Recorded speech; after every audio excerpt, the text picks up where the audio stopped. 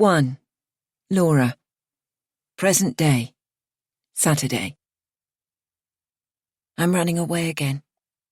From life. From other people. Let them think what they want. Why should I explain myself? My heart is thumping, and my right arm feels leaden from waving goodbye to my new friends, who have broken off from preparing the communal supper. Emily is gripping a knife in one hand and a tea towel in the other. Bill's gulping beer straight from the bottle and staring at me, baffled. No one is smiling. Today the sun finally came out, so they can't understand why I'm leaving our singles group holiday on this peaceful West Wales campsite where I've paid for 3 more nights. I wind up my window, ram the stiff gear lever into reverse, and edge my ancient but new-to-me camper van off its grassy pitch. The van and I aren't yet working as a team, and I'm worried my wing mirrors might not pick up any tiny tots scampering from the playground, following the smell of caramelizing meat back to their family's barbecue. It's early July, not yet school holidays, so the only youngsters are under 4s and teenagers who finished their exams. My t-shirt is damp with sweat, and my foot is shaking as I drive cautiously down the track towards the main exit. The people I've met on this holiday are harmless, especially Bill, who seems an okay sort of bloke. He's a fraction the wrong side of 40, like me, but his habit of separating me from the others and starting deep, meaningful conversations has been unnerving. I don't do deep or meaningful. I rarely do conversation. Superficiality and the thinnest veneer of what passes for company suit me fine. This was my first campervan trip, and it took me half an hour to disconnect the water and gas bottles, unplug from the power supply, and trek to the communal bins to dump my rubbish. I'd planned to flee and text the others when I was on the road, but Amy guessed my plan and assembled this farewell party to wave me off, promising they'd see me again soon. I don't think so. My vehicle crunches over gravel as I reach the gatehouse and pull into the parking bay opposite the campsite office to tell Dave, the manager, I'm off. Sorry to see you go, Laura. Bush Telegraph? That's right. He raises his clipboard and gestures at the main gate. See that queue? I glance towards the road. I've forgotten it's Saturday, so this must be peak arrival time for holidaymakers. Cars towing caravans, engines idling, are queuing to enter the site. Yes. Blasted barriers playing up. I'll need to raise it by hand for each arrival and queue them in this parking bay. Could you move on? Okay, sure. Sorry. He gives a wry grin. I restart my engine and swivel round for one final check on my living quarters. The bed fills the whole space. I've left it assembled and covered with cushions, but my backpack has burst open, spewing out clothes and shoes in haphazard heaps, so it looks a bit like Tracy Emin's unmade bed artwork. I notice a lump in the duvet. Odd. I don't remember stuffing pillows underneath. A car beeps its horn. Dave raises the barrier, holds it aloft and motions me out. Cars rev their engines, and it's hard to edge past along the narrow country lane. I glance in my mirror. That bump under the duvet is rippling gently, out of step with the motion of the van. It must be an illusion, like that fleeting sense of movement you get when you're staring out of a window of a stationary train and the one on the next platform pulls out. All the same, it's unsettling, but I can't stop to check because the winding road has deep gullies, hewn from rock, running along both sides, and there are no passing places. I need my eyes on the road and hands clamped onto the steering wheel. Seeing that bump has spooked me. What if one of the kids from the campsite climbed into my camper van while I was packing up, getting rid of my rubbish? Perhaps they were playing hide and seek. The last thing I need is to turn around and drive back to reunite a missing child with their angry parents. But if it is a child, wouldn't they have realised we're on the move and crawled out of their hiding place? "Who's there?" I ask in a hoarse whisper, glancing in my rearview mirror. Silence, apart from the thudding of my heart. Perhaps they're scared. "You can come out. I won't be cross." No reply. I'm itching to check, but tall beech trees leaning across to embrace their neighbours on the opposite side of the road form a dense tunnel and block out light. The road is empty. I grit my teeth. I won't panic. I'll find somewhere to stop and sort this out. At last, a sign for a picnic area comes into view, and I reach a clearing in the trees, with wooden tables dotted around on scrubby grass. A Land Rover is parked in the lay-by, but no sign of a driver. I ease my van to a halt, wrench on the heavy handbrake, unfasten my seatbelt, and clamber through the gap next to the driver's seat into my living quarters. "Whoever you are, get out now." I shove pillows and cushions aside to reveal a mound under the covers. My hand is trembling, and I can't bring myself to touch it. What if it's an injured animal? A horrific image of the decapitated horse's head under the bedclothes in The Godfather slips into my mind. Breathing rapidly, I grasp the duvet in both hands and tug. It seems to be tucked in or weighted down. As I slide my hand down the side of the mattress to free it, a skinny arm thrusts out from under the heap of covers. I freeze. What the heck? The arm is wearing a friendship bracelet and holding up a note as if it's a white flag. Shock forces me to lean in and squint at the scrawled words. "Help me. Don't tell anyone." A laugh that's part hysteria, part terror catches in my throat as I yank back the duvet and uncover a girl with tangled dark blonde hair and a nasty gash on one side of her face. She cowers away from me, covering her face with her hands. "Sit up," I demand, grabbing her arm. She's a teenager, not a small child, and she's wearing a white t-shirt with a faded photo of a band I don't recognise. "What the hell are you playing at?" The girl levers herself into a sitting position, keeping her face curtained by her long hair. "Look at me," I say, clamping my hand on her shoulder and turning her to face me. She straightens her spine, rocks forward and flicks her hair back behind her shoulders, so I have my first proper look at her face. I gasp. It's her. Ellie. For the briefest of moments, I allow myself to believe it. 2. Laura. Thursday. 2 days earlier. I'm driving west from London, when the bridge across the River Severn, dividing England from Wales, looms into view. My heart lifts. After being uprooted, the pull of Wales is a visceral thing. There's a name for it. Hiraeth. A kind of call to your inner self from a half-forgotten place or time. I'm surprised it still has this power. When I fled Wales 2 years ago, I was desperate to escape everything from my old life. The bridge is painted a pastel shade of green. When she was young, Ellie used to say, "It's all minty." Today the spearmint hue chokes me with memories.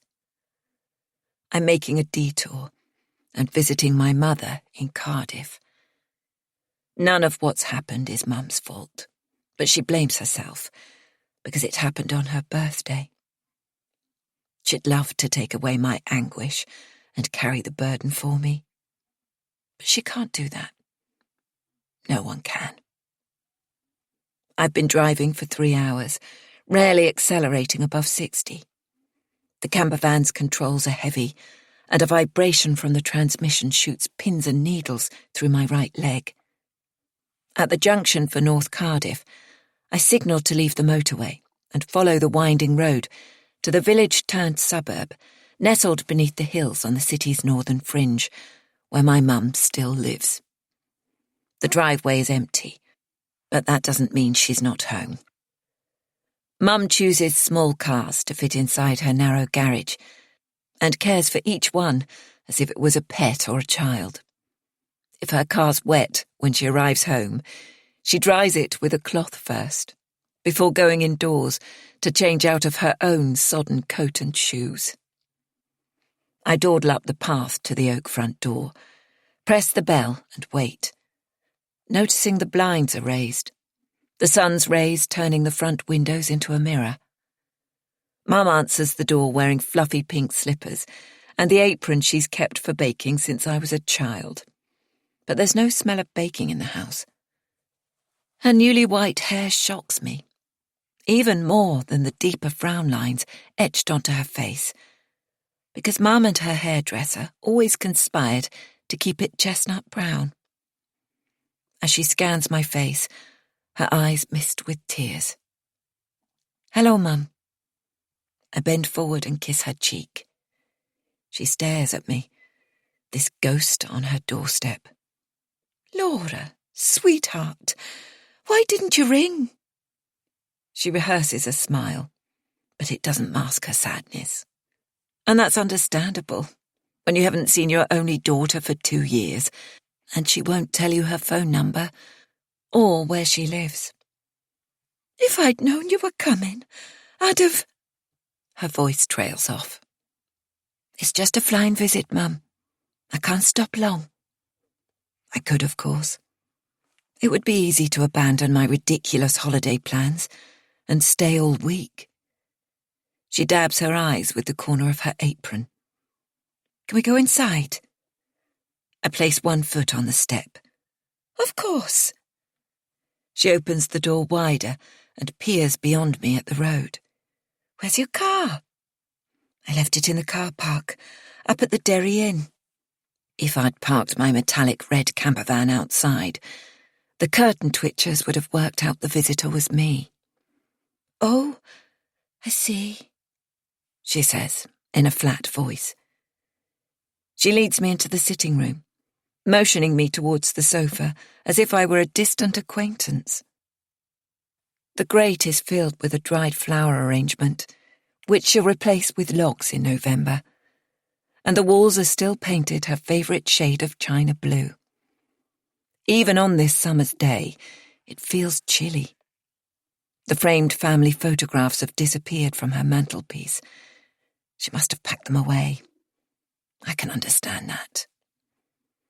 We sit facing each other, and I cradle my small backpack on my lap and fiddle with the strap. "Let's have a proper look at you." Her scrutiny makes me uneasy. "You're so thin." She's right. I've lost over a stone. The weight fell off without me noticing. I tell myself I'm happy, with a trim waist and thighs that don't bulge, but my jutting collarbone makes me look like I've an eating disorder. I do eat, but sometimes I forget. Most mornings I have cereal. If there's no milk, I swallow it dry. In the atrium of my office building is a sandwich bar, where I buy lunch, but come the evening, I can't be bothered. If I feel faint, I go to the fridge and throw together whatever I find into a makeshift meal. Perhaps scrambled egg, cheese and blueberries, with baked beans scooped cold from the can. I left home this morning without having breakfast. A piece of cake would be nice, or even a biscuit, but Mum just stares at me. So I get to my feet. "Let's have a cup of tea. Stay there, Mum. I'll make it." "Of course, sorry." She trails behind me like a puppy, scared to let its master out of sight. Through the steam of the boiling kettle, I see her shape her mouth to ask a question, but words take a while to come. Finally, she asks, "How's your job?" I shrug. "It pays the mortgage. I can't ask more." She flinches, and I feel mean for blanking her effort at harmless small talk. It's the same when I phone her from the office, because I won't give her my number. Our conversations are full of silence and the sound of each other's breathing. I make tea in the brown pot. Mum uses tea bags now, so I don't have to faff about with tea leaves and a strainer. In the usual cupboard, I find the barrel-shaped biscuit tin, with a fading picture of Prince Charles and Lady Diana's wedding. Mum always loved fairy tale romances, and her marriage to Dad was happy, though he died when I was 17, and she was barely 50. She doesn't get it when relationships turn sour. The biscuit tin is empty, and that upsets me. She used to have friends round for coffee, to put the world to rights, and boast of their grandchildren's achievements. But then Mum couldn't join in that conversation, could she? While I was looking for biscuits, she's poured our tea and taken it into the sitting room. She pulls out the hand-painted coffee table she made in one of her arts and crafts classes and sets the mugs down on coasters. When she speaks, her tone is sharp. "How much longer are you going to keep up this nonsense, Laura?" "What nonsense?" I feign surprise. "Hiding away, not visiting." She's abandoned the effort to smile, and the corners of her mouth droop. I shrug. "I'm waiting for things to calm down. If you hear anything, let me know." "Like what?" She bangs down her mug, and liquid slops onto the table. "Like Gareth's got a new girlfriend, that he's getting married, that sort of thing." She gives a tight smile. "Can't you forgive him? It's been almost 3 years. "Neither of us can forgive, Mum." I don't tell her I'm afraid of Gareth and his rages. I never told her the truth about what happened between us. She'd like nothing better than for him and me to get back together. That's why I won't tell her my London address. I know she still sees him, and I can't trust her not to pass it on. "So where are you heading?" she asks. "It's a sort of holiday." I choose my words carefully. I've been working flat out, so my boss told me to take some annual leave. I don't tell Mum that alarm bells go off inside an organisation if someone who deals with accounts never takes a holiday. They suspect you're fiddling the books and siphoning off money into your own account. White-collar criminals cover their tracks by being diligent workaholics, and my work pattern ticked all those boxes. Our office's barrier entry system records everyone's arrival and departure times. My boss told me he'd been sent a report showing I was averaging 70 hours a week, hadn't taken any leave for a year, and often went in on Saturdays. I'd have gone in on Sundays too, if the building wasn't closed. "They're calling in the auditors to investigate," my boss warned me with a nervous smile. "It's best you take some time off." To my mum, I say, "I guess they were worried I was working too hard." "I'm glad your company takes employees' health seriously. Where are you off to? To visit old friends?" I have no old friends. I left them behind in the chaos of fleeing my past. So I take a deep breath and tell her, "It's a singles holiday on a campsite in Tenby." "But you don't like camping?" Mum's eyes widen in surprise. "You and Gareth always rented a cottage in France." "Something different will do me good." My answer might sound flippant, but the decision was anything but. When I discovered the holiday was in Tenby, I almost cancelled. Could I face returning to Wales? But I realised it would give me a chance to see Mum, and an excuse to make the visit fleeting. "I've bought a camper van," I tell her. "What?" Her jaw drops, so her mouth hangs open. "Don't worry, Mum. It's no bigger than the school minibus. I was trained to drive that, remember?" I don't tell her tonight will be the first time I've slept in it. I show her a photo on my phone. She takes it from me, enlarges the picture, and squints at it, staring hard for several minutes. "I'm not keen on that bright red colour. And it's ancient. The registration plate's the same year as that old Astra I had, pre-millennium. Are you sure it's reliable?" She hands me back my phone. "I've had it checked over by a mechanic. The engine's fine." "I don't like the idea of a singles holiday. You being all alone with a group of strangers." On the scale of bad things that have happened in my life, this barely registers. "A campsite's a public place, Mum. Don't worry." I excuse myself to use her bathroom. When I return, Mum's sitting at her old bureau, scribbling a note with her fountain pen. She doesn't hear me entering the room and flinches, covering whatever she's writing with her hand. Then she slips something into an envelope and hands it to me. "What's this?" "A small cheque towards your holiday." I hold up my hand. "Honestly, Mum, I can't accept it. Spend it on yourself." "I have more than I need. It makes sense to pass some on to you before I die. Who else is there after all?" "But you're not old, Mum." "There's nothing I want," she says, in a flat tone, and I feel a stab of guilt. Mum used to have a zest for life. When Dad died over 20 years ago, she was still young.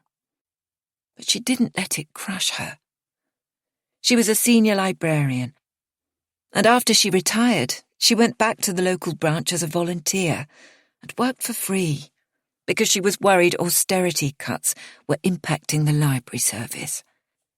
Later, she trained as an advice counsellor and set up a branch of the Citizens Advice Bureau at the library. "I feel weary," she says, and I notice a greyish tinge to her skin and bruise-coloured circles under her eyes. I hope I don't have to go on for years. I stare down at the envelope. If it makes her happy to give me some money, I should accept it graciously. "Thank you." I give her a quick hug. "What campsite are you going to?" "Sand dunes in Tempe. Why do you want to know?" "I'll look it up on the internet. Then I can imagine you there." "Can you stay a little longer?" I glance at my watch. It's nearly 4 o'clock. "I suppose another 30 minutes?" It seems her gift was a prelude to launching into the only topic she ever wants to discuss. She settles in the chair opposite me and leans forward, hands clasped. "Gareth came to see me last week. He's good at keeping in touch." My heart beats a little faster. "How was he?" "Better, I think. He looked fitter at least. He's been working out at the gym. And he went back to rugby coaching last season." "Good." The last time I saw Gareth, he was a flabby, emotional wreck, his face bloated from alcohol. When she mentions him in our phone calls, I switch off. Mum spent too long on Team Gareth. It felt like she was siding with him against me. "Anyway, the rugby club's been his saviour. He spends all his spare time up there, so he's not cutting himself off from people anymore." "Is he working?" I ask. Gareth's a carpenter and had his own successful business building handcrafted kitchens. But when I left him, he hadn't had a commission for months and was sliding down the slope towards bankruptcy. Yes, he wound up his company. Now he works as a contractor for someone else, but he seems to have plenty of work, and he's abandoned his mission to investigate until he finds a new lead. Mission? I'd call it an obsession. Who can blame him? She's right, of course. None of us knows how we'll behave when the worst thing possible happens. My response was to shut down, stay numb, and push everyone away. Gareth's grief turned to rage, against the world, against himself, and ultimately against me. He lashed out at the way he was treated by the community and the press, and picked fights with anyone who asked questions or voiced an opinion. When some busybody organised a meeting about keeping children safe, he chucked a brick through the window of the church hall. I get to my feet and collect up the mugs. I have a long drive ahead before I face a group of new people. Did you know? Mum continues, unrelenting. Some of the teachers from your old school belong to the rugby club. Sure, they always did. What else can you do in winter in a small seaside dormitory town if you're not into sailing and too young to settle for a stroll on the pier or a bracing walk along the pebble beach? That teacher who was in your department plays rugby now. What was his name? Gareth spends quite a bit of time with him. My head aches from her talk of the past. I've cut my ties with Llewellyn High School, where I taught French for 15 years and became head of department. I can't think of it at the moment. I've blocked all the memories, not just the sad ones. I expect it'll come to me. She glances through the French windows at her garden, where deep red and yellow roses are in bud, in bloom and overblown. She'd love me to stroll around the garden with her, but she says, "Off you go. Denby's a long drive. Make sure you get there before dark." It won't be dark for hours, but her anxiety's a sign of how she's aged, and my stomach clenches with pain and guilt. Surely I could relax my vigilance and spend more time with her. Gareth's threats were angry words when he was at breaking point. If he meant me harm, he'd have tracked me down by now. Let's say goodbye here. I stop in the hall and hug Mum tight. I don't want a long goodbye wave on the doorstep in full view of the neighbours. I'll see you soon. Shall I give your love to Gareth when I next see him? No. I didn't mean to snap, but the tight feeling moves from my stomach and lodges in my chest. I ease my backpack onto one shoulder. Don't tell him I was here, please. Okay, she says. At the end of her drive, I turn and wave, then stride towards the main road and the pub where I parked my van. I'm still clutching the envelope she gave me with the cheque in it, and flip it over in my hands. On the back is a smudged line of text, as if the envelope had been pressed down like blotting paper on top of something she'd written underneath in fountain pen. The letters and numbers look familiar. With a stab of shock, I realise Mum has noted down my campervan's registration plate from the photograph. But why? 3. Laura. Thursday. As I head west on the motorway, I turn up the radio, and Welsh rock band Manic Street Preachers belts out the rasping lyrics of Design for Life. I sing along, catapulted back to school discos in the late 1990s. But music doesn't ease my guilt at neglecting Mum. Her haggard appearance shocked me. When we see people regularly, we don't notice changes because we age in tandem. In Carmarthenshire, the motorway ends, and I'm stuck for miles behind a tractor, spilling clods of earth across the carriageway. At the back of my mind lurks an anxiety about the etiquette of singles holidays. Was I meant to bring my own food, or contributions to communal meals? I dimly remember Bill, the organiser, setting up a WhatsApp group and messaging to say he'd added me. Occasional notifications pinged onto my phone, but I never looked at them. Shit. Maybe that was where they organised the nuts and bolts. In a village outside Tenby, I drive into the car park of a small local shop and scroll through WhatsApp.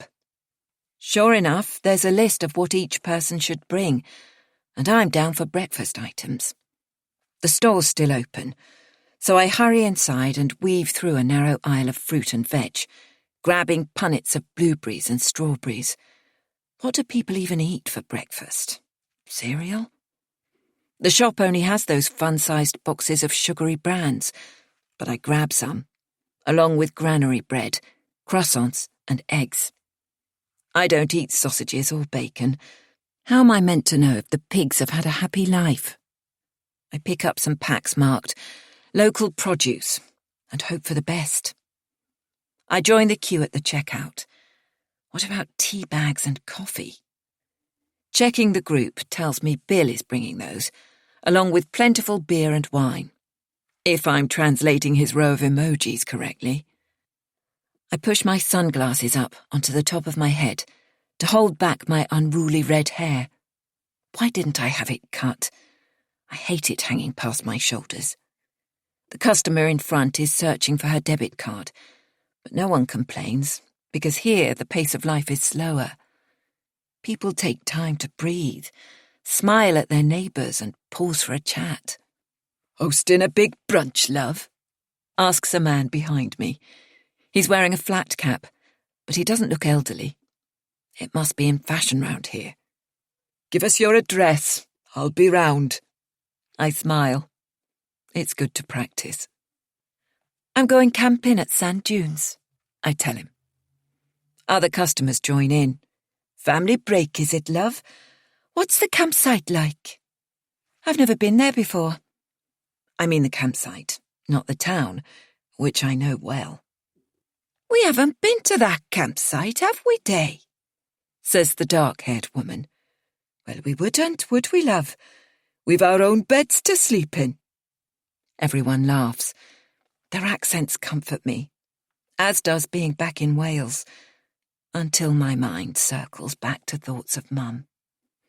I pay and wheel my trolley outside, where I stash the chilled food in my plug-in cool box, and join the road for the final stretch. As I turn into the campsite, the manager is locking the office, but opens it again when he sees me, and I follow him inside. "You're just in time." He shows no hint of irritation, though a notice says the office shuts at 6:30, and it's well past 7. At the side of the building is a static caravan, behind a wattle fence woven from branches, a vegetable patch, a couple of hens pecking about, a paving slab patio, a garden table and a couple of chairs. That must be where he lives. "I'm Dave," he tells me. "Your mates are here already." There's a computer on his desk, but he ignores it and refers to a clipboard. Campsite life must be one of the last bastions of pen and paper. I'm oddly comforted by that. Dave hands me a key to the barrier and a map of the site, pointing out the shower block and washing up area. "You're pitch number 56, he tells me, colouring it in with a highlighter pen. "You take this main drive, follow the curve of the road, and it's at the far end, beyond the children's playground." My heart sinks. I wasn't expecting there to be children. "Now, will you be needing anything in the morning?" Milk, eggs, local newspaper." "Of course." I forgot milk. "Yes, please. 2 large semi-skimmed." He notes my order down in neat block capitals. "Do I pay you now?" He shakes his head. "Pay when you pick up." I watch from my van as he lets himself in through a gate in the wattle fence and wonder if there's a Mrs. Dave waiting. The main drive is full of potholes filled with gravel chippings, and the first field has tents in every shape and hue. Some are just a crawl space of conjoined tunnels. Others have vast awnings with a field kitchen set up. A young woman in a leopard print onesie opens her car boot, takes out fresh flowers, and arranges them in a vase on a folding table. Beyond the tented area, an open gate leads to a field of camper vans and caravans, and I can just make out the blue poles of playground swings. Why have they put a singles group in a family area? All the courage that's brought me to this place evaporates. There's still time to turn tail and head back to my London flat and my solitary life, shuttling to the office by tube and returning home to empty walls and silence. My work colleagues think I'm snooty for not joining them in the pub to celebrate birthdays. I've cut ties with my old friends, and I'm about to mix with strangers. Am I ready? A dark-haired man with a full beard is strolling down the gravel track towards the gatehouse. He's very tall, at least 6'3", and walks with a slight stoop. With his hand up to shield his eyes from the low sun, he doesn't appear to notice me.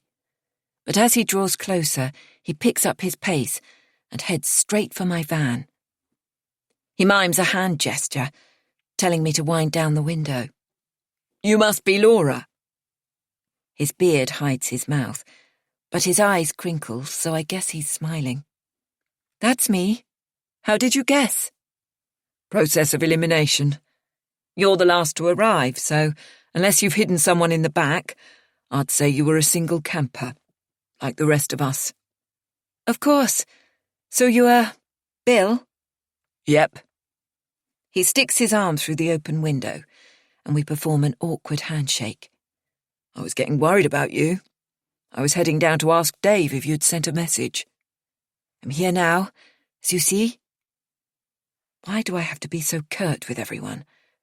It's my way of closing down, fending off questions I don't want to answer, even harmless ones. "Come on, I'll show you to your pitch."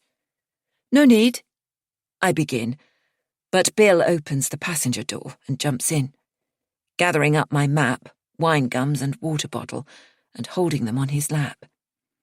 He rubs his palm over the dashboard, buffed to a high shine by my mechanic. "How long have you had this, old girl?" He sounds like he's admiring a pet, and I stifle a giggle. "Just a few days. I found it on Gumtree. If it's not for me, I'll sell it when I get home." "You'll love it. When you're a city dweller like me, and you, escaping at weekends keeps you sane." "How do you know where I live?" Even here, I'm paranoid about privacy. Your holiday registration form. I collected them all and lodged them with the campsite. But your accent sounds Welsh." "I am Welsh, but I live in London now." "You must be glad to be home then." I ease out of the parking bay and drive along the track, through the narrow gate, into the second field. I don't look at pitch numbers, because I know Bill will tell me. And he does, with plenty of hand gestures and pointing to a wide, grassy space with a brown patch where the turf has been worn away by vans that came before. "This one's yours." He points out the electricity supply. "Think where you want your awning. The sun rises over there." Again he points, and I duck out of range of his circling arm. "I suggest you drive in forwards." Awning? I think that's a kind of mini marquee that attaches to more upmarket vans than mine to add living space. Whatever it is, I don't have one. I drive in and pull over to the left. "Thank you." Perhaps now he'll get out of my van. But he lingers. "Mine's the white Vauxhall, 3 along. Anything you need, come and find me. Supper's over at Emily's pitch." He points along the field to a circle of chairs and tables, set out under the spreading branches of an oak. Through a gap in the hedge, I can just make out a youngish, balding man with a pinstripe apron tied over his t-shirt and shorts, tending 2 kettle barbecues. A fair-haired woman holding a bottle of wine appears on the steps of a massive motorhome that looks brand new. The journey's left me sticky with perspiration, and I'd like some time to chill out. But it seems everyone's waiting for me before having supper. So I connect my water barrel, check the power is working, and go to join the group. Bill rises from his chair and introduces me to Sam, the barbecue chef, whose bald head is shiny from his cooking exertions. He wipes his mouth and shows me his greasy fingers. "Sorry, can't shake just now." We elbow bump instead. "This is Emily." The blonde woman flutters her fingers in a wave. "Welcome." "And Delia." A woman with short, spiky hair chomps on a mouthful of food, her cheeks puffed out like a hamster. She raises her eyes to look at me, then focuses back on her plate. "And Amy." A woman with coppery hair and a light dusting of freckles says, "Hi." "Everyone, this is Laura from London, but originally from Wales. Please carry on. Sorry I delayed you." Emily fetches the bottle of red wine, wrapping a piece of kitchen roll around it before touching it with her greasy fingers, and pours me a glass before I can mention I prefer white. Sam beckons me across to the barbecue, hands me a melamine plate, and serves up skewers of mushroom, onion, red pepper and courgette with a jacket potato. The 2 men and Delia have chicken and burgers. 3 of the 6 of us are vegetarian, so I needn't have bothered with bacon or sausages. I sip my wine and tune into the ripple of chatter, wondering why they're here and what made them choose campervanning.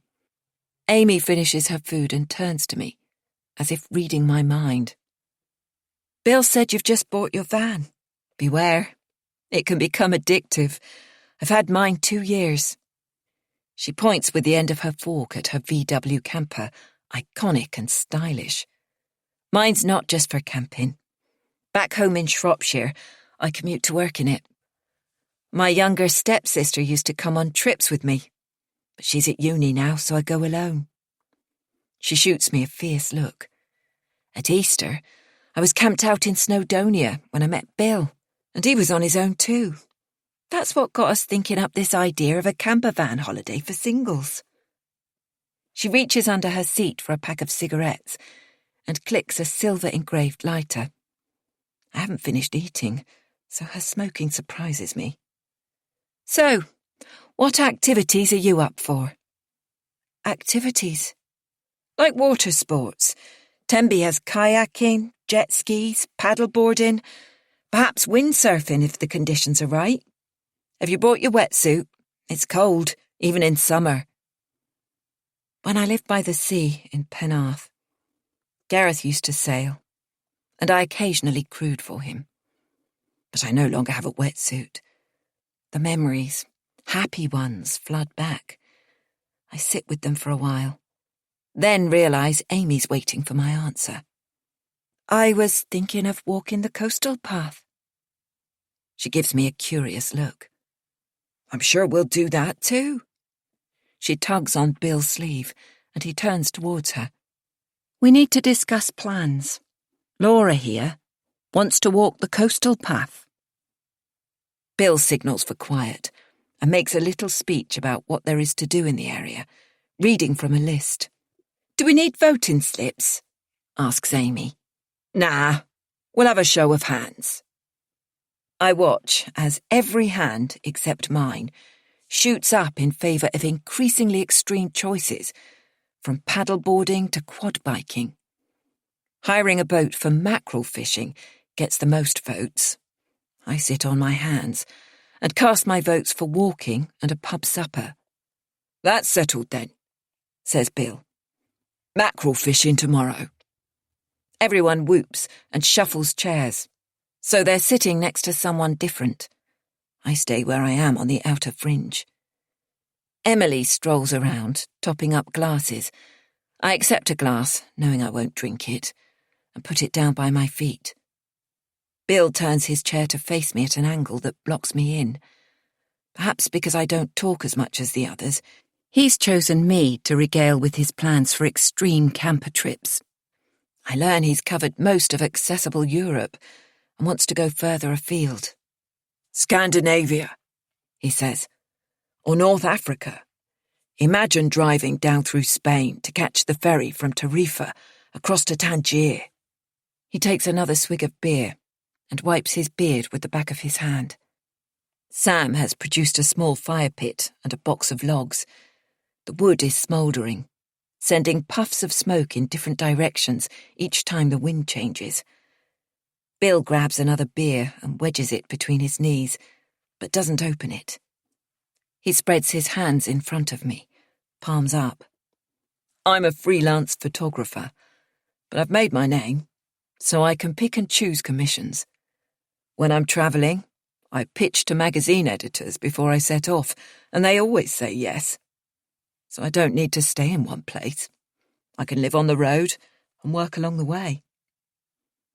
His brown eyes reflect the soft firelight, and he leans closer, his hand brushing mine in a movement so subtle it could be accidental. I feel the strangest tingling sensation, as if he and I have made some sort of connection. You'll love campervan life when you get into it.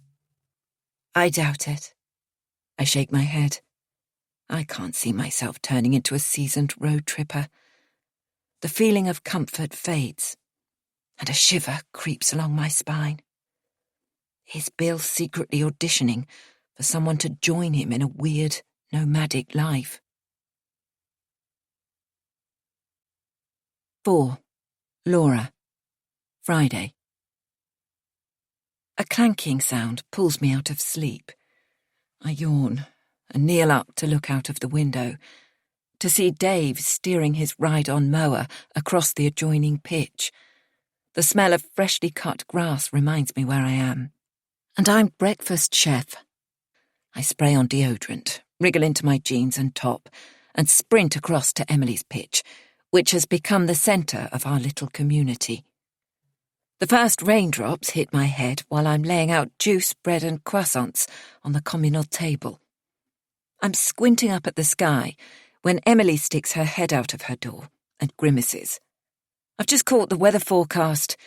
Not good. As the others emerge, yawning, the rain gives notice of its serious intent. I'm not going out on a boat in this, Emily grumbles. Bill and Sam are still up for mackerel fishing, but I'm guessing Amy and Emily were planning to don bikinis and work on their suntans on the boat. No one knows what Delia's thinking because she doesn't say. The sky is a gloomy shade of grayscale and sets the tone for the day. Huddling over breakfast under Emily's marquee-sized awning, everyone is grumpy. We don cagoules and anoraks to tramp along the coast and down to North Beach, a crescent of brownish gold sand with a vast rock rearing up in its centre, like a stranded onshore island. That's the Gosca Rock, I tell the others, showing off my local knowledge. It's named after a Welsh legend. The salty breeze stings my face, and it's a struggle to blink the sand away. The paddleboarding shack's this way. Bill points to the far end of the beach. Why don't we book a group session for tomorrow? The heavens open. Emily's jacket has no hood, so her hair is soon plastered to her forehead as thick clouds swirl overhead. Let's head round to South Beach, I suggest. There's a beach cafe where we can get coffee. On the way, everyone admires the Georgian architecture, and I try to remember Tenby's connections to famous people my dad used to tell me about when we came here on family holidays. That's the house where George Eliot was staying when she wrote her first novel. I've read The Mill on the Floss, says Emily, but it seems no one else has heard of her. We walk along a street of shops, and I point out the house, now painted a deep Wedgwood blue, where Admiral Lord Nelson stayed with Emma Hamilton. Sam makes a kiss me hardy joke. When we reach South Beach, it stops raining, and everyone wants to know about the island, a short distance offshore. That's Caldy Island, where there's a monastery owned by Cistercian monks. Years ago I went there with my parents. I think the monks make and sell violet perfume. Let's go there today, says Emily. But snarly clouds are building again, so we stay in the cafe, and Sam produces a pack of cards. We finish our coffees and move on to fish and chips for lunch. Afterwards, we mooch around the museum's exhibits of local geology and archaeology, and the collection of paintings by Welsh artists Gwen John and her brother Augustus. I thought they were famous, but the others look blank when I mention them. On the way back, we visit a supermarket to buy food for supper. All of us have hot plates in our vans, and some have ovens. But despite the rain, the consensus is for another barbecue. The rain has slackened to a fine drizzle when Sam dons his navy and white striped apron, rolls up the clear plastic sides of Emily's awning, and sets up the barbecue. It's hammered down all day, so the canvas roof is bowing under a huge puddle. Sam pokes it with a broom handle. Water floods down and swamps the table, missing our food, but drenching the giant box of matches. Sam stands by the barbecue, striking one dud match after another. Amy digs into the pocket of her jeans and hands him her posh cigarette lighter. A flame flickers, but the firelighter won't catch. In a fury, Sam grinds the heel of his trainer into the damp turf. Hang on a minute. I push back my chair and stand up. There's a gas lighter in my van. I inherited a box of tools with the van, drill bits and devices whose purpose I had no clue about, along with crockery so scratched that I bought a new set. But I kept the tools. I head over to my van and scrabble around in the cupboard under the sink until I locate the lighter in a metal bowl full of bits and bobs. I take it back to Emily's pitch and hand it to Sam. There you go. No idea if there's any gas in it. Sam holds it close to his ear and gives it a shake. It's full, I'd say. He points it at the barbecue, and a thin column of flame shoots out, igniting the firelighter tucked beneath the charcoal. Whoa, you didn't say it was a bloody flamethrower. The button's stuck. He carries it outside the awning and jabs it deep into the soggy grass until the flame fizzles out. Be careful with this. He hands it back to me. It has a mind of its own, and this switch is stuck. He points out a minuscule slide button on the side. Thanks. I won't use it inside my van for sure. While we wait for the charcoal to heat up, Bill hefts a case of beers out of his van and carries it over. By the time our food's ready, 12 bottles are gone. Thirsty work, barbecuing, grinned Sam, serving up platefuls of charred steak and sausages for himself and Bill, and veggie burgers for the rest of us. I fill my plate up with coleslaw and couscous, but finish long before the meat eaters, because their knives can't saw through the tough steaks. Anyone up for Xbox? Sam asks as we finish eating. There's an awkward silence. Emily goes back into her motorhome and fetches an armful of board games. How about one of these? She suggests. We've drunk too much, Sam grumbles, but Emily ignores him and sets up a quiz game with impenetrable rules. We split into 2 teams, and I'm with Bill and Amy, who are uber competitive. My attention wanders. There's so much to learn about campervan life. I didn't even know what to bring. Not just food, it seems, but music, packs of cards, board games and tools. After we've won, Amy and Bill high-five, and she goes off to her van and returns with a celebratory bottle of Carver. My fellow campers' voices amplify with every glass. The sun daubs fiery colours across the sky. And as it turns dark, I stroll across the field and climb a small hill so I can see the stars. As the light pollution from the campsite fades, I take a deep breath and feel calm, at one with the darkness and a universe teeming with stars. On my way back, I hear voices and a splatter of giggling coming from the children's playground, and sniff the distinctive aroma of marijuana. In the thick shadow, I make out a small group huddled around the swings. One of them looks up and notices me. There's a murmur of alarm, some scuffling of feet across bark chippings, and they scatter in all directions. The red glow of a spliff picks out the dark shape of one remaining teenager, sitting on a swing, heels anchored in the earth, rocking back and forth. "Hi! Who goes there?" she calls out. She has a long, thick plait running down her back, almost to the base of her spine. Her greeting makes me smile. "Hi, I'm Laura. And you?" "Pippa, want some?" She holds the spliff out towards me. "No thanks. Is it half term?" I've noticed a few teenagers hanging out together on the site. "Nah, GCSEs," replies Pippa. "Me and my mates have finished our exams. We wanted to go to Ibiza, but our parents wouldn't fork out the airfare, so we've come here. We're having a wicked time." "Of course. Nice to meet you, Pippa. Have fun, and good luck with your results when you get them." I wave and stroll on back to my camper van. So, she's 16, the same age as Ellie. How could I have forgotten so soon what 16 looks like? 5. Laura. Friday. Next morning, sunshine tempts us back to the beach. Mackerel fishing has been brushed aside, and paddleboarding is on trend. The men have brought their own wetsuits. Amy and Delia decide to join in, and at the hire shack on the beach, Bill helps them search through the rack for a wetsuit in the right size. "The fit should be like a second skin," he says, holding one out to Amy. She tries it on, and her body transforms into a sleek, dark sea creature. They rent boards for half a day, and book an hour's tuition.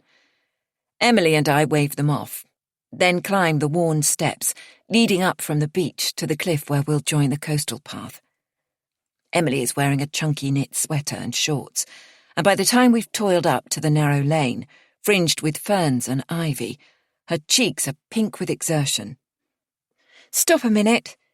She swigs water from a bottle, tugs the sweater over her head, and knots the sleeves round her waist. "Ready?" I ask. She nods, and we set out in the direction of Saundersfoot. Emily's the easiest to talk to, because she's not interested in me. She wants to talk about herself and her recent divorce. She's venting because it's a form of release for her. Some people react to trauma in that way. Others, like me, block it out and never speak of it again.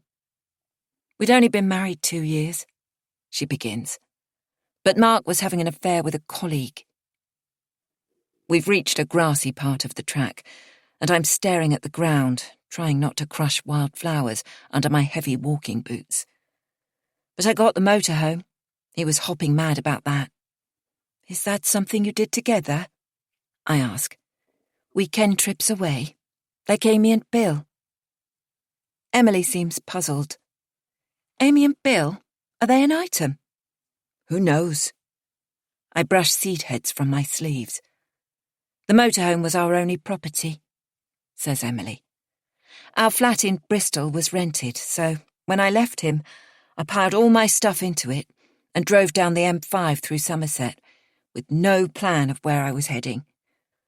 After I crossed into Devon, the sense of freedom and the adrenaline drained out of me. I found a car park near a beach, shut myself inside the motorhome, and slept for 2 days. I can understand that." Emily pushes her blonde hair out of her eyes and shoots me the look of a fellow conspirator. "I guessed you would." She bends down to untie her boot and tips out some stones. Ouch, that's better. I wait for her to retie her laces.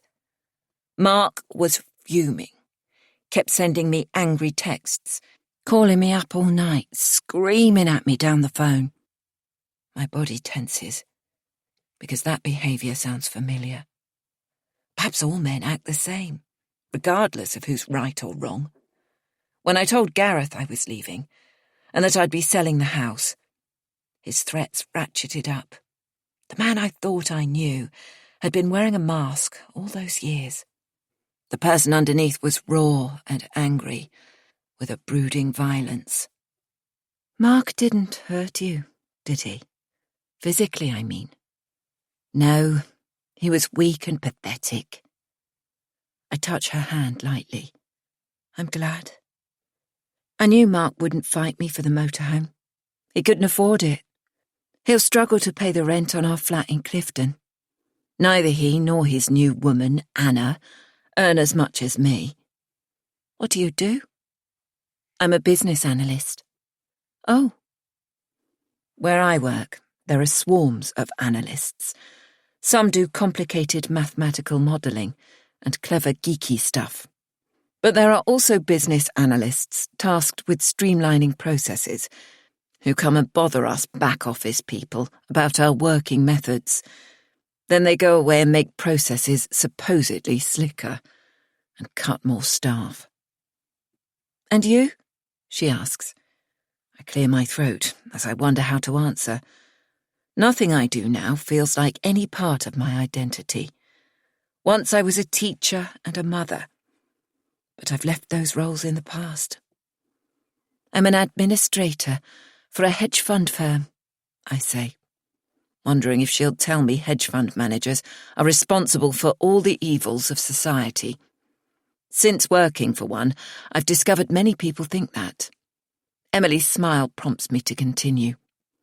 It's boring, but well paid. I bet you get huge bonuses, don't you? They say everyone does in the city. The bonuses are welcome. I agree, remembering when my boss called me into his office and handed me an envelope, and I honestly thought he was giving me my notice. Don't look so worried, he'd said. It's your bonus. I was stunned at the amount in the letter. 5 figures. Because the firm had had a good year. Bonuses weren't something that happened much in teaching. Working hard suited me. No task was too onerous, no late night too inconvenient, and the work was just demanding enough to keep my brain engaged and silence the ceaseless chatter of my mind.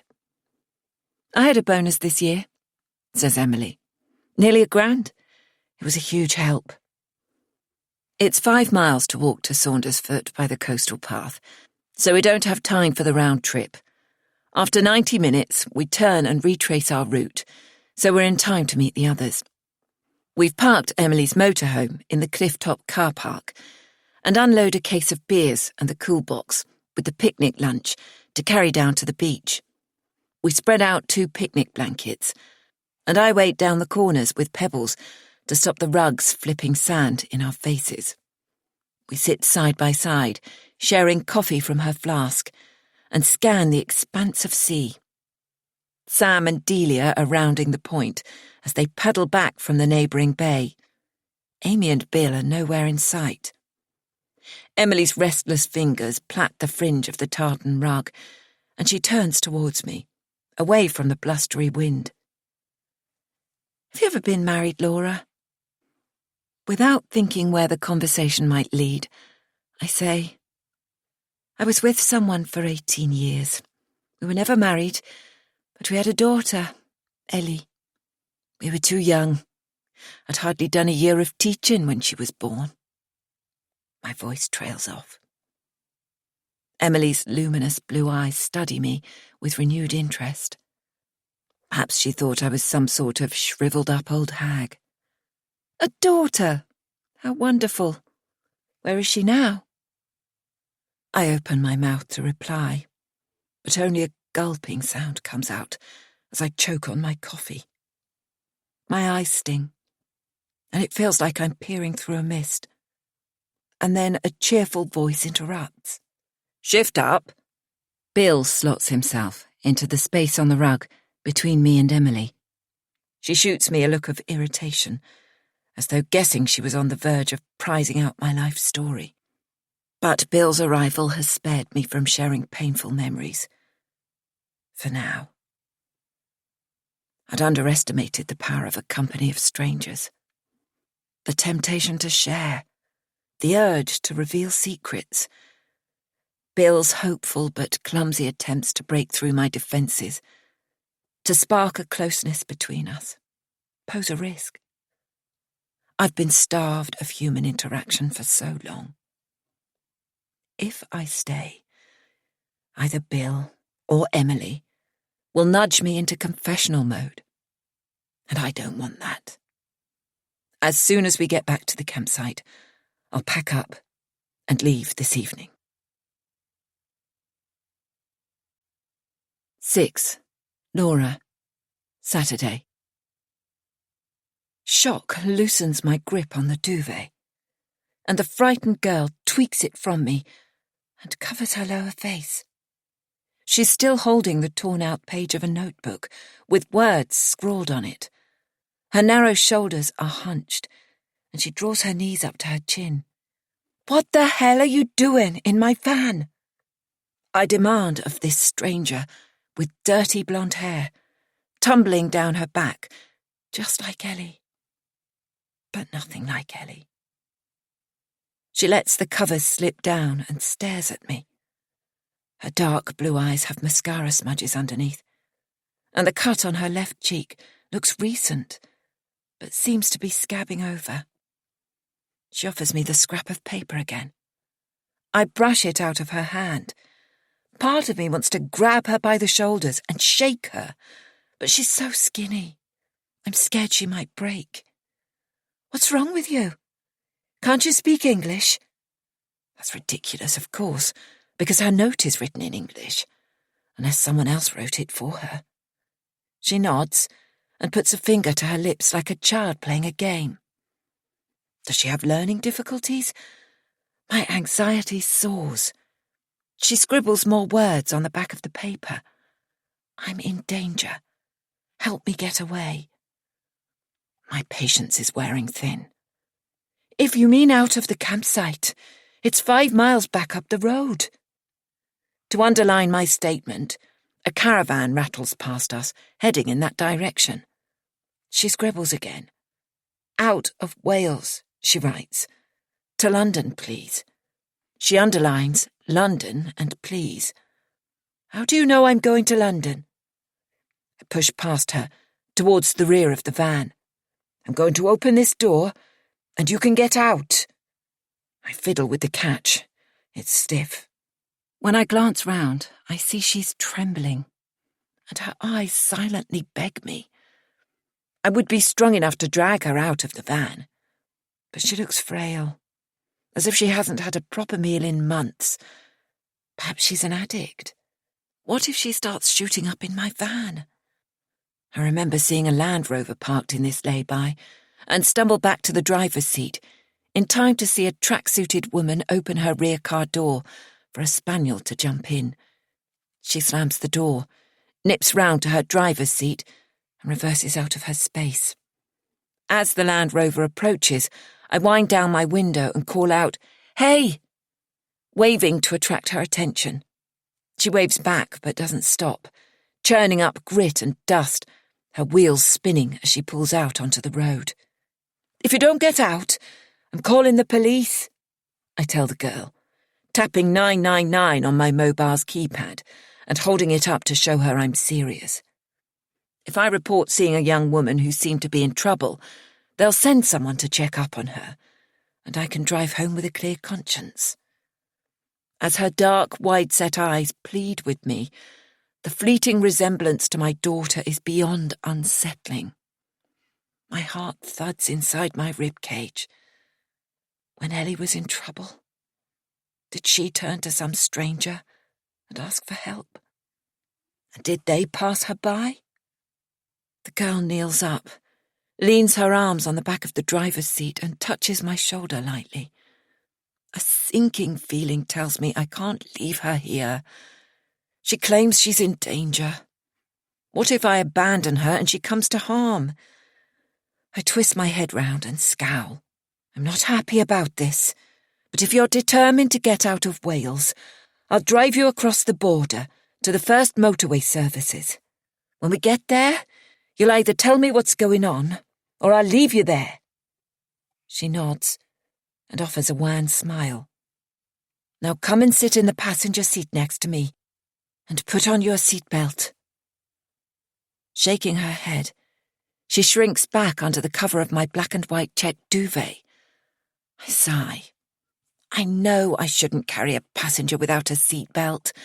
What if we're in an accident? My head aches from thinking through all the permutations that could happen. It's not too late. I could drive back to the campsite and leave her there. But I don't. I sling her a bottle of mineral water and watch her twist off the cap and gulp it without pausing for breath. I drive on, but the back of my neck prickles. What if she has a knife? If she stabs me in the back, I'll veer into the fast lane and we'll both be killed. But if she has a death wish, would she make this effort to escape? The thing is, I believe her. She's in trouble, and she's asked me to help her. I can't let her down. 7. Laura. The sign for the motorway services looms like a beacon of safety. I'm breathing heavily when I pull into the car park and twist round in my seat. My stowaway is sitting up on the bed, leaning against the side of the van. She looks more alert than me. I'm stopping here for the loo, I tell her, fishing my purse out of my bag. You'll have to come with me. She doesn't move. Come on, I urge. I'm desperate for the loo, and still she's playing games. Well, I'm not leaving you in my van, I snap, though my clothes and camping crockery aren't worth stealing. Our silent battle of wills lasts several minutes, and she wins. You're a blasted nuisance, I tell her, as I drive across to the petrol station on the exit road. I fill up with fuel, then move the van to a parking bay outside the shop, so I can keep an eye on it while I pay. Could you watch my van for 5 minutes, while I nip to the loo? I ask the cashier, pointing at it through the window. He stifles a yawn and looks at me as if he thinks I'm nuts. I improvise. Some kids were prowling around it just now. Okay, sure. It's a unisex washroom, and I hold my breath because the strong-smelling disinfectant doesn't quite cover the ammonia stench of men who'd waited too long for a pee. On the way out, I buy 2 coffees from a machine. One is supposed to be cappuccino. The others are flat white, but they look identical. Back in the van, I give the cappuccino to the girl and sit beside her on the fold-out bed. The cardboard cup is too hot for my hand to hold, but my confused brain doesn't decode the signal, and when I take a sip, it scalds my tongue. Wait for it to cool down, I warn her. Something about her passivity has turned me into a solicitous mother hen. This is Lee Delamere Services. We're out of Wales, so you can tell me what the hell you're doing in my camper van. The sky is pale grey with puffs of cloud, tinted pink by the setting sun. Vehicles whoosh past on the service road with their headlights on. Inside the van, it's already dark.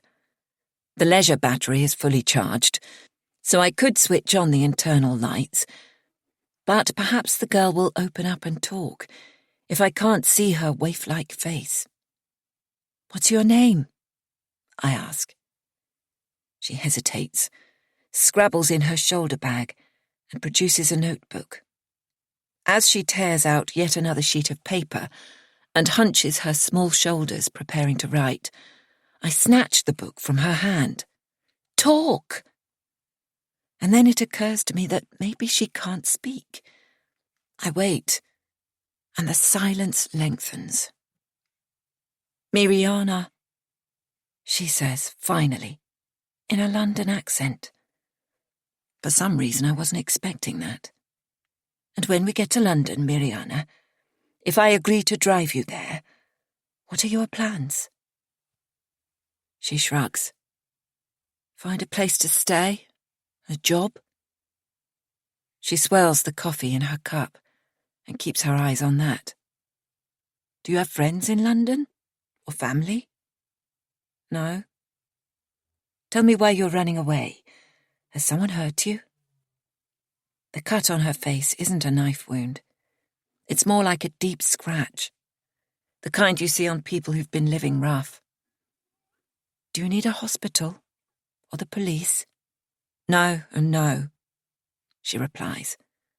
But she's noticed me examining her wound and shields it with her hand. She pushes back the duvet covering her legs.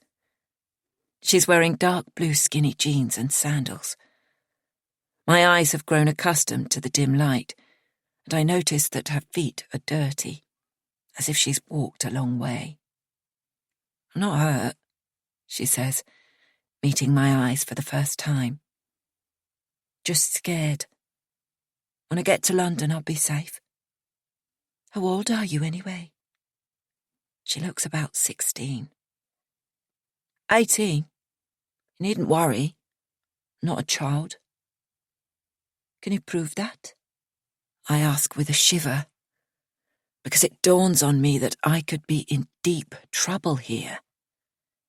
Years ago, when I was a student living in a shared flat with no garden, I took my books out to a nearby park to revise.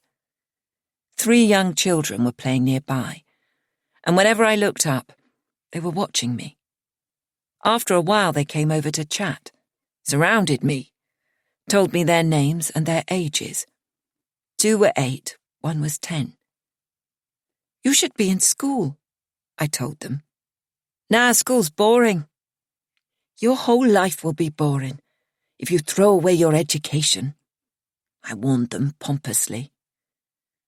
When I packed away my books, they followed me home and asked if they could have a drink.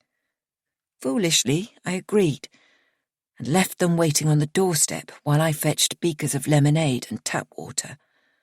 While I was in the kitchen, they must have darted inside, because later I discovered several small items missing from my room: mascara, perfume, and a purse full of small change. They must have split up and worked a room each, because jewellery belonging to my flatmates also went missing. If it had been just my stuff, I'd have chalked it up to experience. But my flatmates wanted to make insurance claims. So I reported the sorry incident to the police, who found the culprits easily. The children had told me their real names and ages. When an officer came to update me, he told me the 10-year-old boy was already known to them and worked on distraction techniques for his older brother. When the police had turned up at his school, the boy's pockets were bulging with stolen car keys. The memory that stayed with me was the dressing down I was given by the officer. A grown woman inviting children back to her flat. Did I think that was a good idea? I hadn't invited them, of course. They'd followed me. But it clearly was a bad idea, then and now. I'm not a child, Miriana repeats. She rummages in her woven shoulder bag, the sort made in India and sold in street markets across the world, and takes out an envelope. Inside is an official-looking letter. She holds it out to me. See? This is my national insurance letter. I take it with me everywhere so I can find a job. Where does it show your date of birth? I ask. It's too dark to read the small print. This is the envelope it came in.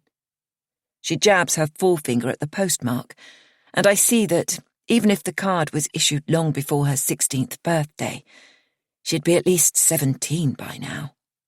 Do you believe me now? Do you have a passport? I ask. A young runaway who's taken the trouble to bring proof of her national insurance would surely have brought her passport too. No, she replies. I've never travelled abroad. Don't know if I can get one. This conversation is going nowhere. Do you have a phone? Yes. She produces a cheap-looking mobile, probably a pay-as-you-go. Call your parents. Tell them where you are, that you are safe. I have no parents. Not here. They've left me. A 2-hour journey lies ahead, and I'm tired of riddles and being enticed down roads to nowhere. There must be someone who needs to know where you are. No. There are people who must not know where I am, but no one who needs to know. So what are you running away from? She flinches and looks away from me. A man. I sigh. What a cliché. It's always a man. Perhaps she and I have something in common. Why don't you just leave him? I suggest. You don't need to run away. What about your job? Were you working? Yes. In a cafe in Penarth. The Green Kitchen. Penarth? My stomach lurches, because Penarth in South Wales was my home too. My family home, in the little pebble-dashed house I shared with Gareth and Ellie. 8. Laura. I drain my coffee, crumple the cardboard cup in my fist, and look around for a bin bag that isn't there, because I cleared my rubbish before leaving the campsite. The coffee tasted bitter, but it warmed me and sharpened my thought processes. It didn't boost my energy. If I don't set out soon, I'll be too exhausted to drive to London. This weariness isn't just from the grinding effort of interrogating Miriana. The time with my singles group, pretending to be upbeat, has drained me. On top of this is the shock of Miriana saying she was living in Penarth, the small seaside town I fled 2 years ago. Did she attend the school where I taught? But surely I'd have recognised her, or she'd have known me.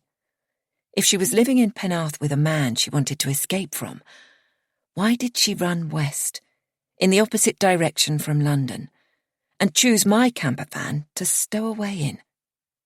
I remember meeting Pippa on the campsite. Perhaps Miriana was with that group.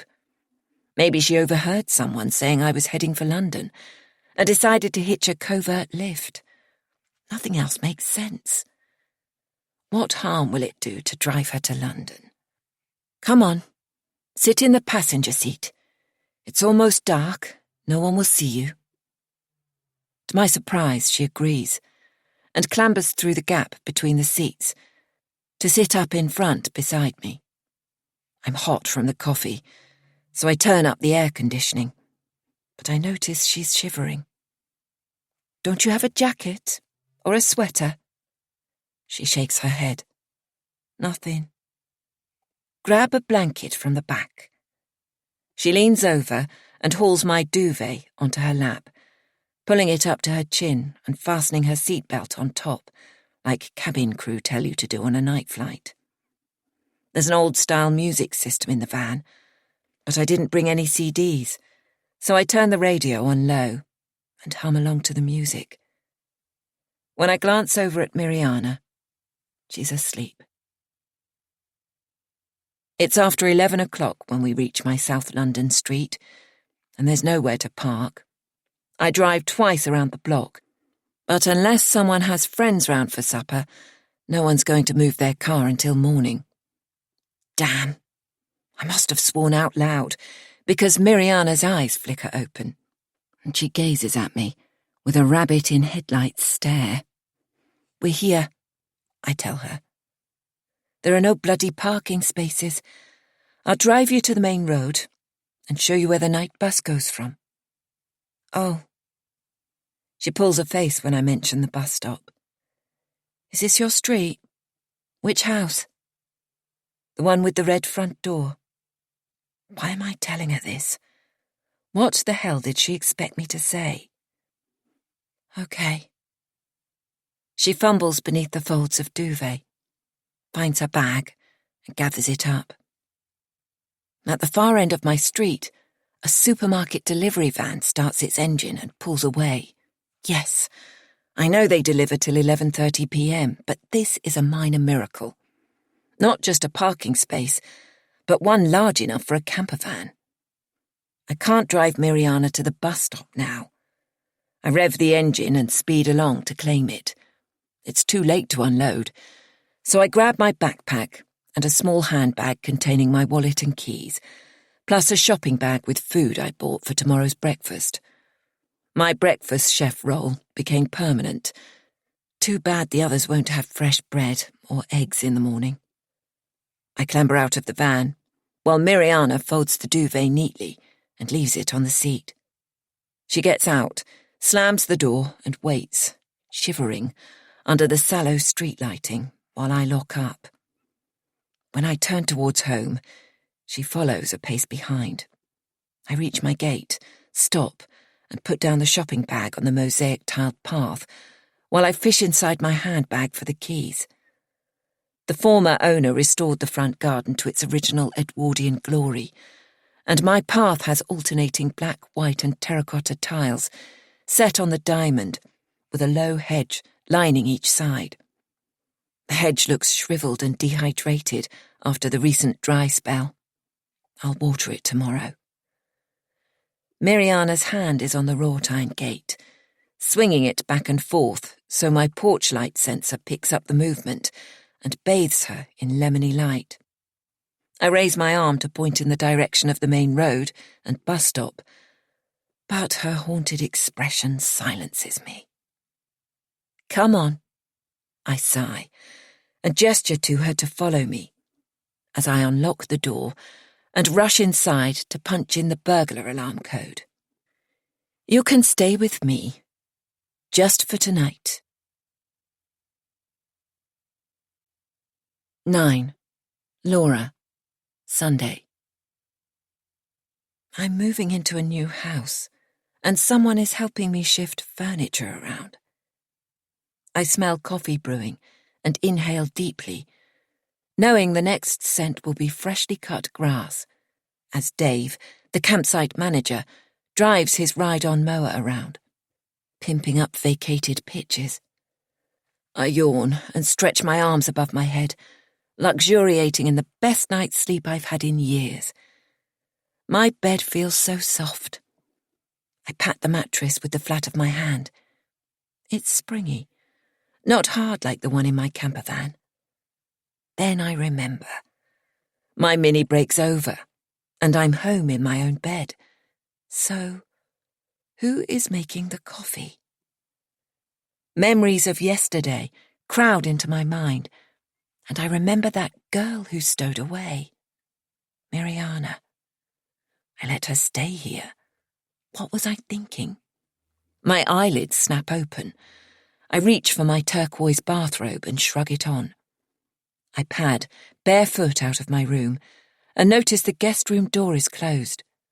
But the one leading to the kitchen diner is wide open, and there's a cafetiere of freshly brewed coffee sitting on the countertop. The pot's still warm, so I pour myself a mug and take it to the bathroom.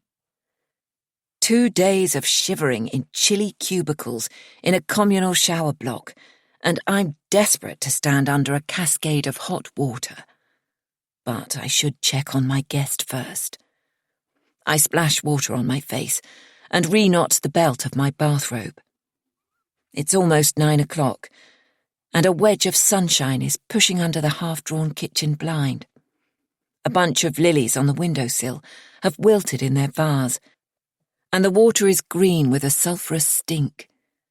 I empty it down the sink and parcel up the dead flowers into the bin. It's rare for me to sleep this late. The holiday did me good in that sense, at least.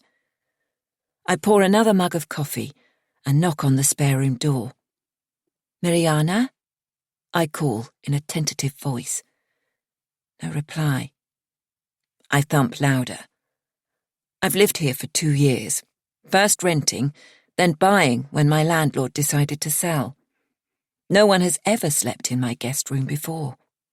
Mariana, open the door. Still no answer. I rattle and turn the handle and push. It's stuck. There's no lock. How can that be?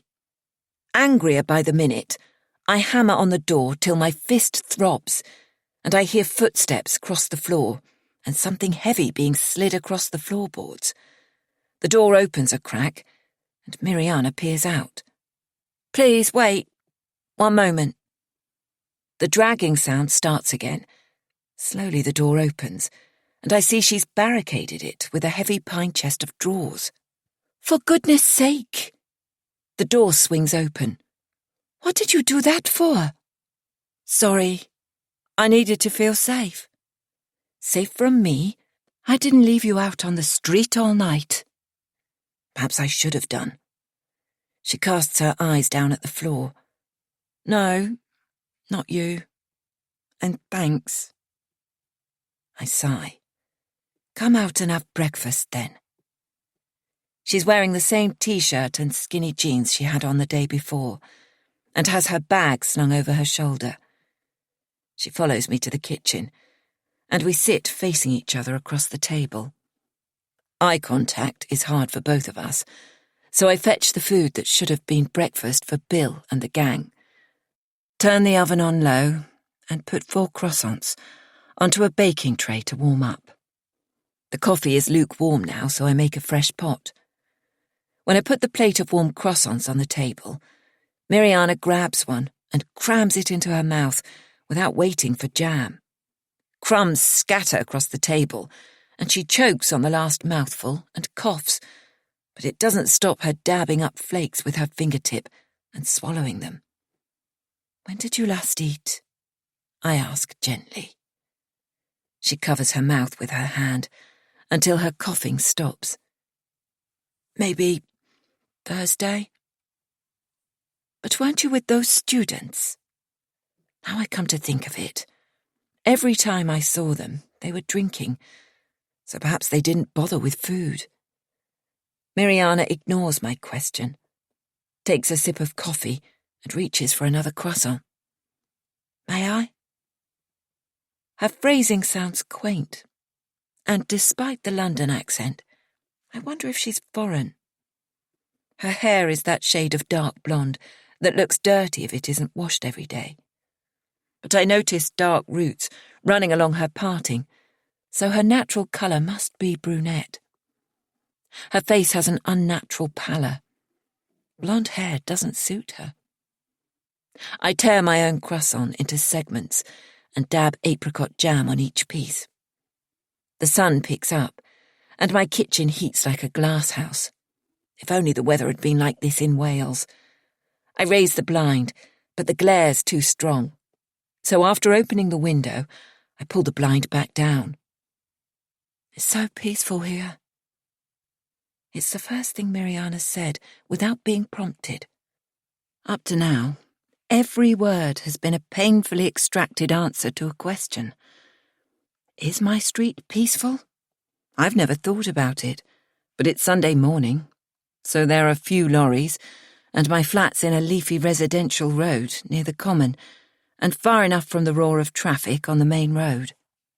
In summer, the cloud of pollution drifts this way, and you can taste and smell exhaust fumes. Where in London are we? Mariana asks. Is it the part they call south of the river? This is Streatham. Do you know London? Yes, I was born not far from here, in Croydon. Her admission takes me by surprise. I'd assumed she might be from another part of Europe, perhaps Poland or Romania. That's good. I use my brisk former teacher's voice. Croydon's a short bus ride from here. It'll be easy for you to get home. Mariana examines her flaking purple nail varnish and picks off some more. I'm never going back there, Laura.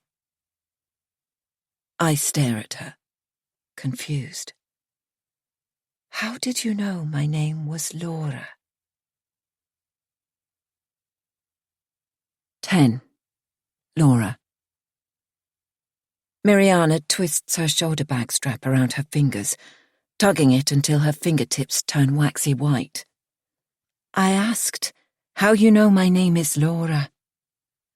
Perhaps I read it from the nameplate by your doorbell. She can tell from my expression that I don't buy that. My doorbell says L. Lister. Or on a letter? When I came in last night, I picked up the small pile of mail and put it on my radiator shelf. I suppose she could have read my name on an envelope. She'll be on her way soon, and I can forget about it. Do you want a shower before you go? She looks sullen, but nods.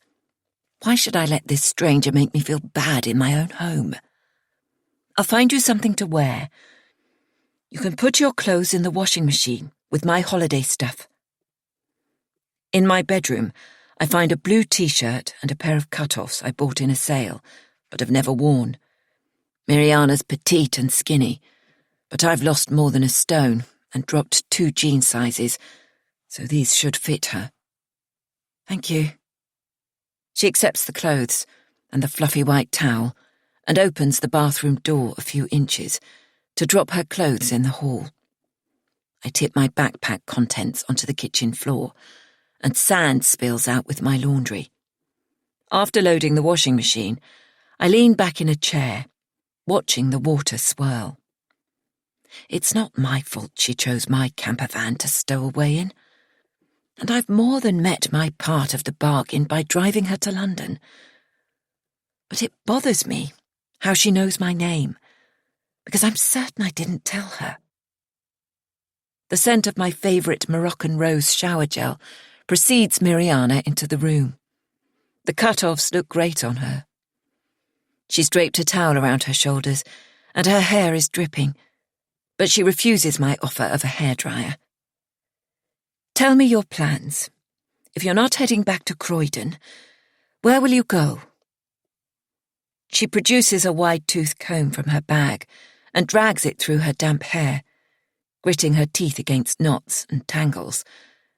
With her damp hair scraped back, she looks much younger than 18. There's not much to tell. I'll find a job and somewhere to live. Do you have money for a deposit on a flat? I ask, though the voice in my head nags me not to get involved. I have money, but not enough for a flat. I'll look for a room in a hostel.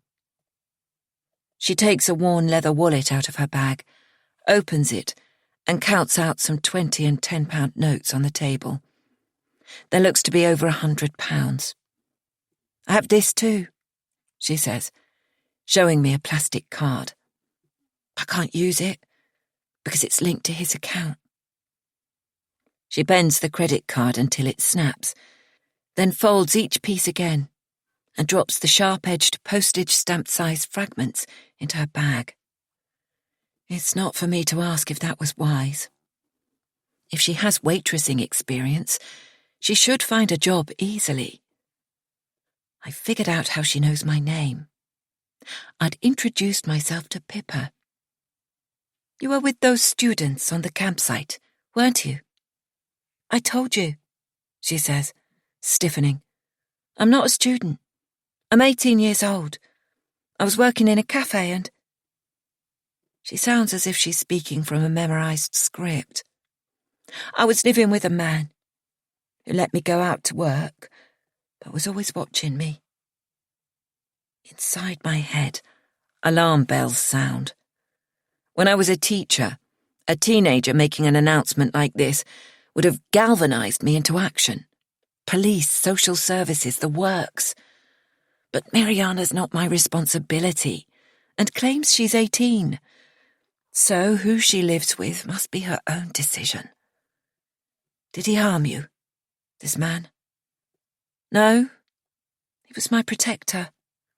How do you mean, protector? Don't you mean boyfriend? She shakes her head vigorously. Her hair's not yet dry, and a fine spray of droplets mists the air. No, it wasn't like that. Many people took advantage of me for sure, but not him. He helped me. My head spins with the effort of comprehending her. Last night, you told me you had to get away from a man. You were so scared that you hid until we were out of Wales. Yet you say you were living in Penarth. You wanted to go to London, but you ended up further west in Tenby. I don't get it. Mariana gapes at me as if I'm simple. What if he was watching me? I sometimes thought he asked someone to watch me while he was at work, because he used to message me and say, Mariana, I know you're in Tesco. Get me some cigarettes. He'd guess I was going to London, so I left while he was at work and travelled in the opposite direction to a place where he'd never think of looking. I hoped to find someone to help me, and I found you. Her hair is almost dry, and the darker layer, beneath the blonde, gives her face more definition. Colour has returned to her cheeks, and apart from the scab, which is slowly healing, her complexion is perfect.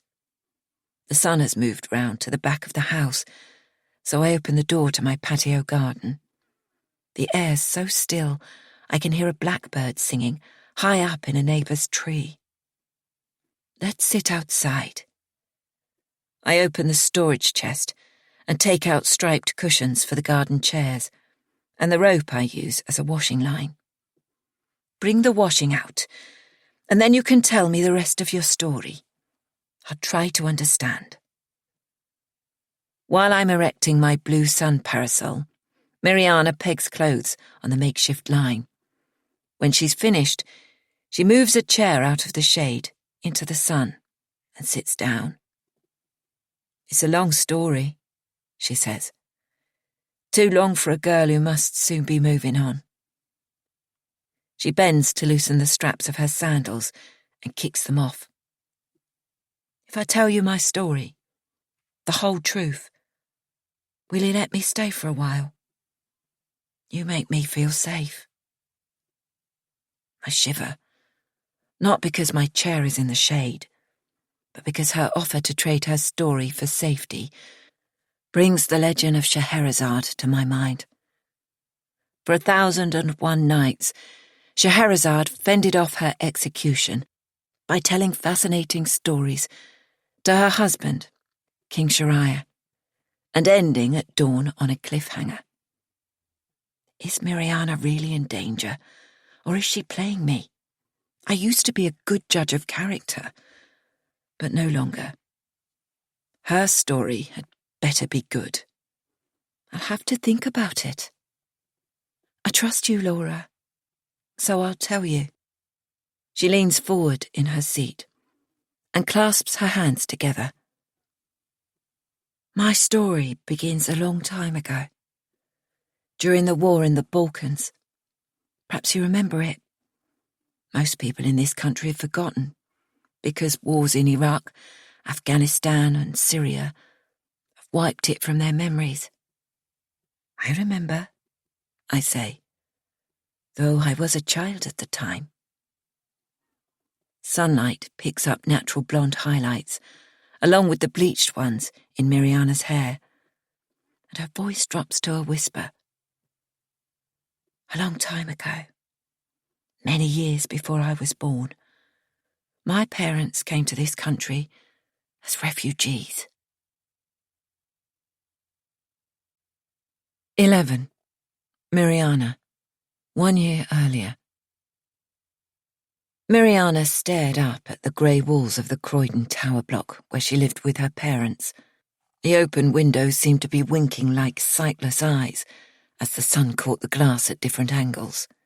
It was a humid, windless day, and the air was stagnant and thick with traffic fumes. Music poured out of the flats, drum and bass, rap, pumping, grinding and booming. She pushed the heavy door and went inside. The lift was out of order. A battered pram stood, abandoned, fastened to the stair railings, with a flimsy bicycle chain, as if that would stop anyone who wanted to steal it. She adjusted the straps of her school bag so it sat flat across her back and clattered up the concrete stairs, pausing on the 4th and 7th floor landings to catch her breath. On the 10th floor, she turned along the communal balcony and let herself in with her key. The blare of afternoon TV greeted her, one of those endless quiz programs her mother watched, though her grasp of English wasn't good enough to follow it. Above the TV noise, Miriana heard sniffing and wailing, like an injured animal. She went into the empty sitting room, and through the open door to the kitchen she could see her mother, standing by the sink and sobbing. "Mum, what is it?" Miriana dropped her bag by the sofa and crossed the room in 3 paces. Her mother turned. Her hands were bleeding, and the sink was full of broken glass. "Miriana!" Her mother's eyes were red and swollen. "How did this happen, Mum?" Miriana collected the glass from the sink and put it in the bin. Her mother seemed in some kind of daze. After checking there were no glass splinters in the wound, Miriana pulled sheets of paper towel off a roll and pressed on it until the bleeding stopped. The cuts weren't as bad as they'd seemed. "A letter came." Her mother shook her head and dabbed her eyes with paper towel. "Speak English, Mum. What letter?" Her mother picked up a brown envelope that was lying on the countertop. The edge was jagged where it had been ripped open roughly, and held it out to Miriana. "That letter. I couldn't read it. Your father figured some of it out, then took it next door, and Mr. Bryan read it out to him. You should have waited for me to read it.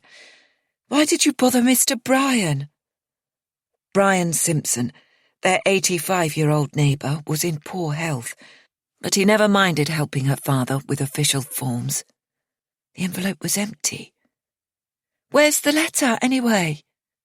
"Your father's taken it. When he came back, he was so angry. He took a drink and smashed his glass in the sink. Then he went out. Mr. Bryan told him there was an advice centre at the library, and he should go there to ask what he must do." Miriana's heart galloped, remembering the last time her father was angry. It was when the factory where he'd worked for 7 years suddenly laid him off. He found casual work, but it didn't fill his time, and he wasn't built for a life of idleness. Before he was made redundant, he rarely drank alcohol. Now Miriana often saw him drinking beer or Reiki, sometimes both, and stomping around the flat, smashing things. A framed photograph of the stooped grandmother Miriana had never met, dressed in black and looking like an angry crow, a miniature bust of Mother Teresa, and a lantern that held candles and was her mother's favourite ornament. Often he shouted at Miriana and his wife. Late at night, strangers came to their flat, men he called friends, who Miriana had never seen before. Those evenings always ended in raised voices and more arguing. "Come and sit down." Miriana led her mother into the sitting room and perched beside her on the sofa. "This letter, was it something bad? Tell me." Her mother stopped crying. She looked solemn. "Very bad. The letter was from the immigration people. It said we don't have a right to stay here any longer. We have to leave the country. If we don't leave, we might be sent to a detention center, and then something?" "Deported?" said Miriana. Something knotted inside her stomach. She remembered a boy called Kamal, who was at her school for a while. He didn't speak much English, but was an ace goalkeeper everyone wanted on their team and was quickly accepted. Kamal learned to swear in English, and he was getting good grades. His family had hoped to rebuild their lives in Croydon, but out of the blue, they were told there'd been a safe country review, and it was now fine for them to return to their home country. The whole school held a protest. Photographers from the local newspaper turned up and took pictures of students outside the school gates holding placards. Mariana said justice for Kamal. Parents wrote letters to their MPs protesting about Kamal's family's safety and their son's right to finish his education. No one listened. Soon after, Kamal stopped coming to school, and Mariana heard rumours that they had come for him in the night. Who were they? She wondered. And would they now come for her family too? That can't be right, Mum, said Mariana. Remember when Kamal from my school had to leave? His family had only been here 2 years. But Dad told me you came to England in 1998. Her father often told her the story of how Britain had opened its borders to save refugees fleeing conflict in Kosovo. Britain had great compassion, he'd said.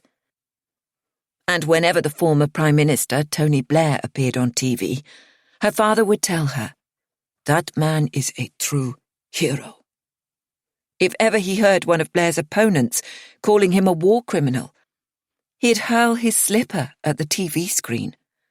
Why do they say that? What an opportunity he gave to our family. I myself am working 3 jobs, and your mother is working 2. One day we'll save enough money to buy our own flat. And you, my Mariana, will go to university and become a doctor. I am sure of it. Perhaps not a doctor, Dad, Mariana had replied. Her grades in maths, chemistry and biology were stuck stubbornly at C. How can they make us go to another country, Mum? I was born here. That means I'm from here, yeah? Her mother caught her in a fierce hug. You were, my precious. In the Mayday hospital. And you've never travelled anywhere outside England. Mariana got to her feet and grabbed the remote to turn down the TV volume. She had a history test tomorrow, but any hope of a quiet evening to revise was gone. I'll make a start on supper. What are we having? Oh, I haven't been to the shop. I was too upset. Aren't you going to work? Mariana's mother was a care worker, and every evening she visited 2 elderly clients to dole out their tablets and put them to bed. Her mother clapped one hand over her mouth. Yes, I must go. Mrs. Kennedy relies on me, and Mr. Bannon too. But I can't go like this. How can I? Okay, I'll go for you. Later that evening, when her father came home, Mariana smelled whiskey on his breath. But he seemed upbeat. The advisor at the library had put him in touch with a firm of specialist immigration solicitors. Come here, daughter. He frowned so his thick black eyebrows knitted together. Has your mother told you about this injustice? She nodded. Yes, Dad. We'll fight it. He pulled back his shoulders, like a soldier heading into battle, and his chest puffed out.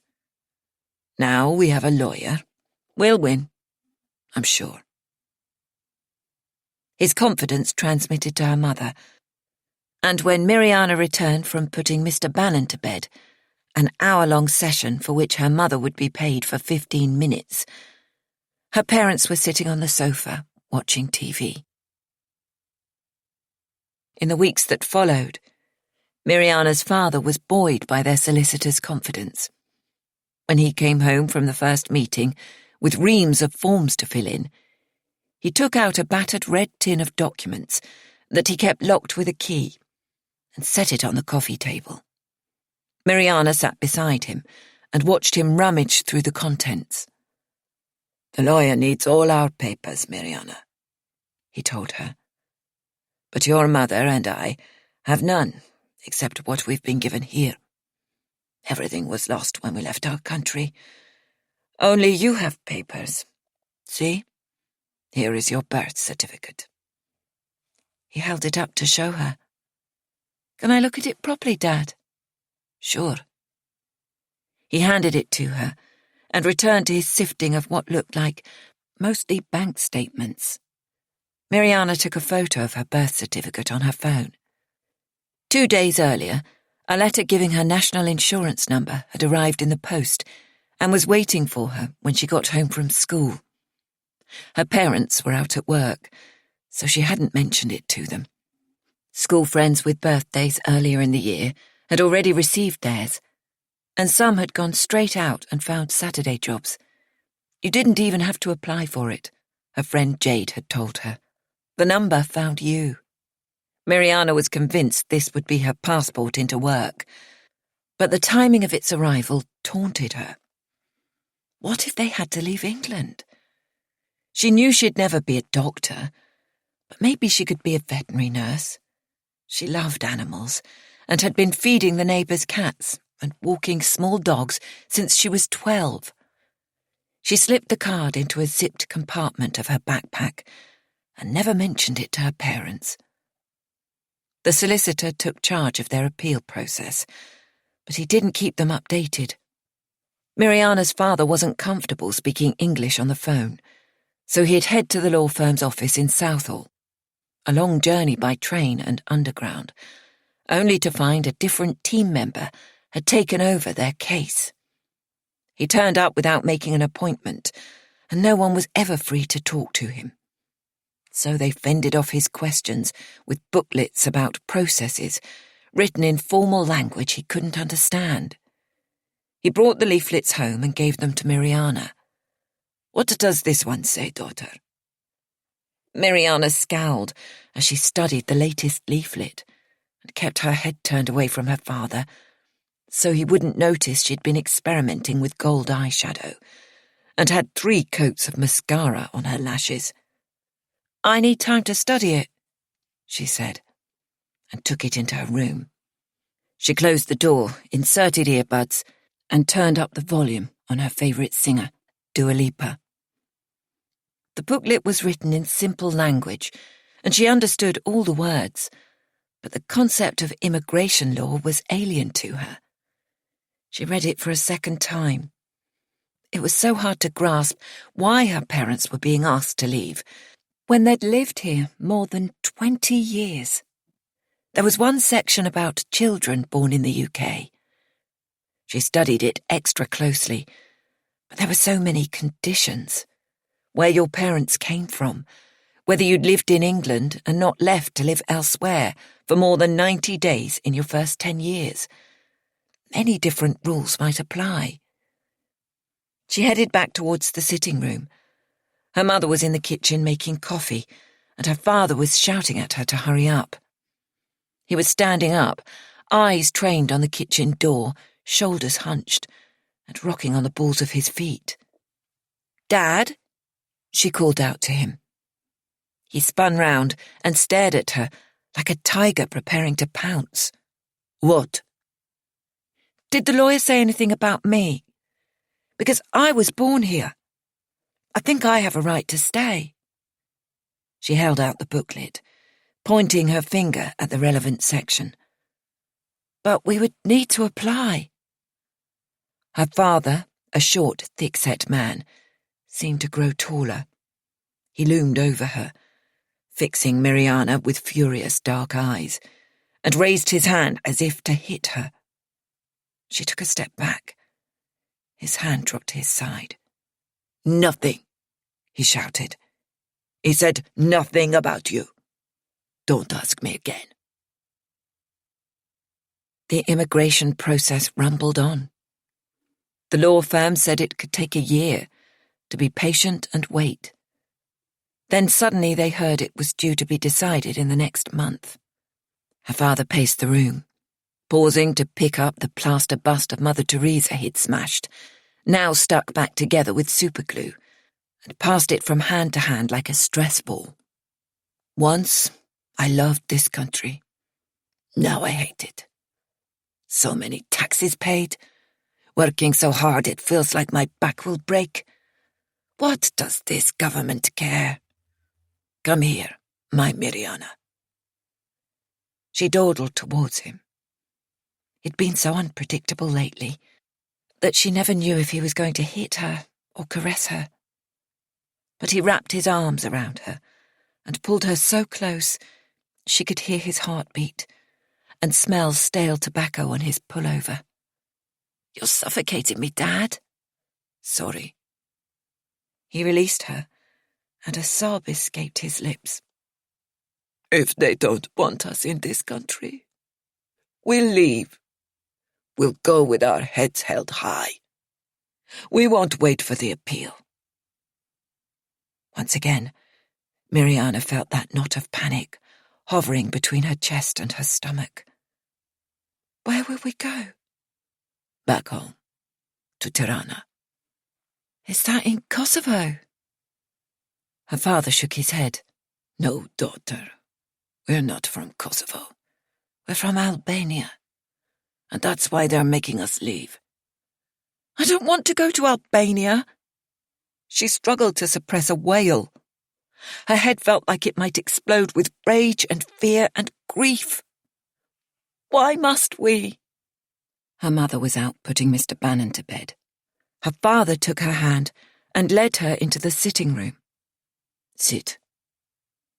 He sat down so heavily on the leather sofa that it made the farting noise she used to laugh at as a child. But today, neither of them laughed. He hung his head and patted the seat beside him. Miriana noticed how his receding hairline exposed his large brow and gave him the look of an intellectual. Perhaps, if he'd been born in different times, under a different star or another regime, he might have had the opportunity to study. Lately his face had settled into a permanent scowl, and he picked arguments without provocation. "It was my fault." He spoke quietly, in a mix of English and his native language. "In the late 1990s, when the UK opened its borders to refugees fleeing for their lives, we saw it as an opportunity. Your mother and I aren't from Kosovo. We're from a village near Kukës, in the north of Albania. Back then our country was in chaos. Our communist dictator was long gone. Under Hoxha, people had lived in terror, but they always had work. But after the economy collapsed, there was no work, and the only food we could get was what we grew for ourselves. Many people lost their life savings." Miriana shifted on her chair. This was sounding like a history lesson. "Speak English, Dad. I can't understand you." He sighed and switched into English. "Your mother and I were sweethearts at school. When we finished our studies, we moved from our village to Tirana. But we couldn't find work. Friends told us they were leaving for England. So we decided to come too." "But that was for Kosovans, escaping persecution, Dad." "Exactly. But how would people in England know any difference? We all threw away our papers and joined the exodus. When we arrived in England, we told officials we were fleeing ethnic cleansing and violence. They believed us at the time, but..." "You broke the law." Miriana was shocked and impressed. "To save our lives, and yours, although you weren't born until many years later. People here welcomed us. We were treated well, given a place to live and a small allowance. As more people in our country heard about it and wanted to come, The controls got tougher. But we were in the first phase, so we were allowed to find work and encouraged to settle. A few years later, I was given an indefinite right to remain. Why did we never go back there to visit? Mariana asked. Her father stared down at the floor and mumbled, It was to protect ourselves and the life we had built over here. We didn't want to risk crossing borders. I don't get it. Mariana felt her face growing hot as ugly thoughts and anger at her father swirled inside her. If we've been here so long, and you were given a right to stay, why are they telling us to leave? Sometimes they investigate. We knew there was a risk, so for all these years, we've kept separate from the Albanian and Kosovan communities to stay safe, he said.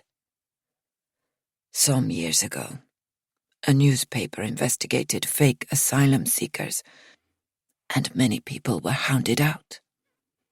A few months back, I began meeting up with some old friends. Were those the men who came to the flat, Dad? He nodded. I think someone betrayed me to the authorities.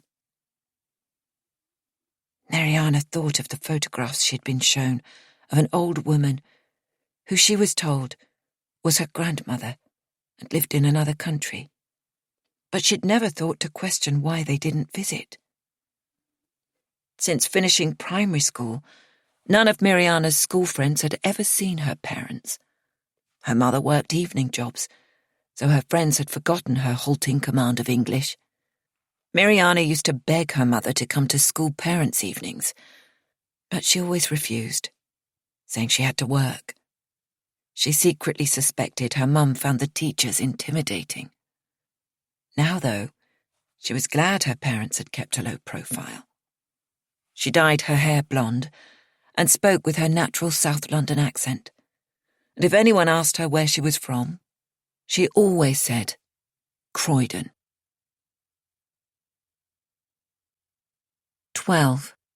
Laura. Sunday. The sun has dipped and is scorching my right cheek, so I adjust the angle of the umbrella while trying not to interrupt Mariana's storytelling.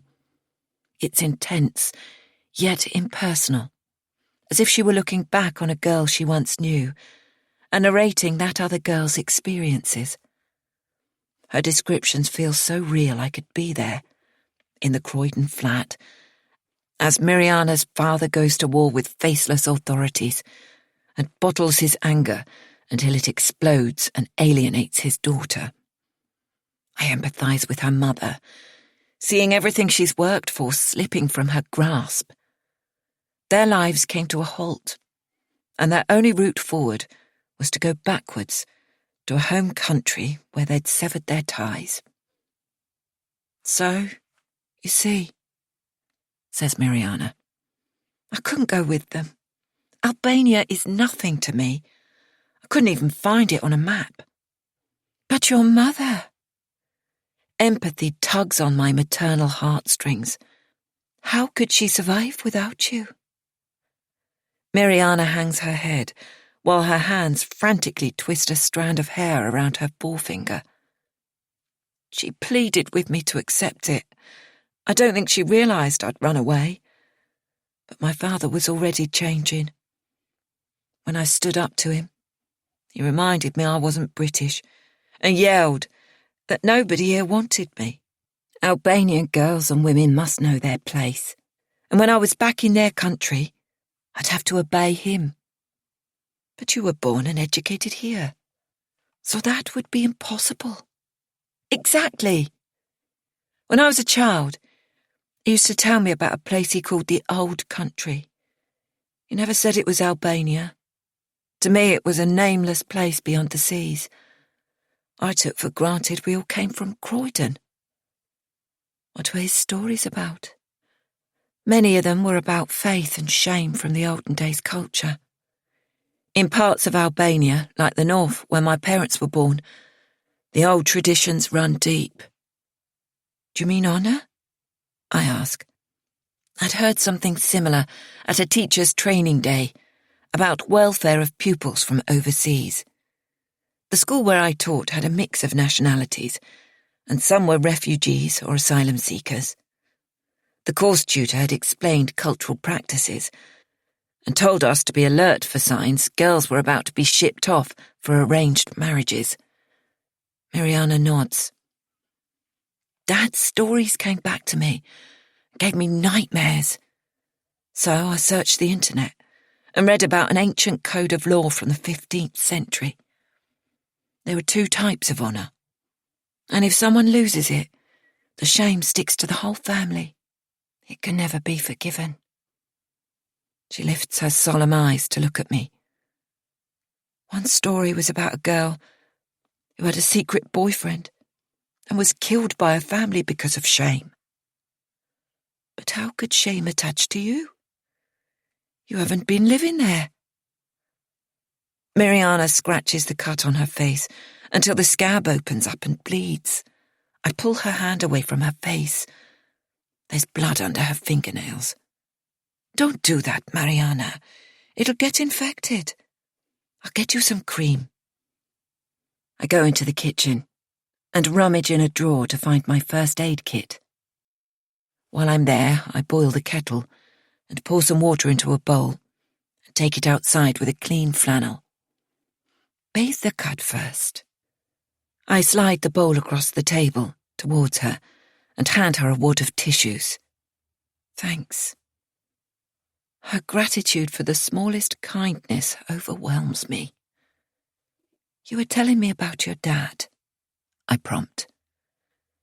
She presses the tissues to her wound and winces, but the bleeding soon stops. Oh yeah. He fretted that my Western ways and lack of deference would lead to trouble when we were back there. So he tried to retrain me as if I were a dog. If he noticed me wearing shorts to go out, he'd send me back to my room to change. If I used makeup, he said I looked like a slut. I took no notice. She pushes her hair back from her face. Then one evening, when I was meeting friends, he blocked my way to the front door, grabbed the strap of my bag and yanked it off my shoulder. Her voice trails off, and she's visibly upset. When he searched my bag, he found a half bottle of vodka. So he slapped me and locked me in my bedroom. No. I've been holding my breath so long, it hurts to exhale. I know as well as most parents how challenging teenagers can be. Most families navigate tricky adolescent years, battle-scarred, and make an uneasy truce to propel their kids to the safe shores of adulthood. Most families, but not mine. Because Ellie played us. She kept silent, so everything we thought we knew about her teenage life turned out to be false. When our lives imploded, it was too late. Gareth and I were left thrashing around, not knowing the truth and totally ill-equipped to deal with the fallout. Tears glimmer in Mariana's eyes, and she rubs them away with the blood-smeared tissue. My father's violence shocked me. He never once slapped me when I was young. I thought he doted on me. My chest feels tight. I lay a hand on her arm to comfort her. So you see why I couldn't go to Albania with them? Better to take my chances here. Weren't you forced to leave with your parents if they lost their permission to stay here? I ask. How old were you? Again, she ignores my question about her age. My father didn't wait for the appeal, she says with a shrug. He was so angry at how Britain was treating him. He told his caseworker he'd make his own arrangements to leave voluntarily. He contacted the Albanian embassy to organise travel documents, and when he came home, he boasted that he'd proved he had plenty of savings, and they'd promised we'd get our papers soon. Everything happened so fast. My parents emptied our flat and sold everything, apart from our clothes. Mum was excited when she realised their savings would buy a house back there. In Croydon, it wasn't even enough for a deposit on a flat. What did your friends say? She rolls her eyes. I didn't tell anyone, except Jamie. Who's Jamie? My boyfriend. She pauses, as if to see how I'm taking this, then adds, my secret boyfriend. Finally, everything she's been saying about her father's strict attitude makes sense. Jamie said I could stay at his. I got on well with his mum, Frankie, and it was cool with her. Every day I packed a few clothes and other stuff into carrier bags, and he took them to his mum's flat. If my dad had suspected I was seeing a boy, he would have killed me right then and there. But if you ran away, your parents must have searched for you. Miriana shrugs her shoulders. I didn't think so. My father made it clear I was a burden to their new life. If I'd left home too soon, he might have asked for police help to search for me. But I knew if I waited until the day they were leaving, he wouldn't waste the cost of their tickets. But your mother must have cared. I protest, upset on behalf of this woman I've never met. She was caught between us.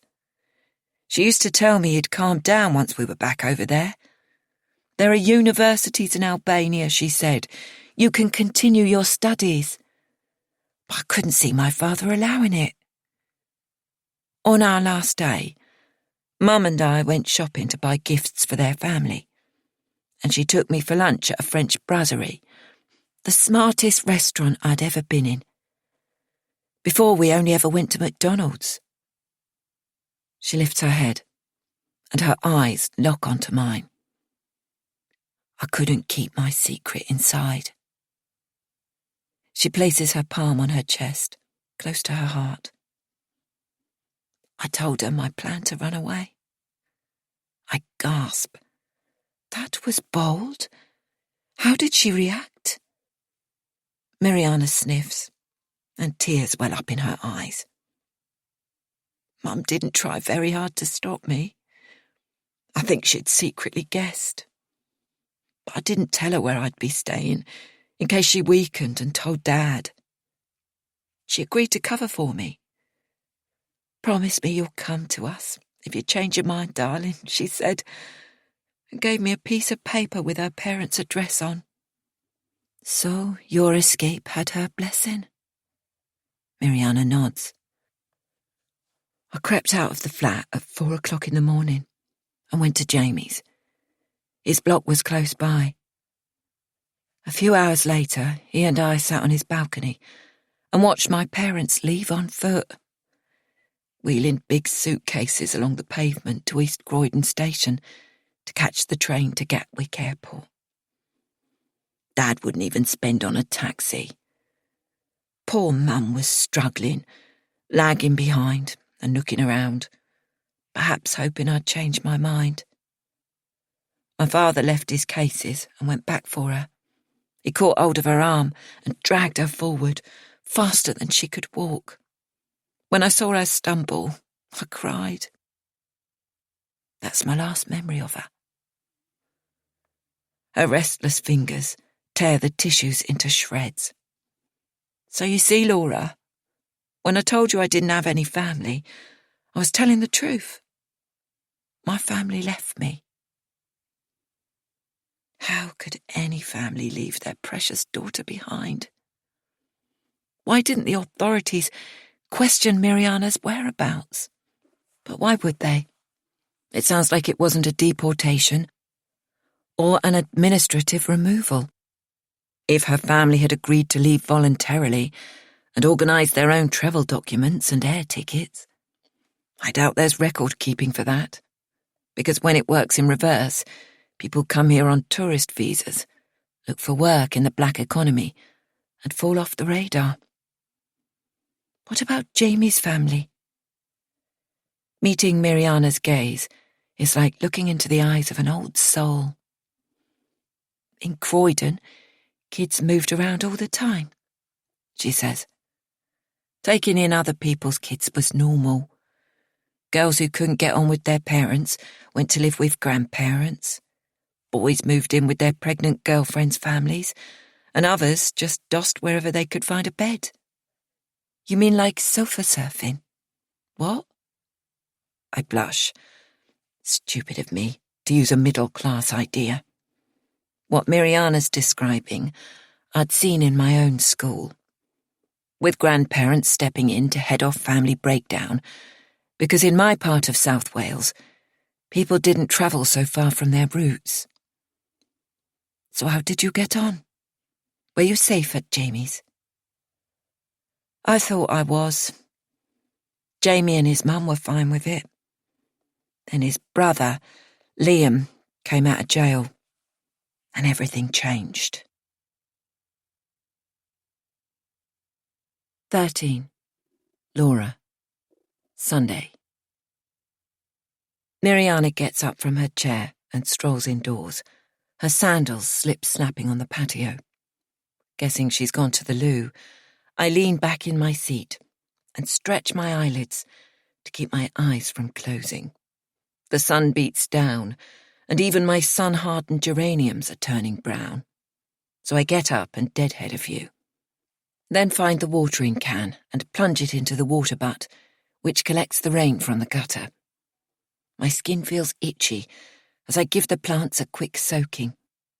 I remember I haven't showered yet, but if I'm going to catch the supermarket, there's no time. Before I left for Wales, I emptied my fridge and chucked away pre-washed salad, liquefying in its cellophane bag, manky tomatoes, and yogurts lurking beyond their sell-by dates. There are times when I ask myself why I bother going to the supermarket, just to create food waste for landfill. But I have a guest, and it's my duty to feed her. Miriana nudges the door open with her shoulder. She's carrying 2 tumblers of water. As she sets them down on the table, I notice she's gripping something else in one hand. "Who's this?" she asks, holding out a silver-framed photograph. She looks a bit like me. I don't need to look at the picture to know it's Ellie, the one taken on holiday in France when she was 15. She's on the beach, wearing a white bikini, her skin bronzed, a touch of pink in her cheeks, and freckles on the bridge of her nose. It's a happy photo, the only one I can bear to look at. All the others I tore to shreds and burned or threw away. It's Ellie, my daughter. I steel myself for her to ask, where is she? Why doesn't she live here with you? Oh, she says, and hands the photo back. I put it on the table, face down. I must go to the supermarket, I tell Miriana. Come with me. She shrinks back and shakes her head. I can't go out. Sorry. What do you mean? We're not in Wales now? These drama queen antics are making me snap at her. You can't still be hiding from that man. Not him. Another man. Miriana, you're being ridiculous. I plonk down my glass, and it clinks on the metal table. Is she a fantasist who thinks every man in the country is on her trail? Miriana dips her head, her old trick to make her hair shield her face. This place is so near Croydon. Jamie might see me, or his brother. It's hardly close, I protest. At least 5 miles. But the main road through here leads to Croydon. I remember Jamie's brother, Liam, driving here in his black BMW. When I left, he was extending his territory. What if he now controls this area too? Controls? The meaning of her words sinks in. Are you saying what I think you're saying? That Jamie's brother's involved in drugs? She nods. That's why he was in prison. What new trouble have I brought to my door? Stay here if you must. I have to go shopping. I slam the door behind me. There isn't time to walk to the supermarket, so I drive the camper van and break out in a sweat trying to park in a regular-sized space. Half an hour later, when I emerge with my shopping, an angry man stomps towards me. "Is this yours, miss?" He points to my van, and I realise he's not been able to open the door of the Honda in the space next to mine. "Sorry." His expletives ring in my ears as I climb into my van from the passenger side. When I've got the engine running, I wind down my window and tell him to fuck off. At home, I carry the bags through to the kitchen. Mariana has brought the dry washing in from the garden and folded it in a neat pile on a chair. There's no sign of her outside, so she must be in her room. I'll let her know I'm back and ask what she'd like for supper. Her sad family story is still looping in my mind. Her parents made a false declaration to enter the UK. I get that. But after years of paying taxes and contributing to society, it seems barbaric they were forced to leave. The guest room door is shut and I hesitate. Has she barricaded herself in again? But it's not her room. This is my flat, my guest room. As I raise my hand to knock, I hear what sounds like a radio. Perhaps she took the one from the kitchen to keep her company. I bend close, and in the split second before my knuckles connect with the door, I realise it's not the radio. Mariana's voice is raised, and I can make out every word. "I told you," Mariana is saying in an angry tone. "Write it down." "No, I'm not going to text it to you. It's 25 Balmer Road, Streatham. I don't know the postcode." Rage engulfs me. How dare she recite my address to some stranger? As I push the door, my head feels about to explode. This time there's no chest of drawers blocking it, so I burst into the room. Mariana turns towards me, colour draining from her face. She flinches, taps her mobile screen and ends the call. Her hand drops to her side and she lowers her head, just as my students used to do when expecting a telling off. "Who the hell were you talking to?" I yell. "Giving my address to some drug dealer. Is that it?" I can't believe it. An hour ago she was claiming to be too terrified of Jamie's brother to go out to the supermarket. Now she's telling someone where she's staying and inviting them to come here. Why did I help her? My instinct warned me not to trust her. But even as I think those thoughts, I know it's because she reminds me of Ellie. And when my daughter was in trouble, I wasn't there to help her.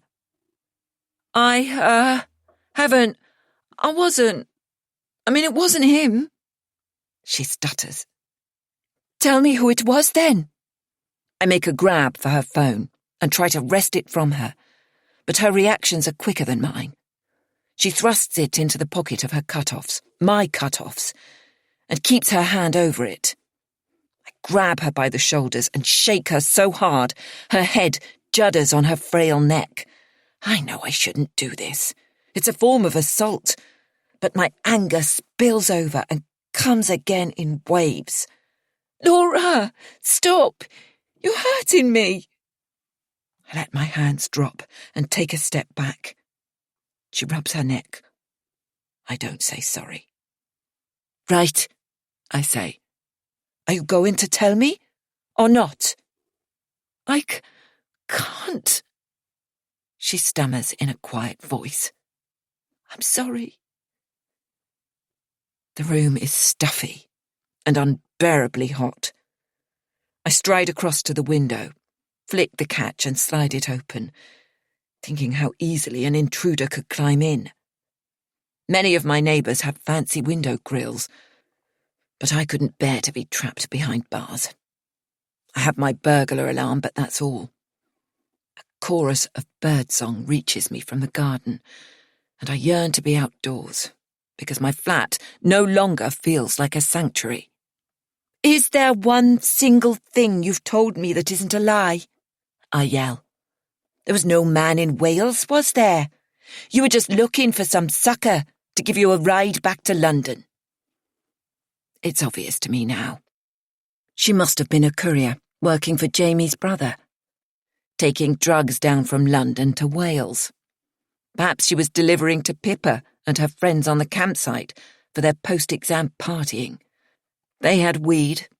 Pippa offered me a drag on her spliff. I've read how easy it is for youngsters to get supplies from the dark web or a simple phone call. Kids much younger than Miriana are sent to prowl around university campuses to hand out business cards with dealers' numbers on them. I've heard drugs can be delivered to a university hall of residence faster than a takeaway pizza. And if university students can get supplies, so can vulnerable school kids. When I taught at Llewellyn High, staff had to exercise constant vigilance to keep drugs off the premises. You were the courier, weren't you? I say quietly. And Jamie, or his brother, or whoever, sent you to deliver drugs to those students on the campsite. No. She shakes her head emphatically, so her hair spins across her face. It wasn't like that. When Liam tried to force me to be his courier, I ran away. Running away seems to be Miriana's answer to everything. I don't believe you. Miriana hangs her head. Laura, please. But I'm no longer prepared to listen. All the energy I've invested in my young guest has ebbed away. I feel used. The sight of her shoulder bag lying on a chair, along with the clothes I washed for her, enrages me. I gather them up and try cramming them into her too small bag. What are you doing? Miriana asks in a small voice. You are leaving. I won't have you in my home any longer. And you can tell your drug dealer mates I'll be alerting the police in case they're thinking of turning up at my door. I doubt I'll ring the police. I just want this to be over. Please, Laura, I want to explain, but I can't. She hangs her head. I lay my hand on her shoulder and swivel her around to face the door. Have you left anything in the kitchen? No. You've got your money? She swallows and nods. I frog march her along the hall, and she doesn't resist. I open the front door. As she hovers, trembling on the step, I remember all the groceries I bought at the supermarket. Enough to feed 2 people for several days. Why didn't I just do a circuit of the supermarket, picking up cans, and put them straight into the food bank crate? Wait. I jog back down to the kitchen, empty one of the carrier bags, and repack it with crisps, biscuits, croissants. Miriana seemed to like those. A sealed pack of cheddar cheese, a couple of cans of Coke. Not the sort of food I normally eat.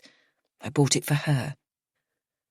I take the bag to Miriana and push it roughly into her hands. Make sure you eat something, I tell her in a gruff voice. Good luck. Try to stay out of trouble. She nods and accepts it from me without looking inside. I follow her to the gate and watch her trudge along the street, round-shouldered, head down. At the corner, she turns and looks back. I dodge behind the hedge, but she's seen me watching and lifts her hand to wave. That's it. I slam the front door so the stained glass panel rattles. I'll never see her again. A shiver creeps over me, and I feel cold, then clammy. Who the hell did she give my address to?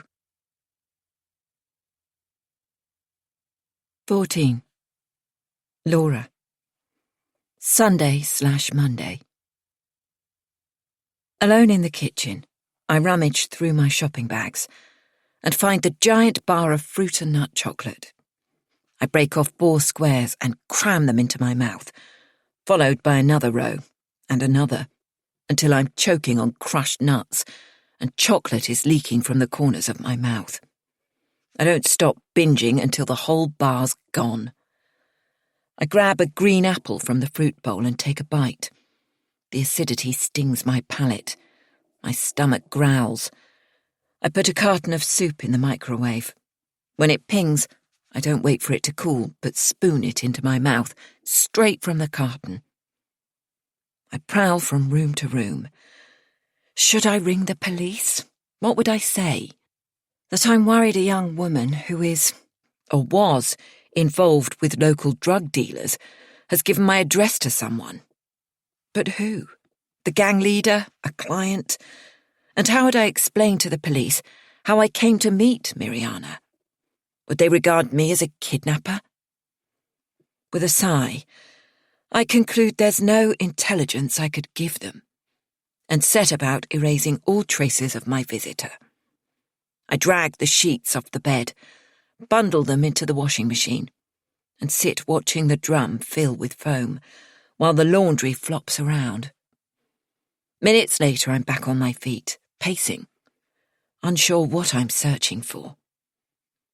I open my fridge and see a pork pie. What's a pork pie doing in my fridge?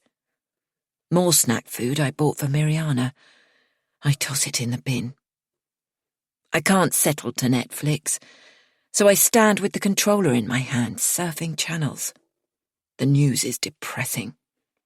I pick up a book, but it's historical fiction and needs my concentration. I put it down again. By 10 o'clock, I'm exhausted from doing nothing. I check the windows are double locked and put the chain on the front door. All night I fidget, clammy with terror, dreaming armed drug dealers are surrounding my home. Faceless men yell they've come to get Miriana and won't believe me when I say she's not here. Someone's threatening me. I'm tied up. I struggle to free myself and find it's the sheet twisted around my legs. I check the time on my phone. 7 o'clock. And remember, I'm still on leave from work. My exhausted head drops back on the pillow, and sleep grants me oblivion. The ring of my doorbell drills through the flat, and I snap awake. It'll be a delivery for Callum upstairs, who's a bit of a recluse, like me. Callum's front door is around the side of the house. A sign with an arrow points to number 25B, but his delivery people are forever pressing my bell. Pulling on my bathrobe, I ram my feet into slippers and head to the door. What if it's not the postman? What if it's Jamie's brother, the drug dealer? I creep the last few paces, flattening my back against the wall. My flat is the converted ground floor of an Edwardian house, and through the original stained glass panel, I make out the shape of a tall man who doesn't have the lanky build I'd associate with a young drug dealer. The silhouette turns sideways. He's holding something that looks more like a florist delivery than a sawn-off shotgun or a book. Callum must have a secret admirer. Pulling the belt of my robe tighter, I snatch the door open. The man has turned his back, preparing to leave. When he swivels round, my mouth drops open. "Bill!" I gape. When I fled 10B on Saturday evening, I never thought I'd see him again. Bill smiles, and the part of his face that's not hidden by his beard reddens. The bouquet is huge, practically a pop-up herbaceous border, with stems in a cellophane bubble of water. He glances from my slippered feet to my dishevelled hair, and his forehead creases. Sorry, Laura. Are you ill? I'm okay. Just surprised? I messaged you and left a voicemail saying I was in London and would stop by. My phone's been charging. I haven't looked at it. What are you doing in London anyway? Shouldn't you be in Wales? He shrugs. After you left, it fell flat. So I packed up early this morning. Don't you live in Birmingham? Slowly it dawns on me that his arrival in London didn't just happen. He's travelled all this way to see me. How did you get my address? I stammer, then laugh. Didn't I ask him something similar at the campsite? Oh, yes. You had everyone's addresses on their booking forms. Isn't that a breach of data protection? If I said that, I'd sound pompous as well as paranoid. It's Monday morning, I point out. I could have been at work. Monday afternoon, actually, he replies with a grin. I took a chance that you'd still be on leave from work. I check my watch. He's right. It's almost 2:00. How did that happen?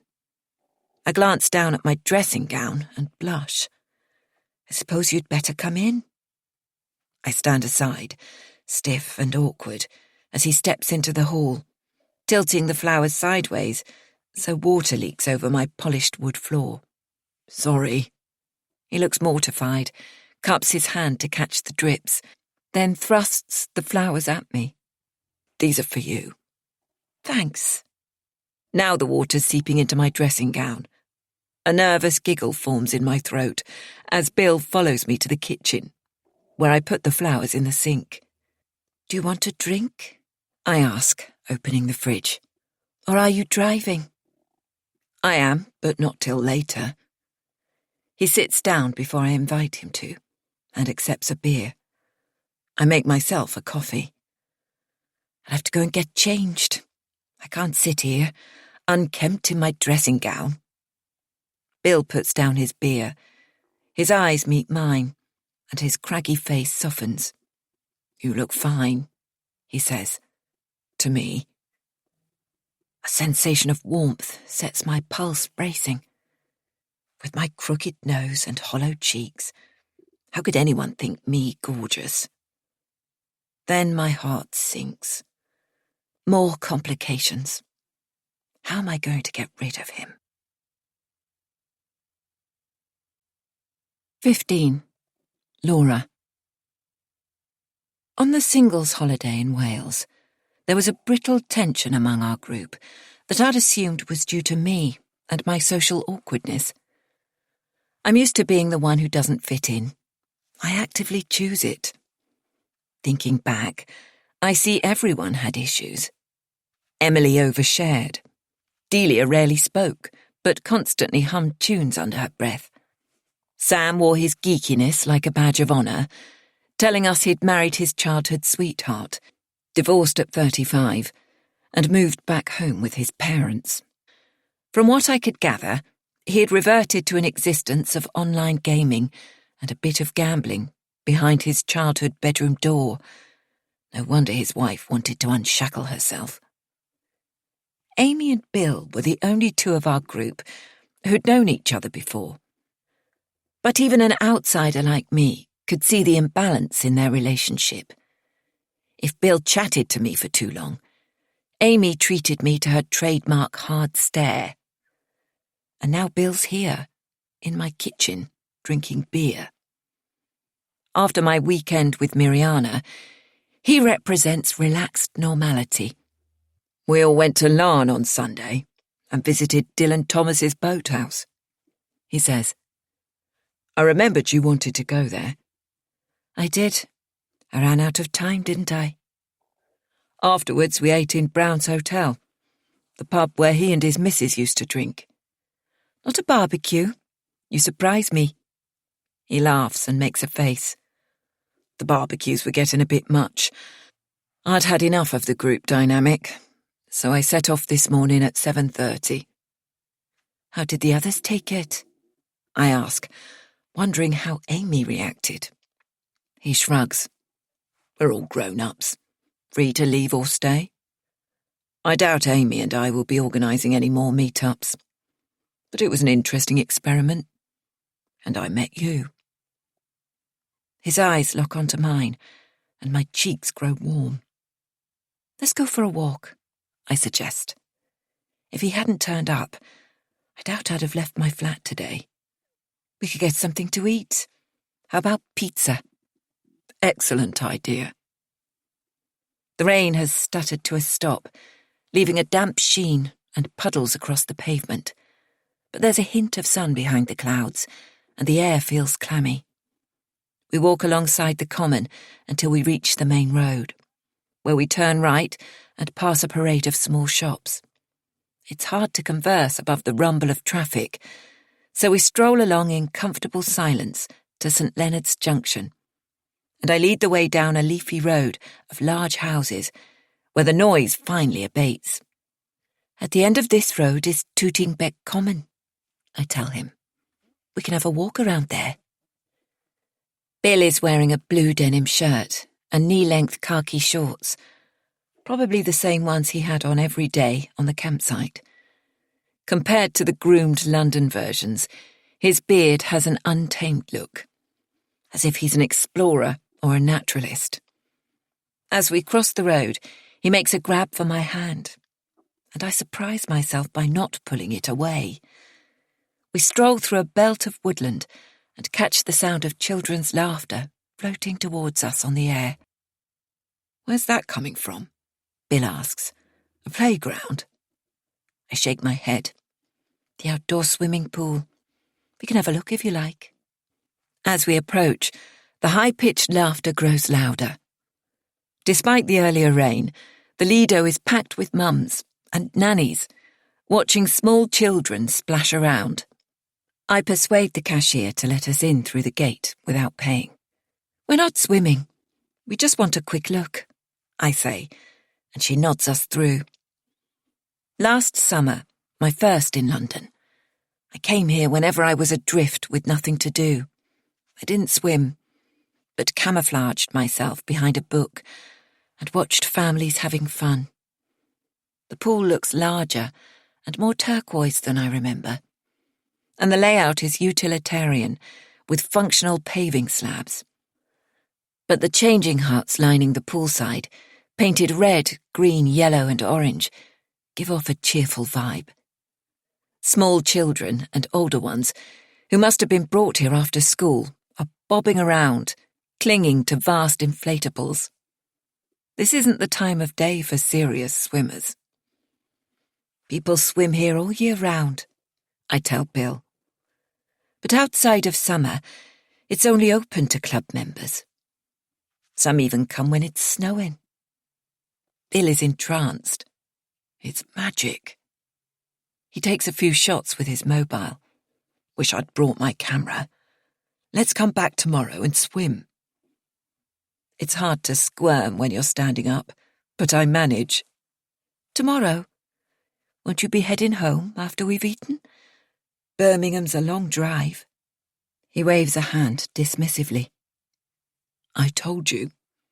I don't have to be in Birmingham. I can work from anywhere. He turns his head slowly from left to right, as if mentally filing a panoramic view, then glances down at the photos he took on his phone. He holds it out to show me, and I can see he's captured the essence of the place. Sun sparkling on water, the vibrant changing huts, the symmetry. That's good. I hand the phone back. I could take some great pics here. It's given me an idea for a feature on open-air swimming pools across London. I might call up an editor friend and pitch it. I've heard there are several. Do you know where they are? Brockwell Park, close to here, Hampton and Hampstead Heath. My mind is racing. He's talking as if he's settling in London for a while. But where will you stay? He laughs, clasps my upper arm and squeezes it. Don't panic. I'm not moving in. My trusty camper van's parked in a side street around the corner from you. I exhale. That's all right, then. He's not expecting me to invite him to stay. All the same, I worry if his van's safe. What if the locks aren't secure? I hope he hasn't left valuable camera equipment on view, because it could be a target for thieves. We complete our stroll across the common and cut back to the main road, along one of the streets which was blocked to through traffic in the days when this area was plagued by curb crawlers. There's a wide choice of restaurants, but I head for a pizza chain in a building that was once a bank. It's late for lunch, but too early for dinner, so we almost have the place to ourselves. Without asking what I'd like, Bill orders a bottle of Barolo. Our voices echo in the empty space, so every word sounds like an announcement over a public address system, and our easy conversation trails off. Heavy red wine gives me a migraine, but I sip it to fill the silence. When our pizzas arrive, I snatch up the circular cutter and slice my margarita into quarters, then eighths, grateful for something to do. Bill watches me over the rim of his glass. I've booked into the Crystal Palace campsite. My van will be safer there, and I can use their showers. Good, great, I reply, then recklessly overwrite his solution by offering, "You can shower at mine tonight, if you need to." Thanks, Laura. That's kind. But I don't want to impose. He attacks his pizza, some kind of hot, spicy sausage, while I leave mine to go cold. The wine has stained my glass purple. I expect my lips and teeth are discoloured too, and I rub my mouth with a tissue. I can't drink any more, and I guess Bill's rationing himself so he can drive later. I'll pay, I insist, as I head off for a comfort break.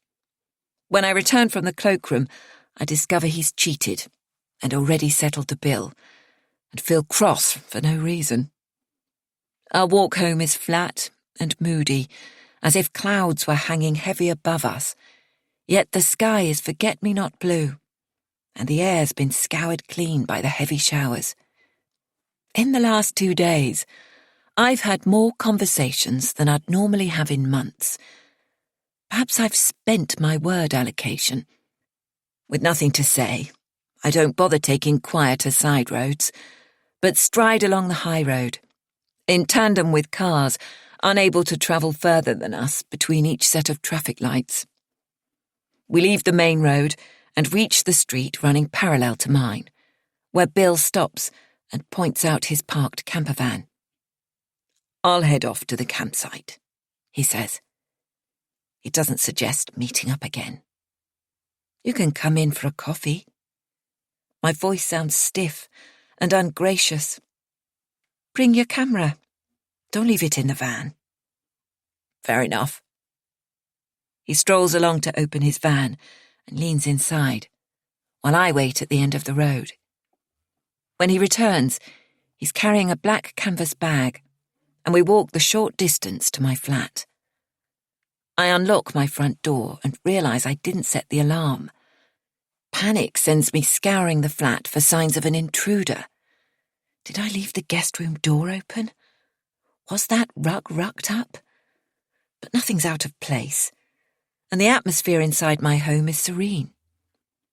As I come out of the sitting room, Bill is looking bemused and lays his hand on my arm. "What is it, Laura? Why are you so anxious?" His attempt to calm me has the opposite effect.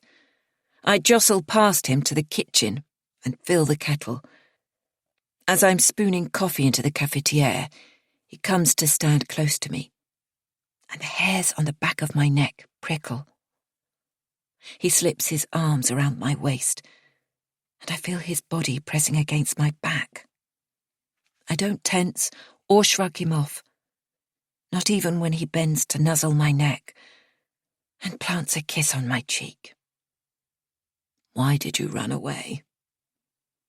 I twist round to face him, holding my hands up to show they're empty, and I don't have an answer. He pulls me close and kisses me gently on the lips. A tingle travels along my spine and breaks the veneer of self-control that's been holding me together. When I touch my face with the back of my hand, it comes away damp with tears. Bill steps back, shocked. "It's not you," I sniff, as he tears off a sheet from a roll of paper towel and hands it to me. I dab my eyes. My face feels hot and tight, but my body is relaxing. "I'm sorry. I didn't mean to upset you." "You didn't. You've helped me, I think." The kettle clicks off, but I've lost interest in coffee. I grip Bill's hand tight. "Come." I lead him into my bedroom, where the rumpled covers look squalid, but I don't care. I sit on the edge of the bed and tug his hand. And when he sits down beside me, I turn to him and say, "Make love to me, please." "Are you sure?" He looks stricken, and I can't blame him. Perhaps he thinks I'm unbalanced. My behaviour has shifted from stiff rejection to an open invitation. I nod and pull him closer. He holds me tight, and we kiss until seconds become minutes, and then we're fumbling to unfasten belts, buttons and zips. My heart thuds, and feelings I thought I'd left behind in another life slowly stir. For the first time in years, I allow myself to accept some comfort. 16. Laura. Tuesday.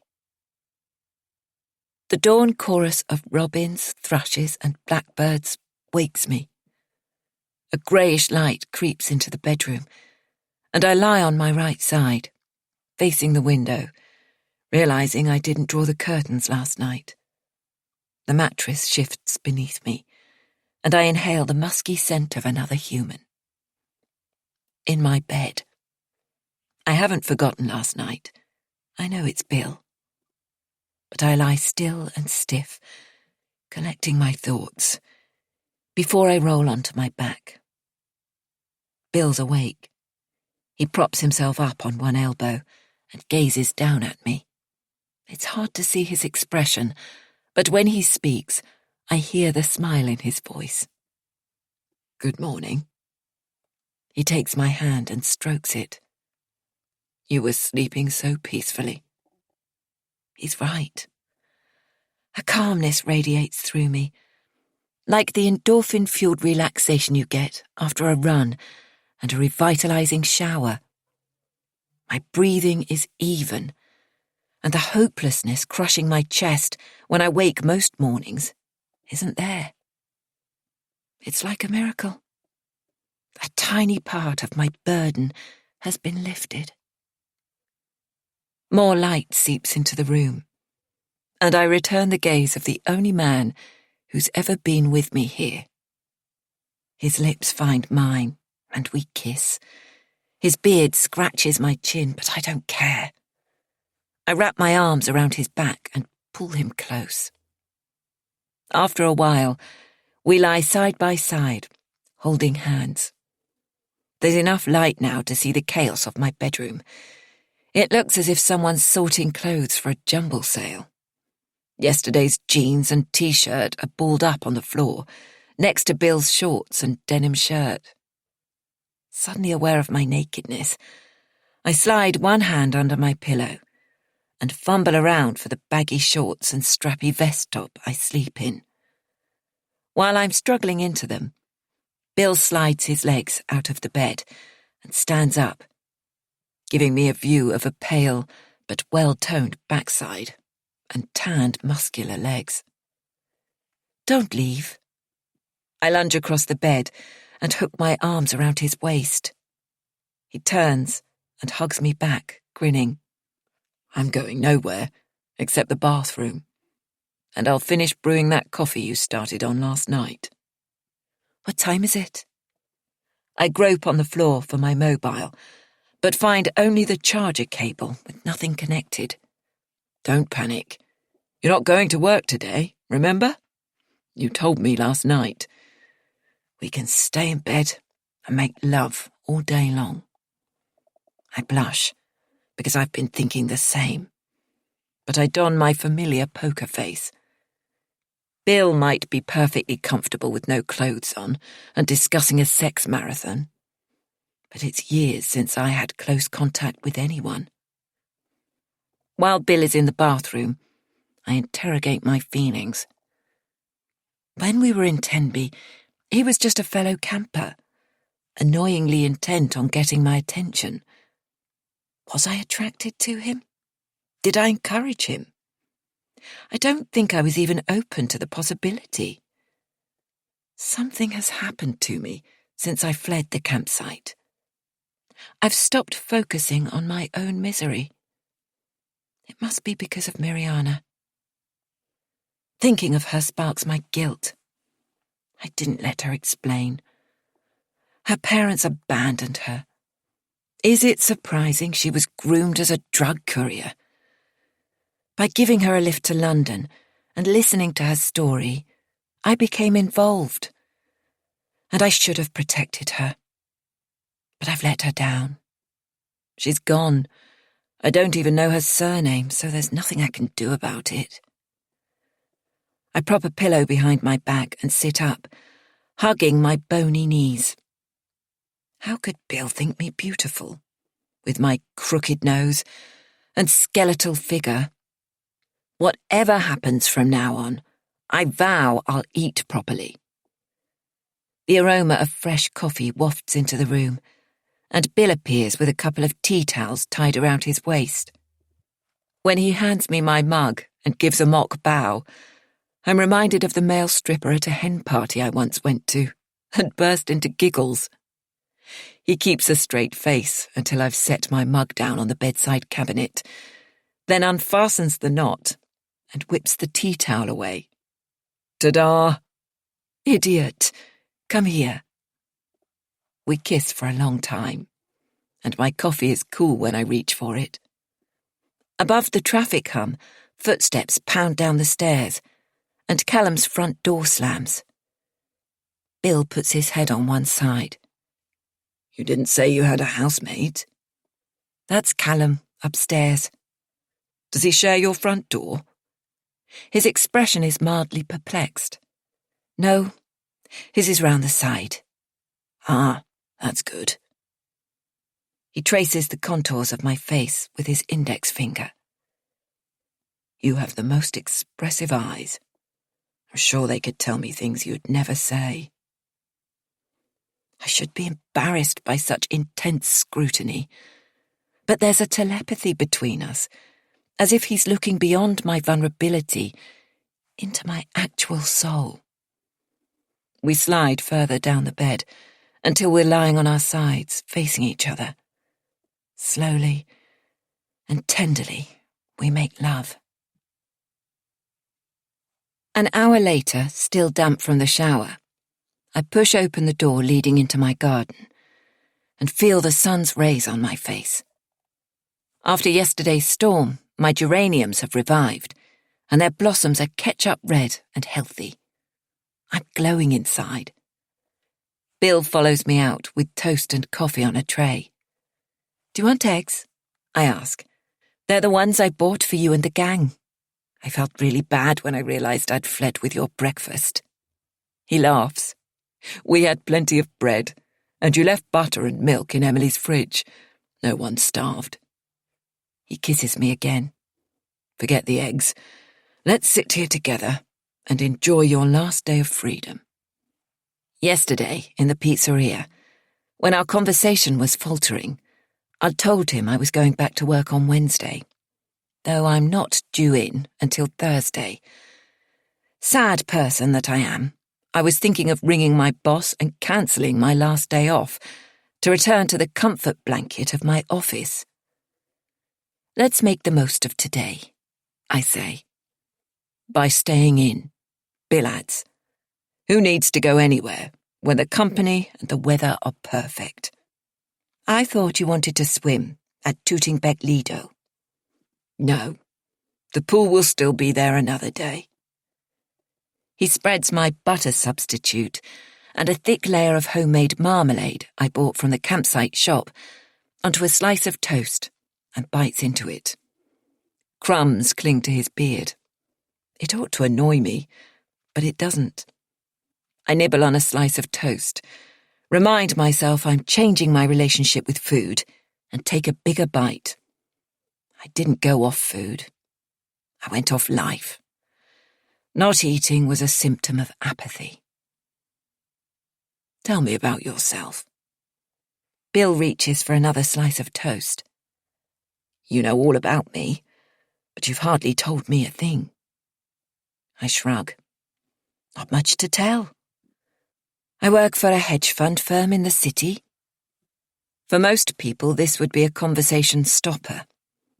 Either they don't want to admit they know little about investments and financial markets, or they have preconceived ideas of how hedge funds operate and the iniquities of vast bonuses. Bill sweeps my current life aside. Yes, but you told me you moved to London 2 years ago. So you must have had a life before the hedge fund. Were you living in Wales? Yes. I choke. So what did you do there? Are there hedge funds in Wales? I take a sip of orange juice, and it turns acid in my stomach. Hedge funds aren't really me. It's just a job. I'm a French teacher. I mean, I was a teacher. Not anymore. Obviously. His hand, sticky from the toast, reaches for mine. What is it, Laura? You seem so sad. Confide in me. Maybe I can help you. A cloud blocks the sun. I shiver in my sleeveless top and press my lips together to lock my story inside. As I glance up, calculating how many seconds before heat breaks through, and I'm warm again. Instinct tells me the time has come to break my silence. I reach for my sunglasses. It will be easier to talk if Bill can't see my eyes, because telling him will peel away protective layers. It's a pathetic story. You'll understand why I don't talk about it. Try me. It might help. Maybe. I used to live near Cardiff, in a coastal town called Penarth, with my partner Gareth, and our daughter, Ellie. She was 16, and no one in the world was more precious to me. But I lost her, and I'm to blame. Bill doesn't flinch.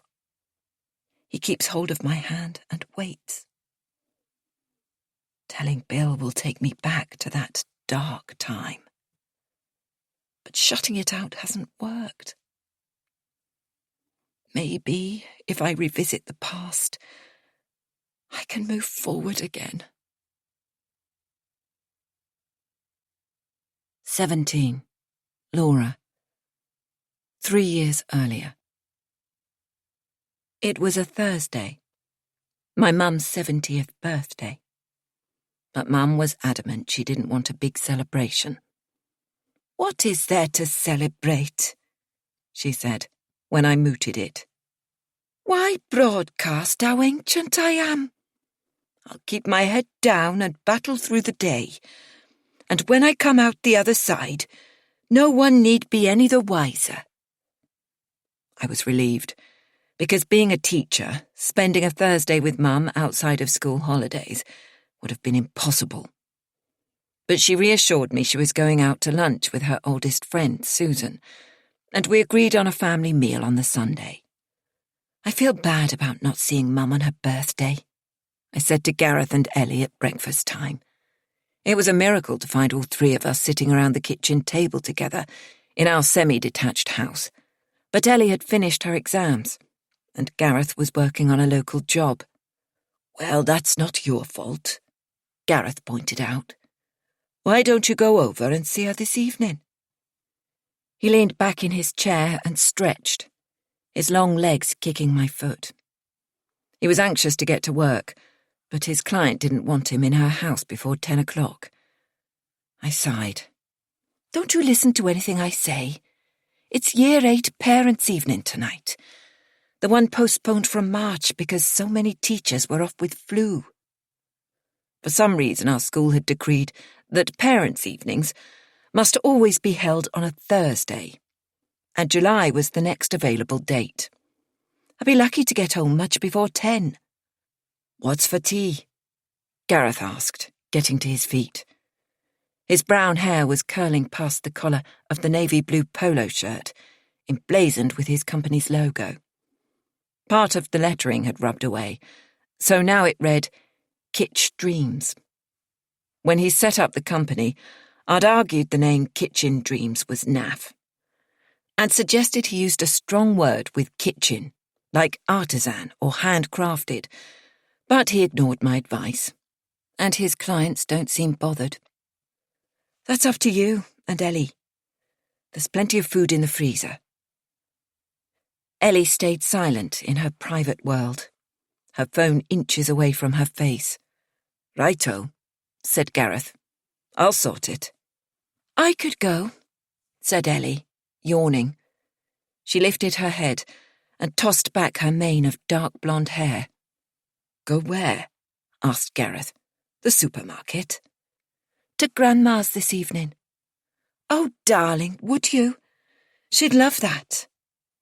Mum doted on her only grandchild, and I wished Ellie would visit her more often. "Yeah, but let's make it a surprise," she said, laying her phone face down on the table and challenging me with her unfathomable blue eyes. "It would be cool to turn up and surprise her. What time will she get back from lunch with Susan?" "About 4:30, I expect, but I won't be able to drive you. My appointments are back-to-back." Why was nothing ever simple for teachers? Our working lives have zero flexibility, and we have to shoehorn family commitments into the holidays. I could drop you at Cardiff Central around 4. You'd have to change at Queen Street. How would that be? Ellie made a face. "You don't have to tell me how to get there. I've been taking that train on my own since I was like 12 years old."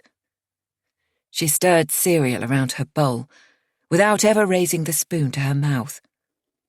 And I knew she was working up to telling me something. "Guess what?"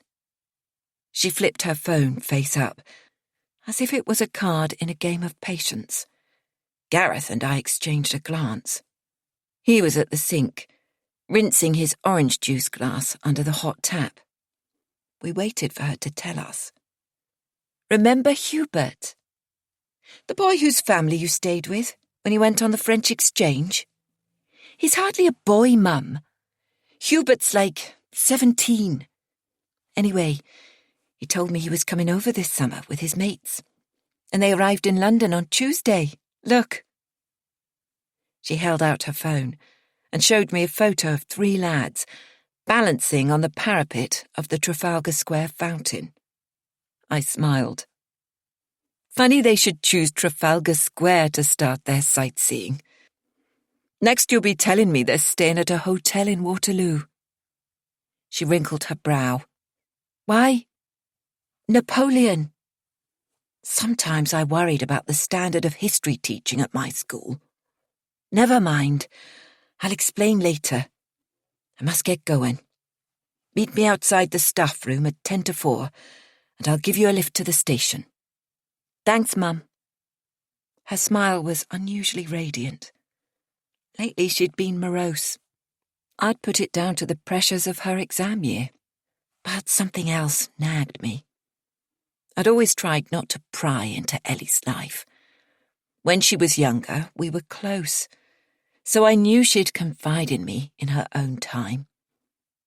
I'm hypersensitive to the pressures on teenagers in this age of social media. We've had problems at Llewellyn High, but the head's always taken a firm line, and bullying was stamped on. Under his regime, victims are protected, and it's always the bullies who are suspended or made to leave. Those policies have kept our students safe. They know they can speak up and will be listened to. I didn't think Ellie was being bullied, but she'd grown apart from her closest friends. It troubled me, but I tried to keep it in proportion. She still had a large circle and often went to music gigs at weekends. But since she turned 16, she no longer invited friends over. Was it because I was a teacher and they didn't want to come to our house and fall under my beady eye? I was a tolerant parent. Some would call me lax, and later on they did. I knew Ellie and her friends had fake IDs, and I didn't want to be the only parent who stopped my daughter going to city centre pubs and nightclubs. I used to go when I was her age. What was the harm? Ellie wasn't a heavy drinker. She didn't do drugs. When Ellie went out in town, she stayed with her friend Zara, who lived with her mum in a flat in Cardiff city centre. They could walk back safely without needing to get a cab. Gareth took a dim view of my liberal parenting style. He was scornful and accused me of not prioritising our daughter's safety. One winter Saturday, his rage had erupted, and I saw another side of him. "Where's Ellie?" he'd asked me when he came home late from the rugby club. "She's out in town and she'll be staying at Zara's," I told him. A couple of weeks earlier, I'd phoned Zara's mother to check she was happy about Ellie staying so often. I didn't know her personally, but she'd assured me that Ellie was welcome to stay, any time. "What were you thinking?" he'd hissed. "You know there was a Wales v France rugby match on. The city centre will be heaving with drunks." "Ellie speaks good French." I hadn't intended to rile him. "She'll be fine." "For Christ's sake, Laura," he'd yelled. "I'm going to pick her up now." When he bent towards me, I could smell beer on his breath. "Where the hell is she?" "It's 11 o'clock, I protested. "And you've been drinking." "Let her enjoy her evening." "I'm warning you, Laura. Tell me. Now." The naked anger in his eyes unnerved me. I didn't mean to say anything, but it slipped out. "She's gone to Fantasia with Zara and some others." "What time's she coming home?" "I told you. She's sleeping over at Zara's." "Right." He turned on the tap, but couldn't aim it straight. Water splashed against the sides of a glass and slopped over the draining board. He gulped it back and wiped his mouth with the back of his hand. "I'm off." "Don't be daft. You're in no fit state to drive." He'd walked to the rugby club. I needed to stop him getting into the car. "Make me a black coffee then," he said. "Make it yourself." He glared at me, but I knew dismissing his worries wouldn't make them go away, so I put the kettle on and tried to negotiate. "Listen, I'll message her. She can tell you she's okay." I fired off a WhatsApp, asking Ellie to give us a quick call. No reply. After 10 minutes, I phoned, knowing she'd never hear it ring if she was inside the club, but perhaps it would vibrate in her pocket. Gareth gulped his coffee standing up and stared at me over the rim of the mug till I felt anxious too. Minutes ticked away. "She's not answering, is she? Message her again.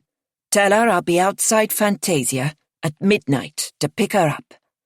"No, Gareth, please." Where were his car keys?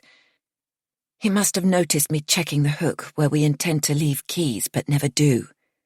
He produced the keys from his pocket, pushed back his chair and waved them in my face. "Listen, I'll drive you," I offered in desperation. Though I'd polished off a third of a bottle of white wine earlier in the evening while he was out. He was already striding along the hall, not looking back. She'd better be there. I ran after him. He slammed the front door in my face. When I wrenched it open, he'd started the engine and was pulling away from the curbside. Ellie would be mortified. I messaged to warn her he was on his way. Wait outside for him. Think Cinderella. Be there. To my surprise, Ellie messaged me straight back. "What's up? String of messages and a missed call from you." I dialed her number again, and this time she answered, sounding slightly out of breath. "Hey, Mum. Your dad's on the warpath. He's driving into town to pick you up. Now." "I'm not in town. I'm at a friend's house. I'll be home soon. Before midnight, definitely." "Thank goodness. I'll let him know." As my fingers fumbled to tap in Gareth's number, I glanced around at the outdated green and cream MDF units and wondered why the family of a high-end craftsman lived in a kitchen that belonged in a skip. Gareth had been promising to upgrade it for years. I could have gone round IKEA, loaded up new units, and installed the damn thing myself. He didn't answer my call, probably still driving. I fired off a couple of messages, and when I judged he'd have arrived, I tried phoning. No reply. Defeat descended on me like fog. Neither my daughter, who was umbilically attached to her phone, nor Gareth, who was forever scrolling through rugby scores on his, could be bothered to respond to my messages. I turned on the TV, flicked through the channels, and kept on clicking until I reached soothing music. I leaned back on the sofa and closed my eyes. A shuffling sound in the hall jolted me awake. Ellie appeared in a sodden jacket, shaking rain from her hair. "Didn't you take an umbrella?" I was turning into my mum. "Don't fuss, Mum. I walked home. It wasn't far." "Where were you, anyway?" She was wearing jeans and a t-shirt, not her usual clubbing garb of miniskirt and stilettos, and her face was flushed from the walk in the rain. "A few of us decided to stay local. We went to Jono's house and played board games." Board games? I think of all those Christmases when we'd begged her to join us for a round of Monopoly to please my mum, who yearned for an olden days Dickensian-style Christmas. Families gathered round the hearth to sing carols and roast chestnuts, instead of staying split into separate atoms by mobile technology. "Yeah, we sometimes do that now," said Ellie. "Jono said in London they have board game cafes." "Who knew? Where's Dad?" Ellie's eyes flicked nervously around the room, as if he might be hiding behind the sofa. I glanced at my watch. midnight. "I hope he's not still outside Fantasia, waiting for you." "He didn't." Her eyes grew round with alarm, and her voice trembled. "Mum, I thought you were joking. Why did you let him?" I shrugged. "I tried to stop him, but you know what your dad's like once an idea's lodged in his head. I'll message and let him know you're home. If he's going to start harassing me, I'll—" A headache pressed in on me. "What will you do, Ellie?" I snapped. The stress of my row with Gareth had shredded my nerves. "Ring Childline? Run away from home?" I wished I could bite back the words, but Ellie flounced out of the room and the stairs creaked as she stomped up to bed. I waited up for Gareth. I'm a night owl, and even on school nights I'm rarely in bed before 1. But my eyelids felt heavy. When he lumbered into the room, I was dozing on the sofa. "What time is it?" I asked, yawning and lowering my feet onto the carpet. 3:30. Where the hell have you been? Ellie got home hours ago. I lifted my bleary eyes to look at him properly and saw streaks of dried blood on his face. What happened? Gareth's mouth was set in a grim line, and his face had a greyish tinge. I was arrested, he said, for causing a breach of the peace. 18. Laura. Despite what he told me, Gareth wasn't actually arrested. He was held and questioned for 2 hours in a police van, but no further action was taken. He wasn't even breathalyzed, because the officers didn't realise he had a car parked nearby, and so, he told me, assumed he was among the rugby supporters carried away celebrating Wales's victory over France. If only it had ended there. But the fallout sent ripples through our small community, until everyone from the postman to the youngest Year 7 pupil at my school heard about it. Gareth had waited outside Fantasia. When Ellie didn't show up by 12:15, he'd pushed through a queue of youngsters who were still hoping to get in, and forced his way past the door manager and into the nightclub, calling out Ellie's name. He was followed and quickly apprehended by one of the security team, who frog-marched him to the entrance. He was still shouting when they slung him out onto the street, where he staggered and bashed his head on the pavement. But his ejection coincided with a police vehicle doing a drive-by check. "What's up?" the police officers had asked door staff, who'd pointed out the oddball bloke who'd forced his way in and was now scrambling to his feet with blood pouring down his face. Zara and some of her friends had happened to be coming out of the ladies' cloakroom and witnessed the incident. Although Zara didn't know Gareth, she'd heard him calling Ellie's name and made the connection. But before she could walk over and tell him Ellie wasn't there, the door manager had grabbed him. Jeering clubbers joined in a chorus of heckling, "Sick fuck" and "dirty old man." Or so I was later told, while Zara stood by and watched the ungainly spectacle of her friend's father being ejected and led away to a police van. By Monday morning, the story was all around my school. Gareth had told me a version that seemed to ring true, but in the lurid version, shared with me by my colleague Val before I'd had my first coffee of the day, Gareth single-handedly fought off a team of burly door staff, decking several of them, before the police were called to subdue and handcuff him. With my arms half out of my coat sleeves, I leaned against a chair for support. "Do you think I should talk to the head?" "Good idea," said Val. "Joanne was in her office when I came past. You can catch her before the bell goes." In all the years Ellie and I had both been at Llewellyn School, there'd never been any conflict, but now my family seemed to be creating scandal. Why didn't I send Ellie to a different school and keep my home and professional life separate? I'd asked Joanne to book me an appointment with the head at first break. I perched on one of the purple vinyl armchairs meant to jazz up the dingy waiting area, while a radiator blasted out tropical heat. My palms grew sweaty, my face red and shiny.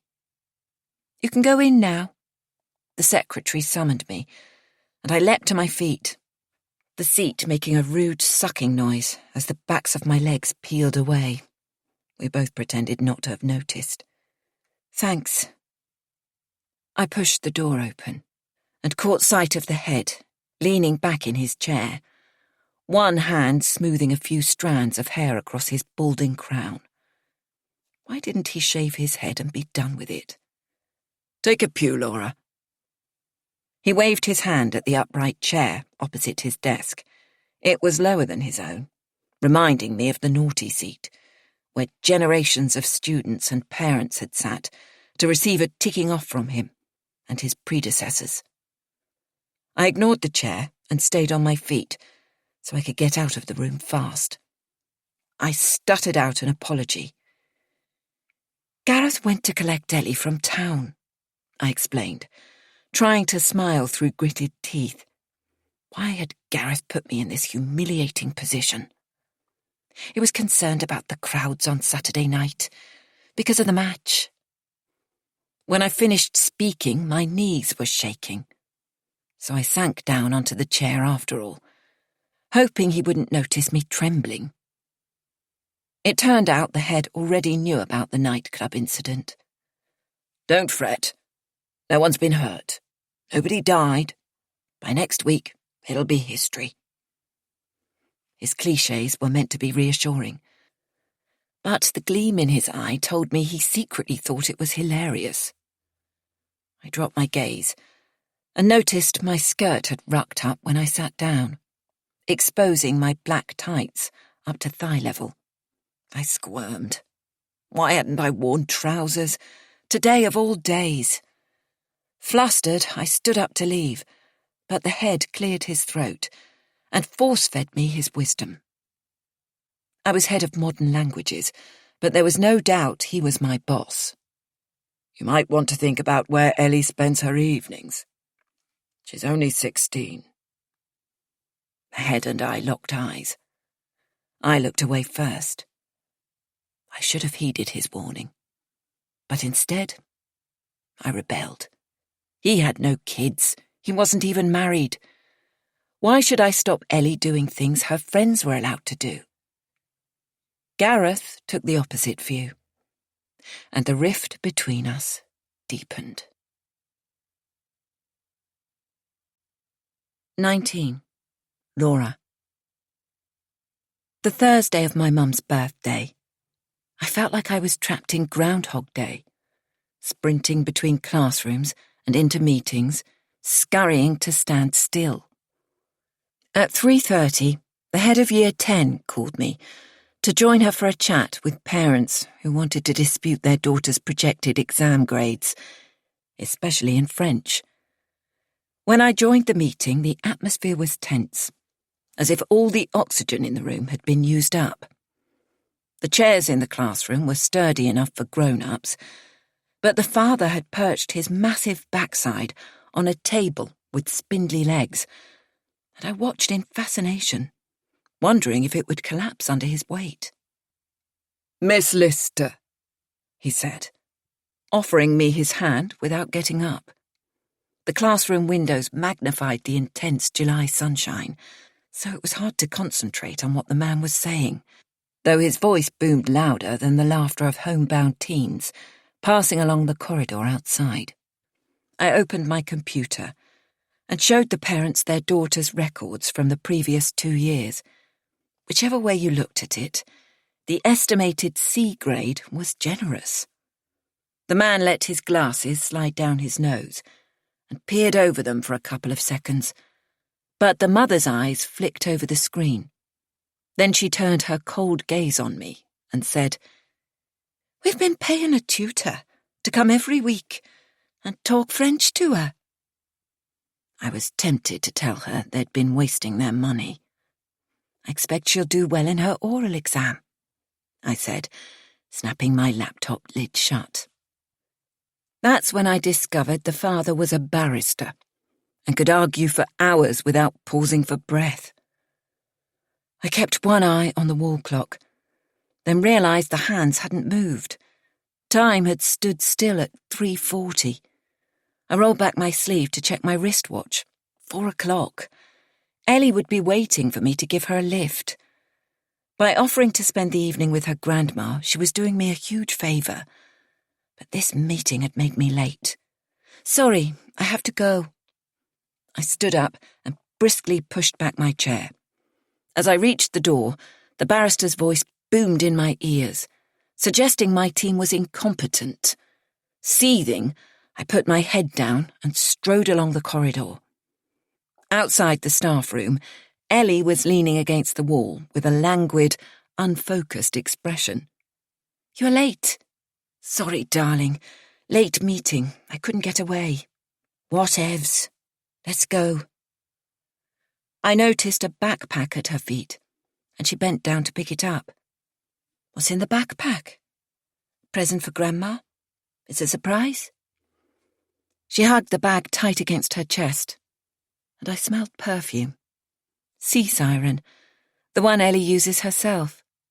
If that's her birthday gift for her grandma, it's generous, though a bit brash for Mum's taste. I tapped my foot as I explained my predicament. I was wondering if you could get the bus to the station. She didn't reply, but a subtle shift in her posture showed she was annoyed that I'd let her down. A draft caught the side of my face as the staff room door opened, and my colleague, Bryn, stepped into the corridor. He must have noticed Ellie glaring at me. "Hi, is something up?" he asked. I shrugged. "Not really." Ellie scowled, and I raked my hand through my hair and sighed. Ellie's off to visit her grandma, and I promised to drive her to Cardiff Central, but I'm out of time. My first appointment's at 4:30. "No problem." Bryn glanced from me to Ellie. "I've no one booked in till 5:15. Why don't I drive her?" "Would you?" Ellie's sulky expression shaded into a grin. "I'd hate to disappoint Gran on her birthday." "Well, if you're sure," I said. It was typical of Bryn to come to my rescue. Since joining the school in September, he had often stepped up to take on more responsibility, unlike the rest of my team in modern languages. When he'd offered to lead the school exchange to Nantes back in October, it got me out of a predicament, because Ellie had point-blank refused to go if I was in charge. The two other teachers signed up to accompany our group were from the sports department, because football and netball matches against the host school were part of the programme. It was essential one of the staff was a fluent French speaker, but Jess had a 1-year-old daughter, and Val was downright pig-headed and argued it wasn't her turn. When Bryn volunteered, I ducked out, and Ellie opted back into the trip. But by that late stage, all the French host families with daughters had been allocated, so Ellie was billeted with the family of 17-year-old Hubert.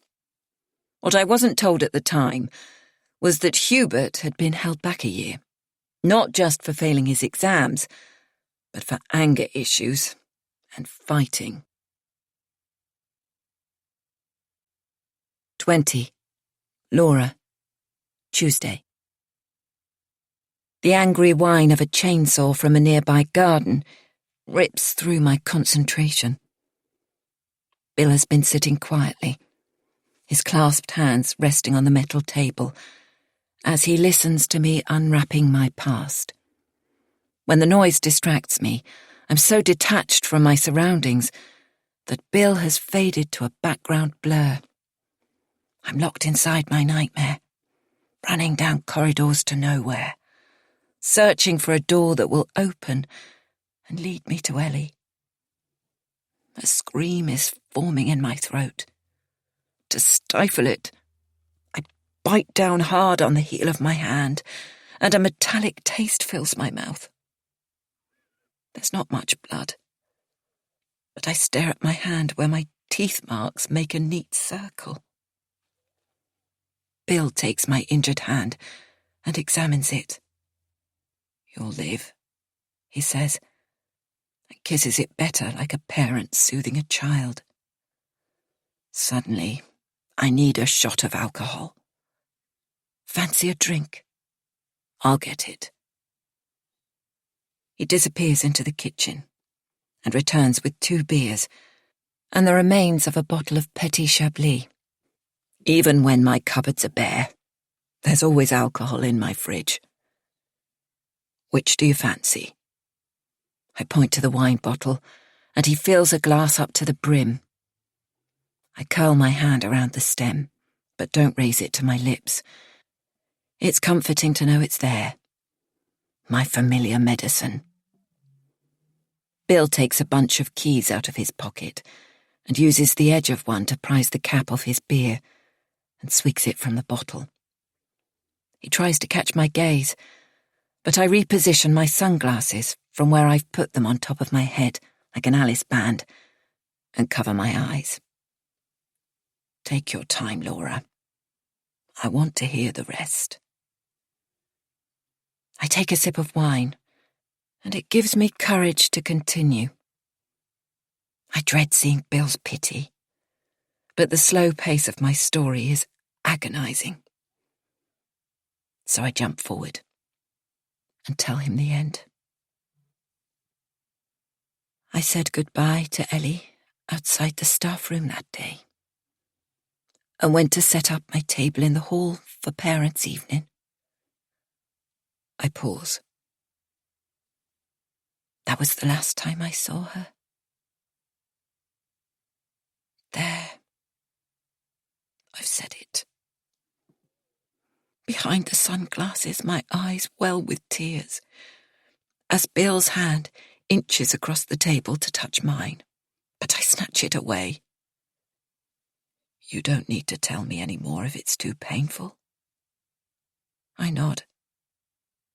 I know, but I want to. Give me a minute. I sniff and get to my feet, walking a few circuits of my small patio garden to calm myself, and stopping to stroke an acer's dark red leaves between my finger and thumb. It must have been a tiny shrub when the previous owner planted it. Soon it will be a tree. Isn't this what happens in life? Growth, death, and renewal? Last winter, I hung a bird feeder from its branches and watched the sparrows and blue tits flock to it when food was scarce. The privacy of this tiny garden preserved my sanity until Callum, who's in his late 20s and has no outside space, took to climbing out of his bathroom window onto the flat roof of my kitchen extension. When I asked him what he was up to, he held up a stripy beach towel and a tube of sun cream. You're actually going to sunbathe up there? That's my plan, he replied, and he seemed to be smirking, because he must have known it would be hard for me to stop him. Where else is there? The Common, or the Rookery Gardens? I glared at him, but he ignored me and yawned as he spread out his towel, removed his t-shirt, and exposed his dough-coloured flesh. Can't I even snip deadheads off my plants without being watched? Callum rarely comes out when I'm there, but I know he still sunbathes, because I've had to clear his empty beer bottles out of my gutter. Today his window blinds are all drawn, and I know he's out at work, so he won't be spying on me and Bill. I shuffle back to the table, sit down and gulp my wine. Bill takes a drink and waits, his face solemn. Agitated, I pick up the threads of my story. Bryn dropped Ellie outside the main station and drove back to school. Later, we were told CCTV cameras showed her walk into the ticket office and buying a ticket. I can't look at him, so I swallow more wine. All those trivial details that plagued me while the police were searching for Ellie flood back. 21. Laura. 3 years earlier. I understand how time is critical when a young person goes missing.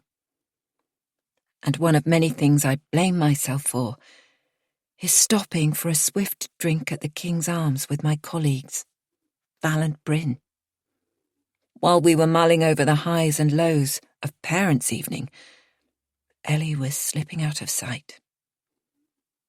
When I arrived home, it was after 10:30, and Gareth met me at the door. Did Ellie ring for a lift from the station? I asked. I haven't heard from her. Right, I'll message her. I tapped out a WhatsApp and stared at my phone, waiting for the 2 grey ticks to turn blue and show Ellie had read it. Tough day? Gareth filled the kettle to make tea. He didn't seem concerned about Ellie. I grimaced and pushed my hair behind my ears. The worst. I'm frazzled. I checked my mobile again. No message. I tapped on the phone icon and heard a faint ringing somewhere in the house. Listen. Sounds like her mobile's in her room. Perhaps she came back while you were out or watering the garden. Yeah, she's probably fallen asleep. I ran upstairs and tapped on Ellie's door. Hi, darling. Are you awake? I waited a few seconds, then edged the door open. Ellie wasn't there, but her phone was, in its pink sparkly case, lying in the centre of her swirly patterned duvet. When I picked it up, a list of missed calls and messages, mostly from me, appeared on the front screen. I shivered. Ellie went nowhere without her mobile. She's not there, I called out to Gareth as I clattered down the stairs to ring my mum from the landline. I'd phoned Mum at first break to wish her happy birthday, but kept Ellie's planned visit a secret, as we'd agreed. Mum's a night owl like me, so I knew she'd still be up, and one mystery was solved.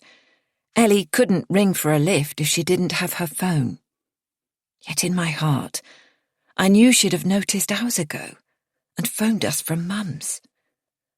Mum answered, sounding slightly out of breath, and I felt guilty, because a late-night phone call can be alarming. Did you have a good birthday, Mum? Lovely, thanks. Susan treated me to lunch at Celtic Manor. Without waiting for her to finish, I asked, Can I speak to Ellie, or has she left? Ellie?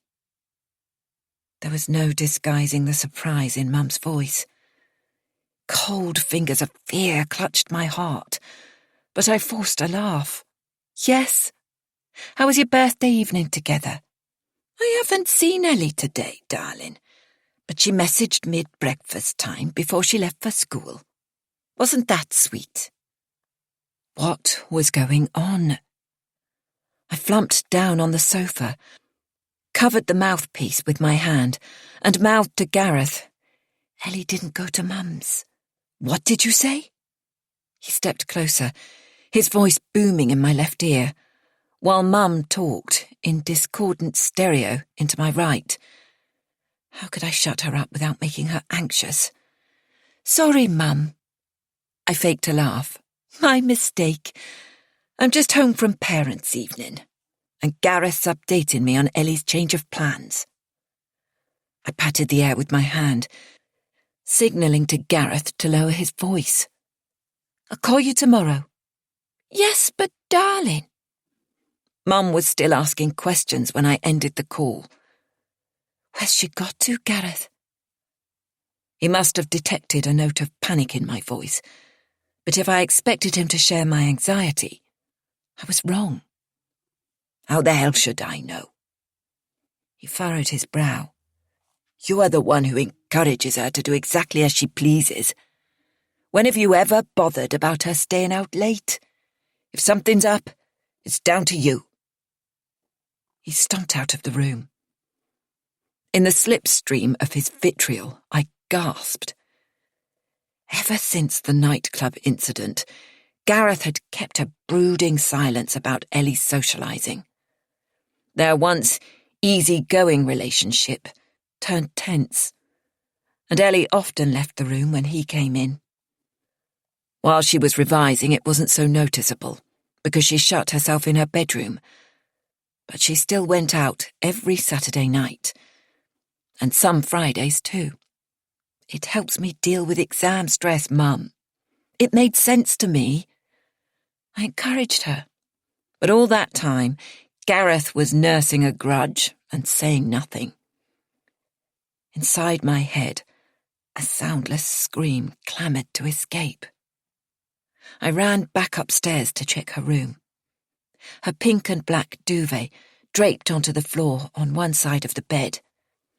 She hadn't plumped up her pillow, and the indentation from her head was still visible. On her wall was a poster of singer Ariana Grande, wearing a strapless ballet dress in grey chiffon, heavy black mascara, eyeliner flicked up and out, cat-like. Before nights out, Ellie used to spend hours peering in the mirror, copying that look. Where could she be at 11:30 on a school night? A friend's house was the obvious answer. They'd all finished their exams, but why would she say she was going to visit her grandma? I wasn't an uptight killjoy mother who stopped her going out. But my chest felt tight as I jotted down her friends' names and reached for my phone. I started with Zara. She wasn't a long-standing friend, but I had her home number from when I'd rung to check that her mum was okay with Ellie staying over. I tapped the number and paced while I waited. Zara's mother was polite, but firm. "No, Mrs. Lister, Ellie's not here, and you can't talk to Zara because she's asleep." Perhaps she didn't mean to be so abrupt, because she quickly added, "Is everything okay?" "I hope so. Sorry I disturbed you." I swallowed as I entered the call. This was going to be difficult. Most families, especially those with younger children or long commutes, would already be in bed and wouldn't thank me for waking them. I trawled back through my list. Some were families I knew when Ellie was at junior school. I tried the Davises, but they didn't pick up. Next, I dialed her one-time best friend's house. Rosie's dad answered, and was even brusquer than Zara's mum. "Rosie's been home all evening, and we haven't seen Ellie for months. I don't think they're talking to each other. Rosie was quite upset about it, for a while." A lump was forming in my throat. I dropped my mobile on the bed next to Ellie's, thinking her phone must hold a clue. Perhaps she used the phone calendar. Perching on the edge of the bed, where I'd read her stories and listened to her prattling happily about her day, an inexplicable sadness came over me. I tapped different numeric combinations of her birthday. Nothing. Would Gareth know her passcode? I was too angry to ask him a favour. Then I heard his voice calling from the bottom of the stairs. Bone-weary, I dragged myself out to the landing. "Sorry, Laura. I shouldn't have yelled at you." The harsh hall lighting picked out worry lines etched on his face. "Who have you tried?" "Zara's mum, the Davises, Rosie's dad." I clattered down the stairs and held Ellie's phone out to him. "Do you know her passcode? It isn't her birthday." Gareth took it from me and tapped 1, 2, 3, 4 and other simple combinations. He shook his head. "If I do it too many times, it'll look up. Have you tried Adam?" As children, Adam and Ellie were close, but lately I'd suspected he was keener on her than the other way round. "Could you ring?" I asked. It was now past midnight, and I was losing my nerve. It was too late to ring, except in an emergency. Was this one? My thoughts were spinning as I searched for the number. My knees felt wobbly, so I clung to the banister as I listened in to the call. There was a throat-clearing sound of someone snatched from sleep. Then Adam's dad's voice came on the line. He wasn't rude, but it was obvious he had no idea where Ellie might be. "I'll wake Adam," he offered, but Gareth declined. "We'll carry on ringing round." "Good luck, mate. I'm glad we don't have daughters." Perhaps he regretted that remark because he added, "Maybe think about giving the police a call." As Gareth thanked him, I felt oxygen draining from my body and from our home. I tried telling myself it wasn't even late. If Ellie hadn't told us she was visiting Mum, we'd only be mildly anxious. Ellie's running late, that's all. I tested the idea on Gareth by saying it out loud. She can't ring because she doesn't have her phone. As excuses go, it sounded thin. I'll go out and drive around. Gareth laid his strong, reassuring craftsman's hand on my arm. She'll be walking home. But where would you look? In Penarth, young teenagers congregate near the pier or in the playground by the cliff path. But Ellie and her peers are too cool for that now. They've moved on. With an effort, I formed words I didn't want to say. I think we should call the police. 22. Laura. We argued. Gareth insisted the police would treat us as time wasters. He had heard they wouldn't respond to a missing person report for 48 hours unless there was reason for concern. In this country, people have a right to go missing, he informed me. Why must he be so bloody pompous? He rammed his feet into trainers, strode to the door and went out, without tying the laces. When I caught up with him, he was staring at his car with a bemused expression, as if he'd forgotten his plan. You're wrong about that, Gareth. 48 hours only applies to adults. Ellie's a child, so she's vulnerable. Has reported to the police so they can look out for her. He nodded and put his arm around me. Together we bumbled back to the kitchen, where I made the call. Shifting some responsibility onto professionals felt like a sugar rush. I craved chocolate to extend the sense of relief, but there was none in the house. So I made tea, handed Gareth a terracotta-coloured builder's brew, and watched an insipid peppermint tea bag float around in my mug. Ugh, herbal tea wasn't what I needed. I tipped it down the sink and poured a glass of wine. When the doorbell rang, I jumped to my feet and put the half-finished glass of wine into the fridge. I couldn't see flashing blue lights through the opaque glass panel in the door, but any neighbour on a nighttime bathroom expedition would spot the yellow and blue patrol car, and the rumour mill would kick into action. After Gareth's nighttime antics, our dubious celebrity status had lasted for several weeks.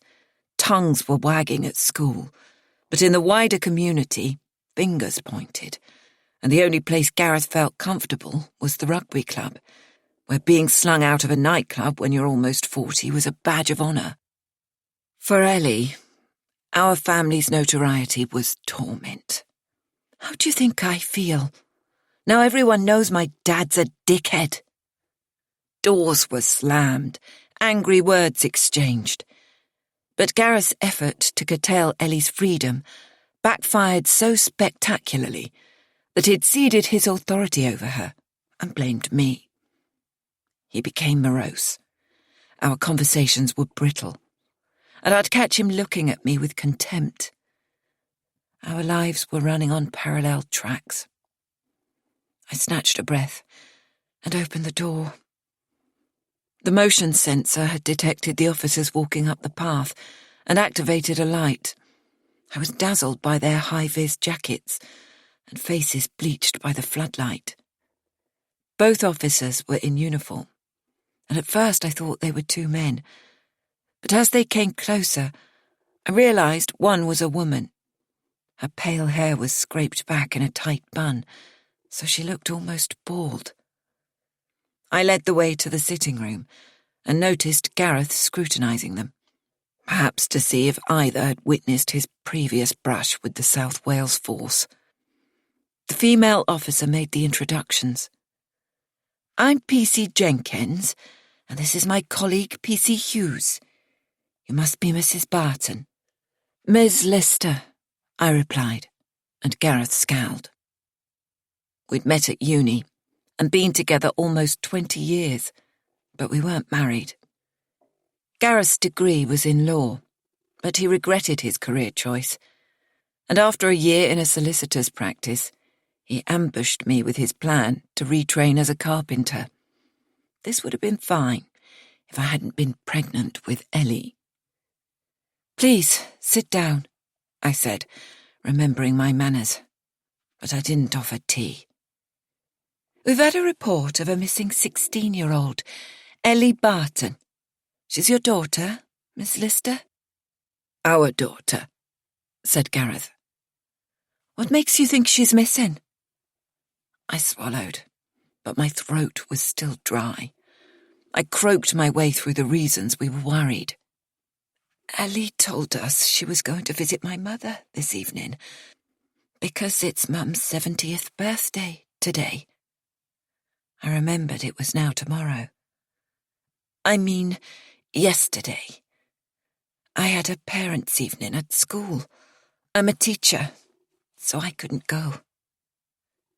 Every few words, I paused to run my tongue over my parched palate. "Did she go missing on her way home from her grandmother's?" "No. My colleague dropped her at Cardiff Central Station, but she never turned up at her grandma's house."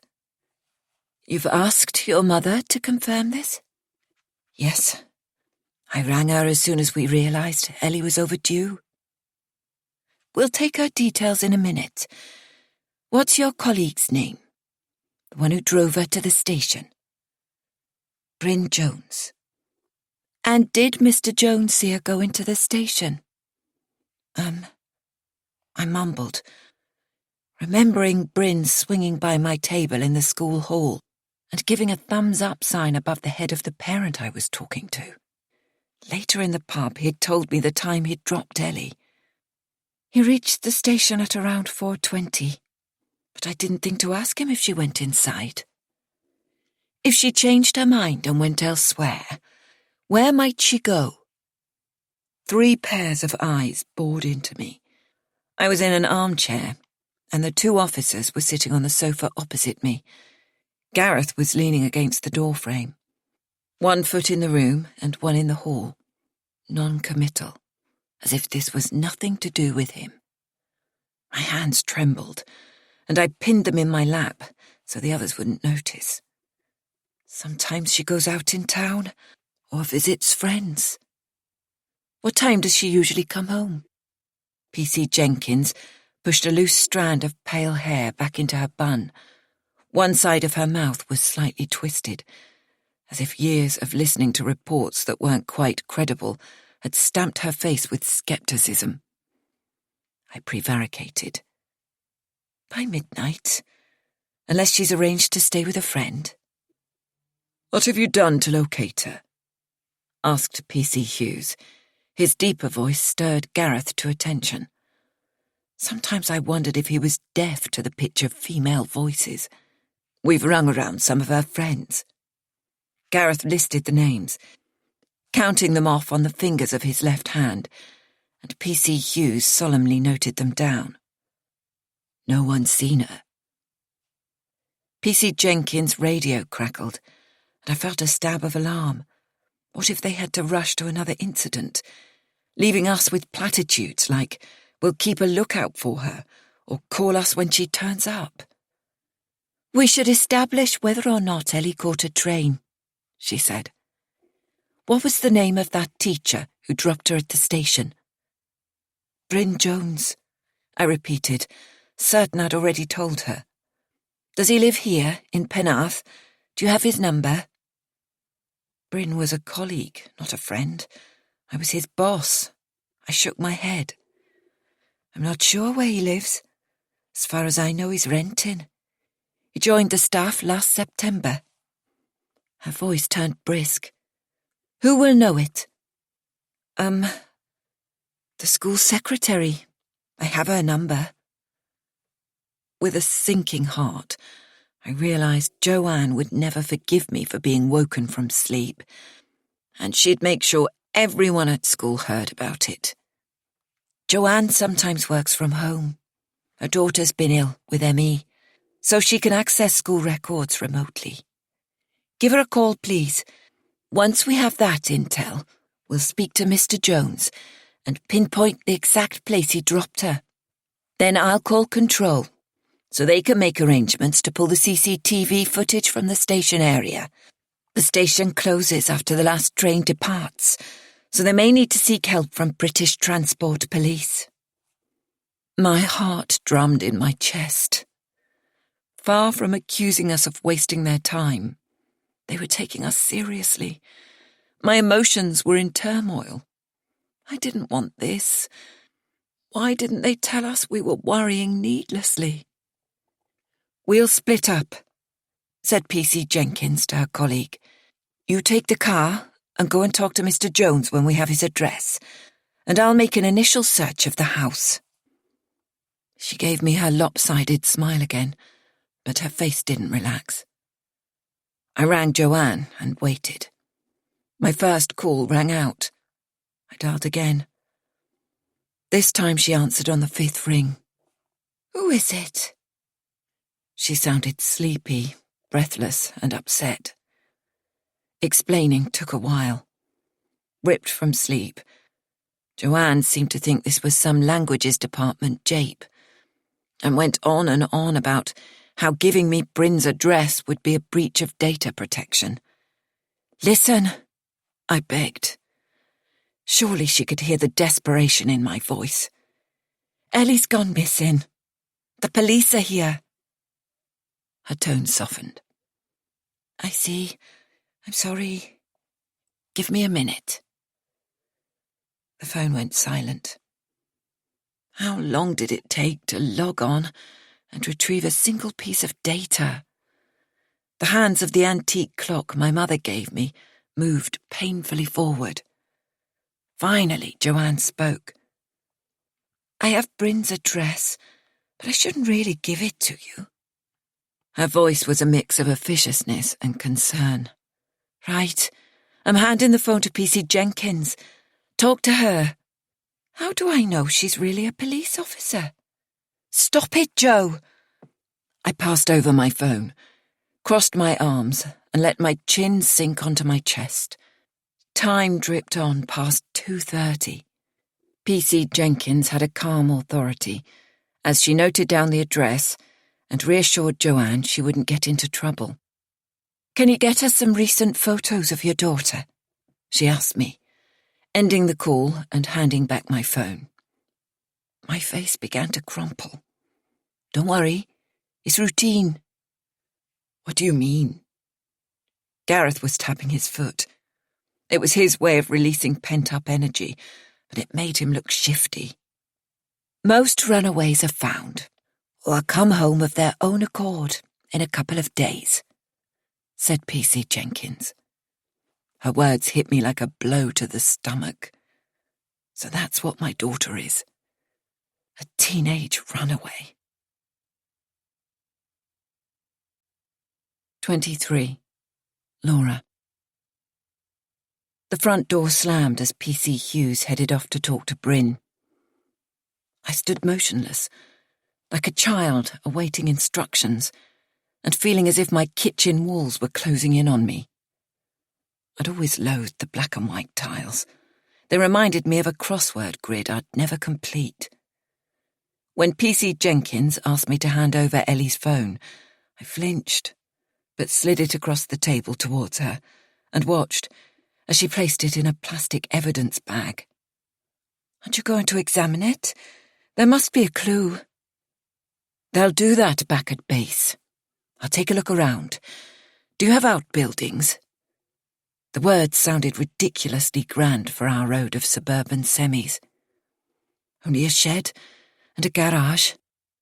"I'll fetch the keys," said Gareth, and went to grab them from the hook inside the door. "Thanks." PC Jenkins slipped them in her pocket. "I'll have a look around upstairs first." I stood up to escort her, but she waved me away. "No need." A sudden stomach-dropping feeling came over me. I checked Ellie's room, and mine, but not the guest room. Was it possible she'd come home while we were both out and gone to lie down in there? Our house was a typical 1930s semi, with 2 decent-sized bedrooms and a box room, hardly big enough for a child's cot. But P.C. Jenkins examined our upstairs rooms as if inspecting a mansion. Floorboards creaked as she tramped from room to room, opening and closing doors, while I stood in the hall, stretching my neck like a meerkat, and listened to her pulling out drawers and sifting for clues. How Ellie would have resented the intrusion into her space. But she'd put us in this position, and if she was fine, why didn't she ring? "Stop foot-tapping," I said to Gareth. His prowling and fidgeting was fraying my nerves. "Do something useful. She wants recent photos of Ellie." He nodded and headed to the study, and soon I heard the printer whirring into life. To occupy myself, I went to the kitchen and unloaded the dishwasher. But as I put the plates in the cupboard, I realised everything was still dirty. Gareth hadn't switched the dishwasher on. P.C. Jenkins came downstairs and strode straight past me to the back door. "I'll check outside." "There's no light. You'll need a torch." "I have one, thanks. I'm equipped with everything, as my aching back reminds me at the end of a shift." As she selected it, I noticed her bulging pockets and the implements dangling from her belt. Handcuffs, a phone, a radio, a canister of gas, an extending baton, and a body camera. Watching through the window, I saw her unlock the shed and train her torch into a space so cramped that a 5-year-old would struggle to find a hiding place. When she moved on to check the garage, I turned away and put the kettle on. P.C. Jenkins returned and took off her boots inside the door, though they weren't muddy. "Find anything?" Gareth asked, laying a sheaf of photo printouts on the table. She shook her head. "No, but you'd be surprised how often we find younger children hiding out in an attic or a shed after their parents have been searching for hours." I made tea and toast, spreading it with a thick layer of butter, not caring about transferring burnt crumbs back into the tub. I couldn't eat, but Gareth managed 2 slices and P.C. Jenkins had 1. "What do you think has happened to her?" I repeated, though P.C. Jenkins had no more chance of knowing than me. "Honestly?" She gave her lopsided smile. "I'd say she's most likely at a friend's, so try not to worry. I know it's hard." Narrowing her eyes, she glanced from me to Gareth and asked in a casual tone, "You didn't have a row, did you?"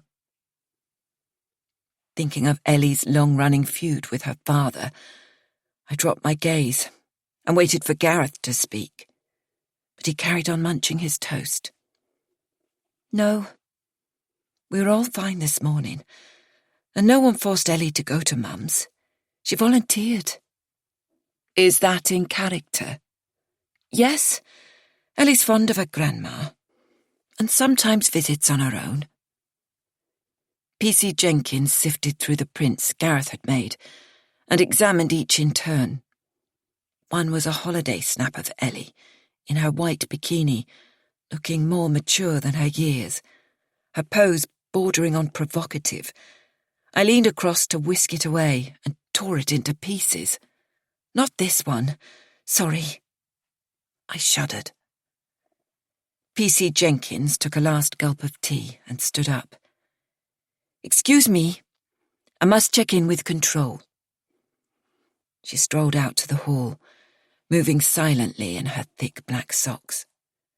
When her colleague returned, she opened the door to let him in, and the 2 of them huddled together, talking in low voices. Gareth and I waited, in moody silence. I half expected him to lash out at me, but he stayed mute, his eyes red-rimmed with incomprehension and defeat. "We're off," said PC Hughes, coming to find us in the kitchen. "It's shift changeover." I felt a tug of panic. These officers were my comfort blanket. They were going to find Ellie. "Don't leave me." I wanted to shout. "What did Bryn say?" I asked. "Where did he drop her?" He was very helpful. PC Hughes wasn't the type to give anything away. His stocky frame seemed to fill our kitchen, but he was aloof, with none of the emotional intelligence of his female colleague. Gareth had his elbow on the table, resting his chin on splayed fingers. Why was he leaving all the talking to me? "So what happens now?" "Try and get some sleep." PC Jenkins collected her boots from inside the back door.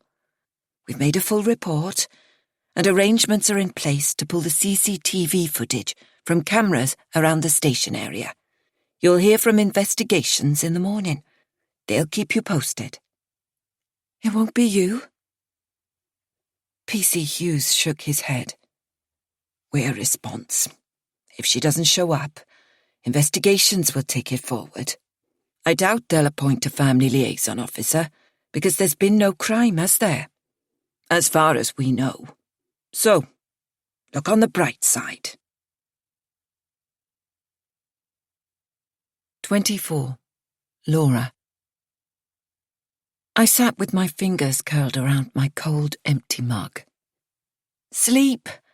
They must be having a laugh." Gareth nodded and continued pacing, the soles of his trainers squeaking on the kitchen tiles until I wanted to chuck a plate at him. "Say something." "Like what?" His eyes were raw and bloodshot. "That it's my fault?" Both of us were floundering in guilt. Did he think Ellie was staying away to punish him? Angry tears stung my eyes, and I stumbled to the fridge and found the half glass of wine I'd stashed there hours earlier. With a shaky hand, I topped it up. "What are you doing?" Gareth demanded, with no hint of irony, as he poured himself a scotch. "It's 4:30 in the morning." "So what?" It was the wrong time to antagonize him. But something was niggling me. "This morning, after I left for school, and you weren't starting work until 10, did anything happen between you and Ellie?" "What do you mean?" "Did you have a row?" He glared at me. "Did Ellie say something to you?" I shook my head. She was in a foul mood when I saw her at school, but I thought she was angry because I couldn't drive her to the station. Gareth shrugged. "It's down to you, then." He knocked back his scotch and poured another. I pushed blindly past him and went to the sitting room, where I stretched out on the sofa, leaving my wineglass on a table just out of reach. Much as I craved a drink, there was no comfort in the bottle. If there was a development, I might have to get into my car and drive somewhere to pick up Ellie. My frenzied mind made a collage of the photos Gareth had given PC Jenkins, especially the one I'd censored. Bronzed, bikini-clad Ellie, aged 15, gazing steadily into the lens. I'd never noticed before, but she had the look of a young woman, ready to shrug off her close-knit family. I must have dozed, because the next thing I remembered was a hammering on the front door. The room was bathed in lemony sunlight as I levered my body off the sofa and trudged to the front door. Gareth was talking on the phone in the study. "Why didn't you answer the door?" I asked as I passed him. His clothes looked as creased as his face. I sighed and opened it myself, pushing sleep-tangled hair out of my eyes. A grey-haired woman in a pinstriped trouser suit was standing on the step. Something about her nondescript hair and suit combo made me reel back. Social services? She showed me her warrant card. "Hi, Mrs. Lister." I nodded. Now wasn't the time to insist on Ms. Our non-married status was getting a hostile response. "I'm DS Jane Tranter from Investigations. Come in." Her presence calmed me like a painkiller, numbing a physical ache I couldn't handle. "What news?" I asked, striding ahead into the sitting room so I could hide the wine glass. "A few developments." She sat down, shrugged off her jacket, and laid it across her knees, and took a notebook and some papers from her bag. With a brief smile, she signalled she was ready to talk. "I'll fetch Gareth. He's ringing his client to explain he won't be at work today." "Right, what does he do?" "Bespoke kitchens. He's a carpenter." As I approached the study, he ended his call and whipped round with a blank stare. His breath smelled of whiskey, and the sour sweat of a sleepless night clung to his clothes. "Gareth, you haven't showered." "Nor have you." "I didn't spend all night necking scotch, did I?" I lowered my voice. "Go up and clean your teeth at least, please." He screwed his face into a scowl, but he stalked past me and went upstairs. I lingered in the study, looking at all the equipment on standby. Blue lights on the router hub, red under the computer screen, yellow on the printer. A metaphor for our lives, so connected, yet so cut off from Ellie. I heard the shower blast into life for a few seconds. When Gareth came down, with his hair damp and slicked back, he was wearing a clean blue shirt. I nodded approval, but he wouldn't catch my eye. "Sorry," I said to DS Tranter, after he'd introduced himself. "Neither of us slept last night." She came straight to the point. "We have news. The CCTV footage has been viewed, and Ellie was seen going into the station at around 4:30 yesterday. As your colleague said, the camera showed her paying for her ticket with a card, so we're checking the booking office records to find out where she went." "She wouldn't have needed a card to buy a ticket to Rubina. I gave her enough cash." "Young people rarely use cash these days." That was true. Plastic or a phone app was part of their DNA. While we wait, I'll go over some points from my colleague's fact find yesterday. Gareth and I sighed. The first thing we'd done in unison since this nightmare began. Must we repeat everything we told PC Jenkins? I don't think I could bear it. Her mobile rang. "I'll take this in the hall." She got to her feet and strode out of the room. Ellie did catch a train. She told us when she returned. But not the local one to Rubina. She bought a ticket to London. A single. 25. Laura. "London!" My hands trembled, and I clasped them together as DS Tranter's cool grey eyes watched us absorb this news. "Think of it as a positive." She slipped her phone into a pocket and picked up a silver pen. She wasn't snatched off the street and bundled into a car. She's made a positive decision. No one was coercing her. Most teenage runaways turn up within a few days. Runaway. That word again. Why would she go to London? Ellie's life seemed so uncomplicated. Academic achievements, a hectic social life, the summer to look forward to. My stomach churned. If you think she'll turn up, why are you going to such lengths to find her? DS Tranter tilted her head to one side. Some cases we classify as absent rather than missing, which means not in the place they were expected to be. It's common among young people in care.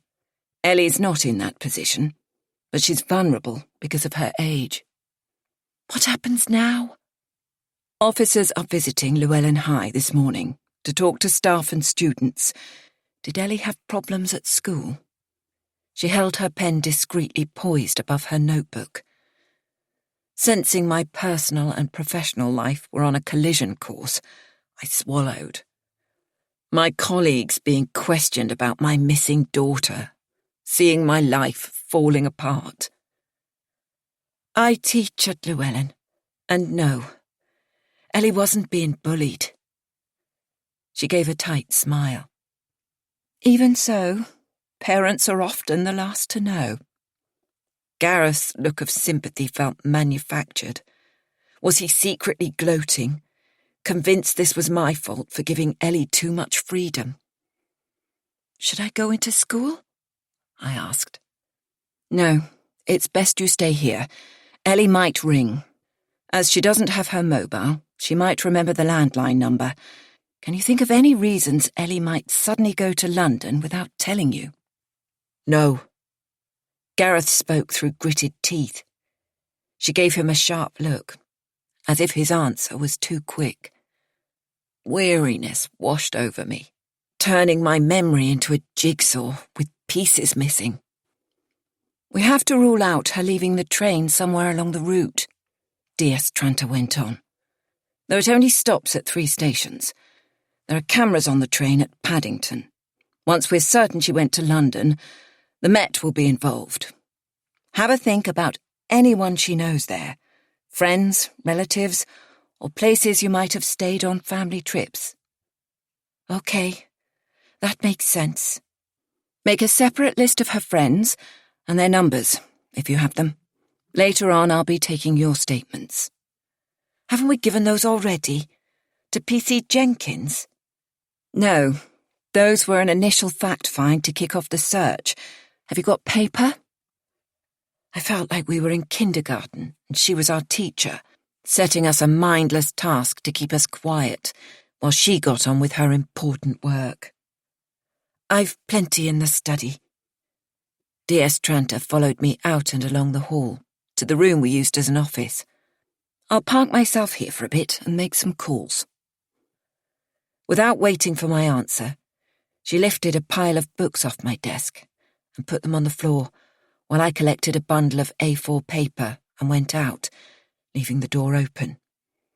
2 minutes later, her phone rang, and I heard her get up and close it. Are you okay? Gareth asked. I'll make a hot drink. Shall I make one for her? I shook my head. She's on a call. Wait till she finishes. We sat side by side on the sofa, keeping our knees from touching, sipping tea and making lists of Ellie's friends, and a separate one of people we knew in London. This is pointless. I flung down my pen and leaned back. My mobile vibrated, and I scanned the missed calls and messages that had come in without me hearing.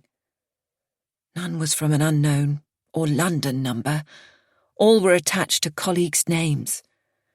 Mindlessly, I tapped on the most recent one, from Val, who was on break. What news of Ellie?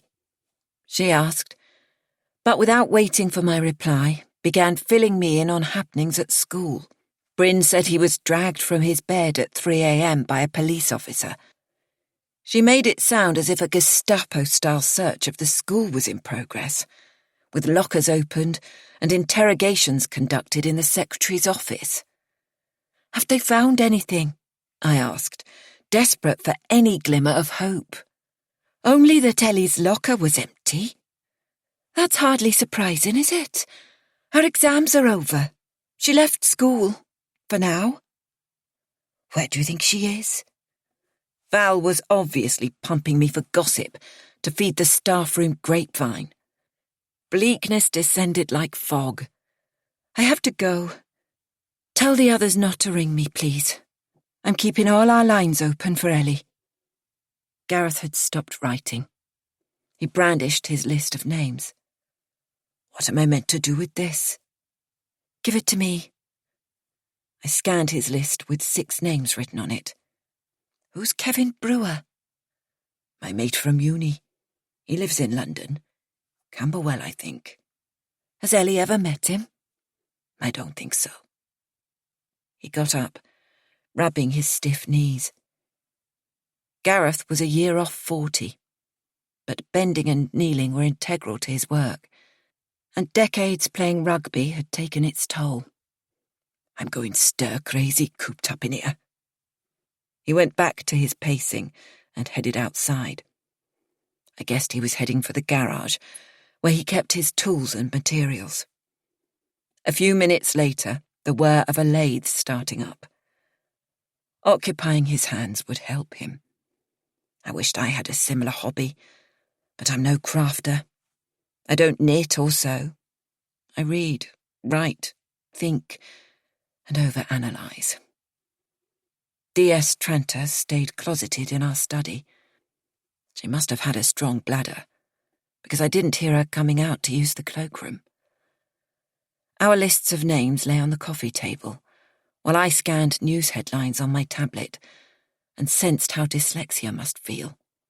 Words turned slippery, taunting me. Nothing made sense. When she came to find me, I was staring mindlessly at the contents of the fridge. Eggs, cheese, and ham. I'd lost touch with what meals might be due, and whether I ought to be cooking one. "We have the CCTV from the train," she told me, leaning against the draining board, but evidently not noticing it was wet. A damp stain seeped into her crisp white shirt. I didn't mention it. "Tell me." I was hyperventilating for lack of news, and couldn't wait to call Gareth. When the footage was matched and viewed, there were some inconsistencies. She glanced down at a hand-scrawled note. "You said Ellie didn't take her phone with her." "That's right. I found it in her room and gave it to PC Jenkins." She paused long enough for my anxiety to come creeping back. "Ellie was seen using a mobile on the train, so she must have had a second one." My hand went to my mouth and I gasped. "It sounds as if she left hers behind deliberately, so her location couldn't be tracked. When she arrived at Paddington Station, CCTV footage shows her making a call."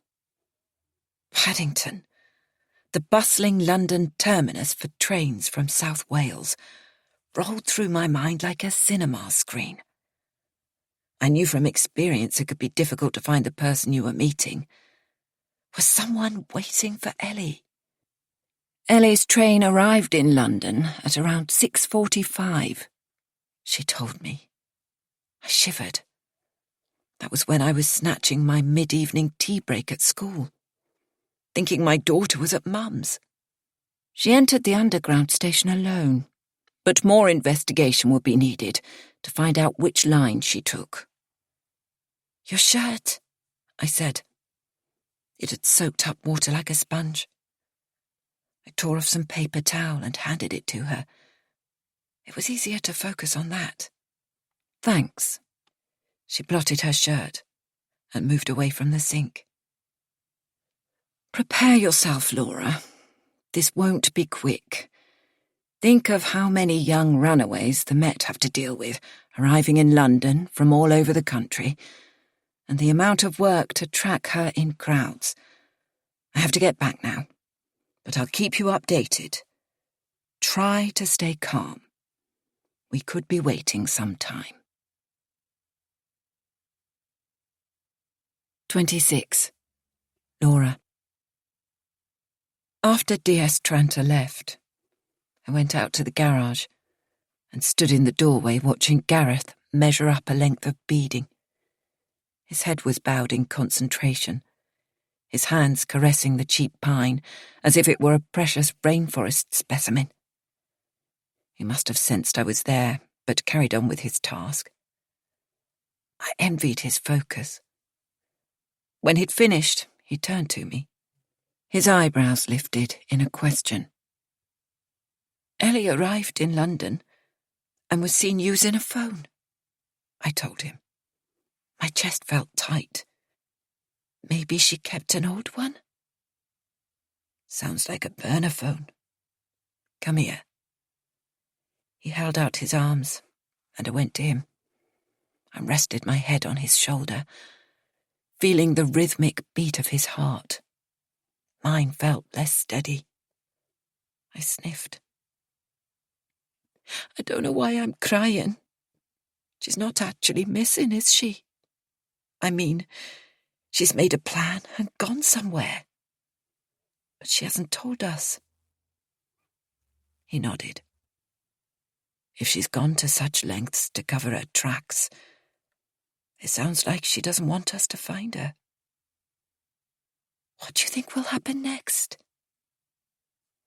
A small part of me was hoping the next phone message would be Ellie, contrite, saying it was all a mistake, that she was on her way home.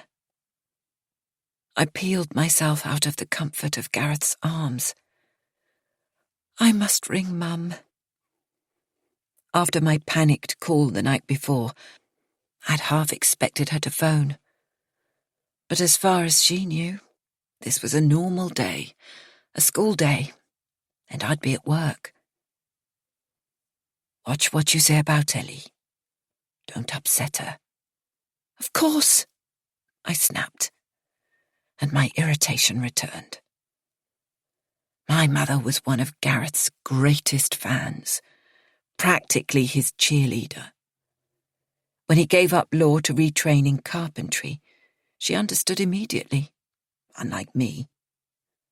Mum was his first client, and he built a stunning handmade kitchen for her. He'd offered to work for the cost of the materials, but she'd insisted on paying for his labour. Pictures of Mum's kitchen featured in his first brochure, because back then, marketing material was mostly in print form, and he had no website. It was, still is, a stunning kitchen, and Gareth's business took off fast, with clients from the posher suburbs and across the Vale of Glamorgan. I dawdled inside, but every time I picked up the phone to call Mum, I hesitated, telling myself I ought to keep all the phone lines free for Ellie to ring. When I finally called, it was almost 9 o'clock. But where is she? Mum repeated, though I'd explained 3 times over. She didn't come here. Did she think I was accusing her? Finally, it sank in. I'd played down the police involvement, making it sound as casual as if we'd reported our car stolen and the police were keeping a vague lookout. So I shouldn't have been surprised when, early Saturday morning, while I was taking my first shaky sip of coffee after a second sleepless night, Mum appeared on my doorstep and deposited her overnight bag in the hall. I'd have come yesterday, she said, pursing her lips in reproach. But you rang so late. You know I don't like driving in the dark.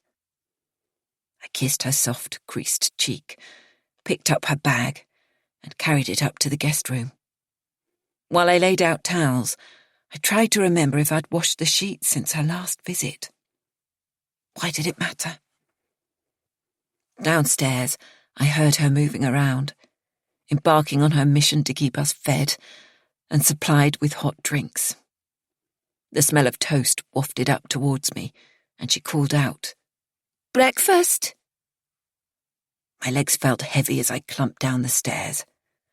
Mum had found an old embroidered tablecloth in a drawer and laid it on the pine kitchen table, as if civilized manners could transform this into a normal day. "Here you go." She slid a plate of toast towards me. "Sorry, I just can't." "I can." Gareth let the door bang behind him as he came in from his workshop. He can't have heard Mum arrive, but he'd presumably detected the scent of toast and followed it. When he saw her, his pleasure was evident. "Anharat, just the woman I needed to see." He hugged her. "That new hairstyle suits you." I couldn't see any change. Maybe it was an inch or 2 shorter, but he was trying his best. He nibbled at a piece of toast and ate half before giving up. while I updated Mum on the search for Ellie and watched her smile fade like the flickering that foreshadows a power cut. If I'd known her joy in life would be forever frozen in that moment, I don't think I could have borne it. Later, I went next door to ask the Nixons if they'd noticed anyone coming to the house on Thursday, and discovered the police had already tapped up the neighbours. What did they want to know? I asked, feeling my cheeks redden. Nothing much. When we'd last seen Ellie, how she seemed. Why would the police question our neighbours? I remembered some high-profile cases of parents abducting or hiding their own child, and my heart bumped inside my chest. Surely the police didn't suspect we were involved in Ellie's disappearance. Did you notice if anyone visited Ellie on Thursday while I was at work? Mr. Nixon shook his head. We've not seen her for a while, have we, Babs? His frail wife had crept into the hall and hovered, her hands plucking at a paper tissue. Her face was set in a stone lion expression, and I guessed she was losing her memory. When Ellie was small, the Nixons doted on her, delivering chocolatey gifts each Christmas and Easter. Once I caught Ellie red-handed as she trotted up their path to post a drawing with the date of her birthday scrawled on it through their letterbox. I hope she's all right. Let us know when they find her. Mr. Nixon closed the door, and I trudged back home. Any calls? I asked Mum. Nothing, darling. Fuming, I rang DS Tranter's number, but my call went unanswered. How can they leave us dangling like this? Mum took my hand and tried to soothe me. I pulled away. Out of a corner of my eye, I noticed Gareth sneaking down the hall, presumably heading for the rugby club bar. How can you think of socialising? I yelled. He stopped, but didn't turn to face me. They'll be doing all they can. They'll tell us when there's news. Then stay home and wait with me. He pivoted round. What the fuck can I do here? If I'm out, I can ask around. Perhaps someone's heard from her. Like who? Your teacher colleagues for a start. Some of them drink at the club. Have you spoken to them? I hung my head. I hadn't rung colleagues. It was too humiliating. I let him go. After the door slammed, I rang around Ellie's friends again, and learned some had already been interviewed by the police. I sensed a reluctance to speak to me. Conversations were shut down faster than I could get my questions out. I rang her friend Megan. Have you heard from Ellie? I asked, trying to sound calm but coming across inappropriately upbeat. Megan's out, said her mother. How could I have mistaken their voices? In my current state, easily. Please ask her to ring me when she gets back. She's told the police everything she knows. It would help me so much to talk to her. Listen, Laura. I'm sorry about the worry you're going through. But Ellie and Megan aren't friends anymore, are they? So how would she know? She rang off. Why were these women lying to me and falsifying my daughter's image? Megan and Ellie were in the school netball team and shared a room at training camps when they travelled to North Wales for inter-county championships. Now Ellie was being treated as a non-person.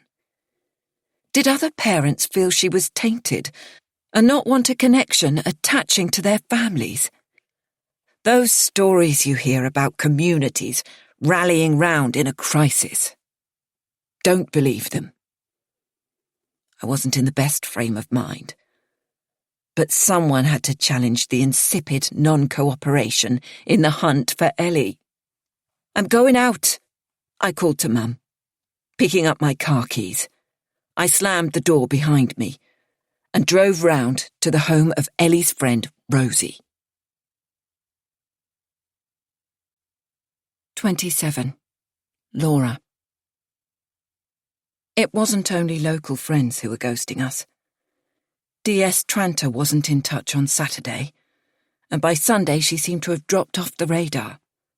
She had warned me that it wouldn't be quick to track Ellie, and would involve viewing multiple CCTV cameras across Paddington and the Tube. Gareth, Mum and I sat outside in sweltering sunshine that seemed to be mocking my mood. I stared at the lawn. The grass was 4 inches long, but no one could be bothered to get up and fetch the mower from the shed. At midday we switched from coffee to beer, and by mid-afternoon all of us, Mum included, were swigging wine. The endless circular, where in London could she be, conversation loop was exhausting. So I fetched my tablet, and we took turns choosing music on Spotify. My phone finally rang on Monday morning, and I raced to answer it. Ellie, DS Tranter? But no. The person who was desperate to speak to me was Val. After 30 seconds asking about Ellie, she launched into her own problems. Laura, are you coming in? It's Armageddon here. Jess's daughter has a vomiting bug, and she's gone to collect her from nursery. And Bryn's stuck in Kent with his mother, who's in hospital with a suspected heart attack. I'm holding the fort on my own. Part of my brain clicked into work gear. Perhaps there was something I could do apart from this limbo of waiting. Well, I suppose I could. Mum looked up from the Sudoku in the Saturday newspaper she'd brought with her and shook her head as I ran around the house searching for my school laptop. I found it on top of a pile of books, underneath a chair where DS Tranter had stashed it when she commandeered our study. As I packed my work bag, I burst into tears. Laura, stop.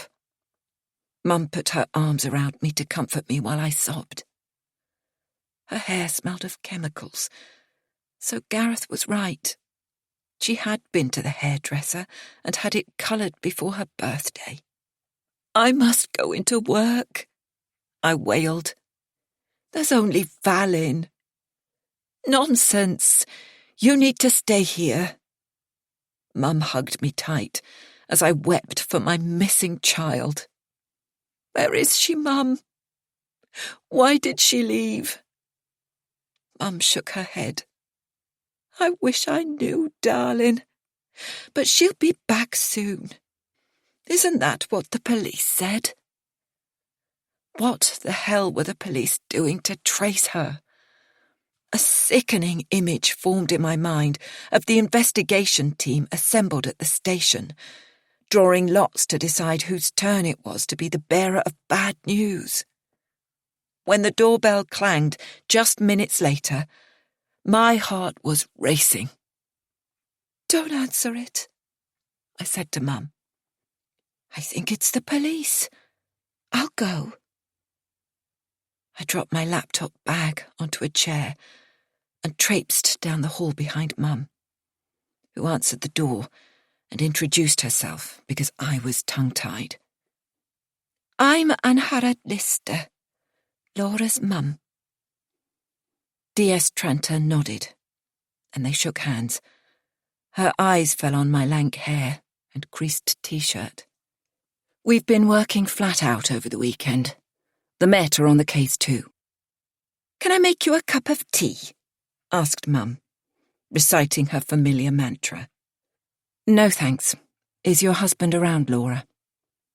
I'd given up telling people he's my partner, not my husband. After all, he's Ellie's dad. I'll fetch him. Mum padded outside in her slippers. When Gareth joined us, we stood in the kitchen in a semicircle, waiting for her to speak. I couldn't say anything because of a lump in my throat. I'll leave you to it, said Mum, and took herself off upstairs. DS Tranter coughed and cleared her throat. Actually, I'll have a glass of water, if I may. Sure, I filled a glass, but my hand was shaking so much I spilled some as I set it down in front of her. She took a sip and wiped her mouth discreetly with the back of her hand. We've had some luck with the CCTV. The cameras picked up the distinctive logo on Ellie's hoodie, and she was seen leaving the underground at Oxford Circus and going into Topshop. When she came out of the store, she was carrying a large bag with the store's branding, but no backpack. Maybe she put it inside the new bag. Cameras picked her up as she strolled along the north side of Oxford Street and disappeared into a department store, John Lewis. Something told me I should be confused about this. What time was that? Around 8:30. And the shops were still open? Yes. Ellie arrived in London around 7, but Oxford Street shops stay open until 9 o'clock. Hearing Ellie was doing normal things like shopping calmed my worst fears. And then came the body blow. After that, the cameras lose her. D.S. Tranter said in a flat voice. We've no sighting of her leaving John Lewis, so we're guessing she left by one of the rear doors leading onto Cavendish Square. We're working on the theory that she went into the department store's cloakroom and changed into clothes she bought in Topshop. Perhaps she did something to alter her hair or changed into a different hoodie. Gareth leaned across me. Surely you have facial recognition cameras? His face reddened, but he blustered on, as if he knew about technology. It turned out he didn't. I'm sorry, Mr. Barton, but no. Not if we don't have stored characteristics. But the Met's on the case, and we're considering a reconstruction of her walk along Oxford Street to see if it jogs any memories. It would help if we knew where she might be heading in London. And then it came to me. How could I have forgotten? Gareth, I said, and his head jerked up, as if I was calling him back from a faraway place. Remember those photos Ellie showed us on her phone on Thursday morning? What photos? My hands clenched. You must remember. On her social media. It was a photo of Hubert Petit and his friends, posing by the fountain in Trafalgar Square. Ellie told us Hubert had recently arrived in London. 28. Laura. The temperature of the kitchen dropped several degrees as D.S. Tranter's eyes narrowed. What's this about? She glared at me, as if I'd purposely withheld key information. Who is Hubert Petit? I cleared my throat, and incoherent words tumbled out as I explained about Hubert. You have Ellie's phone.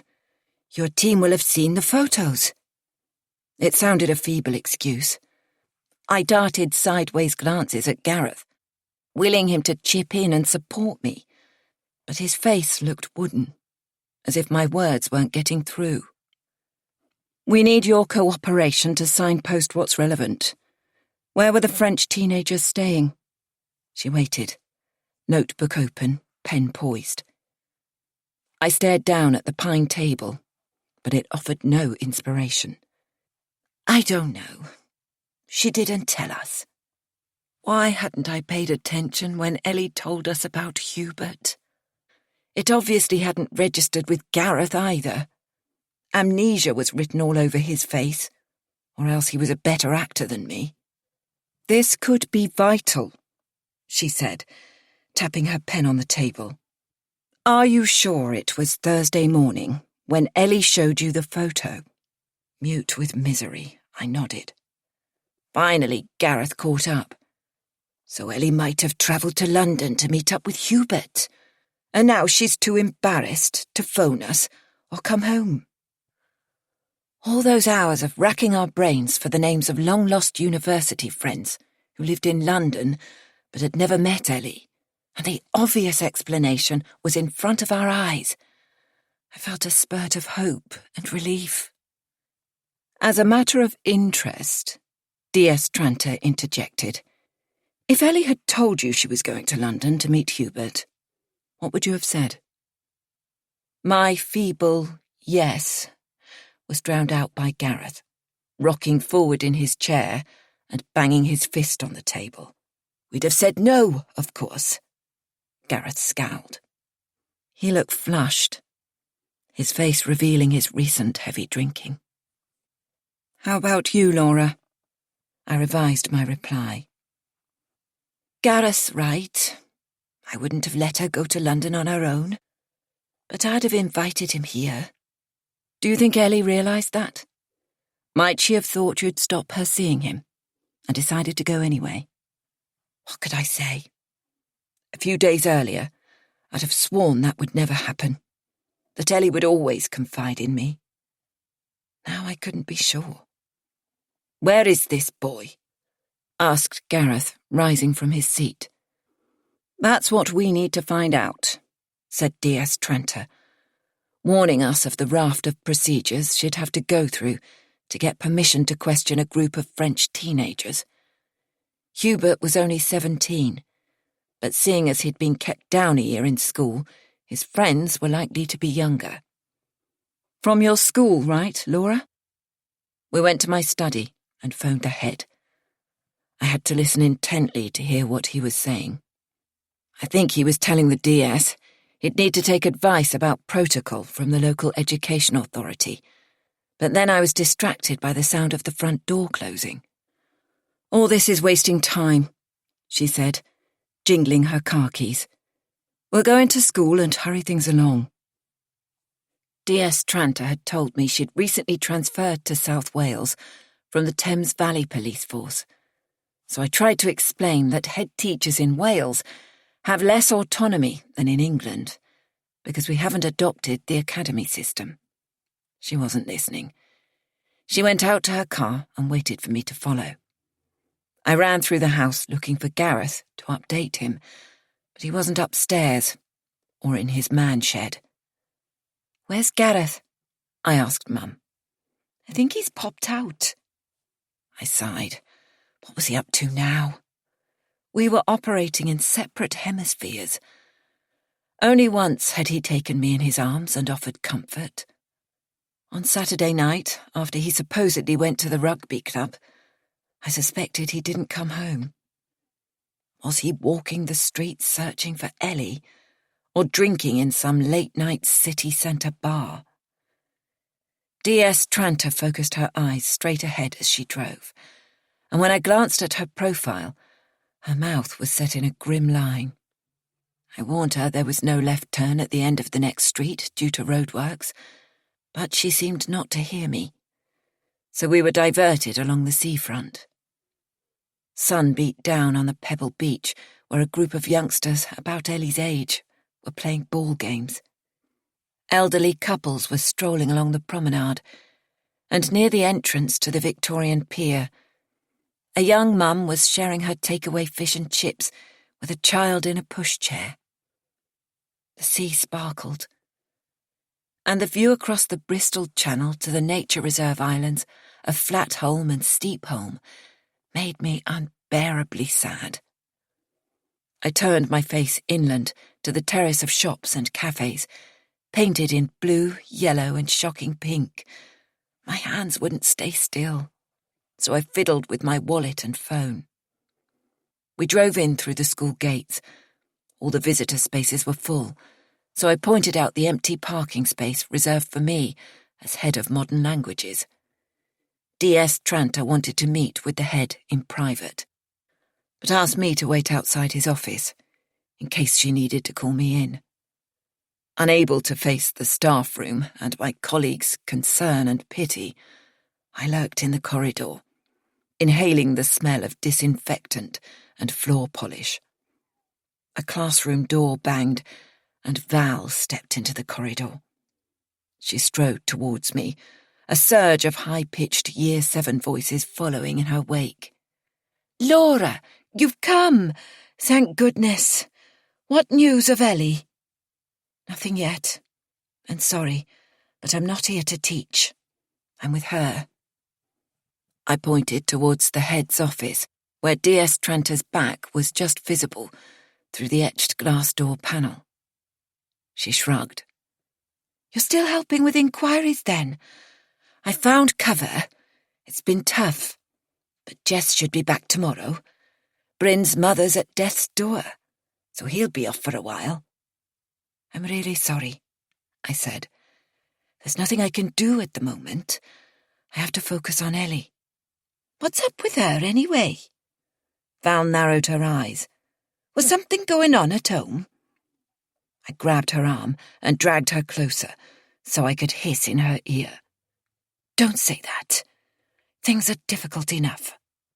She reddened. "I'm only repeating what others have been saying." She pulled free of my grasp and gave me a hard stare. "Right, I must get back. Someone has to work." Wow, that was really unsympathetic. I already felt like an imposter in my own workplace. Why was I even here? DS Tranter didn't need me for her meeting with the head, and I had nothing to offer my colleagues or students. "Did you get what you needed?" I asked when the DS emerged from the office. She made a gesture that could have been yes or no, and swatted my questions away. She was redrawing the boundaries between us, and I sensed the cautious sharing of information was about to dry up. I wondered if the head had mentioned Gareth and the nightclub incident. Did she think our family was dysfunctional? Or was she punishing me for not mentioning Hubert sooner? As we drove away from the school, a motorcyclist pulled up from a side road in front of her car. She stamped on the brake, so my head whipped forward and I winced as my neck jolted back. "Sorry," she said, but it felt as if she'd done it on purpose. She dropped me outside my house and drove off. Mum must have been watching from the window, because she opened the door before I inserted my key. "I don't know how to tell you this, Laura." My heart lifted. "Is there news? Has Ellie been in touch?" She shook her head. "Gareth's gone to London." "What?" I flung my keys and handbag down on the floor. "Why?" She clasped her hands in front of her, almost as if she were praying. "He said the police weren't fit to do their job, and he charged off to find her himself." After the humiliation at school, and DS Tranter giving me the silent treatment, I almost understood how he felt. Inertia was killing us. "Gareth said to message him as soon as you have Hubert's London address." "Oh, Mum, this is a nightmare." I followed her into the kitchen, where she bustled into essential tea-making duties. "Tell me again, exactly what Gareth said about London." Mum hooked the tea bag out of a mug expertly, but slopped it on the way to the bin. "Remember he went out early this morning? He came back soon after you and the detective had left, with a box of flyers printed with Ellie's photo. He's planning to hand them out at Paddington and Oxford Street and other places where she's been spotted." "Why didn't you stop him?" I shouted. Mum's lower lip trembled. "Sorry, I didn't mean to snap." This wasn't Mum's fault. Why must Gareth make bad situations worse? And what would the police say? Mum sniffed and blew her nose on a sheet of paper towel. She stayed on the far side of the kitchen table, as if she needed to keep a barrier between us, while I dug around in my bag for my mobile and tapped on Gareth's number. It rang out. "What are you doing?" I yelled into his voicemail. "Call me as soon as you get this." Half an hour later, he did. "Where are you?" "Membry Services in Wiltshire.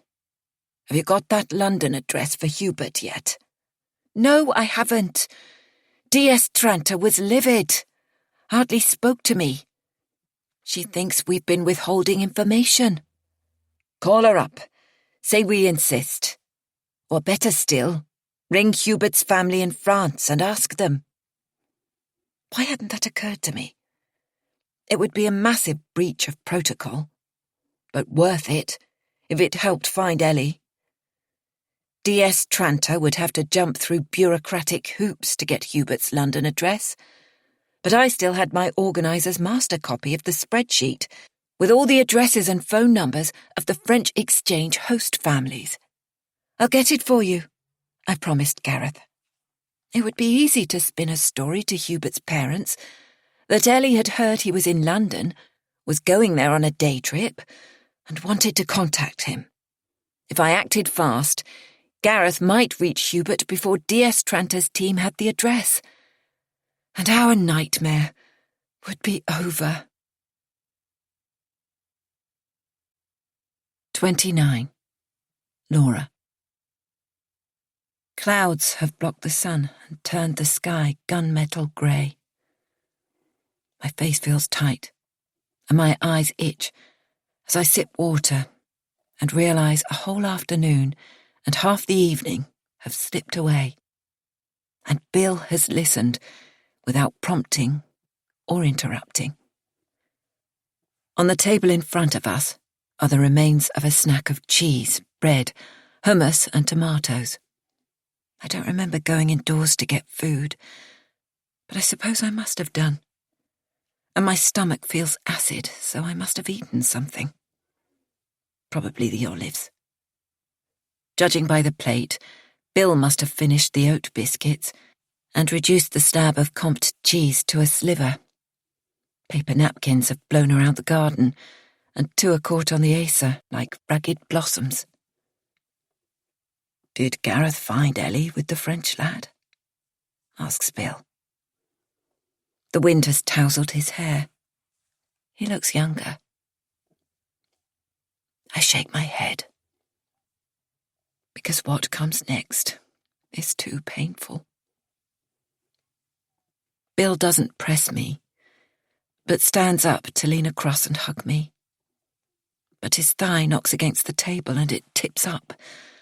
The plate with the last piece of Comte cheese he was too polite to eat slides to the ground and smashes. Sorry. He bends to pick up the shards of pottery. It doesn't matter. It wasn't special. I give him my hand, and when he's back to standing, I bury my head against his shoulder, inhaling his musky scent that owes nothing to shower gels or body sprays. You're shivering, he says. Let's go inside. Yes, good idea. I've got cramp. I've been sitting with one leg tucked under me, and my right foot has gone to sleep. I prop it on the chair while I flex my ankle and massage my foot. Then a creaking noise makes me glance up as the upstairs sash window slides open. A leg appears through the open window, followed by Callum's body. And when he turns, his grinning face, I feel a surge of irritation. He gives me an innocent stare, daring me to challenge his squatting rights on my roof. But when he notices Bill, his expression changes, and he purses his lips, as if to give a knowing whistle. Hey, Laura, you got company, I see. Honestly, Callum. I glare at him. But Bill says, Hey, mate, in a calm voice, and raises his hand in a casual wave before shifting his attention back to me. Have a nice night, Callum says, as we go inside, out of range of his prying eyes. But something inside me has shifted. It's as if Callum has seen right through me and called me back from a temporary place of safety to the reality of my life. When Bill takes my hand, my whole body tingles, and I feel a connection I never thought I'd experience again. Last night, when Bill and I made love, I forgot the canker in my life. But telling him about my past has brought the grief and rage back to the surface. and I realise it's not just Callum's intrusion that has pressed some kind of reset button inside me. I don't regret a moment of my short time with Bill. But how can I let it continue? It wouldn't be fair. I'm emotionally scarred, not a whole person. If Bill gets close to me, I'll damage him. The only way to protect him is to push him away. I snap on the light and tell him, I think it's time for you to leave. I try to say it in a calm tone, but the yellowish glare of the kitchen light falls on his face like a spotlight, and he looks stunned. He flinches and takes a step back as if I've slapped him, bumping into the fridge door and triggering the humming part of its cycle. How can I leave? It's impossible. Bill's voice reflects the hurt I read in his eyes. My stomach cramps from the acidity of the olives. I swallow, trying to stop the bitterness rising in my throat as I repeat, You must go tonight. I'm back at work tomorrow. That's not strictly true. Tomorrow's Wednesday, the final day of my leave. But I need a day alone to decompress before picking up the threads of my monastic existence. Standing in the kitchen, staring at each other, is agonizing. So I busy myself with pulling clean office clothes out of the washing machine. I bundle them in my arms and go to the spare room, where I keep the ironing board. The bed is stripped of linen to remove all traces of Miriana's stay, and the soulless room echoes my mood. As I bend to plug in the iron, I double-check under the bed that she left nothing behind. I'm still crouching down with my backside in the air when Bill opens the door, and I wince and cover my awkwardness by picking up laundry from the wicker basket. I don't mean to shout at him, but even when I try to explain, it comes out all wrong. Go home, Bill. It's not fair to drag you into my messed-up life. I'm racked with guilt, as if I've exploited him by inviting him into my bed for a mercy shag. He's a decent man, so perhaps he thought we were on the verge of a new relationship. Telling him my pathetic story was a kind of emotional abuse. But he might as well hear the ending before he leaves. I'm no Scheherazade, and I don't do cliffhangers. Bill hasn't tried to touch me since coming into the room, but he tries to catch my gaze. I won't let him, and fix my eyes on the floor. You asked if Gareth found Hubert in London, and if Ellie was there. He holds his hand up in front of him. Don't say any more if you don't want to. I do want to, because once he knows, he'll understand, and have no choice but to go away and leave me alone.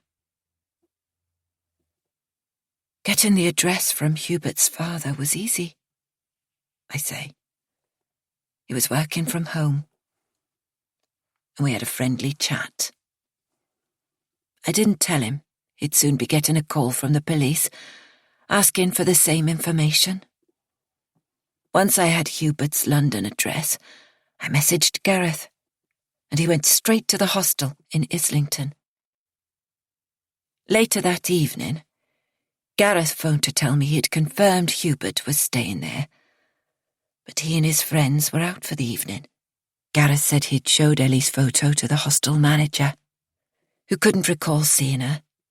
He was waiting outside the hostel for Hubert to return. My breathing feels laboured, and the whole of my chest fills with air but no oxygen as I'm taken back to that night, sitting on my sofa, landline in one hand, mobile in the other, waiting. I heard nothing from Gareth that night, and by next morning, it didn't matter. What do you mean? Bill darts a glance at me and shifts from one foot to the other. Next morning, D.S. Tranter arrived at my door and told me. I pause to choke back a sob. It's been 3 years, and still I struggle to force the words out. A young woman had fallen in front of a rush-hour underground train at Oxford Circus Station. Bill's eyes widen in shock. The police thought it might be Ellie. I nod. It was Ellie. They knew Gareth was in London searching for her, but he didn't expect to be called in to identify her body. 30. Laura. The hours of waiting for Ellie's return had seemed endless, but they were a mere nanosecond. In the eternal limbo my life became afterwards. The moment I learned my daughter was dead, I refused to stir up the murky waters full of unanswered questions and guilt. Ellie was gone. End of. Nothing else mattered. Nothing could bring her back. Don't get me wrong. The fallout continued for months. More questions, an ongoing investigation, an inquest. And during that time, Gareth and I were in the media spotlight and hung out to dry. The tabloid press branded me an ice queen. The public wanted rawness, tears, a hysterical performance for the camera. But I refused to engage with the grief porn stereotype. People in our area, who already had me down as a bad mother, decided I was unnatural. But I didn't care. The only way I could cope with the anguish and face the bleak future was to slam the door on the past. Not Gareth. He was like a vulture, scavenging on roadkill, picking over every detail. He claimed the investigation was incompetent. The word on the street was that family conflict had driven Ellie to run away to London, and one subtext implied suicide. Others said she didn't know the London transport system and stood too close to the edge of the crowded platform, losing her balance as a train raced into the station. After an investigation, the coroner didn't give one of the short-form verdicts we expected, such as accident or misadventure, but produced a narrative verdict detailing overcrowding on the station. A few passengers who came forward described being caught in an unusual crowd surge and said it was hard to keep their balance. One witness mentioned a man wearing a dark hoodie, acting oddly, and described him running forward, flapping his arms, and setting off a crowd chain reaction like a Mexican wave. It turned out some of the cameras on the platform were faulty, so the witness's statement couldn't be corroborated, and no man in a dark hoodie was ever traced. But Gareth clung to this idea because he needed answers. Ellie had left no message to tell us why she'd gone to London, condemning us to a lifetime of questions and if-onlys. Gareth needed someone to blame. He became fixated on the man in black, and in his own shambolic way, began investigations. There wasn't much Gareth could do to track down a stranger with a possible learning difficulty who might have sparked the crowd reaction, which flung our daughter onto the tracks. So Gareth became convinced the clue to Ellie's death was linked to the manner of her leaving. She didn't leave on a whim, he insisted, citing the evidence of her covering her tracks by leaving her mobile behind. It must have been planned. For a man who'd originally trained in law, his interrogation skills weren't subtle. He antagonized and intimidated everyone he spoke to, especially Ellie's friends. If they didn't answer his calls or their parents banned them from talking to him, he'd lie in wait outside their houses. As his obsession grew, I made up my mind to leave him and Wales. That was when Gareth found a new focus for his anger. Me. Bill clearly wasn't expecting to hear Ellie's life ended under a train. I hadn't prepared him for a scenario so violent and final. His mouth gapes open, and I watch him wrestle with not saying the wrong thing. He says nothing. I remember telling him emphatically I hadn't seen Ellie since saying goodbye to her outside the staff room. But I hadn't told him she'd died. It seems his mind created an alternative ending. Perhaps he assumed Ellie had had a teenage strop and taken off to the other side of the world. Or maybe he thought she'd run away from home and not made contact with us, but was still out there somewhere, waiting to be found. To give him credit, Bill doesn't try hollow words of comfort.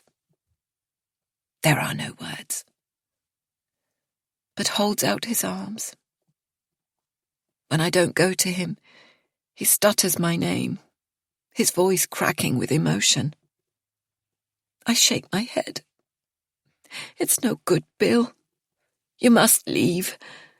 Please. Changing the subject gives him back his voice, because it spares him from having to mention Ellie. I get that you need space, Laura. But don't let's break up before we've even started. Sorry, but there's no point. His eyes lock onto mine, but I look away, hoping he didn't notice my turmoil. We have a connection, Laura. I feel it, and so must you. Let me come back at the weekend. I can work from anywhere. My heart beats a little faster. He talked about photographing open-air swimming pools for a feature. Some of the best known are right here in South London. He could be hanging around for weeks, nurturing false hope. The truth is, I'm not ready to be with someone. I might never be, so I'd only hurt you. It sounds brutal and pathetic, and I hate myself for saying it.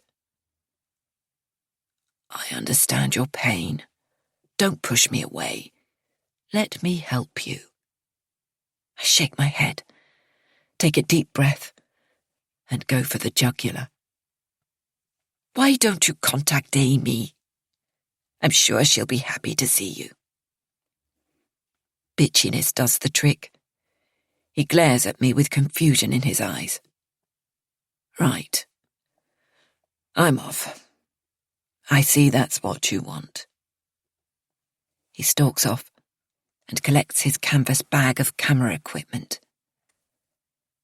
when he comes out of the sitting room with the bag slung over his shoulder, he's tight-lipped. I'm hurting inside, but I can't let him see. I watch him stride along the hall without looking back. My front door slams. The stained glass panel rattles. And another player in the messy melodrama that is my life leaves the stage. 31. Laura. Thursday. My office welcomes me back with a purposeful hum. A symphony of aircon, a buzz of computers on standby. I log in to check our workflow system, but my password's refused. A pop-up message tells me to fill in the IT help desk's form, but I can't because it's behind the password barrier. I dial the help desk number and study my Rouge Noir varnished fingernails. What possessed me to paint them yesterday? I never add colour to my appearance, and now my hand looks like a phantom limb. While I'm on hold, my colleague Marlene arrives and says hi, but doesn't stop by my desk to ask about my holiday. Why would she? I'm a monosyllabic bitch who only ever talks about work.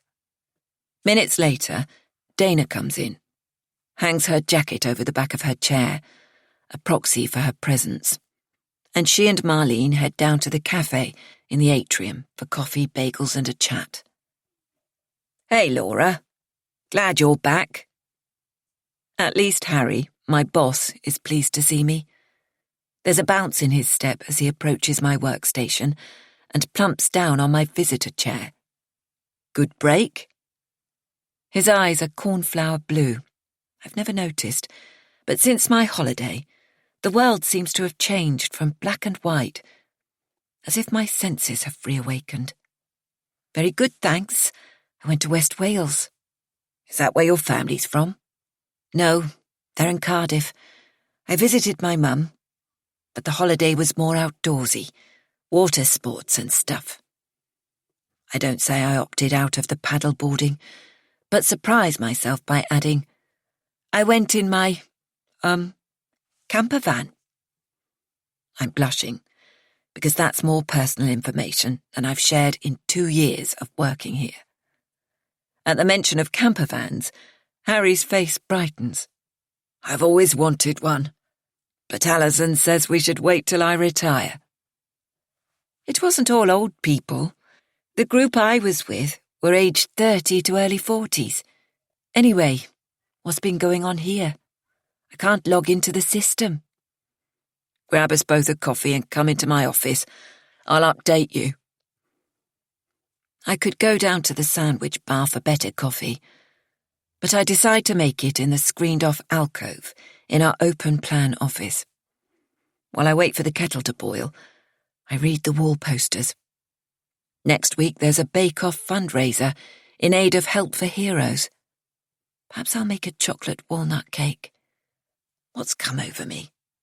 I don't join in. Harry's office is glass-fronted, like an aquarium. We can be seen but not heard. I hand over his scalding cardboard cup. My password's disabled, so I couldn't log in and get up to speed. It's routine for a forensic audit, Harry explains. I learn that the auditors swooped while I was away, but found no evidence of me cracking the systems and squirreling away millions in a numbered offshore bank account. You passed with flying colours. He grins, delighted that his model employee, who produces a high volume of quality work, isn't a fraudster, and assigns me a batch of new projects to fit alongside my daily work routine. I return to my desk to find my password has miraculously been reset. All day, I focus solidly on work, with no lunch break. But at 5:30, I hitch my bag over my shoulder and head for the exit. The few remaining colleagues turn their swivel chairs to watch with surprise, because I have a reputation for staying until the overhead lights dim, and I have to switch on a lamp to cast a pool of lighting over my solitary workstation. The rush hour air is thick with dust and fumes, and I dodge around motorcycle couriers and get stranded on a traffic island. A cacophony of taxi horns blares as I run to the opposite pavement, where a big issue seller yells at me.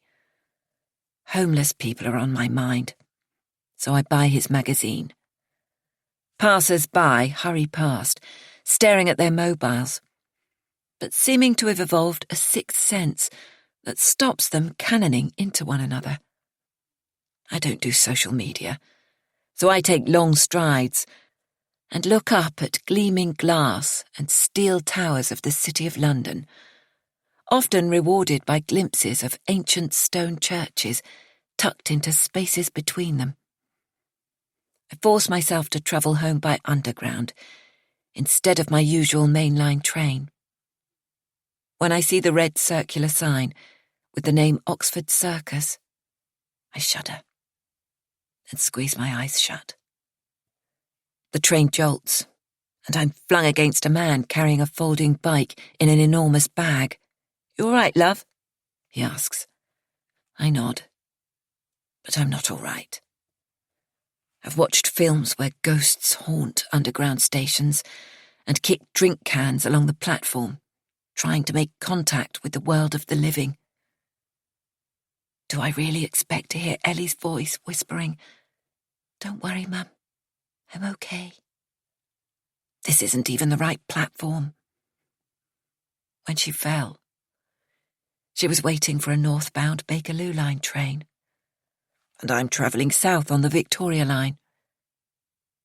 If I'd hoped to sense her spirit, I'm disappointed. Ellie isn't here.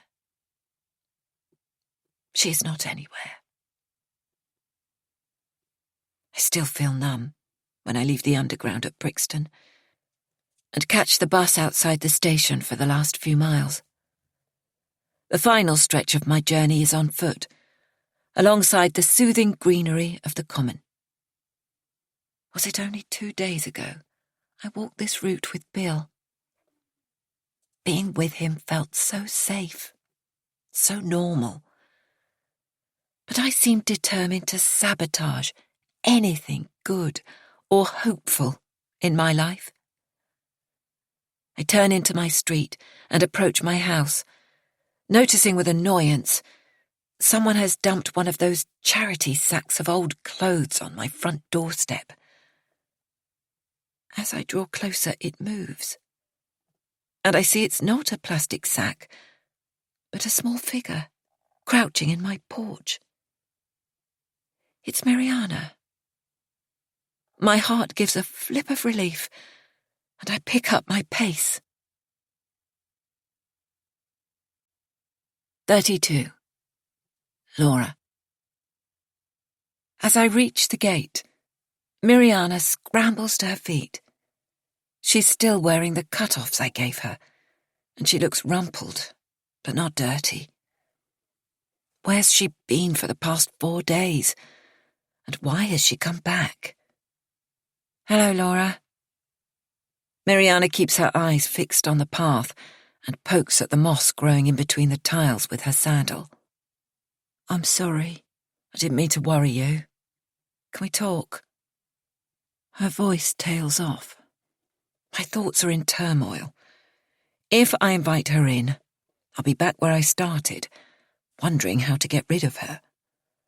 But as I reach into my bag for my key, I hear myself saying, "You'd better come in then." Ever since I told her to leave, I've been fretting to know she's all right. She waits meekly behind me while I tap in the alarm code. I know she'd prefer coffee, so I make tea. While I wait for it to brew, I unlock the back door and tell her, "You know the routine? Get the chair cushions out of the wicker chest." Entertaining unexpected guests in my courtyard garden is becoming a ritual. Carrying the tray of tea, I pause on the doorstep to glance up at a plane on the flight path to Heathrow Airport and watch its vapour trail dissolving from arrow straight into a smudged line. When I refocus on the garden, Miriana is speaking. "What are you up to?" I hear her say, which seems an abrupt tone to take with me. Then I realise she's not talking to me. She's staring up at my flat roof, chatting to Callum.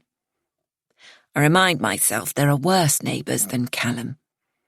One day last winter, when I was putting the bin out, my door slammed, and Callum helped me get back into my flat. His entry method was a bit unorthodox, but saved me the cost and hassle of calling a locksmith. After that, we agreed to be key holders for each other in case of emergencies, and I had a spare set cut for him. Callum grins, and the gap between his front teeth makes him look younger. I'd always assumed he was in his mid-30s. He looks beyond Miriana, sees me watching, and says, "I'm getting to know your lovely new friend, Maria, isn't it?" Neither Miriana nor I correct him. "You have a lot of new friends, Laura. Or is she your lodger? I'd choose her over that bloke who was here the other day. She's far better looking." I blush. "For God's sake, Callum. No, she's not my lodger." "Lighten up. I'm joking." He scrambles back across the roof, opens his window, and calls down to Miriana, "See you around." She's still grinning up at Callum's closing window when I set our mugs of tea down on the metal table. "Callum's not a bad bloke, but he's way too old for you." "I dunno," she says. "I thought he was nice." I sigh. Miriana needs to put men out of her mind and sort out her own life. "So where have you been staying?" She sips her tea and makes a face. Perhaps she thought it was coffee. "I didn't stay anywhere. I moved around. One night, I rode the night bus out to Essex and slept on a bench. In the morning, I got on the first bus and watched a yellow sunrise over the Isle of Dogs. It was beautiful, just like Penarth. It's not a comparison I'd make. A long time ago, when I sometimes went out for an early morning run in Penarth, I'd see the sunrise over the Bristol Channel and watch ripples of yellow and orange light dancing on the dark surface of the water. Miriana leans towards me, a smile relaxing her face. "I have news. I found a job in a cafe." "Congratulations. Where?" "Not far from here. Wandsworth Common. I can get there by bus, so maybe I could be your lodger, like Callum said." Bloody Callum. "Sorry, Miriana. I'm not looking for a lodger." Miriana's lower lip trembles, and her voice is shaking as she says, "I could pay rent from my wages, but if it's a no, I'll go away again." Why does she think I'd want her money? This whole situation feels out of control. But something inside me has shifted. Stiff, moody Laura has stepped back into the shadows, and a more impulsive woman has taken her place. It's that woman who speaks now. "All right," I say. "You can stay, but just for this week, while you get settled in your job. Perhaps someone in the cafe will have a spare room in their flat." "Thank you." She leaps to her feet and hugs me. I don't pull away. 3 days ago, being hugged would have made me taut and anxious, but thanks to Bill, I can now cope with a human touch. "I gave the cafe this address and said you'd give me a character reference." "A reference? I hardly know you." How breathtakingly presumptuous. But I'm beginning to realise Miriana doesn't understand boundaries. She shrugs and puts me in my place. "I told them you were a friend of my mother's. You have a daughter of around my age, don't you?" Tears well in my eyes, and I can't trust myself to speak. So I go indoors and make a cheese omelette and toast for supper. It's still warm in the garden, so I take the food outside and we eat in silence. The scent of honeysuckle drifts across from the trellis on top of my neighbour's wall. Miriana eats without pausing between mouthfuls. When she's finished, she tells me she's spoken to Jamie. Liam won't be looking for me. How can you be so confident? She reaches for another slice of toast. Liam breached his parole conditions and is back inside for a long stay. When he gets out, he won't remember me. How was Jamie? Will you go back to him? Him? No way. He has a baby now. But I think he's already left that girlfriend. Sounds like you had a lucky escape. It's best you steer clear of him. It's almost dark, and invisible flying creatures are biting my arms. I think about fetching insect repellent or lighting anti-mosquito candles, but decide to move back indoors. What clothes do you need for your job? Black trousers, white top. I'll see what I've got. I leave Miriana washing up in the kitchen to go and sort through my wardrobe. I find a pair of black trousers, slightly too large, but she can wear a belt. White tops are more elusive. I unfold a t-shirt and hold it up. It looks grey from being thrown in the washing machine with darker colours. The only other white top is a high-necked blouse with a lace ruffled collar, but it looks frumpy. I hear footsteps, look round and see Miriana standing behind me. Please don't come into my room without knocking. Sorry, I was hoping you'd have a picture, she says. What do you mean? I point at a cheap framed print of Monet's water lilies on the wall. Like this one? She shakes her head. No, of your family. I've seen Ellie's photo, but what about her father? Don't you have a picture of him? I shake my head. When I left Wales, I put everything from my past life behind me, especially Gareth. My mum warned me I'd regret making a bonfire of family photos and deleting everything from my phone, but she was wrong. Not once have I wanted to look at them. I'm glad they're gone. Why do you want to see his photo? His name's Gareth, isn't it?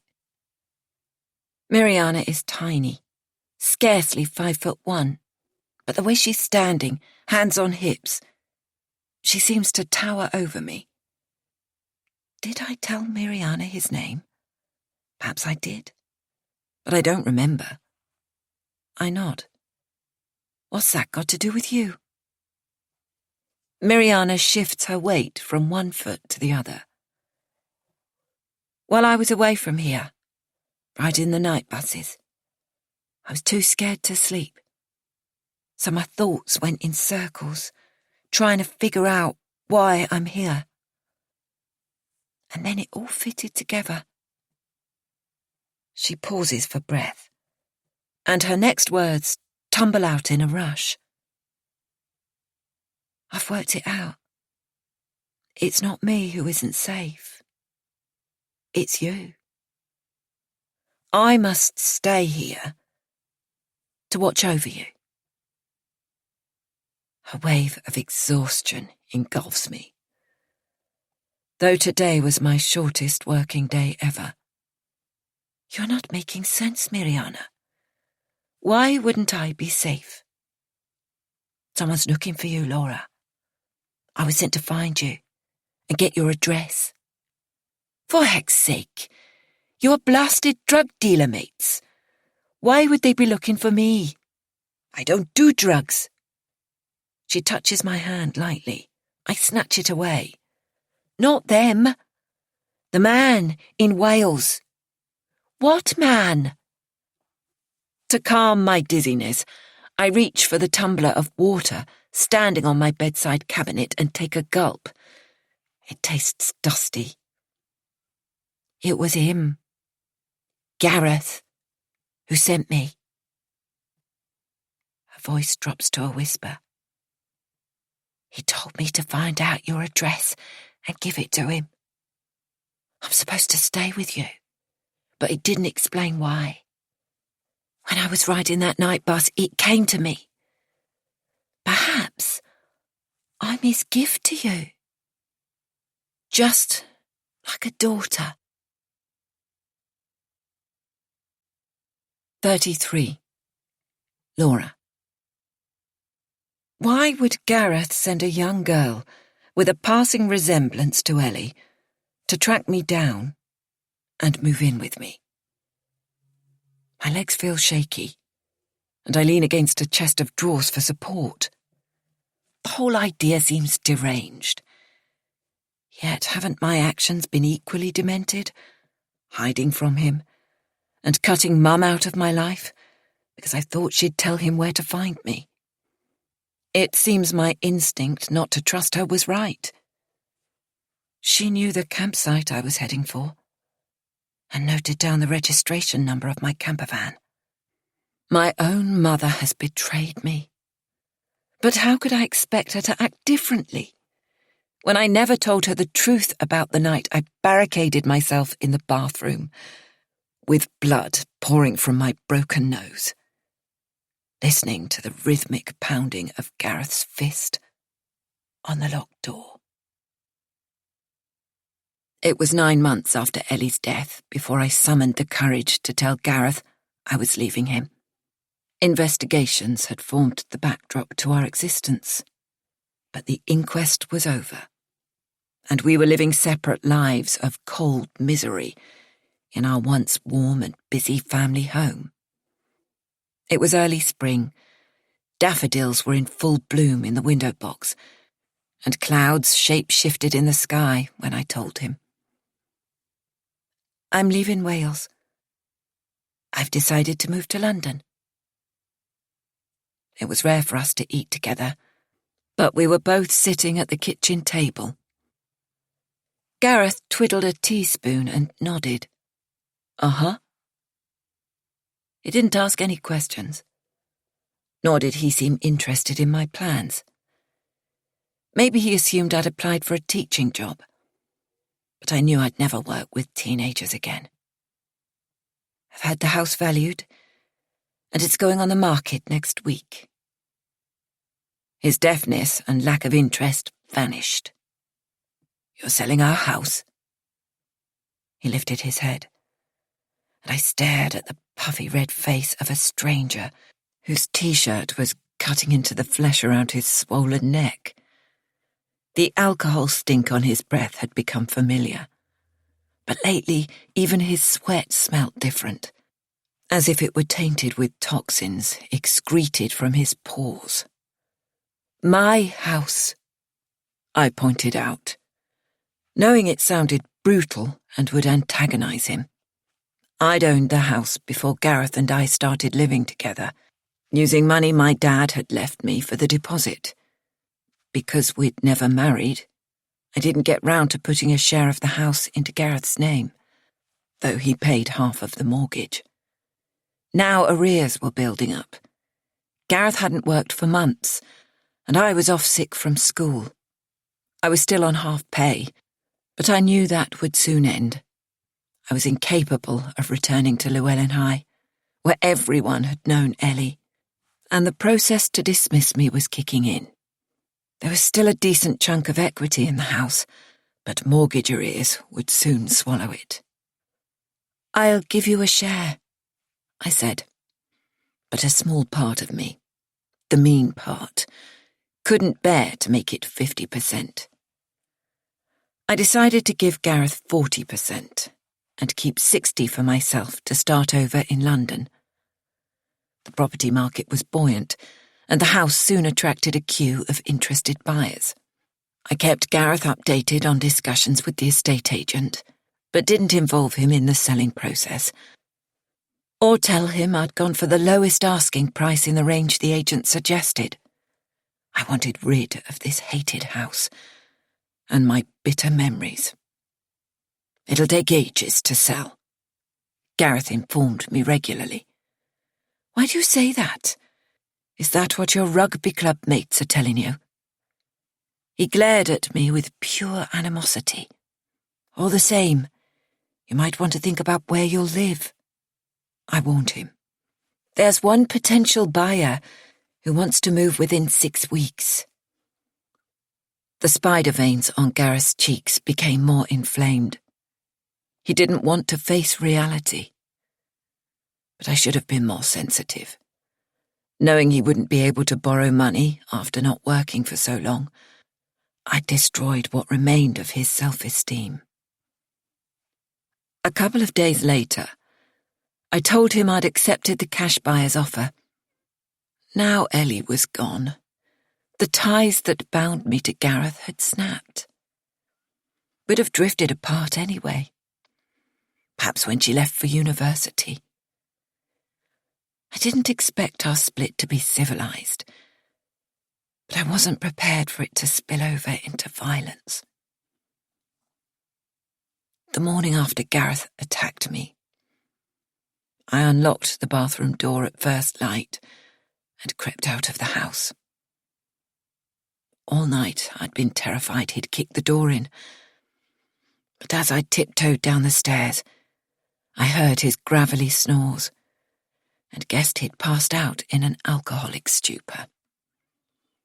I drove myself to A&E at the hospital, where a doctor examined my broken nose and told me that as I could breathe through it, I didn't need surgery, and it would heal naturally. The bone did mend, but now my nose is crooked. When I look in the mirror, a stranger with a shifty expression stares back at me. I was terrified of going back to the house, so I went and sat on a bench on the promenade, gazing out to sea, where clouds brimming with unshed rain were gathering. The air was chilly, and I thought of buying a coffee. But what if one of my former students was working in the cafe and saw my purple, swollen face? I went home and found Gareth awake, sober, and full of remorse. When he saw me, he hid his face behind his hands and wept. I'm sorry. I don't know what came over me. I didn't mean. I'll do anything.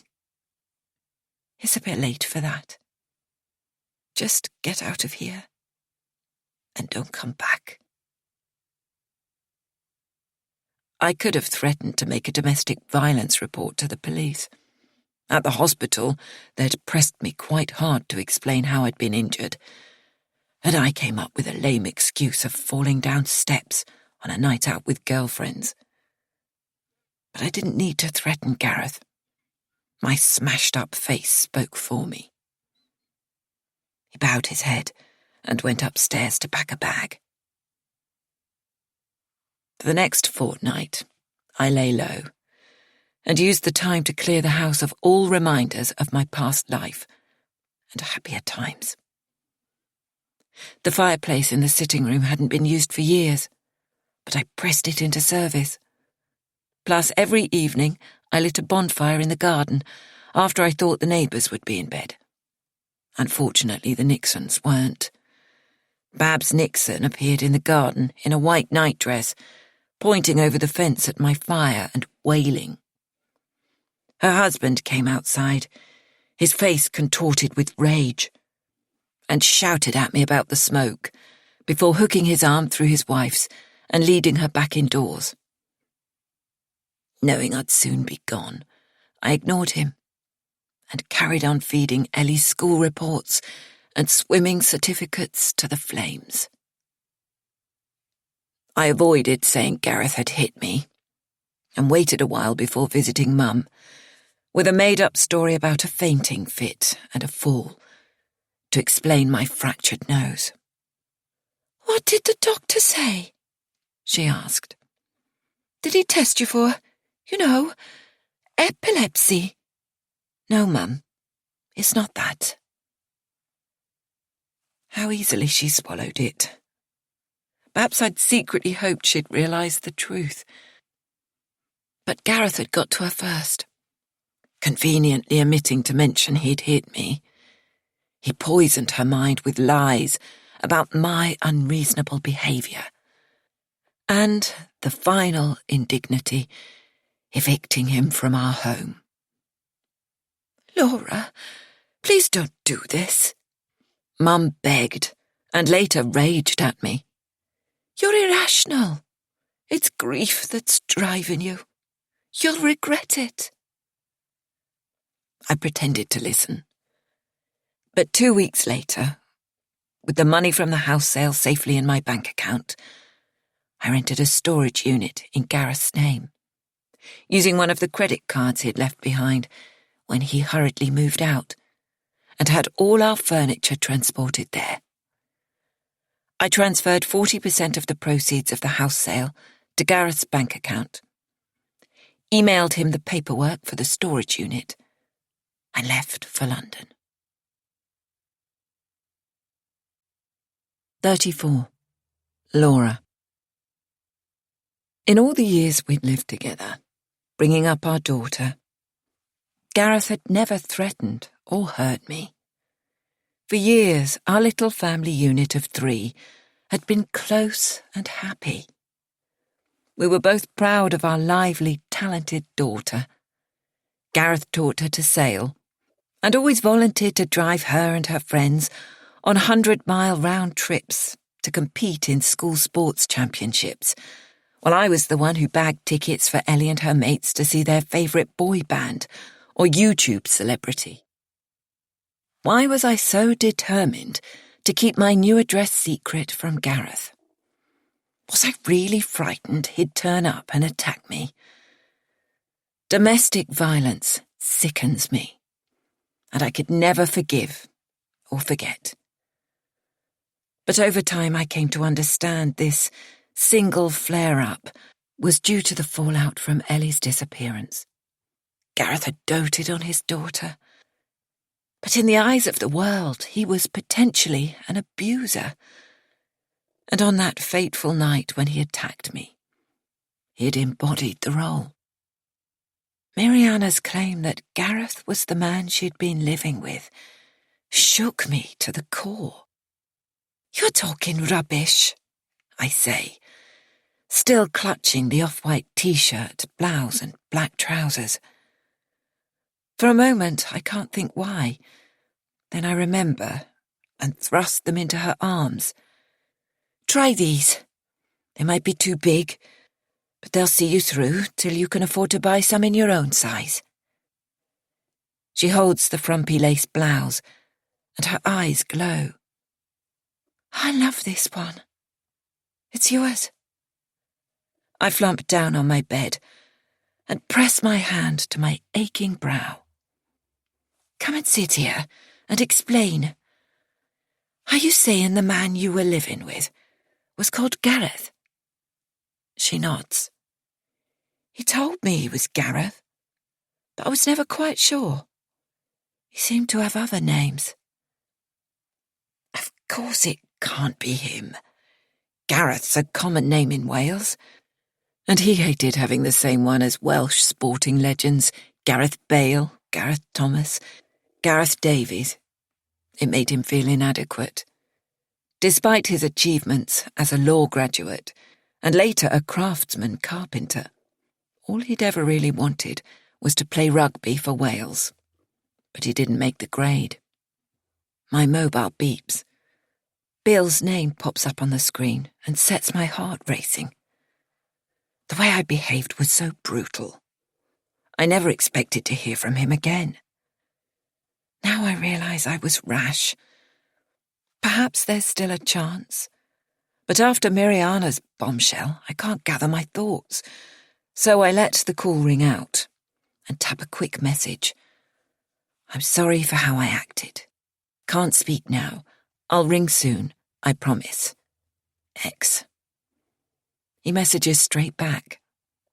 "Don't leave it too long. I need to hear your voice. XX. Bill's forgiven me. I can hardly believe it, and I don't deserve it. But knowing he's at the end of the phone makes me feel cared for and oddly safe. When my phone rang, Miriana tactfully left the room, and now she returns with 2 mugs of coffee. I wouldn't normally drink it after 10 o'clock, but I sense this is going to be a late one. Tell me everything, I say. I need to understand why you think this man might be Gareth. 35. Miriana. 7 months earlier. Miriana stepped off the bus into the raw chill of a December afternoon. It was 3 days after Christmas, and schools hadn't yet restarted. The coach journey from London had taken 3 hours, and she remembered the bus crossing a bridge, but after that she must have dozed, because she woke with a jolt when it came to a stop. The man in the aisle seat next to her leaned over her to pull his rucksack off the overhead rack. "Can I get something down for you?" he asked, shouting because he was wearing headphones. Miriana shook her head.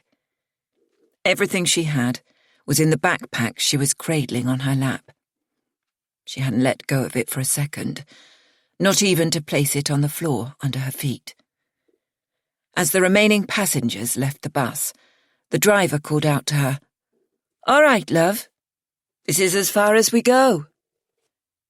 She dawdled along the aisle towards the exit, noticing the driver's face was creased but kindly. Perhaps he could help her. From her pocket she took out a paper with a scribbled address that seemed to be written in a foreign language. Heal something. Pilgwenley. So many consonants, she had no idea how to pronounce it. "Do you know where I'll find this street?" The driver's friendly face took on a shuttered expression. "Sorry, love.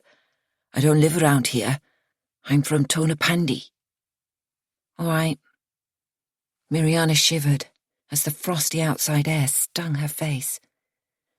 The dropping-off place was a bus shelter on a busy main road, and all the other passengers had melted away into the growing darkness.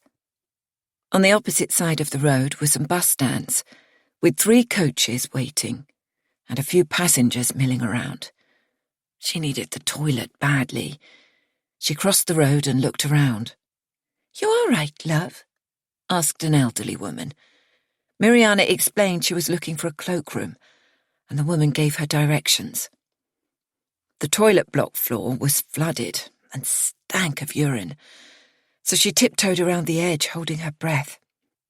When she left the cubicle, a skinny woman with staring eyes and wild grey hair accosted her. "Got any money?" "No." The woman trapped her in a corner. "I don't believe you." She pawed at Miriana with a scrawny hand. "Get off me!" Miriana snatched her arm free and elbowed the woman, knocking her off balance, so she slid down onto the soaking floor and sat in a crumpled heap, shouting obscenities. Miriana fled. In the street outside, she spotted a notice board with a faded street map under glass. An arrow pointing to a red circle read, "You are here." But the surrounding street names were too faint to make out. Keeping an eye on the cloakroom door in case the crazy woman broke out and attacked her, she noticed some areas in block capitals in a darker typeface, and one was that place, Pill something. She calculated it was about a mile away, orientated herself, and set off to walk along a road so wide it was almost a motorway inside a town. One side of the road was lined with trees and glass-fronted office blocks. Beyond that was a river. Her feet ached in the flat, thin-soled shoes. There were no people around, but the traffic was brutal, and she had no smartphone with a map, only a cheap pay-as-you-go. The desolation of this place reminded her of Croydon. The cold burnt her face, and her lips felt sore and cracked. Somewhere she'd need to turn right, So she took a risk and chose the next road. As she rounded the corner, she almost cannoned into a gang of young lads on chopper bikes. "Do you know a place called Pill something?" she asked. The boys gaped at her, and one mocked her accent. She jutted out her chin and strode on. But they followed, calling her names. Slag was one. The others were worse. Miriana picked up her pace. Ahead of her was a road that seemed to be blocked to traffic. As she stepped over a barrier, one of the lads lifted his bike as if to pursue her. But the tallest one, who seemed to be the leader, signalled to him not to bother. Miriana put her head down and wound her blue and white woolen scarf twice around her neck. Jamie's mum, Frankie, had knitted it for her for Christmas, with a matching bobble hat she hadn't brought with her. Miriana's eyes filled with tears. Frankie had been so kind, taking her in. She was shrewd enough to see the dark heart of her elder son, Liam, but she forgave and prayed for him. One Sunday, soon after Liam was released from prison, Miriana had offered to go with Frankie to church. "I'm really a Catholic," Frankie had explained, "but I can't be doing with confession." She gave a raucous laugh. "For me, it would take too long." "So what church do you go to now?"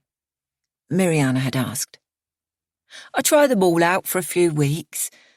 If the folk are snooty, or if they don't have biscuits with the coffee afterwards, I move on to the next one. We're United Reformed just now.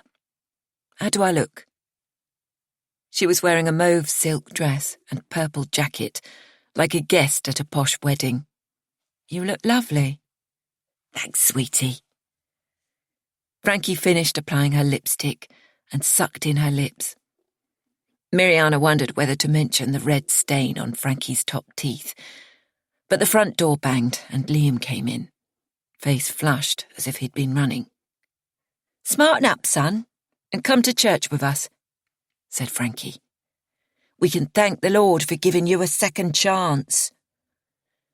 Liam's smile could melt the hardest heart. "Sure, Ma. The one in Wyndham Way, is it? I'll make a couple of business calls and I'll be with you." Miriana hadn't been brought up in any religious tradition, but was expecting a grand building, like the domed cathedral with a whispering gallery she'd once visited on a school trip. But Frankie's church was a simple brick building, with whitewashed walls and polished wooden chairs in rows. Congregation members poured in until the church was packed, and young men in dark suits brought out extra seats from a cupboard. The service was dull, and Miriana struggled not to yawn. She was sitting next to Frankie, with Jamie on her other side, and Liam next to him at the end of the row. About half an hour in, Liam got up. She heard his trainers scuffing along the centre aisle and swivelled round to watch. He stopped in the porch to talk with a couple of lads of roughly his age, and they exchanged something, then left the building, and the door clanged shut. 20 minutes later, while the congregation were on their feet singing, Liam slid back into his place, reeking of cigarettes. He elbowed his brother in the ribs and passed him some small plastic bags, which Jamie crammed into his pocket. Later, when they left the church, and women in cardigans were setting out coffee cups, Frankie held on to Miriana's arm and viewed the biscuit selection. "Not worth it," she pronounced. By then, Jamie had slipped away from their family party. When Miriana got outside, she scanned the street and spotted him up ahead, turning a corner. She followed, but couldn't catch him up until Jamie stopped in front of a house where 2 young boys were kicking a football against the wall. In the front garden was a rusting washing machine and a pile of builder's rubble. All the curtains in the house, upstairs and down, were drawn, and Jamie had his finger on the doorbell. She called his name. He spun round and scowled at her, flapping his hands to shoo her away. Mariana felt cold inside, with a pain that was almost physical. She put her head down and trudged home. That night, Jamie didn't come home for supper. She helped Frankie cook and serve the meal, but felt uneasy. Her relationship with Jamie was unravelling. She had no appetite, pleaded an upset stomach, and went to the tiny room where she and Jamie shared a single bed. To make the bed seem larger, they each had separate pillows, so their heads, if not their bodies, had breathing space. Jamie slept on the outside and grumbled every time his pillow slipped onto the floor. After they'd had sex, a mechanical ritual repeated each night and most mornings, he'd turn his back on her and stretch so his long limbs filled the bed, and Mariana's tiny body was crushed up against the wall. She was lying on the bed, staring at a crack in the ceiling, when she heard a heavy tread outside. The door opened, but it wasn't Jamie. It was Liam. He didn't ask if he could come in, so she sat upright and waited for him to speak. Since he'd come out of prison, Liam had been sleeping on the sitting room sofa. The top half of the bunk beds he and Jamie had used as children had broken and was propped up on the balcony until someone found the energy to drag it downstairs and dump it by the communal bins. Liam scarcely acknowledged Mariana's presence in the household. Sometimes she overheard arguments between the brothers, and once she'd seen Liam shoving Jamie up against a wall and yelling in his face, which was odd, because Jamie spent hours lifting weights at the gym and was taller and more muscular than Liam. A common theme of their fights was, "You owe me." But Mariana could never figure out who owed whom or what. Liam crossed the floor in 2 paces and stood above her, glaring down. He made a swift grab for her dark blonde hair, twisting it around in one hand, as if fashioning a ponytail into a bun. Mariana sat white-faced and silent, as 1,000 pinpricks of pain shot through her skull. "You want to keep staying here with my family, sister?" She blanked her expression and stared back at him. "It's time to earn your keep." Still holding her hair bunched in his hand, he leaned so close to her she could feel his breath, hot against her ear, and smell the garlic she'd recently chopped for supper. "Sure, I'm looking for a job." She prized her hair free and shook it out. Her skull ached, inside and out.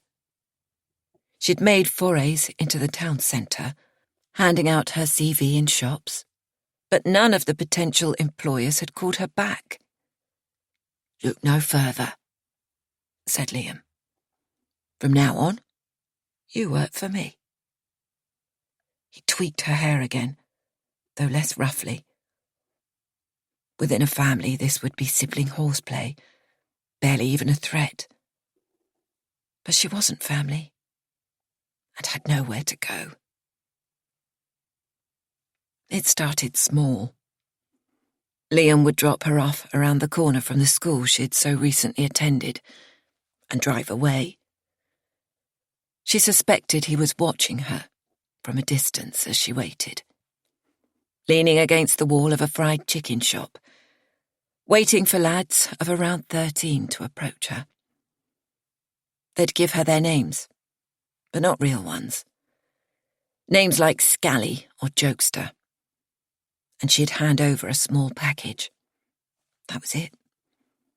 Liam never asked her to handle money, but he paid her, randomly. A tenner here, a 20 there. She kept her hood pulled down over her face. What if one of the teachers drove out of the school gates and recognised her? It was humiliating. Miriana and Jamie never discussed her work, but she guessed he was working for Liam too. He'd been training to be a mechanic, but after a few months, he packed it in. Poor Frankie was distraught, but Jamie bought her flowers. "Don't worry, Ma. I'm starting a new trade soon. I'll have plenty of money." Why did Frankie swallow that? To Miriana, Jamie had simply said, "I'll get my flash wheels faster this way than grafting in engine oil and shit." Miriana asked no questions, and Liam seemed pleased with her work and increased her pay. The occasional tenors became small bundles, paid up promptly each Saturday. For the first time, Miriana had money of her own and could head into central Croydon to go shopping. One day, while browsing the rails in Primark, she bumped into Holly, a school friend. "Hey, Miriana. What are you doing now?" "This and that. You?" "At college, studying childcare. Let's go for a coffee." She pointed across the road to a smart cafe, and Miriana followed her. Holly chose a table outside. "I'm skint," she grumbled. "The only money I get is from babysitting." "I'll treat you." Miriana swelled with pride as she queued for their skinny lattes and a chocolate muffin to share. "What was it you said you'd do for a job?" Holly sliced the muffin into quarters and took 3 of the pieces for herself. Deliveries." "Like pizzas?" "Not really. More like gifts." Her answer seemed to satisfy Holly. "In your college, do they run a course for animal care?" "Yeah," said Holly, taking an e-cigarette out of her bag. "I think so." Miriana wondered, could she go to college too? Maybe it wasn't too late.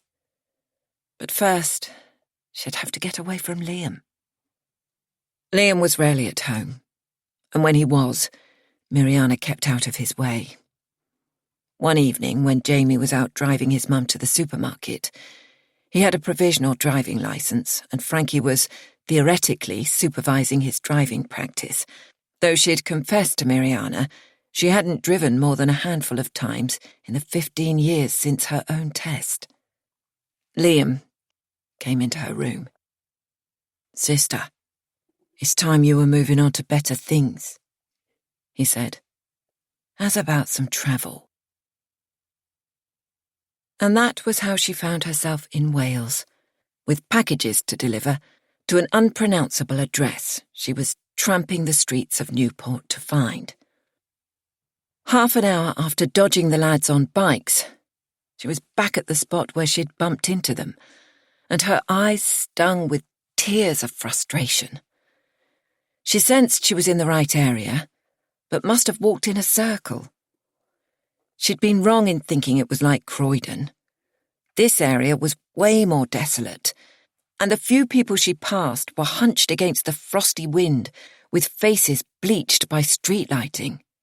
She turned into a street where there were shops, and a woman in a hijab was fixing a metal shutter on the front window of her grocery store. "Do you know this street?" Miriana asked, holding out the paper Liam had given her with the scribbled address. The woman did, and when she spoke, her voice had a friendly lilt. "Yes, love. Take the next right turn. It's only 2 minutes away." Miriana thanked her and headed off.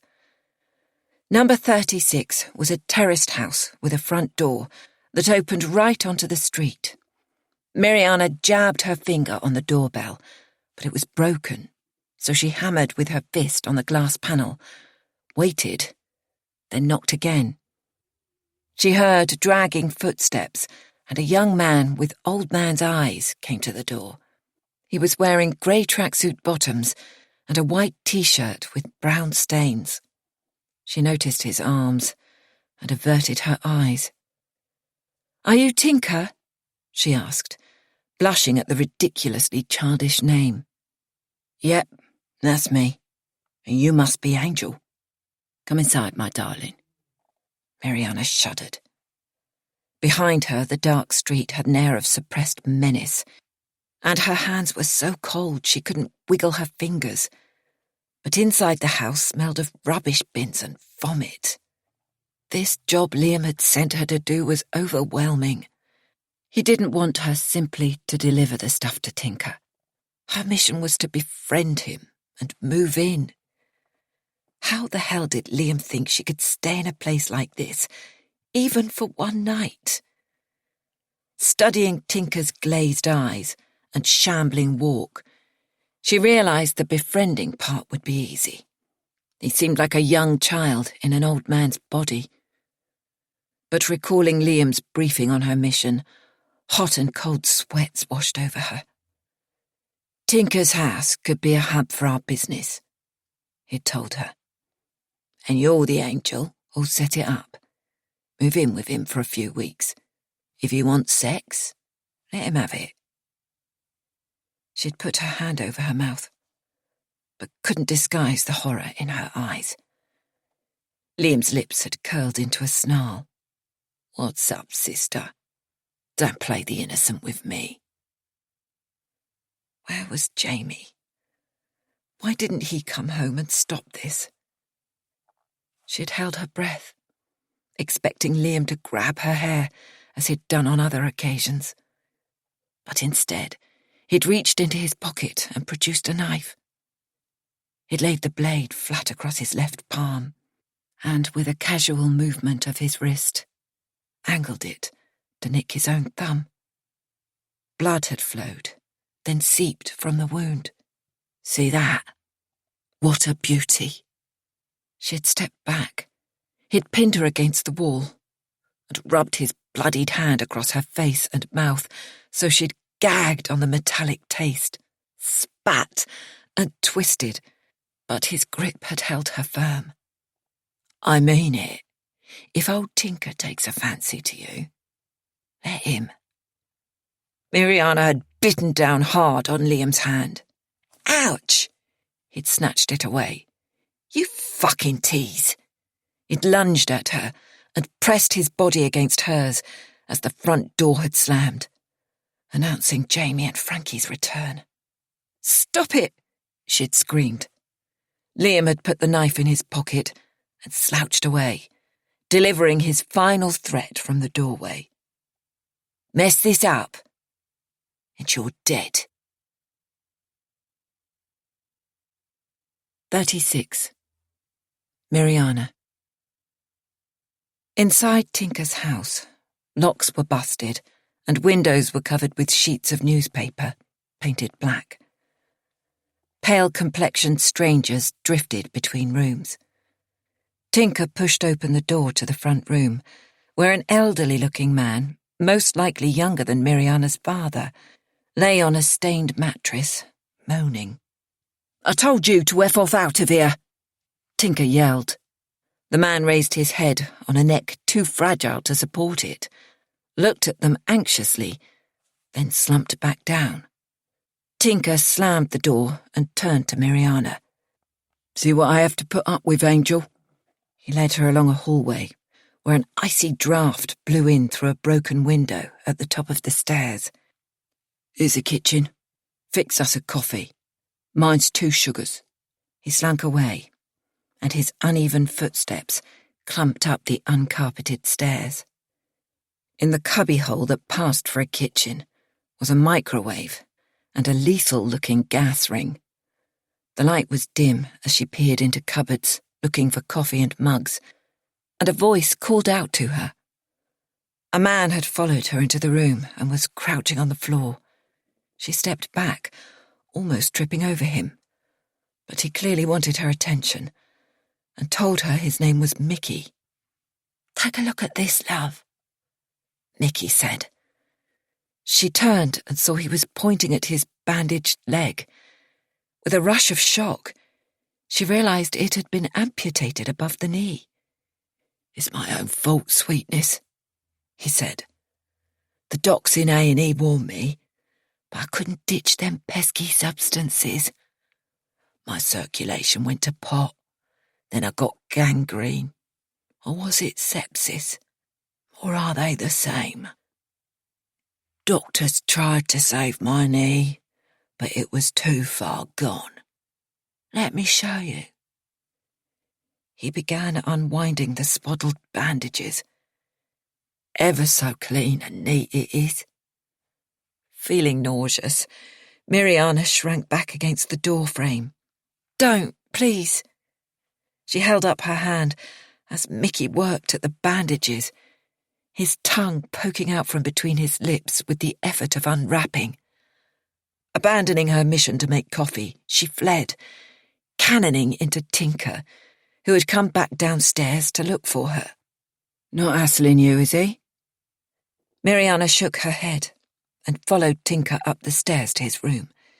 Compared with what she'd seen of the rest of the house, Tinker's space was minimalist calm, with 2 futon mattresses spread on the floor, and candles, one with a Christmassy smell, glowing on a low table made of beaten copper. Now let's take a look at what you've brought me, Angel. Miriana swung her backpack off her shoulders and knelt on the floor as she unzipped it and extracted the merchandise Liam had sent. Here you go. She passed him a dozen small packages and watched him tease one open, his fingers oddly nimble as he took care not to spill the contents. He spread out his booty on the table and opened another couple of bags, sniffing and licking the contents before pronouncing his satisfaction. How about a little something for ourselves? He reached for a battered black tin and took off the lid. So he wasn't going to smoke the new supplies she'd brought him, as a freebie from Liam. Miriana wondered why. Liam's stuff was safe, not cut with powdered glass and other shit, but it made no difference to her. I don't. What do you mean, you don't? Tinker lit up. The distinctive chemical smell like burning plastic caught the back of her throat, and she sneezed into the crook of her elbow. Tinker was gazing at her in awe, as if she really was an angel. But he didn't press her. She accepted a beer from his cool box and sipped it slowly while he smoked. Tinker's thought processes seemed ponderous, and she expected his speech to slow further, but it seemed to animate him. He became chatty. You're going to like it here, in this house abroad, he told her. So Liam must have told him she was moving in. Tinker's words suggested he must have been part of an advance party sent to take up residence. Liam had taught her the lingo, and she knew a house abroad was a trap house outside London. So who was the actual owner of this place? Probably the sick old man she'd seen lying on the mattress in the downstairs room. Don't tell your man, but I found a great spot for hiding the cash. I'm stacking, you see. Though I shouldn't be keeping over 1,000 in the house. Tinker winked, and she realised he was trying to impress her. In the candlelight, his face looked distorted, monstrous. Soon after, he passed out and lay on his back on the futon mattress, mouth open and snoring. Through the thin walls she could hear people moving around.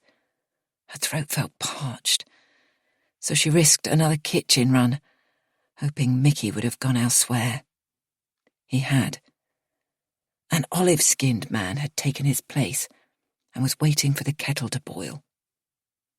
I hope you're not looking for food, he grumbled. Tinker's accused us of stealing, so we ripped off the cupboard doors. But there's never any food. We have booze, we have fags, and other stuff. What's to worry? Just water for me, said Miriana. Where were the glasses? But nothing made of glass would survive in this place. She found a plastic beaker with something mouldy congealing inside and tipped it out.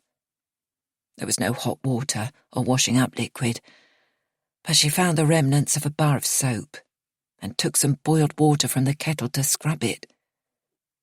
You're Angel, aren't you? Said the man. I guess so. She could feel his eyes watching her. It was impossible to get the tumbler clean, so she stuck her head under the cold tap and took some gulps of water. Other people wandered past and stared in, but no one bothered her. They must assume she was under Tinker's protection. People assumed it was his house, though she now knew otherwise. She wondered if any of them knew Liam.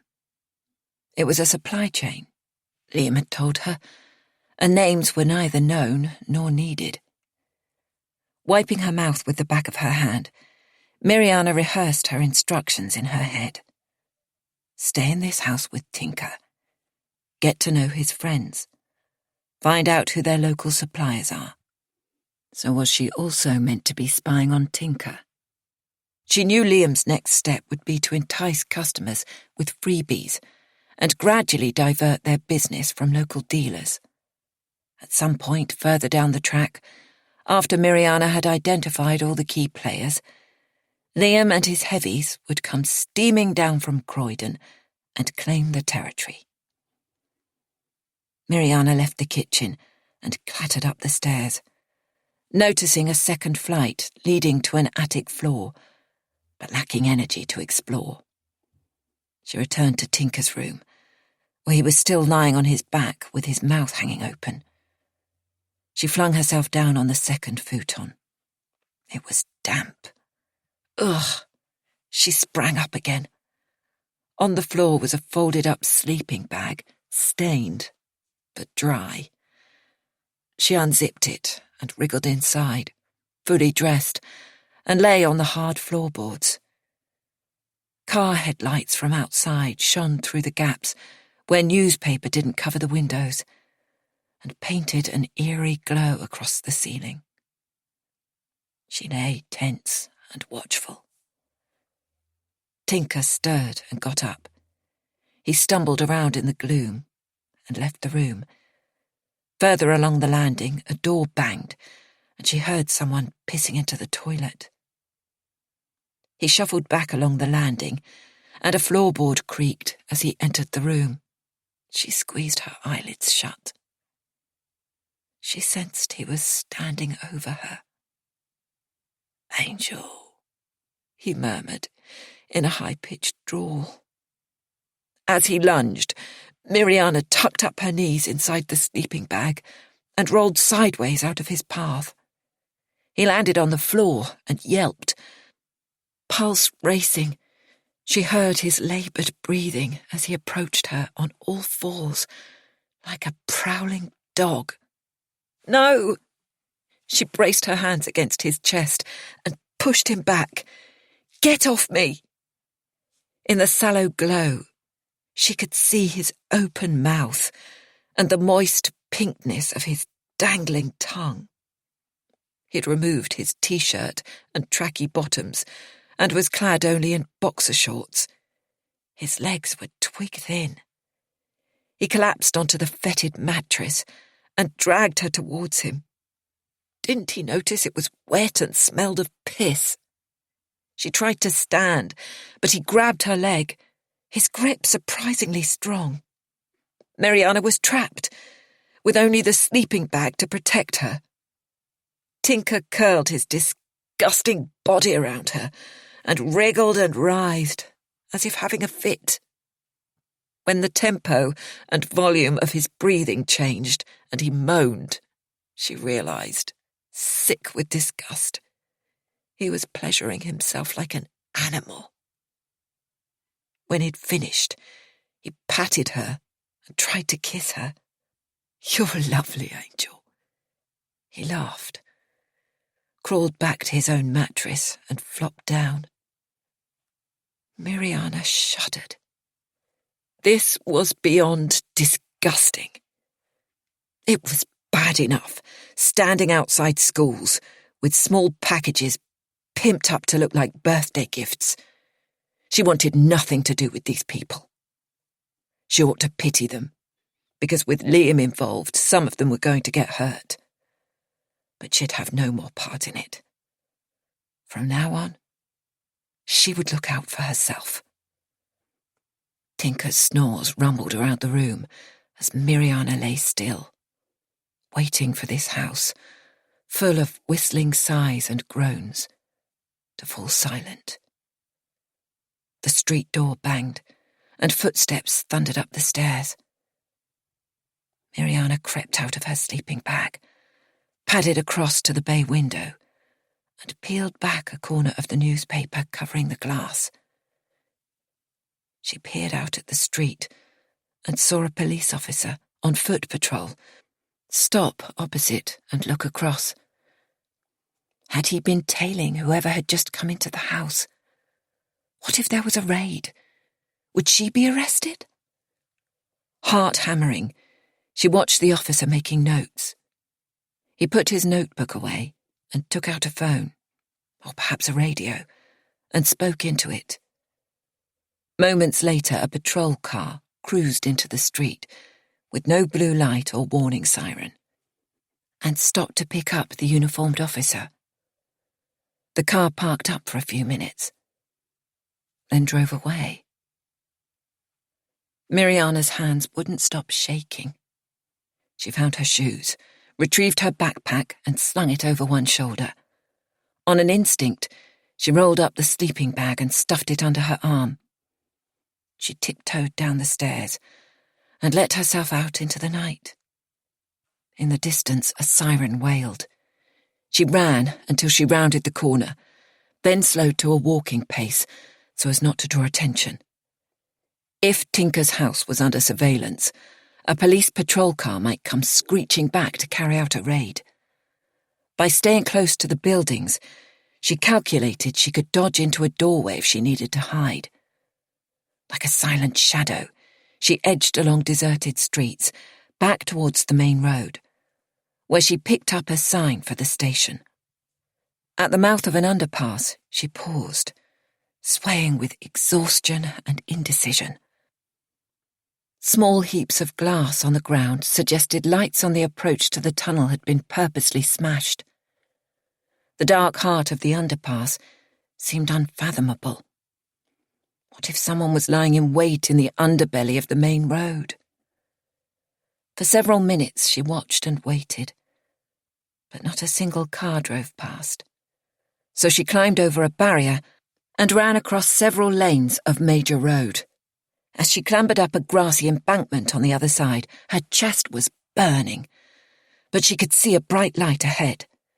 That must be the bus station. She'd find a place, out of the wind, hunker down and catch the first bus out in the morning. But where would she go? Croydon was the obvious place. She'd never lived anywhere else, had hardly ever travelled, except on school trips to the theatre in London, and once to Chessington, where she and her classmates were made to stare at caged wild creatures, but forbidden to visit the theme park. Returning to Croydon and a vengeful Liam would be impossible. He'd been working for weeks on this plan to expand his territory. She was his emissary, his angel, and she had bottled it. She hadn't had to collect any money from Tinker. She'd assumed that delivery was a sweetener to build loyalty. As Liam had told her, they'll pay me back in shed loads. But if Tinker was already part of Liam's crew, what did that mean exactly? She had the money Liam had called subsistence allowance, around £50, to cover food for up to 4 weeks and her return bus journey. Liam had told her not to return to Croydon for at least a fortnight, and she was meant to phone him every day and report back on her research. Who was living at the house, local dealers, volumes and prices. She crossed another road and headed towards the beam of light, but when she arrived, it looked unfamiliar. Then it struck her. She'd walked to the railway station, not the bus station. Ice had settled on the windscreens of parked cars, and the ground was slick with damp frost. She hunched her shoulders and looked for somewhere to wait out the rest of the night. She paced, turned, and retraced her steps, as a swirl of snowflakes fluttered in the air. Next to the station entrance were some wide steps and a metal handrail, leading to an office called Swyddfa Ido Coll. She squinted to make out the English translation. Lost Property Office. An overhanging porch offered some shelter from the next flurry of sleet. She put the sleeping bag down on the top step and sat on it, the frozen concrete biting through her jeans. She rooted around inside her backpack for the wallet containing 5 £10 notes, then tipped everything out onto the sleeping bag and organised it into piles. Her phone was there, and a small wash bag with toothbrush, comb and lipstick, underwear and 2 changes of clothes. But no wallet. She emptied her pockets, sweet wrappers, tissues, her outbound bus ticket. She shuffled everything again. Still no wallet. Someone at the house must have stolen it. Her money was gone. 37. Miriana. Miriana's eyes felt sticky and hard to open. She rubbed them with the back of her hand and blinked in the yellow-grey light. The snow hadn't settled, but frost had thickened to ice, and her sleeping bag was soaked through. She patted her jeans, so damp she wondered if she'd wet herself. Her shivering body was playing tricks with her brain. On the floor beside her, someone had left a half-litre of milk in a plastic carton that hadn't been there when she lay down. Someone had come and stood over her while she slept. Yet this stranger had done her a kindness. Perhaps it was the sensation of another person close by that had woken her. She stared along the empty street and heard the sigh of electricity cables and the distant rattle of an approaching train. Miriana stood up and peeled the sleeping bag away from her body. She moved around and stamped her feet to get some feeling back into her numb legs, wondering if you could die of hypothermia in one night. How could she move on from here? She didn't even have the bloody bus fare. But she wasn't going to shoplift or mug someone for money. That only left begging. She inspected the carton of milk, noticing the top was sealed. So whoever left it didn't intend to poison her. She opened it and took a long gulp. Suddenly aware she was no longer alone. A train had arrived, and decanted grey-faced men and women who were leaving the station and weaving past Miriana's hiding place. One younger man had a laptop bag slung across his shoulder and was unlocking a bike from the racks. She tried to get his attention, but he swung his leg over the crossbar and wobbled as he rode away, the heavy bag dragging him to one side. There were men wearing paint-spattered jeans and women dressed in the sort of clothes her mother had worn for early morning cleaning jobs. As the final stragglers approached, Miriana cupped her palm, cleared her throat, and mimicked the whine she had heard down-and-outs using in Croydon. Hungry and homeless. No one stopped. One man said, "Sorry, love," without turning his head to look at her. She watched them scatter, some heading into the town centre, others striding towards the main road. Before the next train arrived, she must get organised. The sleeping bag smelled of alcohol and vomit, but not piss. She shook it out, and it flapped like washing on a line. She folded it and draped it over the handrail outside the Lost Property Office. The sleeping bag wasn't lost. It was stolen. She, Miriana, was the one who was lost. Standing in one spot was making her teeth chatter. She needed to move to dry off, so walked briskly through a car park and found herself in a street of yellowish stone buildings and shuttered shops. In a paved plaza, She came upon a cluster of statues, fashioned from metal. One had a vengeful look and sharp wings pointing skywards. That's me, she thought. An angry angel. When the shops and cafes opened, she'd find a cloakroom to get cleaned up. But first, she needed money for a coffee. She wondered briefly about looking for a job.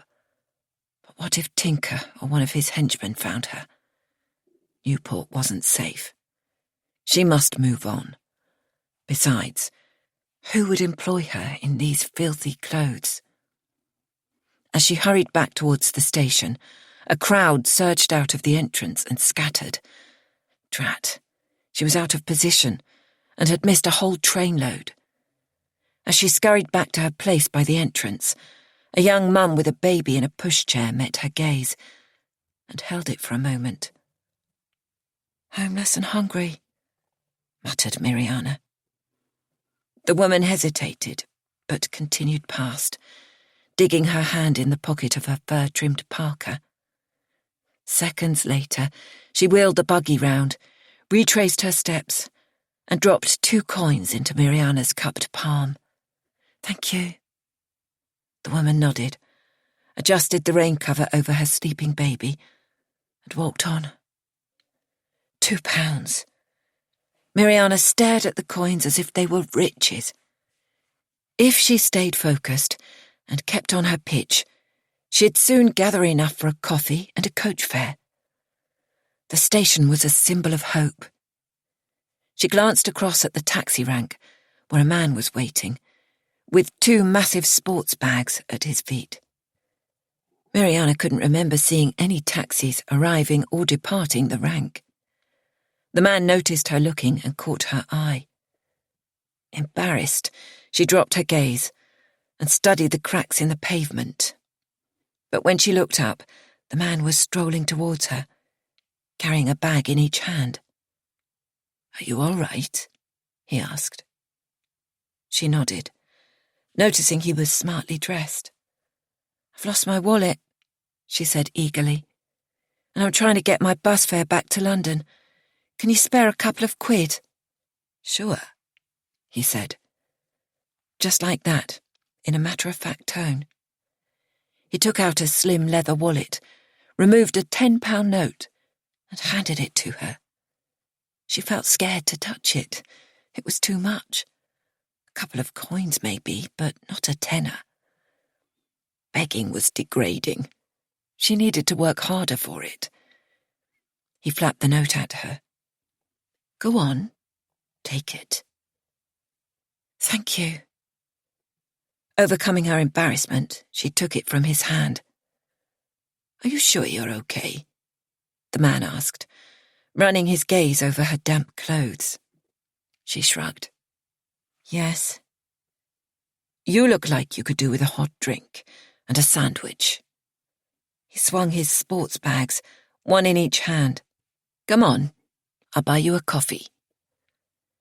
Miriana shrank back, shaking her head. Yet he looked a safe person. The sports bags were like a badge of respectability. He had brown hair with lighter patches and smelled of some kind of clean, spicy man spray. He wasn't a boy, but she was hopeless at guessing the age of anyone above 25, perhaps early 30s. "I would like a cup of tea," she mumbled. She'd have preferred coffee, but guessed tea would be cheaper. "Then follow me." Miriana trailed 1 pace behind the man as he crossed the road and turned into a side street close to the shopping centre. They passed a cafe, the kind her father had told her was called a greasy spoon, where the windows were partly steamed up, but she could see people inside dressed in work overalls. She'd feel comfortable in there, in her grimy clothes. An aroma of frying bacon reminded her she hadn't eaten for over 24 hours. But her rescuer strode on until they reached a cafe with sleek windows and a wood and chrome interior. "Sit there," he said, pointing to a round table, flanked by a sofa and 2 armchairs, Covered in a striped velvety fabric, she hesitated to sit on it in her wet jeans. But the man dumped his sports bags down on the sofa, even though she could see there was dirt on them. "You want a tea? Is English breakfast okay? Or do you want mint or Earl Grey?" "No, that first one is fine." How many different teas were there? Her parents and Jamie's mum always had the same kind. PG Tips. Not that her parents drank it. Her mum always drank Turkish coffee, which she made in a long-handled copper pot on a burner, but she kept tea for visitors. Thinking of her mother made Miriana feel sad. The man joined a short queue to place the order and brought their hot drinks over to the table with a sandwich on a plate. He didn't have food himself. "I got tomato and mozzarella, in case you're a vegetarian." She nodded, unable to find words to thank this kind stranger. She fished the tea bag out of the mug and dangled it over the handle, where brown liquid dripped into the saucer while she poured in a trickle of milk. The first gulp burnt her mouth. She put the cup down and took a bite of the sandwich. The chilled mozzarella soothed her tongue, and the sweetness of the tomato was the most delicious food she'd tasted for weeks. "I'm sorry for interrupting your day. You were waiting for a taxi, weren't you? I hope you won't be late." The man stirred sugar into his coffee and pointed the end of his spoon at the sports bags. "I'm delivering these to the local rugby club. They're running a taster day for under-11s and needed some extra equipment." He glanced at the silver metal watch on his wrist. "The session doesn't start until 9:30. No rush." "It's the school holidays." "Exactly. Are you a student?" Miriana blushed and took another sip of tea. "No, I left." "I see. What do you do now?" Shame prickled her face and body. What was she doing? If she said she was a courier, he'd ask more questions. She could get up and walk out of this cafe right now. "I'm still looking for work, in a shop or a cafe, but I haven't had much luck. Do you live around here?"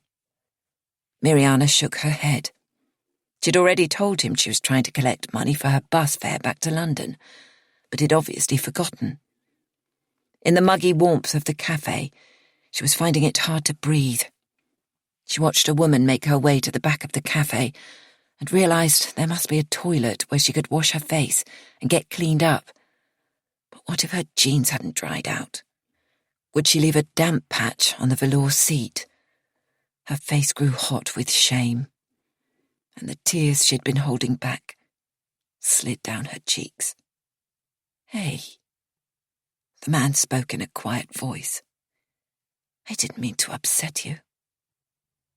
He strolled across to the rack that held sugars and cutlery, poured a glass of water, and handed it to her, with a pile of paper napkins. "Take these." "Thank you," she sniffed, dabbing her face, while he turned his head, tactfully, to look out of the window. She sipped the water. There were ice cubes in the glass, and it soothed her throat better than the tea. "I sense you're in some kind of trouble," he said. "Am I right?" "Maybe." "Do you have somewhere to live?" "No, but I should go back to London." "Is London where you're from?" He scrutinised her face. "There must be a reason why you left and travelled to South Wales." "Perhaps London isn't the best place for me." "Listen, if you are looking for a place to stay, there's a spare room in my flat you can have for a while." Mariana's head jerked up in agitation, and she gaped at him. It was time to get away. The man laughed. "Don't look so worried. There's no catch. I have a spare room, and I rent it out to help me pay the mortgage. But my last tenant recently left, so I'm advertising for a new lodger. See?" He picked his phone up from the table and swiped the screen. With a tap of his index finger, he brought up a website. "Here it is. It's on spareroom.com. Mariana looked. It was a tiny room, and everything in it was white. The walls, door, wardrobe and ceiling. A single bed, a painted chest of drawers. It was so beautiful. He swiped again and brought up more pictures. One was a view over the sea. Although the water was grey and the sky blanketed with clouds, it had a brooding calmness. "That's the view from the window. I took it last week, so it looks a bit misty. But in spring, it's stunning." "Wow." She handed back his phone. "It looks awesome. Thanks, but it's impossible. I couldn't afford it." "There are plenty of jobs in the area," he said.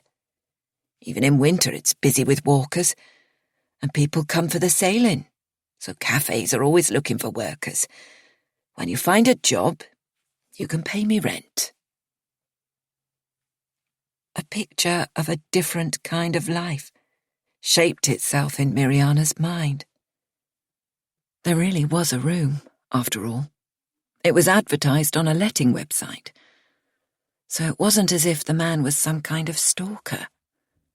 He'd been going about his business, waiting for a taxi, and when he noticed she was in distress, he'd taken pity on her. No one could be more threatening than Liam, or Tinker. So why not opt for his rented room? If it didn't work out, she could move. "I'd like to look at it," she said. "Is it around here?" He shook his head. "It's not in Newport. It's just outside Cardiff, in a seaside town called Penarth, a short train journey away." "But what about your rugby?" He glanced at the bags and shrugged.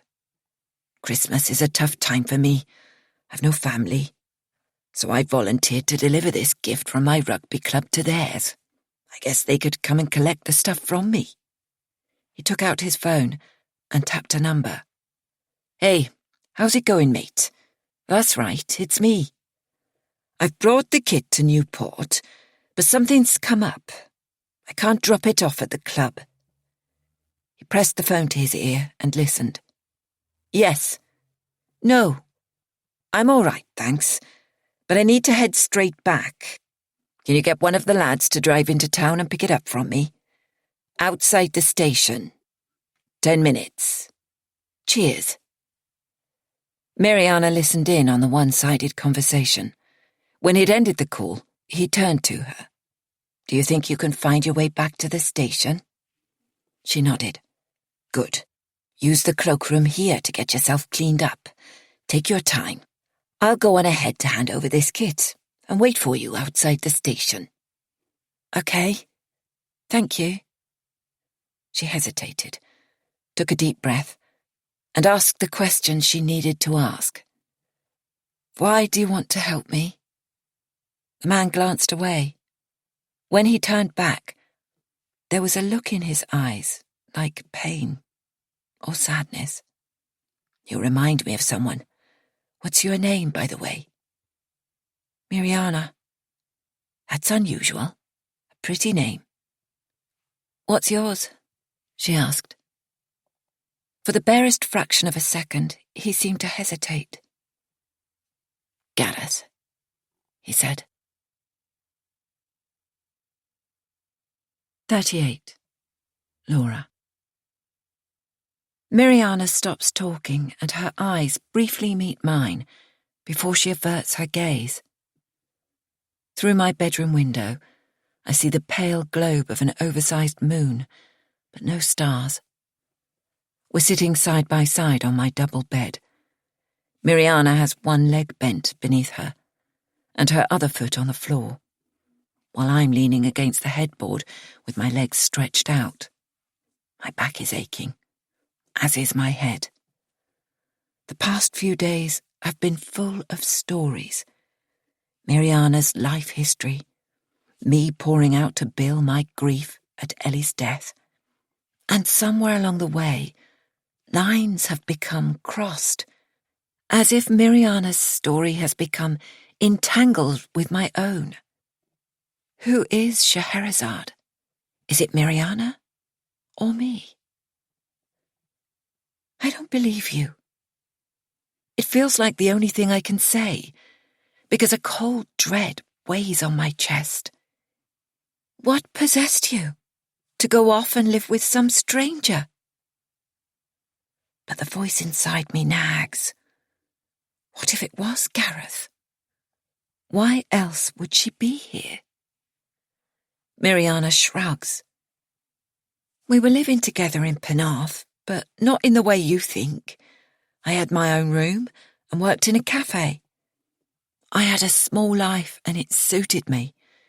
He was often out. I think he went to his rugby club most evenings and weekends. But if he was home, one of us cooked and we watched films together. We never went anywhere together outside of his flat. Not once in all the months I stayed there. She must have caught the expression in my eyes. And no, we didn't have sex, if that's what you're thinking. That's something, I suppose. Then what did he want with you? She tosses back her hair. I worked. I paid rent. Perhaps he was lonely. This is serious, Mariana. When you climbed into my camper van and hid, you told me you were scared this man would be looking for you. Did he threaten you? No, I told you. She stands up and rubs her calf. We've been sitting so long she must have cramp. He was kind to me. He bought me books, talked to me about going to college, because he knew I wanted to work with animals. How could I? I don't even know my status in this country. Am I allowed to stay? If I go to college, will they send me back to Albania like my parents? Something is wrong with Mariana's reasoning. If she's genuinely concerned about her immigration status, it would make no difference whether she works in a shop and pays tax and national insurance or studies at college. I'm exhausted, and my patience is parchment thin. I'm struggling to understand you. First, you tell me you're scared of this man. I won't say the name Gareth, because it sticks in my throat. Then you say he was kind to you.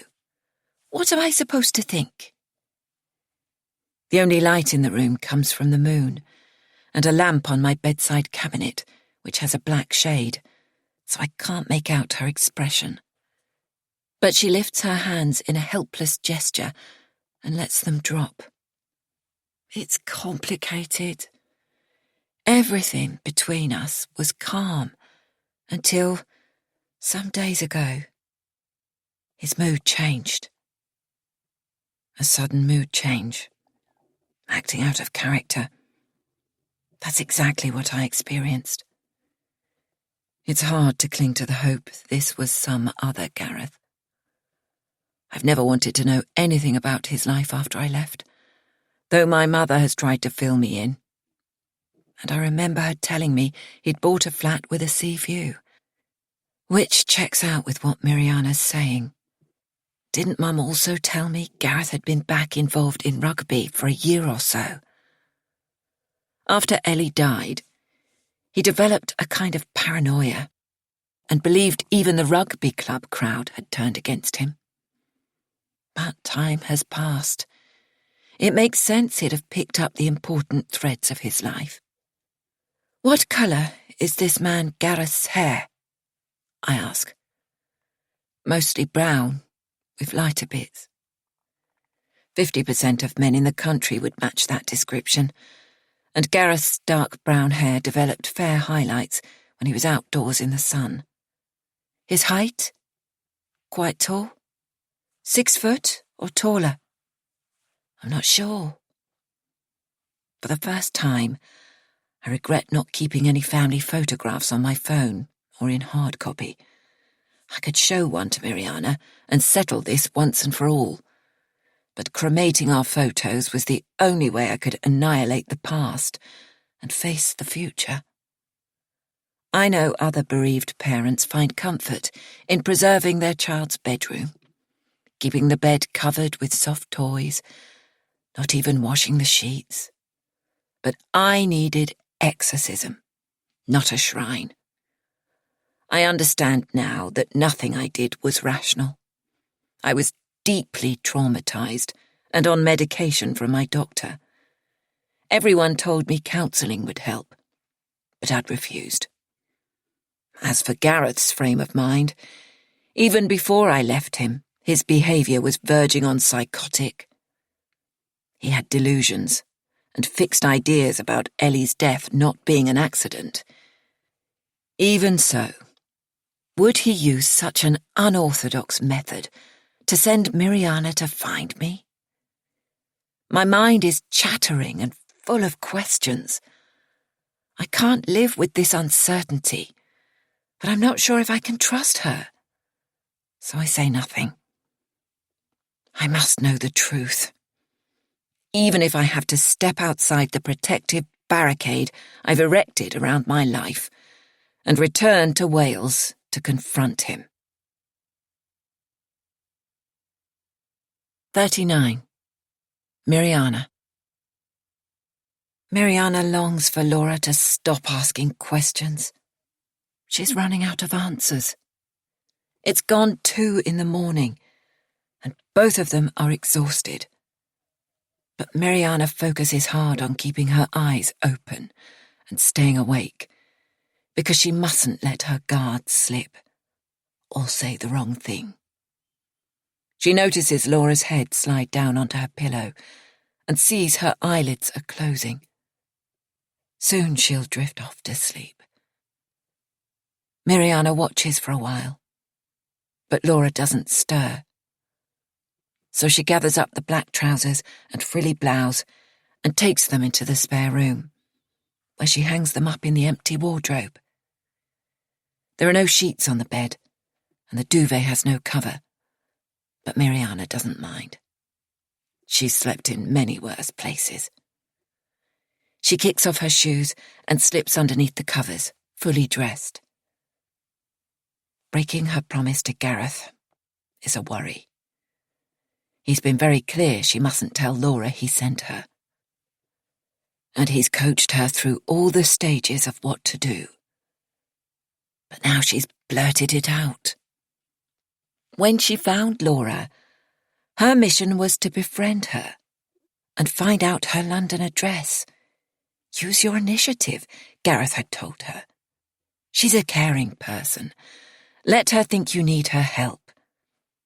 Stowing away in the camper van had been Mariana's idea, and she was proud of herself for thinking of such a clever scheme.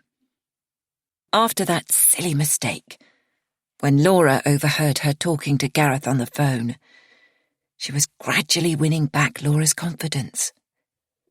She'd hardly begun the second part of the mission Gareth had outlined for her. Thinking about it makes her shudder, and she pushes it out of her mind. She can feel her allegiance wavering between Gareth and Laura.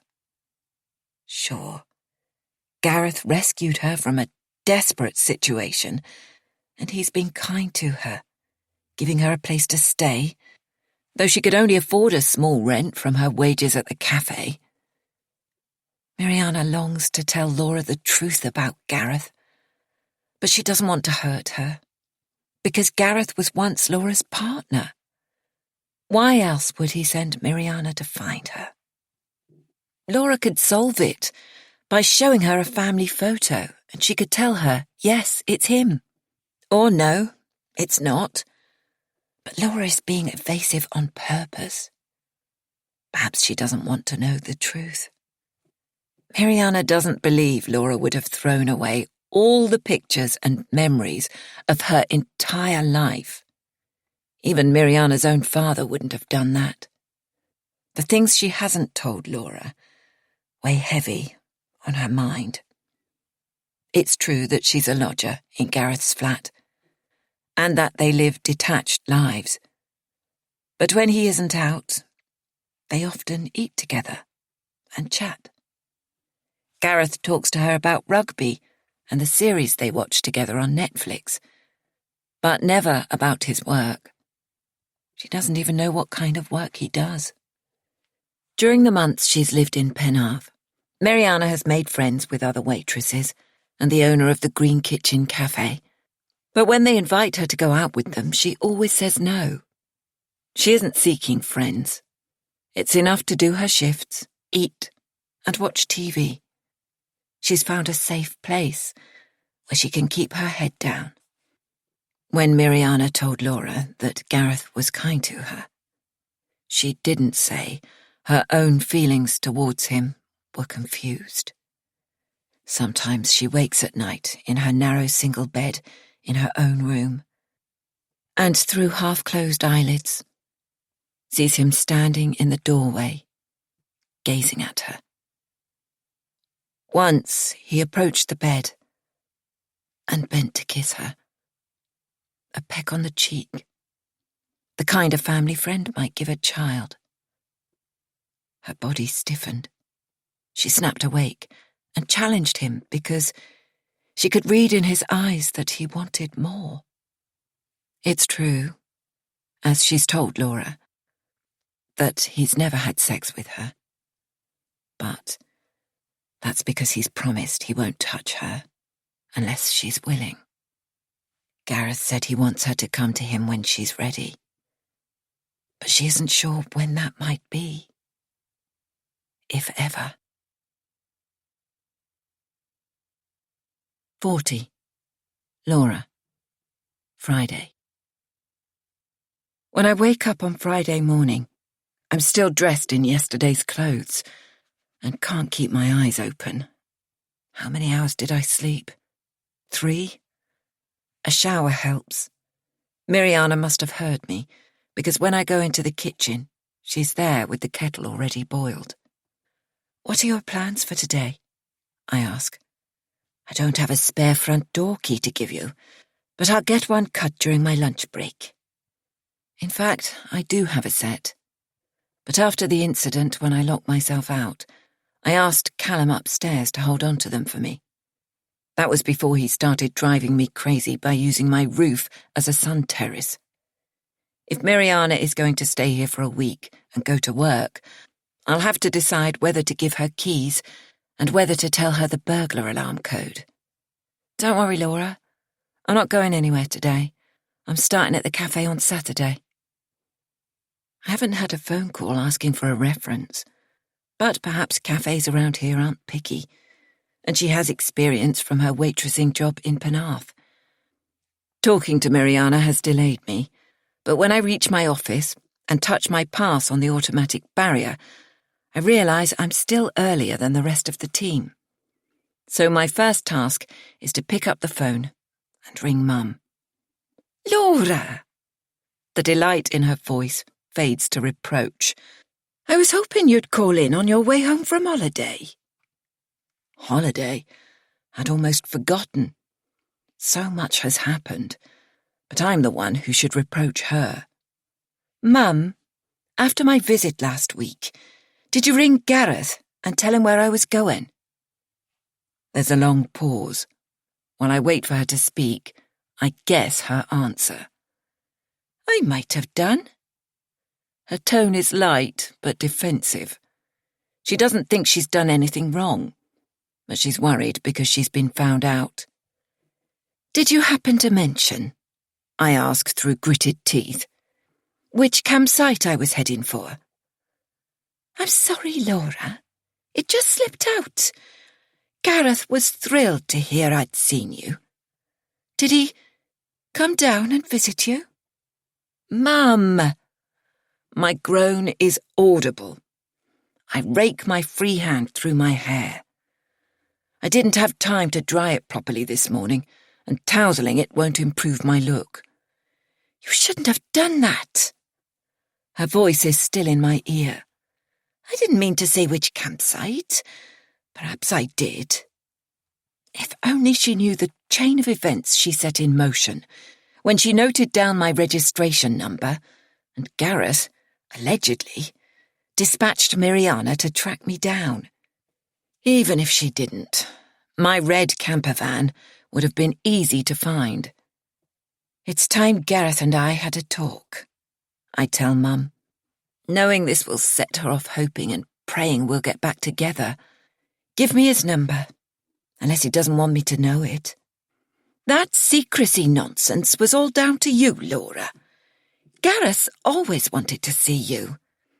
When I spoke to him that evening, after you called in on me, he said he had some important new information about Ellie. That's why I told him you were in Wales. I groan. So he's still pursuing hopeless conspiracy theories. Mum goes off to find his number. I picture her putting the handset beside the phone cradle in the hall, even though it's the hands-free kind she could carry with her. When she opens the sitting room door, the theme tune of a morning news programme blares out. Here it is. Again she sounds breathless, and I let go of my anger and vow to visit her soon. She reads out his mobile number, and it sounds familiar, because unlike me, Gareth must have kept his original number. When will you call him? Mum asks. I don't know, but don't get your hopes up. We're not getting back together. Ever. There's something I need to clear up with him. After ending the call, I sit with my chin propped on my hand, staring at my blank computer screen. I can't tackle Gareth about Miriana on the phone. If I'm going to question him about why he's taken in a homeless teenager, I need to see his eyes. Does Gareth realise Miriana's now scared of him, I wonder, and is too frightened to go back? I think of everything Miriana's been through. First, her parents abandoning her, then Jamie, Liam, and Tinker, and my chest constricts. How dare Gareth join this queue of men who've exploited a vulnerable girl? I force myself to wait until lunchtime to make the call, because I remember Gareth always took a break to eat his sandwiches between 12:30 and 1. I take a punt he follows the same routine, and I'm right, because he answers immediately. Hello, I say, keeping my voice bland and non-committal, as if this was a routine phone call. But my stomach isn't fooled and twists into a knot. The catch in Gareth's voice is audible. You've rung. He pauses before adding, Thank you. I need to talk to you, I tell him. But he's talking too, and not listening. Did your mum tell you I've got news? It's about Ellie. I think we're close to a breakthrough. Irritation surges inside me. Why should I listen to more of his wild theories? Is he still pursuing his amateur detective role? Or has he truly flipped? Perhaps he'll try to convince me our daughter was abducted by aliens. I can't discuss it on the phone, he says. It's too important. We need to meet. I take a deep breath. Sounds like we both have things to discuss, I reply. Tomorrow's Saturday, so why delay? I'll drive down to Cardiff and meet you. Tomorrow? Will you come to my flat? I hesitate. If I go to his flat, I could check out the room with the white furniture and sea view where she's supposedly living. But do I want to face Gareth indoors? A public place would be better. The thought of returning to Penarth engulfs me in a wave of misery and stirs up memories of a life interrupted. A daughter who never grew up. And everything we'll never understand about why Ellie ran away. and ended up under a train. Not your flat, I say, and not Penarth. Neutral ground. I'm so sorry about that day, Laura, he says. I don't know what came over me. You selling the house, not consulting me, then leaving. It felt so brutal. I've said it over and over, but I'm truly sorry. I've tried to forgive, but it's hard. I can't forget, because I'm reminded every time I see my crooked nose in the mirror. I make a quick calculation. I'll be driving to Wales in my camper van, so multi-storey car parks in the centre of Cardiff are out. Even if there's enough headroom for the van to enter, I'd never be able to manoeuvre into those small spaces. What if Gareth turns aggressive when I challenge him about Miriana? Our meeting place needs to be somewhere with a large car park and plenty of other people around. Somewhere like the sprawling grounds of the National Folk Museum. St. Fagan's, I say. I'll meet you in the main car park at midday tomorrow. Text or ring me when you arrive. I end the call and glance at the empty seats in the office around me. It's still lunchtime, and I need to run out and get a key cut for Miriana. My life has been empty for so long, and now it's brimming with other people's needs. As I walk the last few paces home, jingling the new set of keys in my hand, I foolishly imagine Miriana's delight for this gesture of trust from a woman who scarcely knows her. I open the front door and step into my hall. Silence. Miriana? I call, checking the sitting room. It's empty, and tap softly on the guest room door. I glance inside. Miriana must have gone out. I hear a banging sound, and notice the door to the garden has blown open. Of course, she'll be outside, sunbathing. My garden's tiny, but she's not sitting at the table. So maybe she's laid out a rug on the ground in the sunny spot behind the potted acer. I hear a ripple of laughter, Miriana's soft giggle and the deeper rumble of a male voice, and wrench my gaze upwards to my flat roof. I was right about Miriana sunbathing. She's sitting with her legs dangling over the edge of the roof, flaunting a black bra in place of a bikini top, and swigging beer from a bottle. And Callum is bending over her, massaging sun cream onto her bare shoulders with his large hands. 41. Laura. Saturday. For the second time in as many weeks, I prepare my camper van for the drive to South Wales. So much has happened that I've not yet unloaded the van since the holiday, and the bed, with its black and white striped duvet cover, is still assembled. I'll be gone all day, I tell Miriana, handing her the spare set of keys. I held them back yesterday, because I was silently fuming over her rendezvous with Callum on my roof. When you go out, double lock the door, but don't bother setting the alarm. I've decided not to tell her the code. I've also not told her I'm off to Wales to talk to Gareth. I don't want her phoning him. And I gather from what she said that she wasn't meant to tell me about their connection. What time are you starting work at the cafe? I'm just doing a lunchtime shift today. She's already dressed in her work clothes, and the frilly white blouse looks surprisingly unfrumpy on her. I think it's like a trial. Well, good luck with it. I hesitate, wondering if she'll take my next piece of advice the wrong way. Take it easy with Callum, yeah? He can be a bit unpredictable. What do I really mean? That he's a couple of decades too old for her? that walking in on their little tryst last night took me aback. At least I restrained myself by holding my tongue when I saw them. It's not my place to tell her what to do and who to see. Oh, him upstairs. She yawns, not bothering to put a hand over her mouth. Don't stress. He's going away this weekend. Brighton, I think. When you get back, I'll cook dinner for us both. She opens the fridge door and rummages. Good. You have pizza. She follows me to the door to wave me off. At least I won't have to worry about Callum and Miriana frolicking together in my house while I'm away.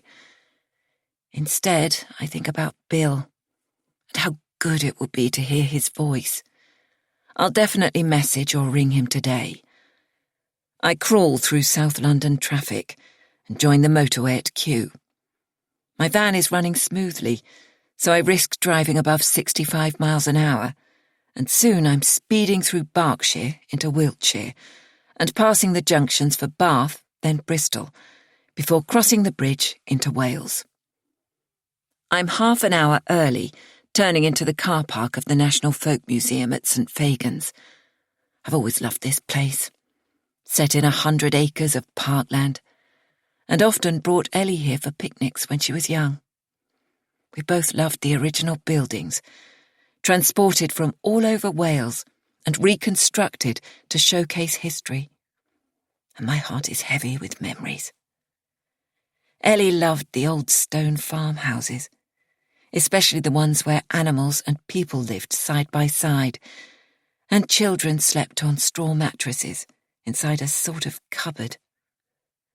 My favourites were the old schoolhouse and a terrace of identical cottages, each decorated and furnished to show how domestic life evolved between 1805 and 1985. Ellie's footprints are everywhere, but I can't picture Gareth here with us at all. Then, as now, he'd have been in his usual weekend place, the rugby club. I park on the end of a row, lean my head on the steering wheel, and let memories of my daughter flood back. I don't fight or block them. In my van, I have tea bags and week-old milk, so I could make tea for Gareth and talk to him here. But meeting in a public place would be better. I'll go on ahead into the cafe and text him to meet me there. I lock the van and make my way through the entrance into the grounds and onto the restaurant, where I settle at a quiet table. First, I message Gareth to say where I am. Then I remember my promise to contact Bill. I can't ring him now, because Gareth might show up at any moment, so I dash off a quick text. Hi, sorry I haven't called yet. I'm in Wales. Family stuff. Ring you this evening, I promise. L. X. I put my phone away, but 2 minutes later I take it out again to see if there's a reply. Sunlight glints off the cafe windows, turning my screen into a dark mirror. I squint as I scroll. There isn't a message. But anyway, I was the one who said I'd contact him. Yet I'm ridiculously disappointed. As I stash my phone in my bag, I sense someone standing beside the table and glance up into the face of a stranger. Gareth's dark brown hair has lighter patches, just as Miriana described. But now they're grey, not gold. His once angular jaw is slack from the weight he's shed, and his eyes have the hollowed-out look that's settled in them after Ellie died. I inhale sharply, and my chest tightens. Gareth stares. He must be noticing my crooked nose. He flinches and looks away briefly, but the misery etched on his face absorbs some of my bitterness, and I have an odd compulsion to embrace him. Not in an amorous way, but as if meeting a long-lost friend who needs cheering up. We don't hug. Gareth holds out his hand, stiffly, and we shake like strangers. Coffee? He shifts his feet and mumbles. I'll get them, I say, and join the queue. Since I arrived, the clock has ticked on to lunchtime, and customers are hesitating between soup and the all-day breakfast, while staff act as if a snail emoji is tattooed on their foreheads. After 2 years in London, it's hard to adjust. I grit my teeth and will them to hurry up. Here you go. I bang an Americano down in front of Gareth. He always used to drink his coffee black, but for all I know, he might now prefer macchiatos or lattes. How have you been? He asks. So-so? I fish out the tea bag and skip pleasantries. I need to talk to you about... Gareth interrupts me. Yes, I know, but I need to tell you about some developments. We gape at each other. I'm no mind reader, but he must know what I'm here to discuss. Okay, you go first, I concede. He clears his throat.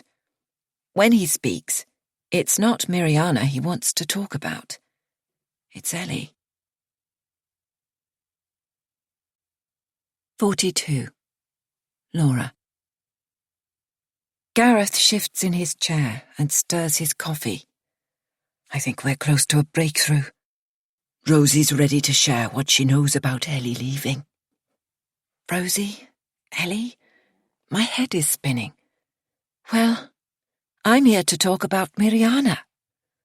I've made this journey of 150 miles to find out why he scooped up a young woman from the street and taken her into his home. What was he planning to do? Adopt her? Gareth's dark brown eyes narrow, almost as if Miriana's name hasn't registered. He looks at me as if I'm the one who's not quite with it, and continues. I'd given up hope, but now I think we're close to finding out why Ellie ran away. My body tenses. He's still trapped in his old conspiracy theories. I'll have to let him have his say, but it's an effort to recalibrate my thoughts. We already know what happened to Ellie. Yes, but we don't know why. Why did she go to London? Where did she stay and who did she meet? He's practically shouting, and a woman at the next table glances across as if our conversation's more interesting than her companion's wittering small talk. I signal to Gareth to lower his voice. After you left, and I don't blame you, I lost the business. The cocktail of meds I was on did nothing to numb the pain. It was a year before I could work again. But I steeled myself to go back to the rugby club. There was compassion and camaraderie. The lads gave me space to breathe. Not like those bastards at your church. What do you mean, my church? I was never religious. My only connection with the church was taking Ellie to Sunday school and running a French class in the church hall. You know what I mean. He raises his cup, and I see his hand is trembling. You were always down at that church, turning people against me. For heck's sake, Gareth, that's not true. I rented the hall for my French classes. It was nothing to do with the church. A memory of Gareth going crazy and chucking a brick through the church hall window, while a meeting was discussing safety of children and teenagers, comes to me. On that day, our local newspaper had splashed Ellie's photo across the front page with the headline, Why Did She Run? And a smaller picture of Gareth and me underneath. The inference was clear. No one had been found culpable, so her parents must be to blame. Twitter exploded. Vile trolls who knew nothing about our family spread filthy lies and conspiracy theories. By then we had a family liaison officer keeping us updated on the investigation, and she advised me to come off social media. I did, and I've never gone back. I straightened my shoulders, pulling myself back into the moment. You were saying? The whole world had turned against me, says Gareth, but not the lads at the club. It helped that there were some new members. Oliver from your school. I'm sure Oliver was always a member, I point out.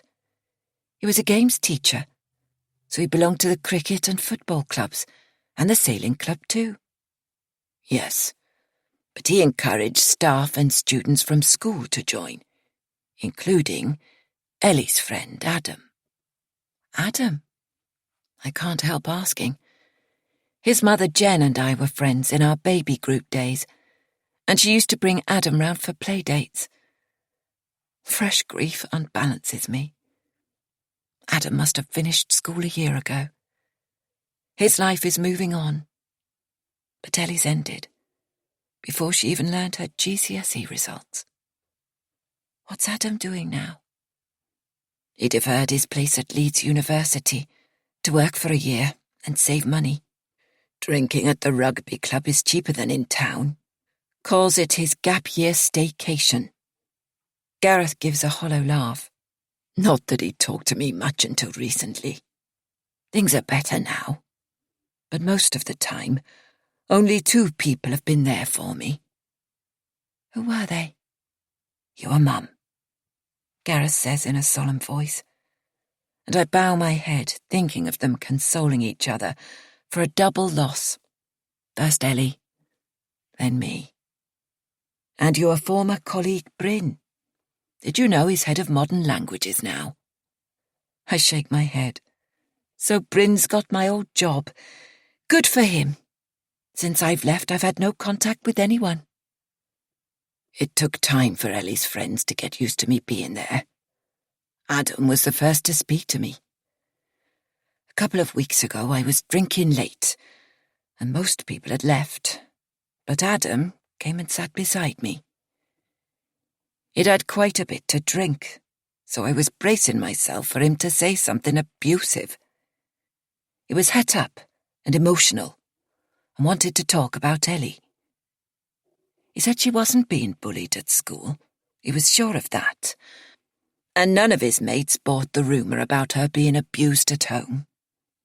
I shudder, because this is hard to listen to. Adam told me Ellie had been distant with her mates for months.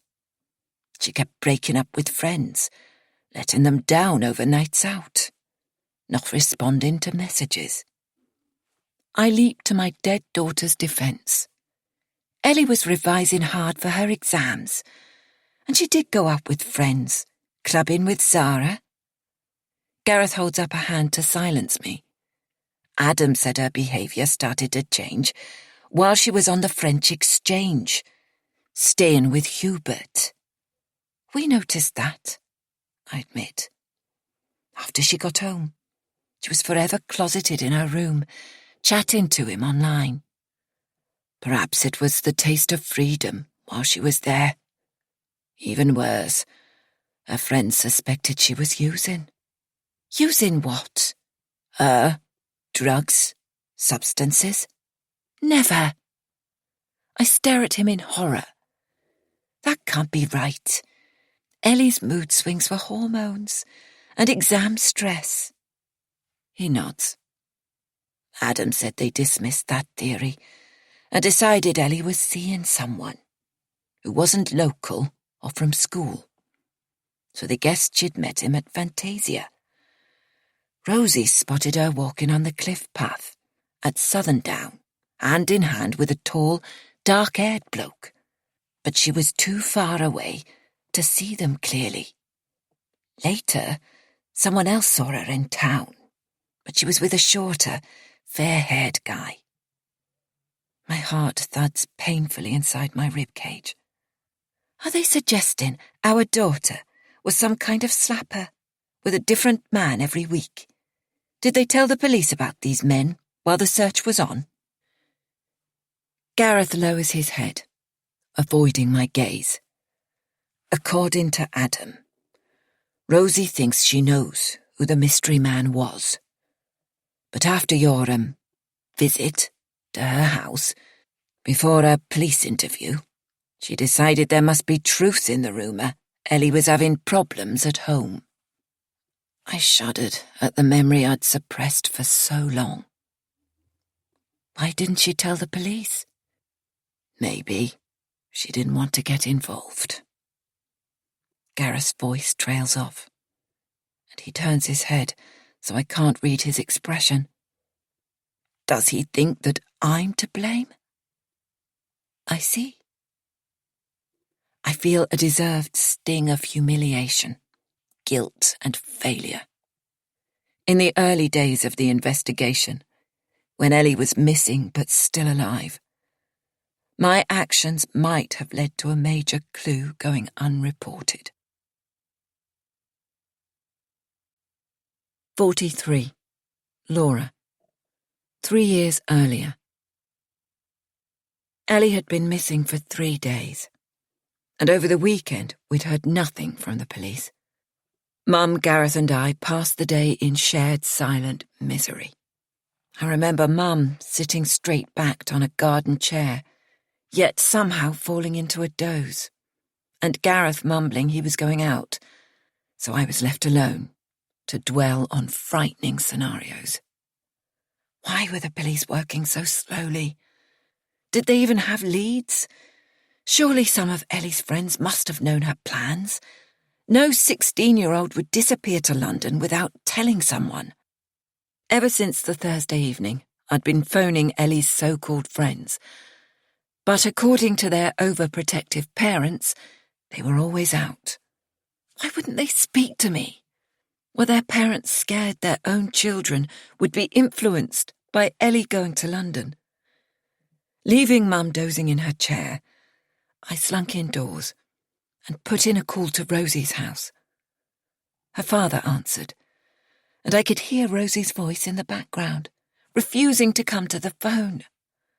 When he rang off, I was steaming mad. So I rammed my bare feet into sandals and picked up my car keys. The front door of Rosie's house was painted olive green. In the minutes between jabbing my finger on the bell and waiting, I came to loathe that colour and swore I'd never use it again. Rosie's mother, Karen, opened the door. Although it wasn't late, her smile vanished when she saw me.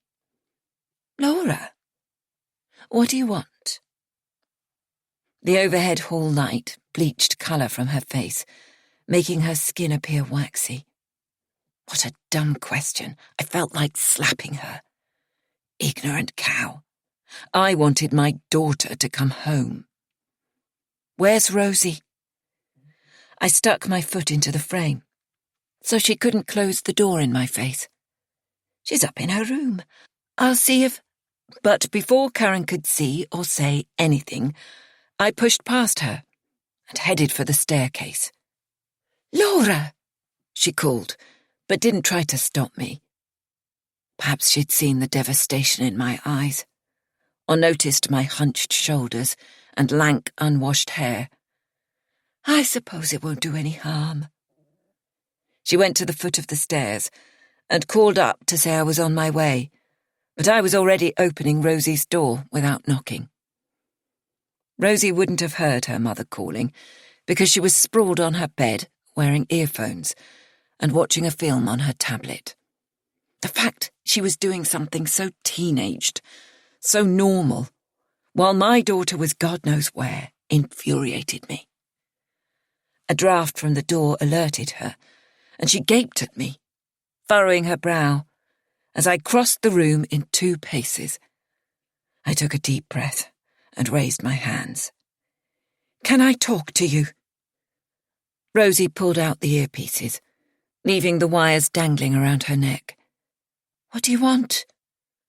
When she looked at me, her eyes had a guarded expression. Tell me what Ellie was planning, I pleaded. Why's she gone to London? She must have told you. Rosie gave an ugly-sounding laugh. Ellie tells me nothing. We've hardly spoken for 6 months. Ask her yourself. Her hand covered her mouth, as if to take the words back. But she didn't say sorry. I don't believe you. A toxic mix of rage and panic surged through me. My brain clouded. I clenched my fists. Suit yourself. Rosie's chin jerked up, but a mascara smudge under her eyes suggested she'd been crying. She stuck an earpiece back in her right ear, twisted her face away from me, and stared at the wall. As I grabbed for her shoulder to force her to turn round, my hand became tangled between her ponytail and earphone wires. I tightened my grip, and suddenly I was tugging her hair, shaking her and yelling, "She must have told you something! Ouch! Get off me! You're crazy!" Rosie squirmed away and hit out, so when I snatched my hand away, I was left holding a clump of her hair. Her breathing altered, and she gulped out a brief sob, followed by a chilling scream. Footsteps pounded up the stairs, and seconds later, Karen burst into the room. "What's going on?" she demanded, gathering her sobbing daughter into her arms. "She attacked me," wailed Rosie. "She's crazy." "What?" Karen's shrill voice slid higher up the soprano scale. I stared in horror at my hand, holding the pale strands of Rosie's hair. Did I really attack her? I just wanted Rosie to tell me. Why would I tell you anything after what you and your sick family did to Ellie? Rosie burst into noisy sobs that sounded fake to me. "Get out, Laura," said Karen in a frosty tone. Sorry. Mortified, I caught my breath, turned, and ran from the room. I trudged down the stairs, out to the street, and my waiting car. A cup rattling against a saucer summons me back, and I glance across the table to see Gareth watching me with an anxious expression. "Threatening Rosie was a mistake," he says. "I didn't threaten. It was a misunderstanding. I told you that at the time." He shakes his head slowly. "It wasn't your fault. The police didn't ask Ellie's friends the right questions. They weren't persistent. I've always believed someone else was involved. Someone who lured Ellie to London. My head hurts. Ellie's dead. It makes no difference. Searching for a reason is Gareth's mission, not mine. Besides, she did have a reason for going. To see Hubert. Even though he denied it and swore he hadn't met her. She probably turned up at his hostel and he sent her away. And she was too embarrassed and ashamed to come home. Yes, I've thought of that. I never quite believed Hubert's story. Until Adam told me Rosie has information she's never mentioned about some bloke Ellie was seeing. What if she was involved with some lowlife she met at Fantasia nightclub? Perhaps someone older, who came down from London for business and turned her head. Mightn't he have suggested a post-exams adventure? Ellie would have known her uptight father wouldn't let her go to London. Why doesn't Rosie just tell the police about this man? Adam and I talked it over with a couple of my mates at the rugby club. He thinks Rosie's worried she might be in trouble for not mentioning it at the time in her police interview. Fair point. So why raise it now? Gareth's eyes took on a faraway look. It's been 3 years, Laura. 3 years tomorrow. I flinch, because it isn't at the front of my mind. I don't observe anniversaries, and I've forced myself to forget the terrible ones. Ellie's friends are young men and women now. They've matured. Rosie's already completed the first year of a nursing degree. So what do your friends say about pursuing this? They said to leave it alone. They know I've been through hell and don't want me set up for more disappointment. I promised them I wouldn't do anything until I discussed it with you, because we'd need to talk to Rosie together, and we both have baggage there. If you could reach out to her. I shut my eyes, not sure if I can bear to confront the memories I've blocked. Talking to Rosie will stir nightmares and pin images of Ellie's death back inside my inner eye. I'll never be able to fall asleep without seeing a repeat loop of my daughter falling underneath the train. I know that the man in the hoodie who set off the crowd surge was never found, I say to Gareth. But that was just terrible timing. An accident.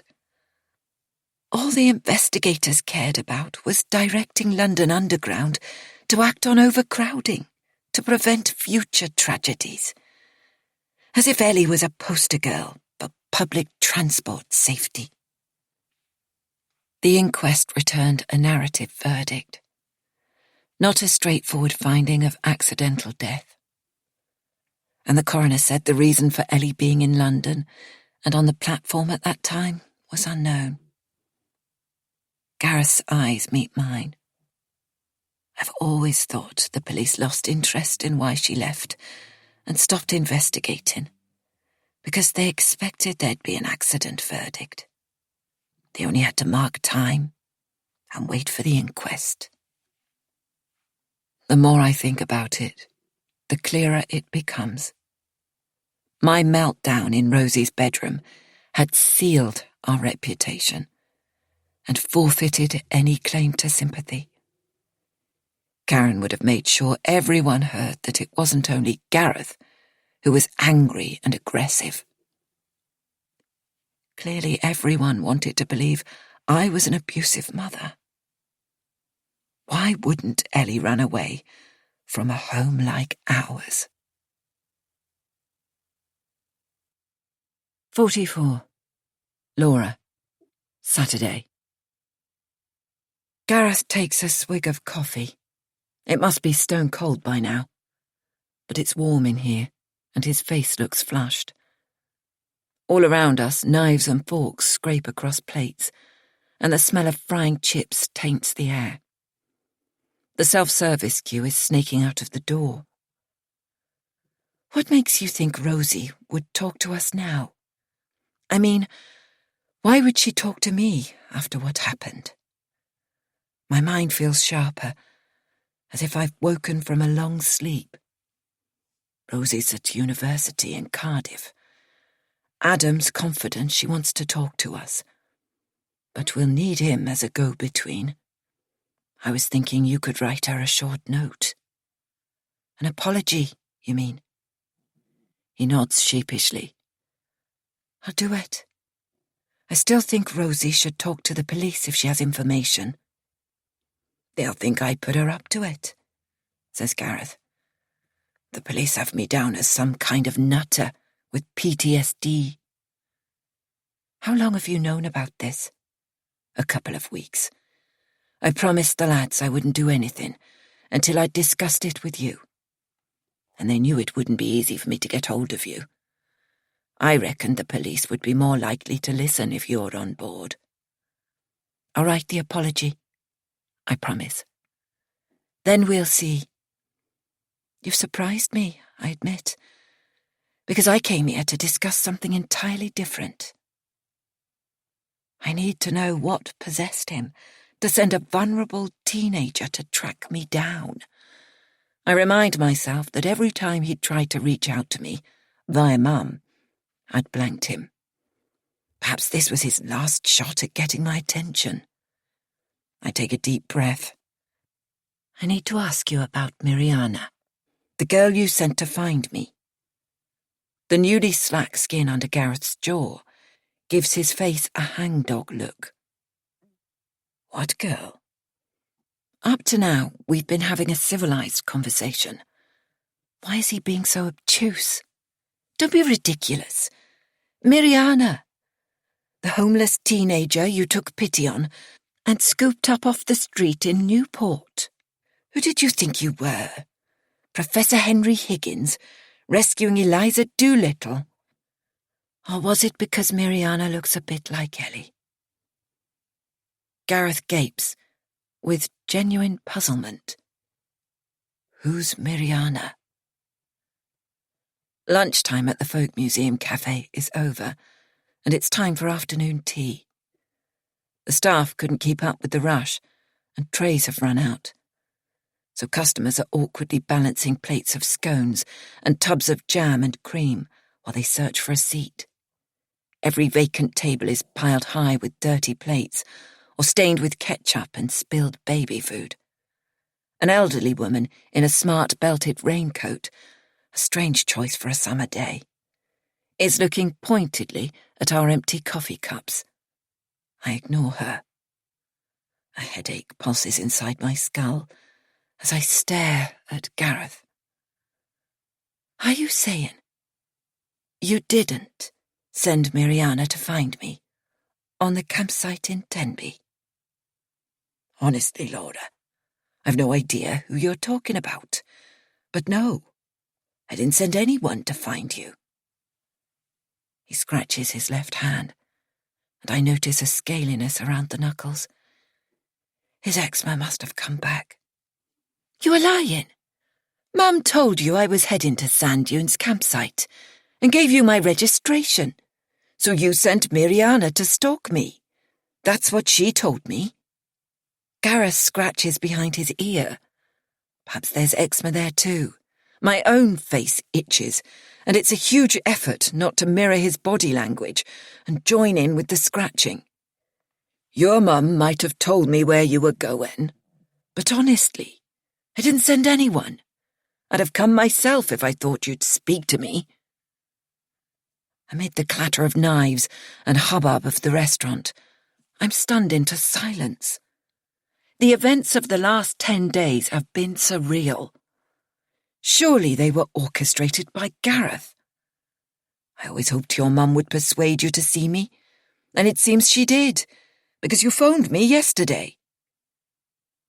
In the stuffy air of the crowded cafe, my face feels hot.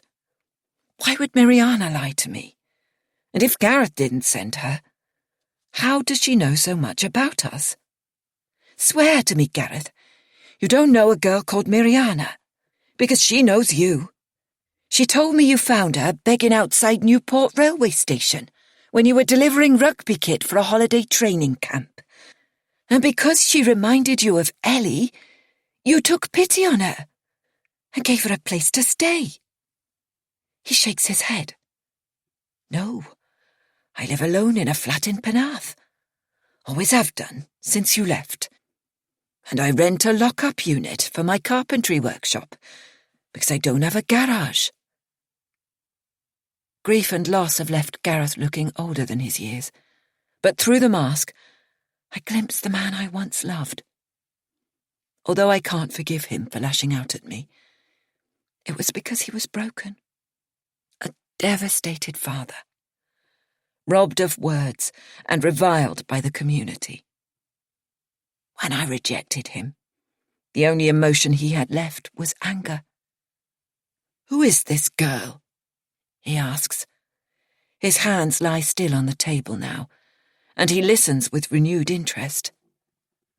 Her name's Miriana. Her parents originally came here from the Balkans before she was born. But a year ago, their permission to remain was withdrawn. She can't have been much more than 16 at the time, but she stayed on alone. She told me she'd been renting a room from you, and you sent her to track me down in Tenby and find out my London address. I grip the edge of the table until my knuckles turn white. She said you told her to move in with me.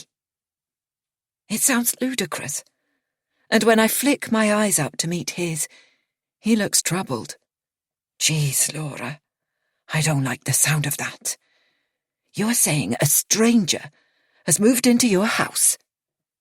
Yes. A tingling sensation creeps along my spine. This is beyond curious. It's downright terrifying. If Gareth didn't send her, why did Miriana worm her way into my life? If she's lied about Gareth, she's probably lied about her parents, and Liam, and Jamie, and everything else she's told me. Most unsettling of all, I've left her alone in my house, with her own set of keys.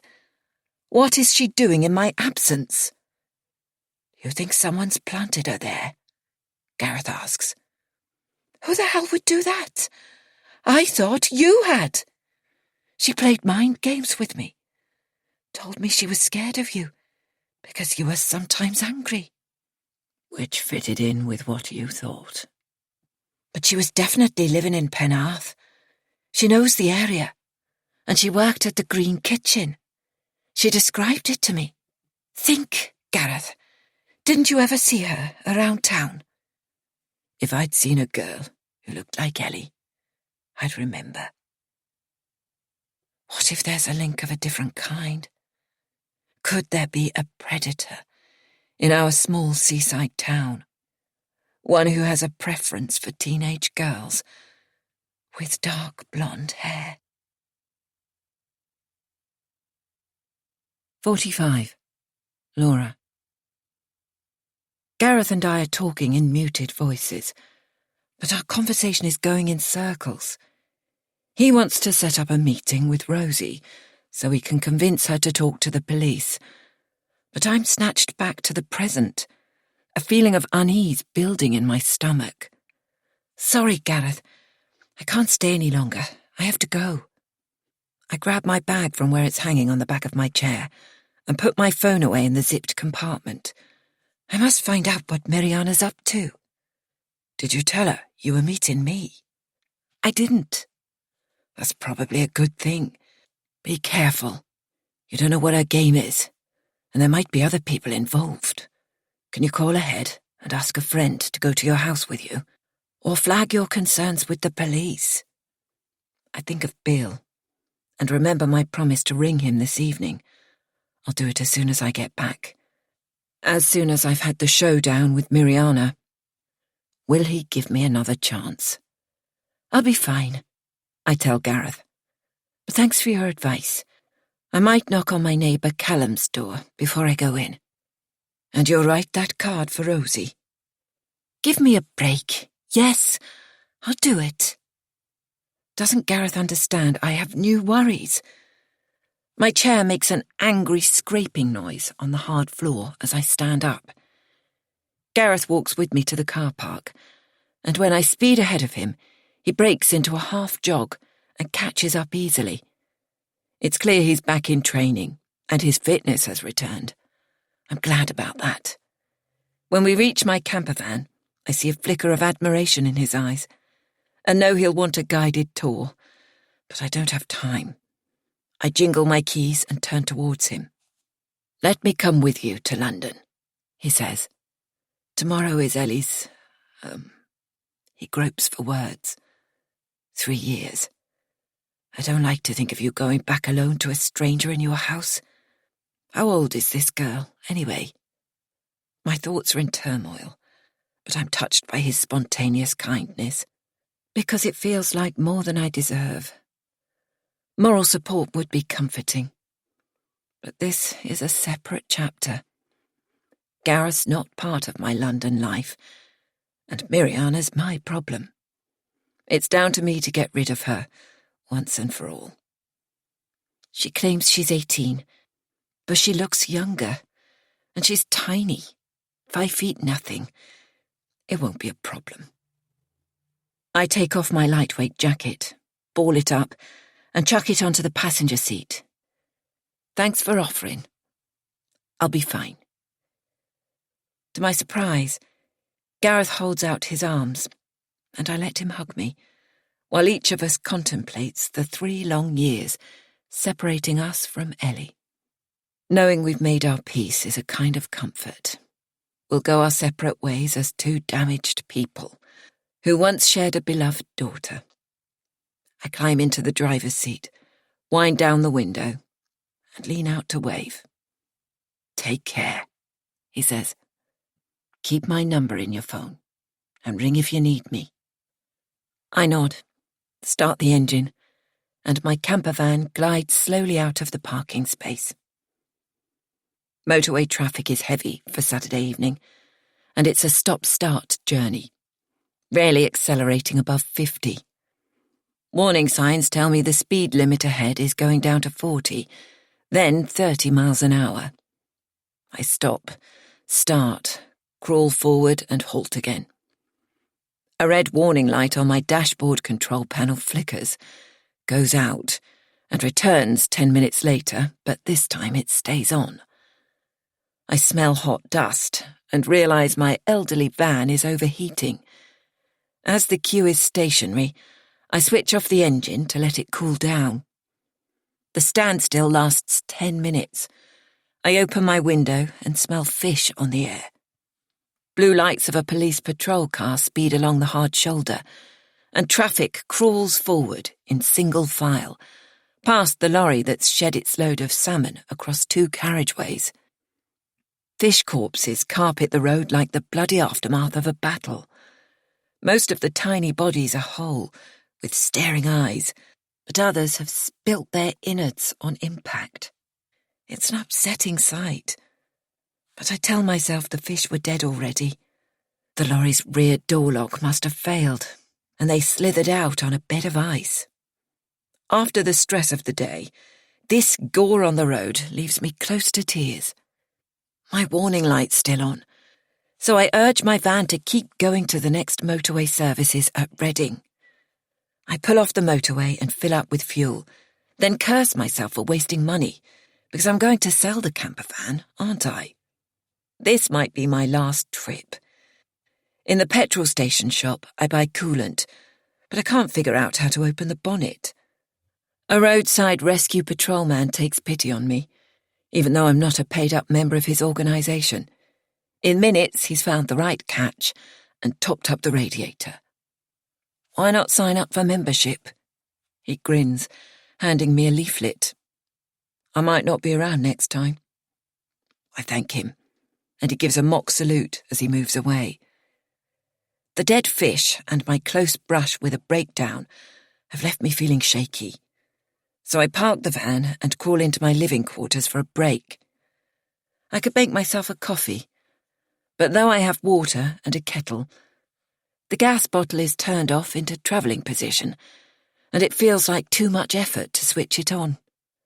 I sip water instead, lie down on the bed and shut my eyes, just for a few minutes. When I squint at my phone, more than an hour has passed. Have I really been asleep so long? I've a list of missed calls and messages, and one is from Bill. My heart leaps, and I fire off a text. "I'm on the road heading back from Wales. I'll call you later. X." Miriana has been phoning me too. 6 missed calls. Her most recent voicemail is just a few minutes old, so it must have been this message that woke me. I press the phone to my ear and listen. "Laura? Where are you? I thought you'd be back hours ago." The message rambles on, but her voice grows faint and trails off. It's none of her business where I've been. I've caught her out in her clumsy lie. I play the voicemail again. This time, I listen carefully, and her next words after, "I thought you'd be back hours ago," drive a chill through me. "Hurry up, please. Gareth's here, waiting for you. And he's getting angry." 46. Laura. Miriana's infantile fantasies are messing with my head. I've spent the whole afternoon with Gareth, who denied all knowledge of her existence. His shock when I told him about her seemed genuine, and we said goodbye in a civilised, friendly manner. So how can Gareth be in London? Is it possible he was so worried about me confronting a strange girl alone that he made a snap decision to drive to London? Did he wonder why Miriana had claimed to be living with him in Penarth and decide he needed to find out what was going on? In that case, he might well be angry when confronting her. And what about the logistics? It's true I was driving slowly, and my break here at the motorway services has lasted 90 minutes. I suppose it's feasible he could have reached South London by now. But it makes no sense. A familiar creep of fear returns. All afternoon, Gareth acted normally. But what if the things he was telling me about Rosie were a ploy? Miriana wasn't meant to tell me about Gareth. So perhaps when I challenged him, it caught him off guard. And now he's raced ahead of me to London. To do what? Take her back with him? No point in ringing her. If I press on, I'll be home in just over an hour. But a traffic jam after I've left the motorway costs me another 20 minutes, and my anxiety skyrockets. To distract my thoughts, I turn the radio up to full volume and let the chirpy voice of the presenter draw me in. He's at some kind of music festival for families, interviewing a mum who's adopted a group of 3 siblings. The presenter's careful not to give their real names, and I listen to the mum describing the harrowing time settling the younger children. It's hard to believe she's sharing so much personal stuff, telling the world the eldest can't come to terms with his birth mother's rejection and regularly runs away to search for her. My heart breaks for this woman, who's offering unconditional love for a child who keeps running back to a mother who doesn't know how to nurture him. Tears slide down my cheeks. If I don't stop crying, my eyes will be too blurry to see the road ahead. I think of Miriana, left to fend for herself, and the troubled life she's fallen into, moving from one exploitative man to another. And what about Ellie? Was it my fault for letting her go out clubbing at weekends, where she met a man from London and embarked on an adventure that led to her death? As I turn into my street, the setting sun is painting patterns across rooftops, and attic windows glow as if on fire. As usual, there's no parking space large enough for my van, so I turn the corner and find one in the next road. It's not yet dark, but there are lights on in my flat. That surprises me, because Miriana's super careful with electricity and follows me around, switching lights off. As I step into the hall, a TV theme tune blares out to greet me. It sounds tinny, so must be coming from the small portable set in my kitchen, not from the sitting room. I recognise the tune and clap my hands over my ears because it's Casualty, a programme I can't bear to watch because ambulance sirens trigger images of violent death. "Miriana, where are you? Switch that off!" I shout as I sprint along the hall past the closed sitting room door to mute the programme. I put down my handbag, drop my campervan's keys on the kitchen counter, and head for the bathroom. After hours on the road, I need the loo urgently. As I'm washing my hands, my phone pings with a message from a number I don't recognise. I tap on it automatically. Gareth. But Miriana's last voicemail said he was in my house. So why is he texting me? Either someone's mistaken, or I'm being gaslighted. I glance at the message.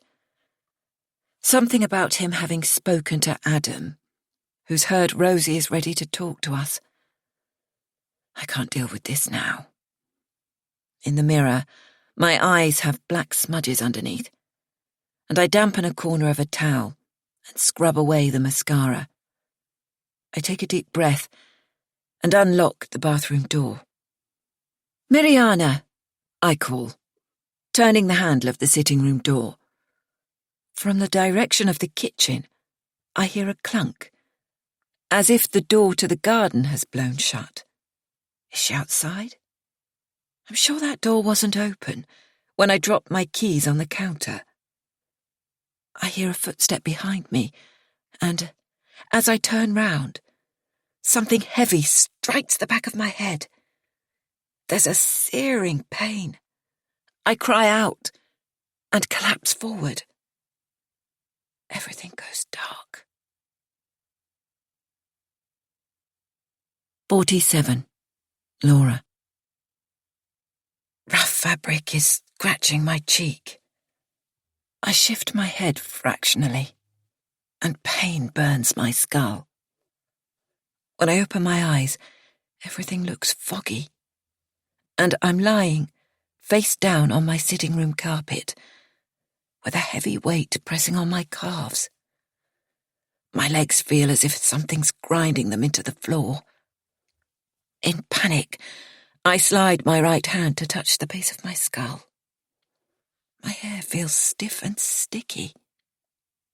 "Laura." A muffled female voice speaks from somewhere above me. "Ah."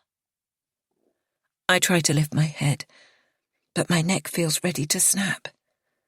So I slide both hands forward, take my weight on my palms, and slowly raise my head in a cobra position. The room is dark, but some light leaks through a gap in the curtains and falls on Miriana, outlined in a dark silhouette, sitting in an upright chair. The pain in my head undoes me. I groan, close my eyes, and fight against the pull of unconsciousness. "Help me," I mumble, struggling to stop my eyes from closing. Something hit my head. I can't move. Oh God, am I paralyzed from the waist down? Shivery waves of heat and cold wash over me as I summon every ounce of strength and try to move my right leg. It won't budge. In desperation, I focus on my feet and manage to wriggle my toes. Maybe I will walk again. Miriana is muttering something, but I can't make out her words or see her face, only her outline. "I can't hear you. Come here. Help me get up." More light bleeds in from outside. If I turn my neck to the right, I can see Miriana without triggering that stabbing pain. She seems to be fidgeting, and she's moving oddly, as if she and the chair have melded into a single body. Why doesn't she help me? Her words are strange banshee sounds, oohs and ahs, as if she's been dragged into babble and lost language. A splinter of moonlight falls on her face. With a wince, I drop my head, because I see why she can't speak. Her mouth is covered with thick silver tape. My heart races. Someone has broken in, tied up Miriana, and now he's attacked me. He must have been ransacking my home when I returned. Not that there's much to steal. I keep a small amount of hidden cash as a kind of running away fund. Not that I expect to use it. I'd only be running away from myself. If I offer cash to the intruder, will he leave without harming us? With a massive effort, I kick my feet back and upwards. It hurts like hell, but the weight pressing down on my legs lessens, and I hear a thud, like boots hitting the floor. Both my legs feel numb, and my feet tingle with pins and needles, so I brace my arms to push up onto my elbows. Every slight movement takes seconds. I'm resting to gather strength when someone steps over me, missing my fingers by inches. A man, tall and bulky, wearing dark clothes. But I can only see his back view as he steps towards Miriana and rips the tape off her mouth. Before I catch a glimpse of his face, he strides across to the door and says, in a voice that scrapes my memory, "I'll leave you ladies to have a little chat." The door slams. A key turns in the lock. "What? Who?" I splutter, rolling onto my side so I can struggle to a sitting position, drag oxygen into my lungs, and wait for Miriana to explain. She stays mute. If I try to stand, I'll keel over, so I slide towards her on my bottom, propelling myself with my arms. That's when I see why she can't move. Miriana's hands are pulled behind the chair and taped at the wrists. Her ankles are bound to the legs of the chair. What's going on? With my fingernails, I pick at the tough tape around her ankles, feeling for an end I can work with. This product is strong and designed for mending leaking pipes. I know, because it comes from the cupboard under my kitchen sink. Miriana acts as if she's dazed, her head lolling sideways. "Who's that man?" I ask, my hands sticky from the tape, but not making much progress. I need a pair of scissors, but even if I could stand, how can I get to my kitchen when the intruder is outside the door? Miriana's eyes roll, and she runs her tongue over her dry lips. "You know who he is?" she croaks. "It's Gareth." 48. Laura. Whether Gareth's car could have raced my campervan down the motorway becomes irrelevant, because this man isn't Gareth. His voice is familiar, but I can't place it. The pain in my head is throbbing. My efforts to free Miriana are feeble, but she seems detached, as if she's drifted off to some other place. The intruder must have had his ear pressed against the door, waiting to hear what Miriana will say. But she's incapable of saying much. He must have grown tired of waiting, because the door creaks open, and his large body fills the doorframe. He's grown a beard, and it makes him look much older. When he joined Llewellyn School, he was a slim 29-year-old. But he's bulked up, and his arms and upper body are muscular, like someone who's spent the past few years lifting weights and playing rugby. Although I can't see much detail of his face, I'm guessing the bloom has rubbed off, and the extra weight, though it's mainly muscle, has added years to his age. He can't be much older than 32. I stare at him until my eyes burn, and I have to blink. I reach for the edge of Miriana's chair to pull myself up, but my numb legs go into spasm. I reach for the windowsill and drag myself up, tweaking the curtain to let in more moonlight. "I don't know what the hell you're doing here," I yell. "But get that tape off, Miriana, and explain yourself." Bryn laughs. His voice is a deep bass and echoes around my small sitting room, triggering a memory. Soon after Bryn arrived at Llewellyn School, the music master went off on sick leave for cancer surgery, and Bryn took over rehearsing the school choir for the Christmas concert. I remember he sang a solo. I think it was Mfanoi. Usually a choral piece from the songbook of Welsh male voice choirs, and stunned the audience with the purity and resonance of his voice. Congratulations followed his performance of the sentimental ballad that tugs my nation's heartstrings. Now that same voice, rumbling around my sitting room, seems to come from somewhere deep in the earth, like Hades. And why would I do that? Bryn walks behind Miriana's chair and taps his fingers on the binding around her wrists. When I took the trouble to make it nice and tight. For fuck's sake, Bryn! Pins and needles shoot along my right leg, and I clutch the windowsill for support. Some feeling is returning to my legs, and I realise that while I was briefly concussed and lying on the floor, Bryn must have been sitting on the sofa, with his feet pressing down hard on my calves. Haven't you two had a catch-up yet? He asks with a sneer. Better hurry up. We don't have much time.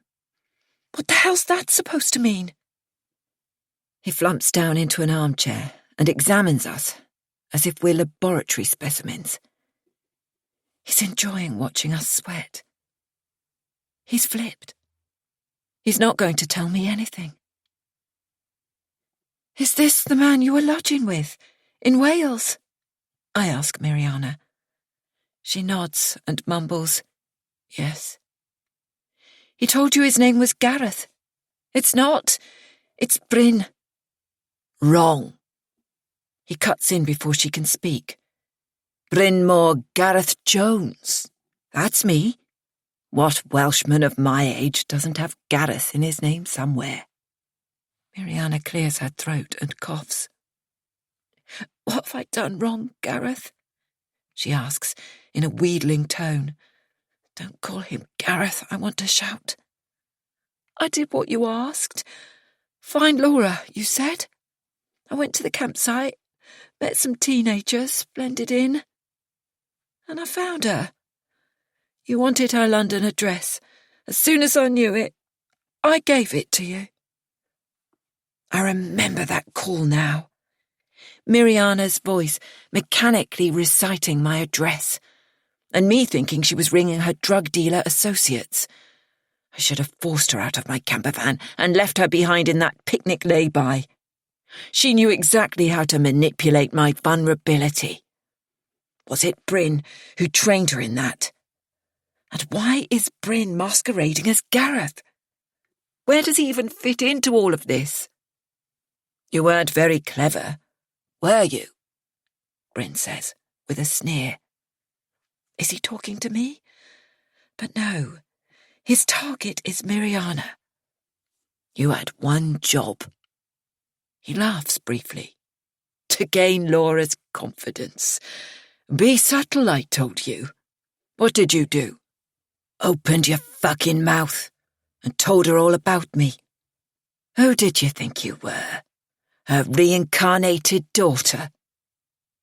Bryn prowls across the room and switches on a table lamp set on a low cabinet so it illuminates our faces from beneath. Miriana's and Bryn's faces look eerie. All head, no body. Bryn's eyes narrow, and he glares at Miriana. You never intended to come back to me, did you? After all I've done for you, you decided to hitch your future to Laura. You'll suffer for that. Stop it, Bryn! I yell. Now there's some light in the room, I feel less threatened. If I can force him to look at me, perhaps I can talk him down. Whatever's between you and Miriana has nothing to do with me. You've already got my job, head of modern languages. What else can you possibly want from me? Now there's a question. He gives an ugly laugh. What could I want indeed? Miriana remains silent, staring at the floor. But now she raises her head and says, It's about... But before she can finish her sentence, Bryn's on his feet, his back to me, and blocking my view of her. Horrified, I watch as he raises his arm and strikes Miriana across the face. She and I cry out in unison. Shut it, he says, glowering at each of us in turn. Stop this madness, I yell. "Leave Mariana alone and get the fuck out of my house. You've got 2 minutes, or I cast around for ideas. Can I move fast enough to unlock the catch and open the window? I could shout up to Callum, tell him to call the police. Bryn notices the direction of my gaze. Not so fast. His hand drops on top of mine and traps it flat on the sill. Him upstairs is away. Shame. Didn't you know? My shoulders droop. I did. Mariana told me this morning. Stay quiet. Both of you. Bryn grips my upper arm, forces me to pivot, and marches me the few paces to my sofa, then shoves me with such force that my feet fly from under me. My knees buckle, and I thump down on the seat. If I'd hit the floor, my lower back would have taken the full force. And it strikes me. We're in big trouble here. Mariana and me. Think, Laura. Think. With her ankles bound to the chair and her hands stretched behind her back, it's a struggle for Mariana to stay upright. The weight of her head drags to one side, and that blow must have sent her head spinning. Fear for Mariana's safety pulses inside me, but I stay silent and think, because talking isn't getting through. Bryn locks my sitting room door from the inside and pockets the key. He picks up the roll of duct tape and waves it in my face, and I flinch as he takes out a pair of thin blue surgical gloves.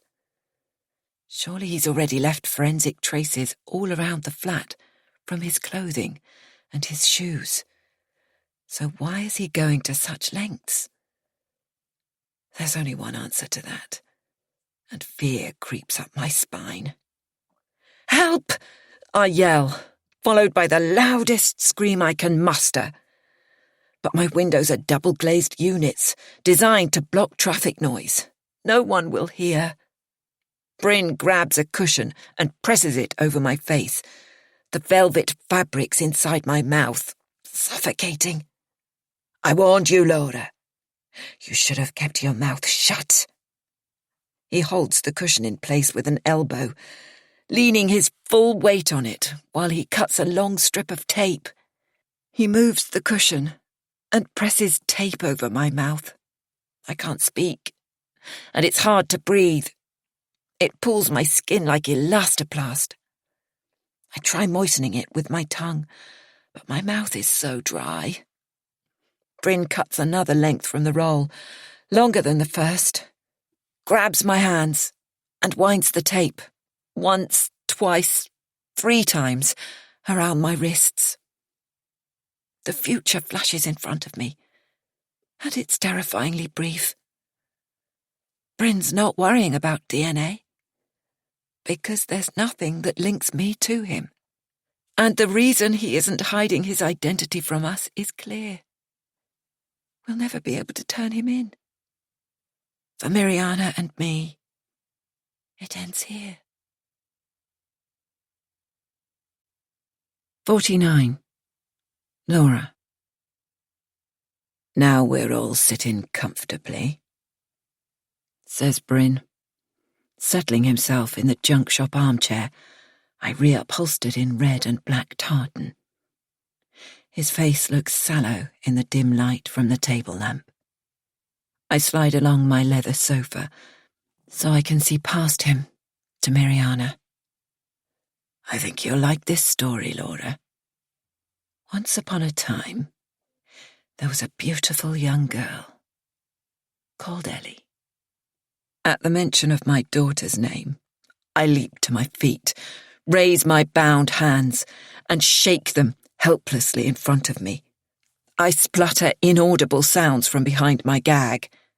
How dare he defile my daughter's memory by mentioning her name? Ellie was just 16 years old when she went on a school exchange to Nantes and stayed with the family of a handsome young man called Hubert. Ellie's school friends guessed she was besotted with this French lad and secretly cheered her on. Ellie was having the time of her life. Because, you see, she wasn't a good little girl at all. She was wicked and wild. Pain stabs my heart, worse than the ache in my head. The cushion he used to cover my mouth is on my lap.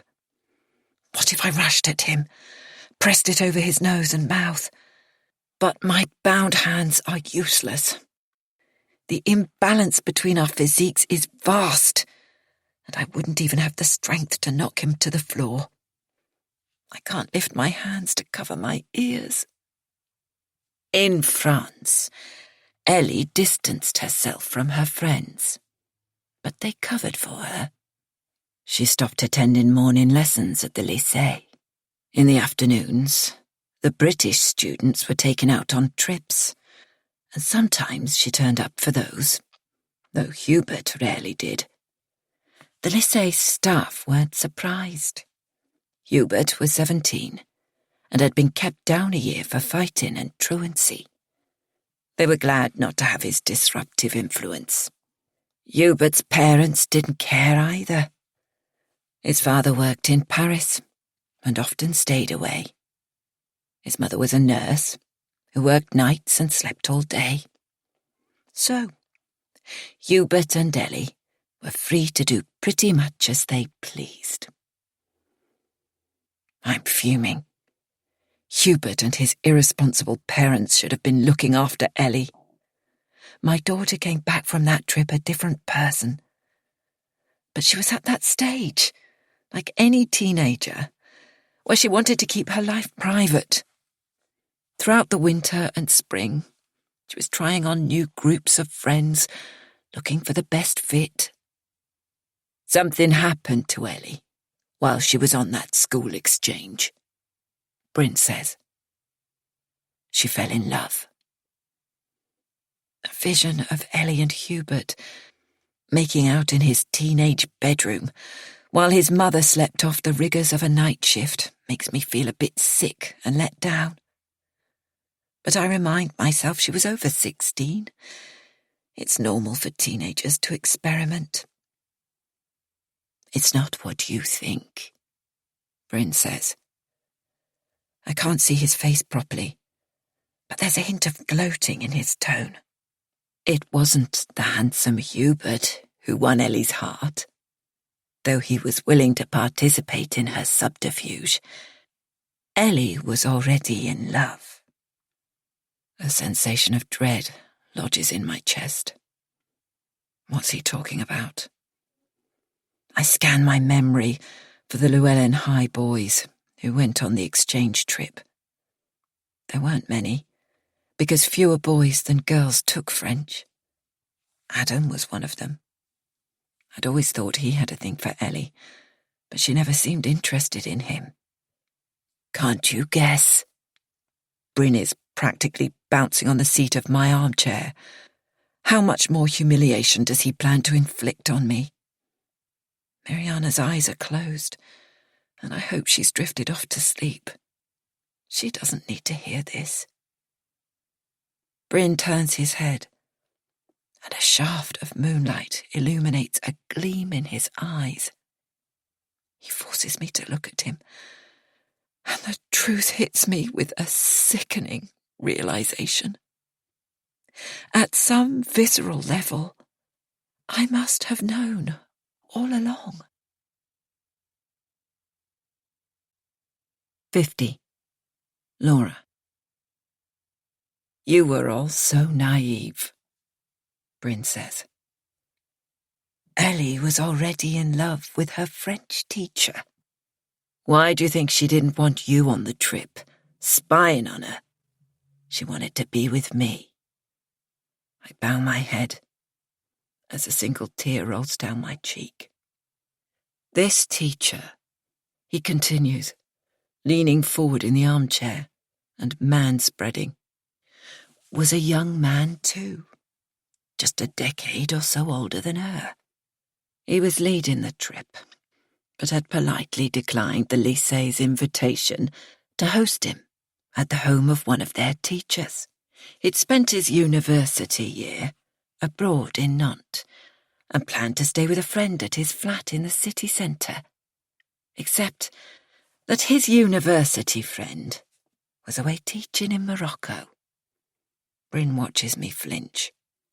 I had his flat all to myself, but I wasn't alone. Ellie was there with me, and we didn't spend our time playing chess. A cocktail of pain, emotional, not physical, threatens to undo me. But I can't let him see. Another voice in my head, my former self, Laura, the teacher, wants to understand how the hell he could pull off such a stunt. Leading a French exchange is onerous and exhausting. What quirk of fate led to Ellie being hosted by a lad who was a serial truant with absent parents? The gag prevents me from speaking, so Bryn seems to guess what my questions would be. Nothing was random, if that's what you're thinking. Another university friend of mine teaches at the lycée and told me about Hubert's family. Hubert hadn't planned to take part in the exchange, but my friend told him it would be a week of few lessons and afternoons out, and there was a rather lovely girl needing a host family. My expectations were low, an occasional tryst with my virgin girlfriend, but fate was kind. I glare at him. Don't look at me like that. You must have known I wasn't the first. Tears roll down my face and settle on top of the tape covering my mouth. It was too easy. In the mornings, the students worked on projects, supervised by local teachers, and didn't need me. But with Ellie being a no-show in the mornings, my colleagues were worried. So I invented a role for myself to go out and visit, not only Ellie, but all the host families, and do random checks. The others couldn't do it, could they? Because they were the games teachers with limited French. I reported back that Ellie was unwell and resting. I didn't make any visits. Ellie and I stayed together at my friend's flat. Each poisonous twist reveals my former colleague is a monster. Perhaps he always was. While he's looking at Miriana, I maneuver my knee in between my bound wrists and work it around, trying to loosen the tape. If I could make the gap big enough to free my hands. Bryn's voice drags me back to his hideous story. It was serious between me and Ellie, and our affair continued when we got home. Did she tell you she was going out clubbing, staying with a friend? He laughs so hard, I swear a fleck of his spittle hits my hand. She was with me. Through my gag, I gasp. When Gareth made that ill-judged attempt to collect Ellie from Fantasia, she wasn't even there. She was with him. And half an hour after my call, she strolled calmly into the house. Ellie didn't tell you she was going on to sixth form, did she? We were going away to start a new life together. But we lay low from Christmas through to the following spring. Stayed inside my flat and never went out. I became a bit of a hermit. He glances at Miriana. You've seen that side of me, haven't you, Miriana? At the mention of her name, Miriana raises her head and opens one eye. Her hair flops across her face, and she slumps sideways. I wonder if she suffered a head injury from his blow. I raise my bound hands, wave towards her. Can't he see she's hurt? Bryn is taking vicarious pleasure from my misery, and he can't keep his secret in silence. He wants to show how clever he is. When summer arrived, he says, we risked some late evening walks. Never in Penarth, but in Cardiff, or down on the coast at Southerndown and Llantwit Major. That was a mistake. Too close to home. A friend of Ellie's from school saw us. She recognised Ellie, but not me. This girl wanted to know about the mystery boyfriend, and when Ellie refused to say, she taunted her, made her life a misery. I panicked. What if they worked out the man was me? I'd lose my job, and never work as a teacher again. I might even go to prison. Rumours about Ellie and an older man were circulating in the staff room. I'm surprised no one told you. I hang my head. Indignity upon indignity. After her idiot father pulled that stunt at Fantasia nightclub, Ellie became a subject of gossip. Teachers took an interest in the love life of a 16-year-old student. She was furious. After we were seen together, pressure on Ellie ramped up, and she came to me in tears. I knew she was in love with me, but worried she'd crack under the stress. That's when I knew. We couldn't wait for the summer holidays. We had to run, first to London, and then on to France, where we planned to start our new life. But Ellie didn't take her passport, I remind myself. But even for that, he has an answer. You are probably wondering how Ellie could leave the country, he continues. She wasn't going to be travelling on her passport, that's for sure. Have you ever watched the vehicle checks on outgoing ferries? Of course you haven't, because back then, all the detailed checks happened on the French side. Asylum seekers stowing away to get into the UK. Have you ever heard of anyone trying to smuggle themselves out of this country into France? He narrows his eyes and watches my despair. The odds of a customs or immigration check were so low, I was confident I could hide Ellie in the back of my vehicle, and no one would discover her. He stands up and stomps across to the sofa to gloat. Romantic, don't you agree? Ellie thought so. That day, everything slotted into place. A parents' evening.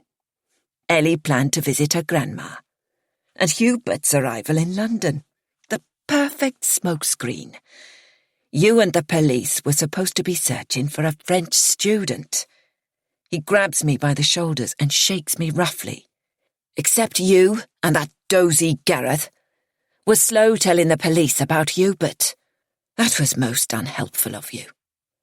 Ellie had a phone I'd given her, way back, to ring or message me. I told her to leave her own phone behind, so she couldn't be tracked. Plus, it contained clues the police would need to discover Hubert was in London, but not his address. Ellie sent him a see you soon message to keep the police busy for a while. Gareth should be here, I think. Not me. He's the one who wants every detail of Ellie's disappearance. Bryn has laid it out on a plate and is force-feeding it to me.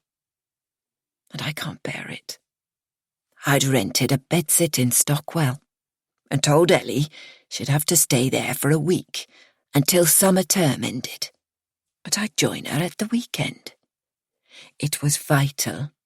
No one made a connection between us. All Ellie had to do was lie low until I got there. Under his breath, he mutters angry words and turns his furious eyes on me. Her mother. She left on Thursday. On Friday after work, I told colleagues I was going to Kent to visit my mother and headed for London. Ellie and I hadn't been apart 2 days, but already she was getting cold feet. She knew the search for her was ramping up and was feeling remorse and guilt especially for you. Her neglectful, blinkered mother. When I arrived in London, I could see she'd changed. She wanted to go back home. I adored her and warned her I'd be in trouble if our relationship was discovered. We argued. I'd left her alone with too much time to think. That was all the time it took for her to fall out of love with me. 51. Laura. 3 years earlier. One midweek evening when Gareth was out, Ellie and I each had a sneaky glass of Prosecco. And afterwards, Ellie painted my nails, before remembering she had homework. I had a stack of marking to get through, but my concentration was shot. I ran my hands through my hair, yawned, and slumped back against the sofa cushions, watching her turn the pages of a Shakespeare play. Her lips were moving silently, so I guessed she was memorizing quotes for her exam. Her blonde hair, which was naturally dark underneath, was pulled off her face with a clip, and her expression slid between fierce concentration and boredom. She drummed her fingers on the book cover, put it down and reached for her phone, checking apps and screens and tapping out messages lightning fast. How could she take in so much information without making her head spin? "Fancy a hot drink?" I asked, yawning as I wrapped up my marking for the night and set the pile of books aside. Ellie flinched, as if my voice had pulled her back from some secret place. "Sure." She stretched out her legs, so the skin of her knees was visible through the factory-ripped holes in her jeans, and asked, "Have we got chocolate sprinkles?" "I'll find some. Then I'll have a cappuccino." I rummaged in the kitchen drawer and found a stainless steel stencil shaped like a heart. I remembered how she and Gareth bought it and surprised me with coffee in bed one Valentine's Day. Ellie could only have been around 7 at the time, but Gareth trusted her to carry the mug, while he followed with an orchid in a pot, chocolates, and a card. As I shook chocolate on top of her drink, I took extra care so my heart-shaped artwork didn't blur. "Thanks, Mum." Ellie seemed touched and gave me a quick hug. It was good to feel close to my daughter again. Since she'd returned from the school trip to France, she'd been secretive and oddly prickly if Gareth or I asked about her plans for the weekend. It was 10:30, and still no sign of Gareth. That wasn't unusual, so we sipped our drinks in companionable silence. I was thinking of heading up to bed when Ellie put down her mug and turned towards me, a faint froth stain on her upper lip. "Mum, if I met someone and knew it was serious, what would you say?" Her confessional tone took me off guard. I grinned, so my reply must have sounded glib or clumsy. "I remember when you were young, you used to ask me how you'd know when you'd found the one. You used to say, 'What if there isn't a one? Or what if there are 3? How do you whittle them down?'" She gave me a blank look, and I blundered on. "Do you mean a boyfriend, Ellie? Have you met someone special?" She'd had boyfriends before, gangly lads from school who called at the house and sat tongue-tied if we tried to make conversation while they waited for Ellie to finish doing her makeup and come downstairs. Usually they all went out together in a group, but Ellie had broken away from those friends in recent months. Something in her expression warned me she was disappointed in my response, that I didn't get it. Was she trying to share something deeper? Could she mean a girlfriend? What if it was someone older than me? She continued. "But we were so sure we wanted to be together, we decided to make a commitment, like getting engaged or married? What would you say? Married? I felt a spurt of unease. Ellie, you're only 16. She glared at me. You and Dad were really young when you got together. You can't have been more than 23 when I was born. Your dad and I met at uni, Ellie. When you were born, we'd finished our education and were both working. Ellie wouldn't meet my eyes. Somehow I'd blown it, but I didn't understand how. So I took a breath and asked, Is it Hubert? With a sigh, she clambered to her feet, leaving her coffee half drunk. Forget it, Mum. I'm off to bed now. She bent down and treated me to a rare and rapid kiss, then made her way upstairs. 52. Laura. Whatever feelings of anger, regret, or love Bryn claims to have had for Ellie, nothing will stop him talking. Our love affair unravelled in that seedy Stockwell bedsit, he says. We stayed in bed, but when we made love, she was going through the motions. Shut up. I want to scream at him. This is too much for a mother to deal with. I told school my mother was in hospital in Kent and stayed in London. The search for Ellie had gone public, and the police were doing a reconstruction of her walk along Oxford Street, so we couldn't leave that room. We phoned for takeaways, and I locked the door before I went down to the lobby to collect them. Often I'd get back to find she'd shut herself in the bathroom. I could hear her crying through the door. I'd taken her mobile away, and there was no landline connection.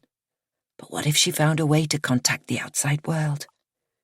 Ellie begged me to let her go home. She promised to say she'd had a wobble and taken some time out to get her head straight. But I knew how tough the detectives interviewing her would be. She'd wasted so much police time. She'd crack under interrogation. I couldn't trust her not to betray me. He starts pacing the room. I adored that girl, he says. But she took the keys from my pocket while I was in the shower early one morning and was out of the door, striding towards the underground before I was dressed. I guessed she'd be heading for Paddington and the train home to Wales. So I followed her, intending to reason with her. But I knew I couldn't trust her. Once the police discovered I'd seduced her, I'd never work as a teacher again. I might be sent to prison. He's right. At 16, Ellie wasn't underage in the strict legal definition, but the rules for teachers and students are far stricter. He was likely to be charged with sexual activity with a child by a person in a position of trust, and it carried a prison sentence. I caught up with her as she stepped onto a northbound Victoria Line train at Stockwell and watched her from an adjoining carriage. When she got out at Oxford Circus station, I lost her, but I knew she'd be changing onto the Bakerloo line. Rush hour crowds were insane. Platforms were overcrowded, and I was pinned back by station staff who were letting passengers through onto the platform in batches. I spotted Ellie standing too close to the platform edge and called out to warn her. But she didn't hear me, so I jumped about and waved to get her attention. When she turned and saw me, it must have been a shock. She took a step backwards, tripped, and fell in front of the train. So that was it. I swallowed. The crazy acting man in the black hoodie was Bryn. Was he really trying to warn her? Or did he, as the witness described, intentionally spark a chain reaction and a crowd surge, knowing she would topple. He's had 3 years to assemble his story. It should be tested in a court of law. Think how devastating that was for me. I was in love with her. He bends over me, his stance threatening, his eyes moist with what looks like tears. He did have feelings for Ellie, yet everything about him revolts me. If she'd trusted me, our lives would be so different now, he says. Yours too. He laughs, and I briefly see him as he sees himself. A master of the universe, who's been so clever in covering his tracks, but is desperate to tell his version of what happened. He's twisted the truth to frame himself as a tragic hero, let down by a young girl he'd persuaded to fall in love with him. I can see right through him. In the weeks after Ellie's death, the hate campaign against me and Gareth ramped up, and the rumour that she'd run away because she was being abused at home was pounced on by the gutter press. Once the bandwagon was rolling, social media climbed on board, inciting people to pick sides. Bryn takes a folded page from a newspaper out of the back pocket of his jeans and lays it on the coffee table in front of me, smoothing it out with the flat of his hand. He moves the table lamp closer. Remember this? I recoil in horror at the headline. Tortured teen takes own life. How did they get away with publishing that? A solicitor told me they were relying on the question mark. The article implied that tragic, gifted Ellie had fled an unhappy home life and run away to London in despair, where she threw herself in front of a rush-hour train. The journalist gave unattributed quotes from a friend of the family who described how Ellie's father was involved in a punch-up at a Cardiff nightclub. The paper later printed an apology, but it was too late, because many people believed the storyline they'd been fed. Perhaps these news reports weren't wrong, says Bryn. We must stick to this story and quash any new rumours about why Ellie ran away before they gain traction. My stomach churns. What does he mean about stopping new rumours? And then it comes to me. Why have I been so blind? Bryn was the person who supposedly stuck by Gareth through those terrible years. He was the friend Gareth confided in when he learned that Rosie suspected she knew the identity of the man Ellie was seeing. He'd have known Gareth was reaching out to me so we could talk to Rosie together. I splutter a muffled version of, "You knew." Did Rosie always suspect Bryn? And not mention it, because it seemed unconnected with Ellie leaving for London? Exactly. Gareth never could keep his mouth shut. Thanks to the rugby club, he's my new best friend. I tried to warn him that following new leads would mean more disappointment, but he wouldn't listen. I shoot him a defiant look. One way or another, the truth will finally be told. You're going to stop the rumours for me, he says. A shiver runs through me. Because you, Laura, will make a confession. And Miriana here is going to help us. He strokes her tousled hair until her head jerks, and she stares wildly around the room. We'll start with a nice snap of you two girls together. Bryn drags me up from the sofa and propels me across the room to stand behind Miriana's chair. He hooks my bound wrists over the chair, where they're hidden by Miriana's back, my elbows jutting out at an unnatural angle. He rips the tape from my mouth so my face stings and orders, "Smile, please," firing off a round of camera shots before I can yank my bound arms from behind Miriana's back. These will look like selfies, taken with a time delay camera. He pushes the screen close to my face. In the photos, I look startled, but my wrist restraints are hidden, though the ones on Miriana's ankles are not. Thanks for leaving your camera in the desk drawer, by the way. These are perfect. Perhaps it's a good idea to have pictures. They could be evidence, whether or not I survive. I move my lips, and my voice chooses the wrong time to return. I look like a predator. Exactly. Miriana tilts her head and looks up at me. Her eyes are glazed and rolling, the pupils dilated.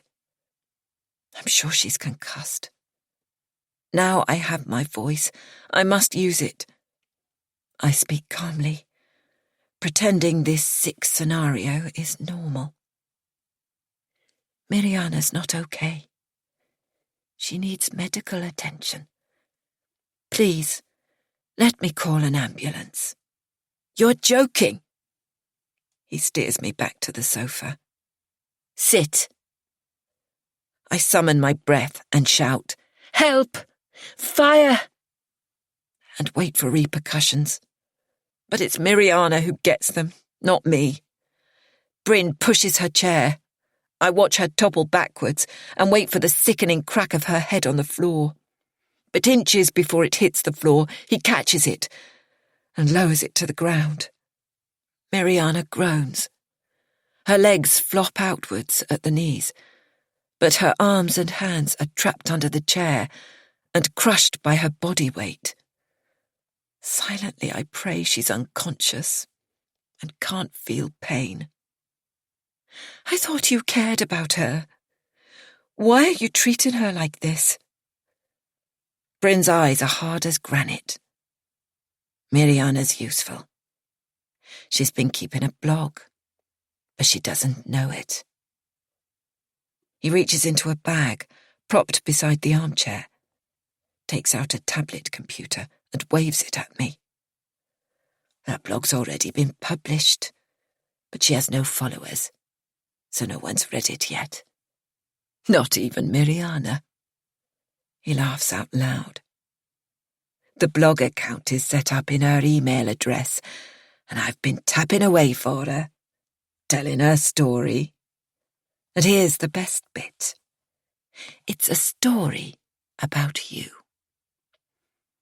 I reel away as he pushes it in front of my face and scrolls down a few lines, expanding the print, so even in the faint light, I make out the gist of it. A crazy woman kidnapped her from a campsite in Wales, smuggled her to London, and has been holding her captive in her flat. It's a sad story, see?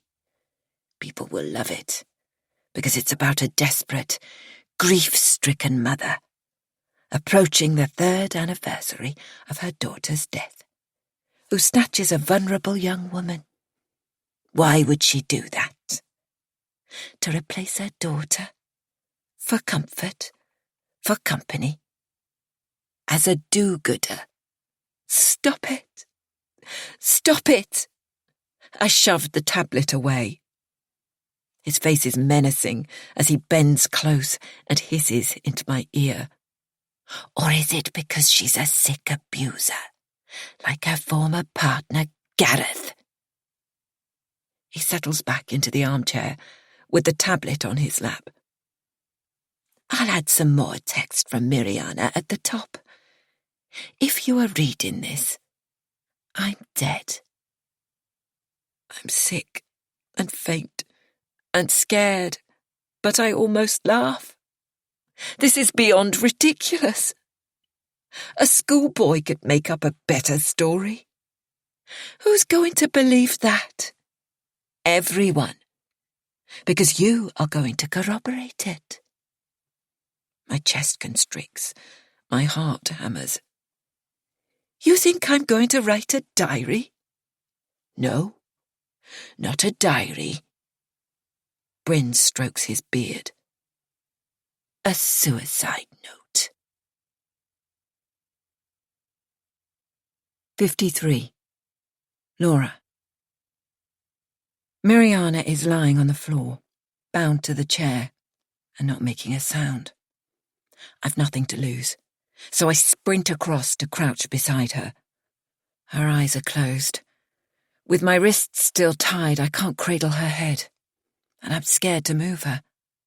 In my teaching career, I attended several first aid courses, so I press my joined hands under her jaw and feel for a pulse. When I lay my face close to her nose, I sense a light breath. Call an ambulance, please, I beg. Bryn stares at Miriana as if he's puzzled why she's lying on the floor.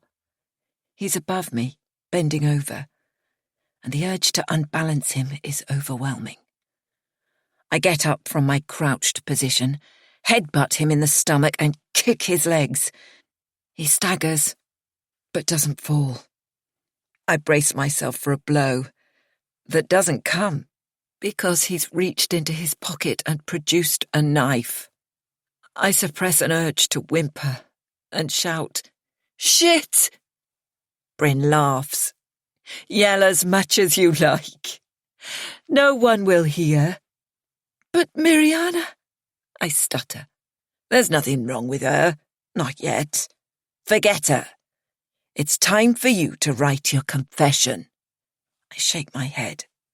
No way. Everyone believes you and Gareth were abusive parents. The hand holding the knife drops to his side. Now you've kidnapped another teenage girl. Perhaps you wanted to replace Ellie. He waggles his finger in the direction of Miriana's prone body, melded to the chair. It doesn't look good, does it? And she's come to harm at your hands. So the plot is even thicker. The world needs to hear the truth in your own words. He pushes a notepad and pen towards me. Handwritten would be best. I'll dictate. I brush the pen and paper from his hands, and remember Miriana holding up a handwritten note and refusing to speak when she was hiding in my van. Was it the months of living with Bryn that inspired her note writing? He picks up the pad and offers it again. How can I write? I show him my bound wrists. Ah, yes. It seems we have a problem with handwriting. He digs back inside the bag and produces a typed page. Here's one I made earlier. Typed and saved on your laptop. And printed on your very own printer. It was so helpful of you to leave this list lying around. He shows me a second page, headed Passwords and Account Numbers. I groan. How did he get that? Did Miriana find it for him? As this confession is in your name, I expect you'd like to know what it says. He reads aloud. My name is Laura Lister, and this is my confession. Tomorrow is the 3rd anniversary of my daughter Ellie's death at Oxford Circus Underground Station. In the days before Ellie died, a police search was underway to find her. I hadn't the slightest inkling why she'd gone missing. Despite what some newspapers wrote, I never believed Ellie's death was suicide. And after an investigation, the inquest returned a narrative verdict, setting out the facts of the case, with emphasis on overcrowding on the platform. In the months of grieving that followed, my partner Gareth Barton and I were unable to comfort each other. I was signed off from my work as a teacher, But Gareth became obsessed with investigating Ellie's death. He searched for clues to see if she'd shared a reason for going missing. At home, he became violent. Bryn fixes his eyes on me, and I drop my gaze. I'm right, aren't I? He did become violent towards you. I hunch my shoulders and shake my head. You're lying. He told me over a pint that he hit you. You fell and broke your nose. I'll continue. Gareth had never been violent towards me before, but he was convinced everyone blamed him for Ellie's death. He claimed it was a conspiracy theory. Then one night, 9 months after her death, he broke down and confessed to me he was responsible. He'd been abusing our daughter for years, and I never knew, so I couldn't stop him.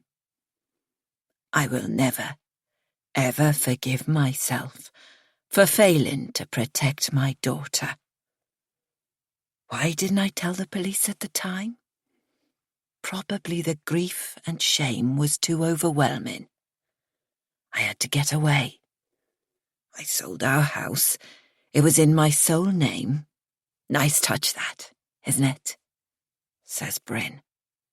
I mean, how could anyone, other than you and Gareth, possibly know that? You sure knew how to emasculate a bloke. You left him and moved to London. I've written that in the letter too. He waves it in the air again, but I don't look. I'm too devastated. I can't be bothered reading out any more of this tosh. Let me just tell you how it ends. I couldn't put it behind me. Now I'm telling the truth, because I can't live with the guilt anymore. My daughter was being abused by her own father. I never knew, and I did nothing to stop him. Here's another good bit. I tried to make up for it by helping a young woman called Miriana, who I met at a campsite. I realised she was in trouble. I thought I could help her and look after her, as if she was my own daughter. But she didn't seem to want my support, and that made me angry. It also made me realise nothing would help. What's the point of trying to rebuild a shadow life? I don't want to live any longer without Ellie. On the 3rd anniversary of her death, I will take my own life.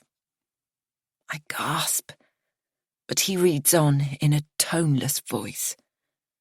I won't be around to see it, but I want this confession to bring her father to justice.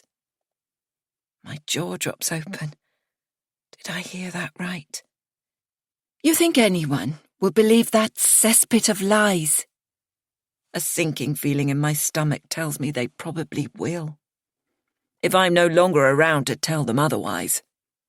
It's a shame I can't persuade you to add in a few touches in your own words. He holds the flat of the knife under my chin, while I stay rigid. But you can sign it. I'll guide your hand. He clamps the pen into my fist and presses my hand to hover over the letter.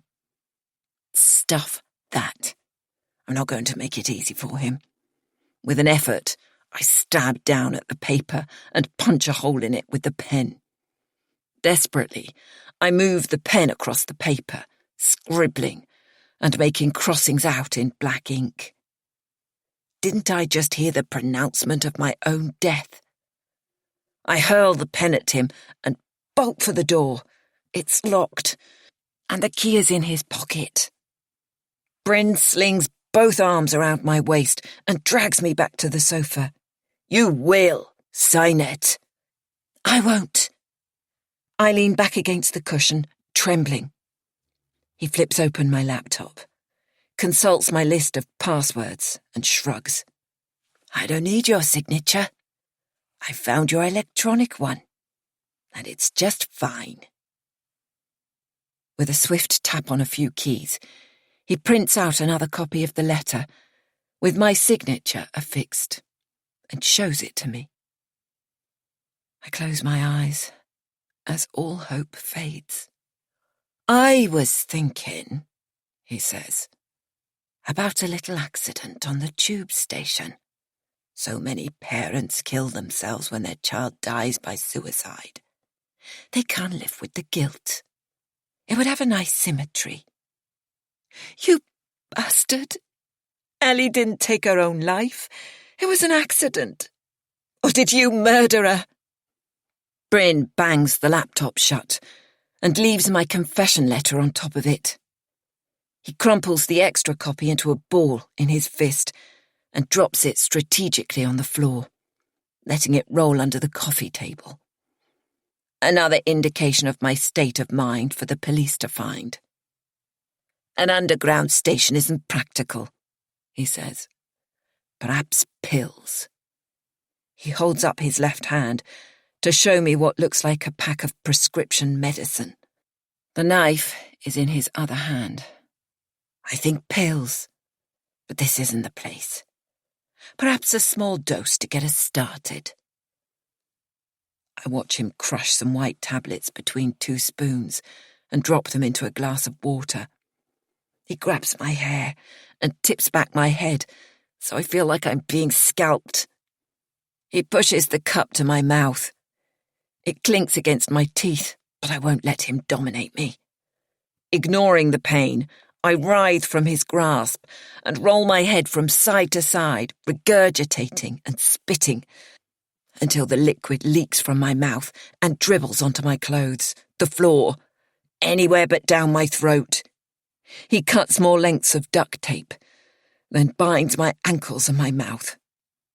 With no option but to swallow, I gag on the last of the dissolved tablets, their bitter taste coating my tongue and the roof of my mouth. I pray they were medicinal, perhaps tranquilizers, as the packet suggested, and not some poisonous concoction. Bryn towers over me, pointing his knife at my throat. Why doesn't he just stab me and get it over with? Then I realize the knife is my savior.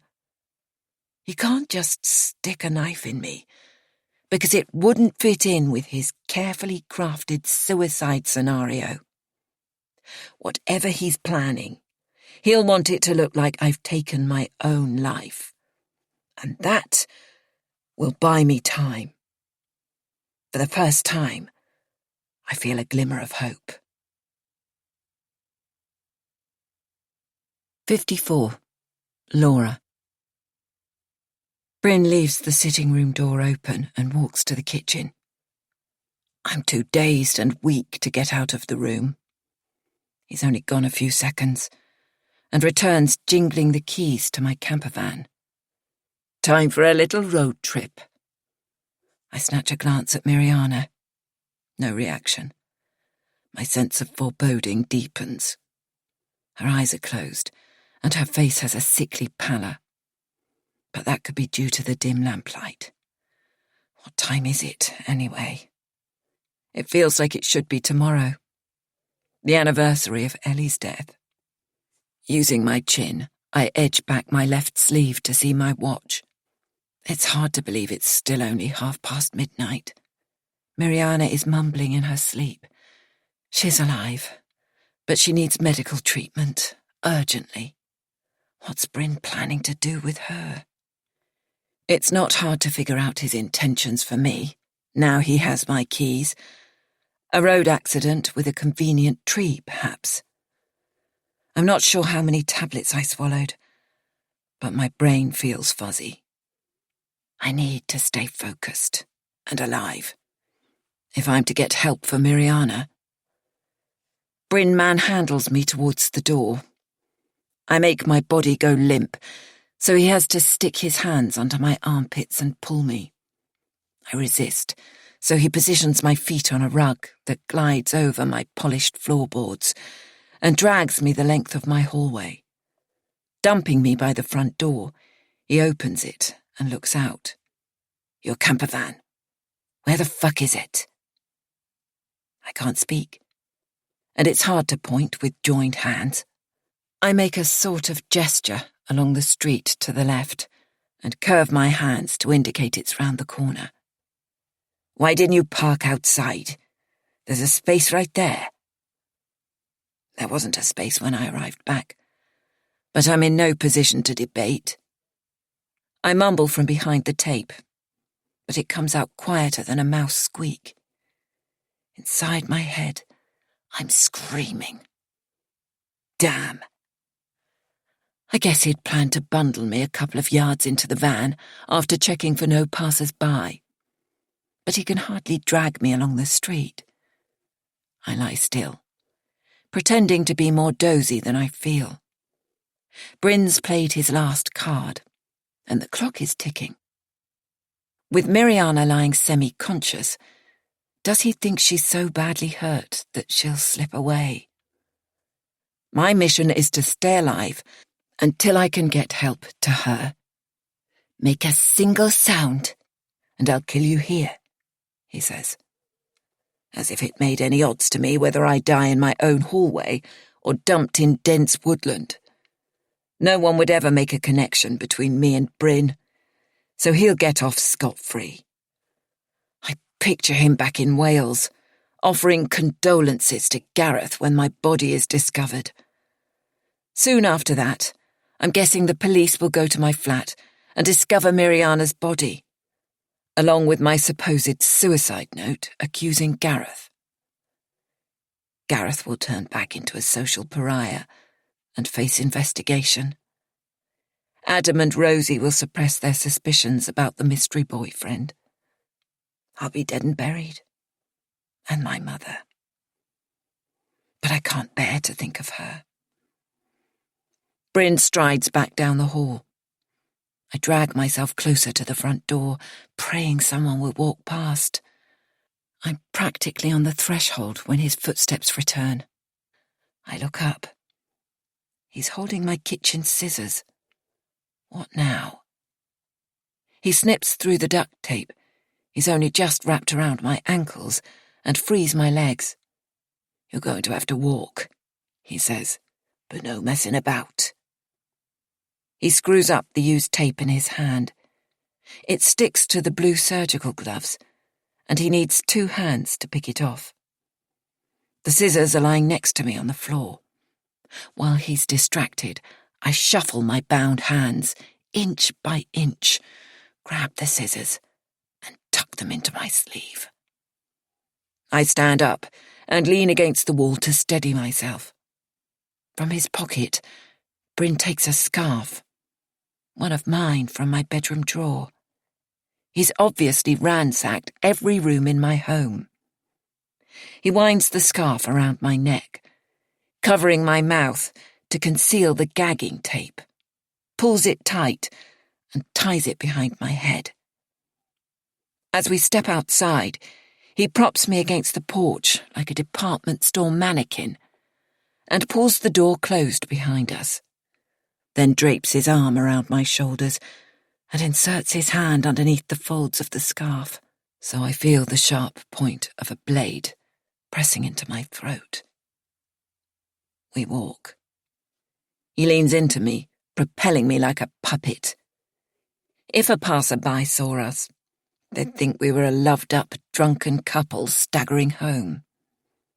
There are no passers-by. I act compliant on this walk, because attempting to break away from him would be futile, unless there's someone to help me. When I see the friendly metallic red of my van gleaming under the street lamp, I start to hyperventilate. But my mind is calm. Will my camper van become my coffin? Bryn opens the rear door and pushes me inside, his muscles straining to lift the dead weight of my body. The mattress breaks my fall, and Bryn clambers in after me. I act floppy and malleable, and don't let him see the pair of scissors concealed in my sleeve. With my hand still bound, I can't risk a feeble stabbing motion. I'll need to bide my time and wait. From a nearby road, a police siren wails, growing louder as it heads towards us. I attempt to scream. It sounds like the urban foxes that inhabit our gardens and nearby railway embankments, but it seems to spook Bryn. "Shut up!"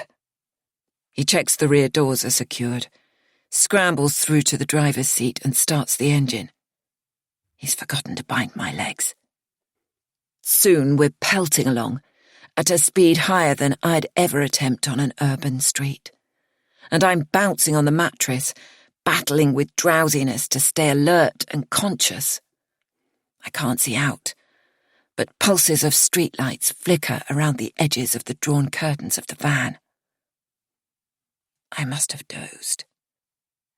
When I come round, I recognise the sound the engine makes when it goes above 60, and I guess we're on a motorway. But which one? We could be heading south towards Dover, or north on the M1. A melodious sound reaches me, and my eyes fill with hot tears. Amid all this loss and horror, Bryn is singing to himself, in a rich, pure baritone. And the song he's chosen, Arhyd Inos, is the lullaby I used to sing to Ellie in its English translation, all through the night. The grief I've kept bottled inside for 3 long years overflows, and I weep for my lost daughter until the mattress is sodden. The tears are more than a release. They're a small triumph, because Bryn has given me my daughter back. I know now she didn't hate or reject us. When she died, she was full of regret for her actions and the pain she'd caused. She was on her way home to us. Lying on my side protects me from the buffeting, but my shoulders ache, my headache roars, and my heart is pounding. I urge myself to focus on Miriana. If she dies in my London flat, it will give credence to Bryn's story. What if she survives? Does he have such a hold over her? She'll say whatever he tells her to. If so, I can't blame her. Bryn's controlled her in a pernicious form of grooming, far more subtle than the violent control she suffered from Jamie and Liam. If Bryn had come for me 1 year ago, I'd have been neutral about dying. I was weary with the effort of living. But something has changed, and I sense there could be a future. I want to survive. 55. Laura. Sunday. Summer nights rarely darken to inky black, and I see flecks of orange through the campervan's windows. It can't yet be dawn, but today is the 3rd anniversary of Ellie's death. On that day, it rained. Fat grey drops beating against the window of our pebble-dashed semi as I howled out my grief and agony. Gareth was still in London. Mum was with me and tried to hold and comfort me, but she couldn't comfort herself. Bryn's attempt to fill my mind with ugly memories of Ellie hasn't worked. My beautiful daughter, her image, untarnished, is sharply back in focus. The smiling baby, happy child, the mercurial teenager of the years before she turned 16, went to Nantes and came back changed. Ellie wasn't bad or cruel. She didn't mean to break our hearts, And when she died, she was heading home to us. She did love us. I know it now. And I long to tell Gareth. Like Miriana, Bryn had bewitched her. But she'd woken up and seen through him to the darkness of his soul. Bryn admitted stalking her on that final journey and claimed her fall was an accident. But I don't believe him. If there was a crowd surge on that platform, he created it, intentionally. It's up to me to get justice for Ellie and honour her memory. Bryn must pay for what he did to her. And to Miriana. The van is travelling more slowly. I can tell we've left the motorway, because there's no longer the whoosh of passing traffic. The road is winding, and Bryn brakes often and sharply. The road surface sounds harsh. My sense of time is muddied, but I'm winning the fight against the tranquilizers. Such sounds as there are don't have a city feel to them, and I urge my addled brain to think. If Bryn is stage managing my suicide and wants people to believe it's linked to the anniversary of Ellie's death, it will need a symmetry to it. Where would he head for? It has to be Wales. He turns sharp left, and the hum of wheels on tarmac gives way to a grinding sound as we bump across rough terrain. He mustn't know I'm awake and conscious, so I raise my head cautiously to sneak a glance at him and notice he's reaching for a pack of cigarettes. The van slows to a crawl as he lights up, peering straight ahead through the windscreen into the darkness, and takes his first drag of the cigarette. The inside of the van fills with smoke. Desperate not to cough, I take shallow breaths. He opens the window and blows his smoke outside. Suddenly he stamps on the brake and the van lurches to a halt. He opens the driver's door and turns sideways in his seat, and I feel the cold bite of a breeze and smell a familiar tang in the air. When I'm sure he's not looking in the rearview mirror, I hoist myself up and peer out. Ahead of me I see nothing. Only horizon. That, and the smell of salt and ozone, tells me we've reached the sea. And cliffs. The sky darkens. That orange light I saw must have been faint street lighting before he turned off the highway. Because I know now where we're heading. Straight on. To the cliff edge.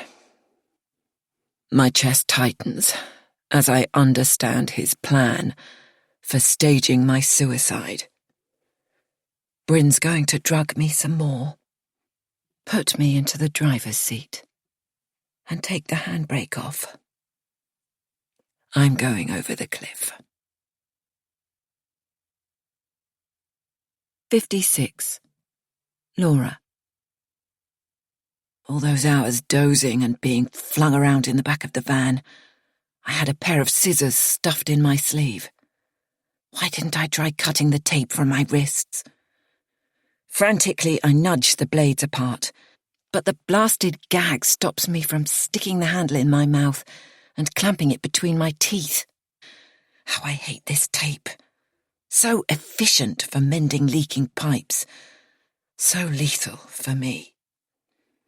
I poke at my mouth gag with my tongue and feel it stretch, but not slacken enough for me to bite it. Laura? Bryn turns in his seat and glances at me. I freeze. It's vital. He thinks I'm still comatose from the sedative. My acting must have convinced him. because he gets out of the van, leaving the driver's door open, and I hear a pattering sound. He's urinating against the side of my van. He'll have chosen an isolated spot. Who would be on a cliff top at around 4 a.m? I'm no longer woozy, though my head is pounding. I make a mental checklist of my resources. My legs aren't tied, though my wrists are. I have the pair of scissors, but even if I could surprise him, I wouldn't have strength to stab him before he overpowered me. Bryn's stream of piss has stopped, but he doesn't get back into the van. Keeping my head low, I scramble onto my knees to peer through the windscreen, and my hammering heart skips a beat. The van is less than 2 meters from the cliff edge, pointing forward on a downward slope. When I move, it bounces. Only the handbrake is holding it. I glance through the window to my left. Bryn is 20 meters away, standing on a rocky promontory, staring down at the pounding sea. He must be checking the longest drop, the most lethal rocks. The sky is brighter now, with yellowish streaks. Bryn's lost the cloak of darkness, and I can see him clearly. If I knew how far we were from the road and from houses, I'd clamber out of the van and run. But he'd see me, and his rugby-toned body would outpace me. The scissors are hopeless, not even sharp enough to inflict a nanosecond of pain. There must be a knife amongst my cooking tools. I slide open the under-sink cabinet and ferret around inside, feeling for a blade. I find a pack of stainless steel kebab skewers and pull it out. Then my hand touches something smooth and cool, the metal bowl of tools and bits and bobs I inherited with the van. That's when I see it. The gas lighter. The lethal one that turned into a flamethrower when we tried to light the barbecue and wouldn't go out. I grip the lighter between my fixed hands and glance out of the side window. Bryn is coming back. I bob down, hoping he didn't see me. He drops something heavy on the ground and bends down in front of the van. As he fumbles around, the van bucks and lurches against the restraint of the handbrake, and I stifle my terror to calculate his next steps. He's placing a rock or log as a chock under the front wheels. The van is already listing forward on a slope. To stage my suicide, he'll need to bundle me into the driver's seat, release the handbrake, and at the last moment unfasten my wrists.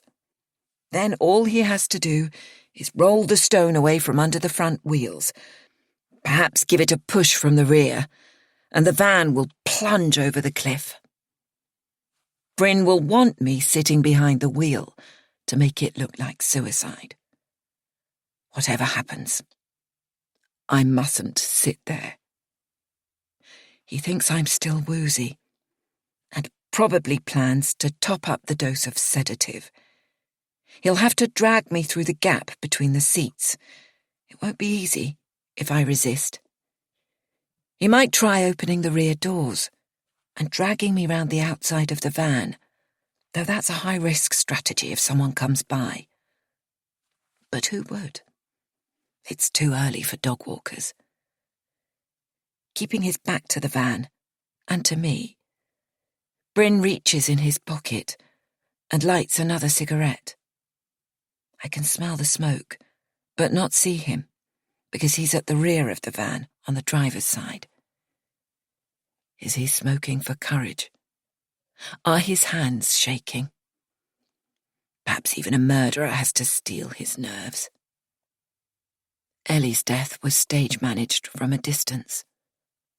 But is he confident Miriana won't survive her injuries? Or does he plan to return to my flat and finish her off? My eyes roam the van, and then I see it. My escape route. He's left the keys in the ignition. If I climb into the front and lock the doors, it'll buy me time. I sidle through the gap and fling myself into the passenger seat. The van rocks as my useless hands fumble to lock the door, and Bryn notices. He runs around the front of the van, pulls open the passenger door, and makes a grab for me. This is my final throw of the dice. Gripping the gas lighter in both hands, I point it at his face, click the button, and watch the flame shoot out and set his beard alight. 57. Laura. One autumn evening, when I was at university, Gareth and I went with a group of friends to a Greek restaurant in Cardiff, where tables were set out in long rows, refectory style, and families mingled with students. We'd been told the evening's entertainment involved getting horribly drunk and dancing on the tables. But when the dancing started, we discovered we were going to stand on our chairs to dance. The men leaned back and carried on drinking, but some of us girls kicked off our sandals and climbed onto our seats. I remember the feel of my bare feet slipping and sliding on the basket-weave chair. That summer I'd spent a week in Santorini, so I was showing off my suntan in a white strappy dress. Everyone wanted to recreate fleeting Aegean summer memories. Waiters paused food service to join hands and treat us to their performance of the Zorba dance, arms slung round one another's shoulders, stepping left, then right, swinging their legs, kicking and speeding to a wild crescendo, while we swayed and clapped. The finale was a ritual smashing of crockery against the whitewashed stone wall of the restaurant. Now they were running late. One waiter leapt to fetch a broom and sweep up broken china. The others queued at the hatch to collect food orders and fought their way, carrying hot plates, through the rows of diners. My friends and I stayed on our chairs, swaying in time to the music. A waiter walking behind me pushed my chair. I overbalanced and fell forward into a candle. The acrid smell of my long auburn hair going up in flames haunts me to this day. Gareth reacted fast. He poured a full carafe of water over my head, pulled my shrivelling hair out of the flame, and pressed a damp napkin against my scorched cheek. Thanks to him, my burns were superficial, and the scarring only shows up as a lighter skin tone when I have a bit of a tan. My hair grew back. What I learned from that accident, as well as being deeply grateful to Gareth, was that hair survives singeing, but the skin underneath may not. It's that same sulphurous smell in my nostrils as Bryn's beard crinkles and melts into the skin of his face, which looks black and charred as I flick the flame higher. Pressing his hands over his eyes, he cries out, curses, and scrabbles to beat out the flames. I aim the lighter at the crown of his head, his neck, and chest. The flame has a long reach, and the fuel makes a satisfying roar.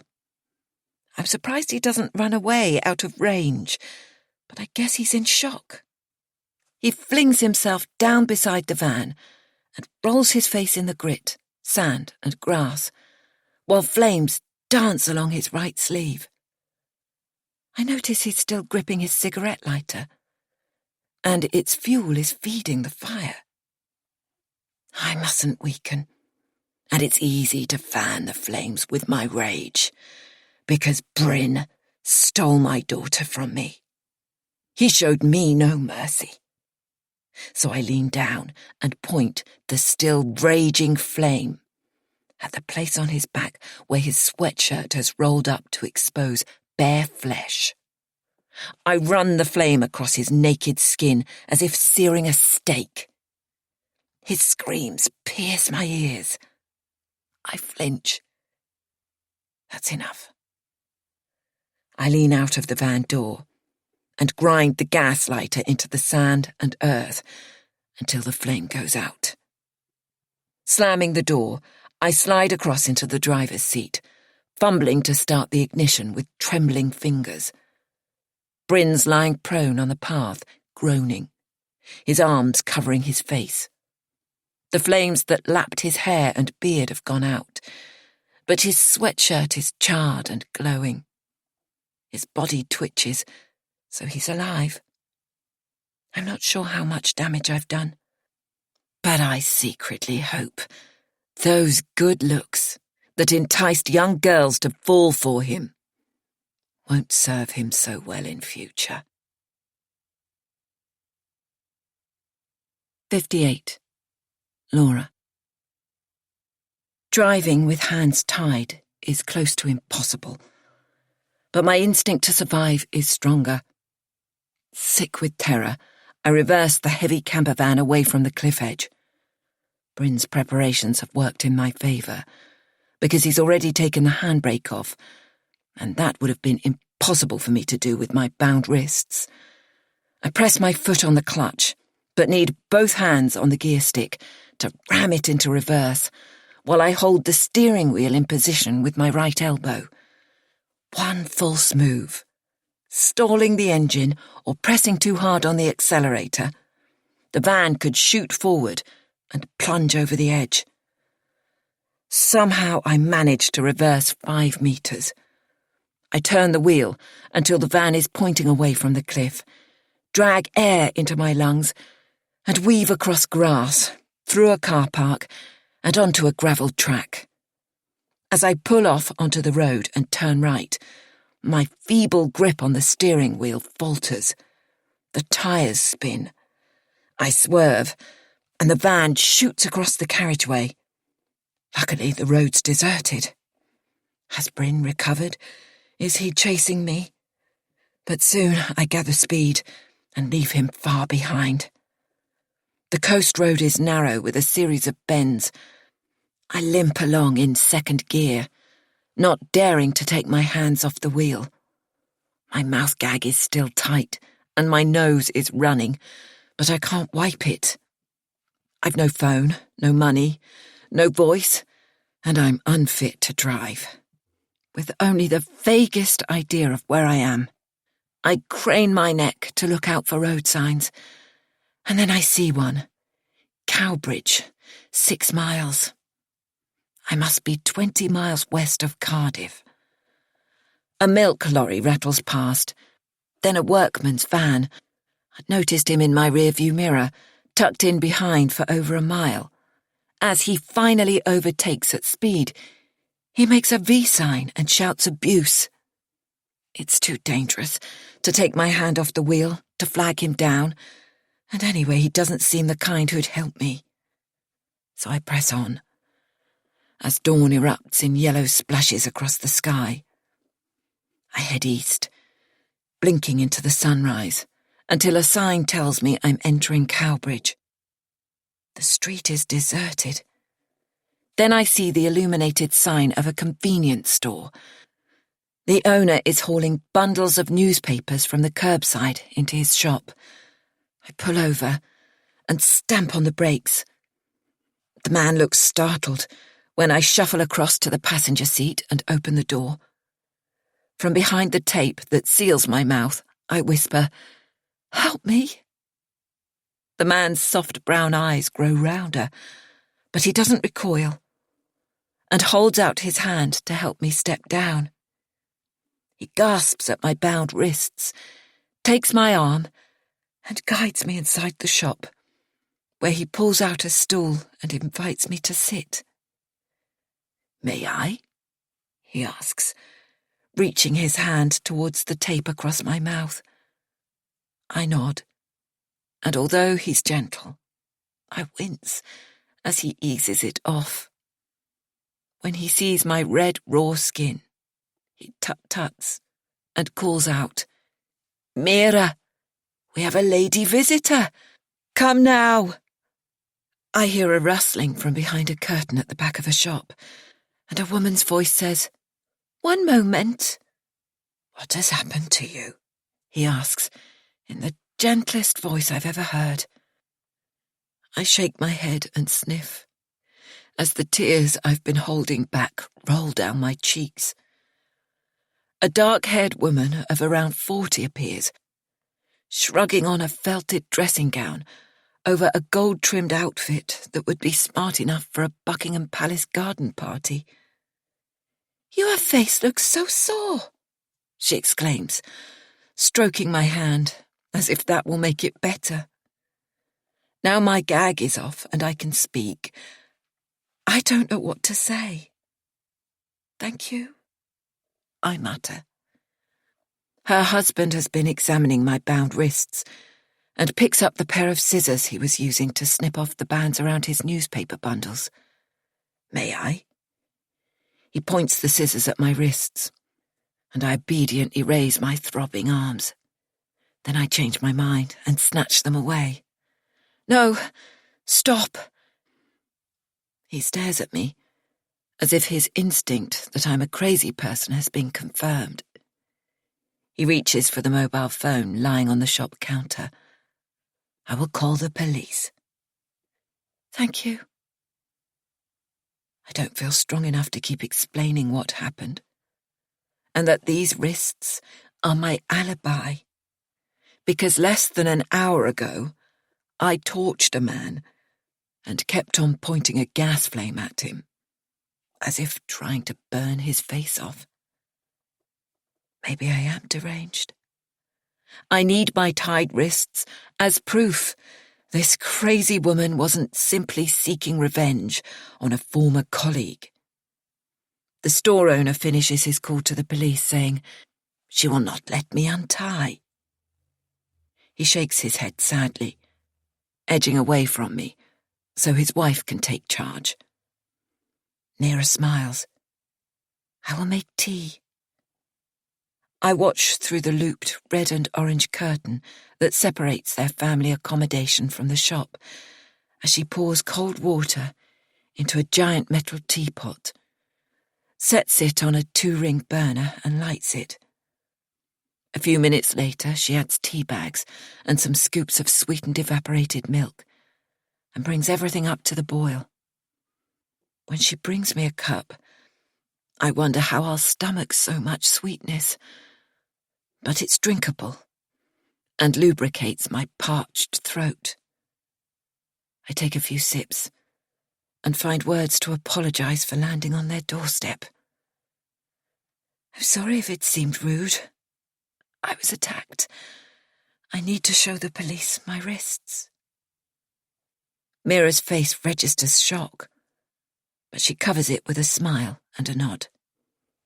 She shushes away my apology, and we sit in silence, waiting for the police, while her husband serves early customers. Time passes. Half an hour, more. They offer me food. Would I like a share of their own breakfast? A Kit Kat from the shelves? "I can't eat. I'm sorry." At last, a patrol car pulls up, and 2 police officers get out. The store owner leads them through the shop and ushers us all into their family back kitchen, drawing the curtain to give us privacy. The officers introduce themselves, but I can't hold on to their names. Everything that enters my head slips away. The female officer examines the tape and lets out a sharp, whistling breath.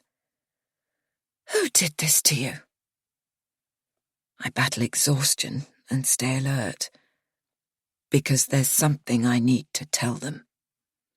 Something important. "There's a seriously injured person needing help," I tell them. An image of Bryn, beard and hair aflame, swims in my inner vision. I rub my eyes. "Please, send an ambulance. Go fast." I give them the location and tell them I'm worried the person may not survive. I listen to the officer, radioing through to control, and giving the address of my London flat, where they'll find Miriana. Only then do I tell them there's an injured man out on the cliff top, close to here. 59. Laura. After I've given the officers a brief account of how Bryn abducted and attacked me, they take away the keys to my campervan, telling me it will be examined by crime scene investigators. They'll also check it for any mechanical faults, because your attacker might use that as a possible defense. The officer explains. I'm afraid that means you won't get your vehicle back for quite a while, because the defense also has a right to examine it, if they wish. Will my van be left outside this shop all day? No. They'll check the basics here, then move it to a secure covered compound. Where will you be staying? I give them Mum's address in Cardiff. Amanda, the female officer, drives me to the hospital and stays with me while my head injury is scanned. How long were you concussed? The clinician asks me. I can't be sure. I remember coming round, lying face down on my sitting room carpet, and a man's feet pressing down on my calves. But it might have been only a few minutes. The scan shows no swelling or serious damage, so I'm prescribed strong painkillers and cream for the sores on my wrists and face. The next part's a bit awkward, Amanda tells me, glancing at a message on her phone. I'm just checking which room they've allocated us. I thought that was it. No, I'll explain in a minute. She leads me along a brightly lit corridor, passing porters wheeling trolleys, and we turn away from the bustle into a warren of rooms. She pauses 3 doors along and checks the room number. This is it. We sit down on red plastic chairs outside a closed door. The scenes of crime officers are coming here to take DNA and toxicology samples from you. You said you were given some kind of drug or sedative. I nod. I think it was prescription medicine. We can't delay. Trace evidence and drugs degrade fast. She clears her throat. They'll need to swab for any traces of DNA on your skin. I understand. And we'll need to keep your clothes and any possessions. I'm stunned. What will I wear? We'll sort something out. We sit in awkward silence, and I wonder if they'll send me home to Mum's in a hospital gown. Thank you for staying with me, I say, grateful for Amanda's compassion and support. I have to stay. Not that I mind being here and supporting you, Laura. You're the scene. How do you mean? She furrows her brow and explains.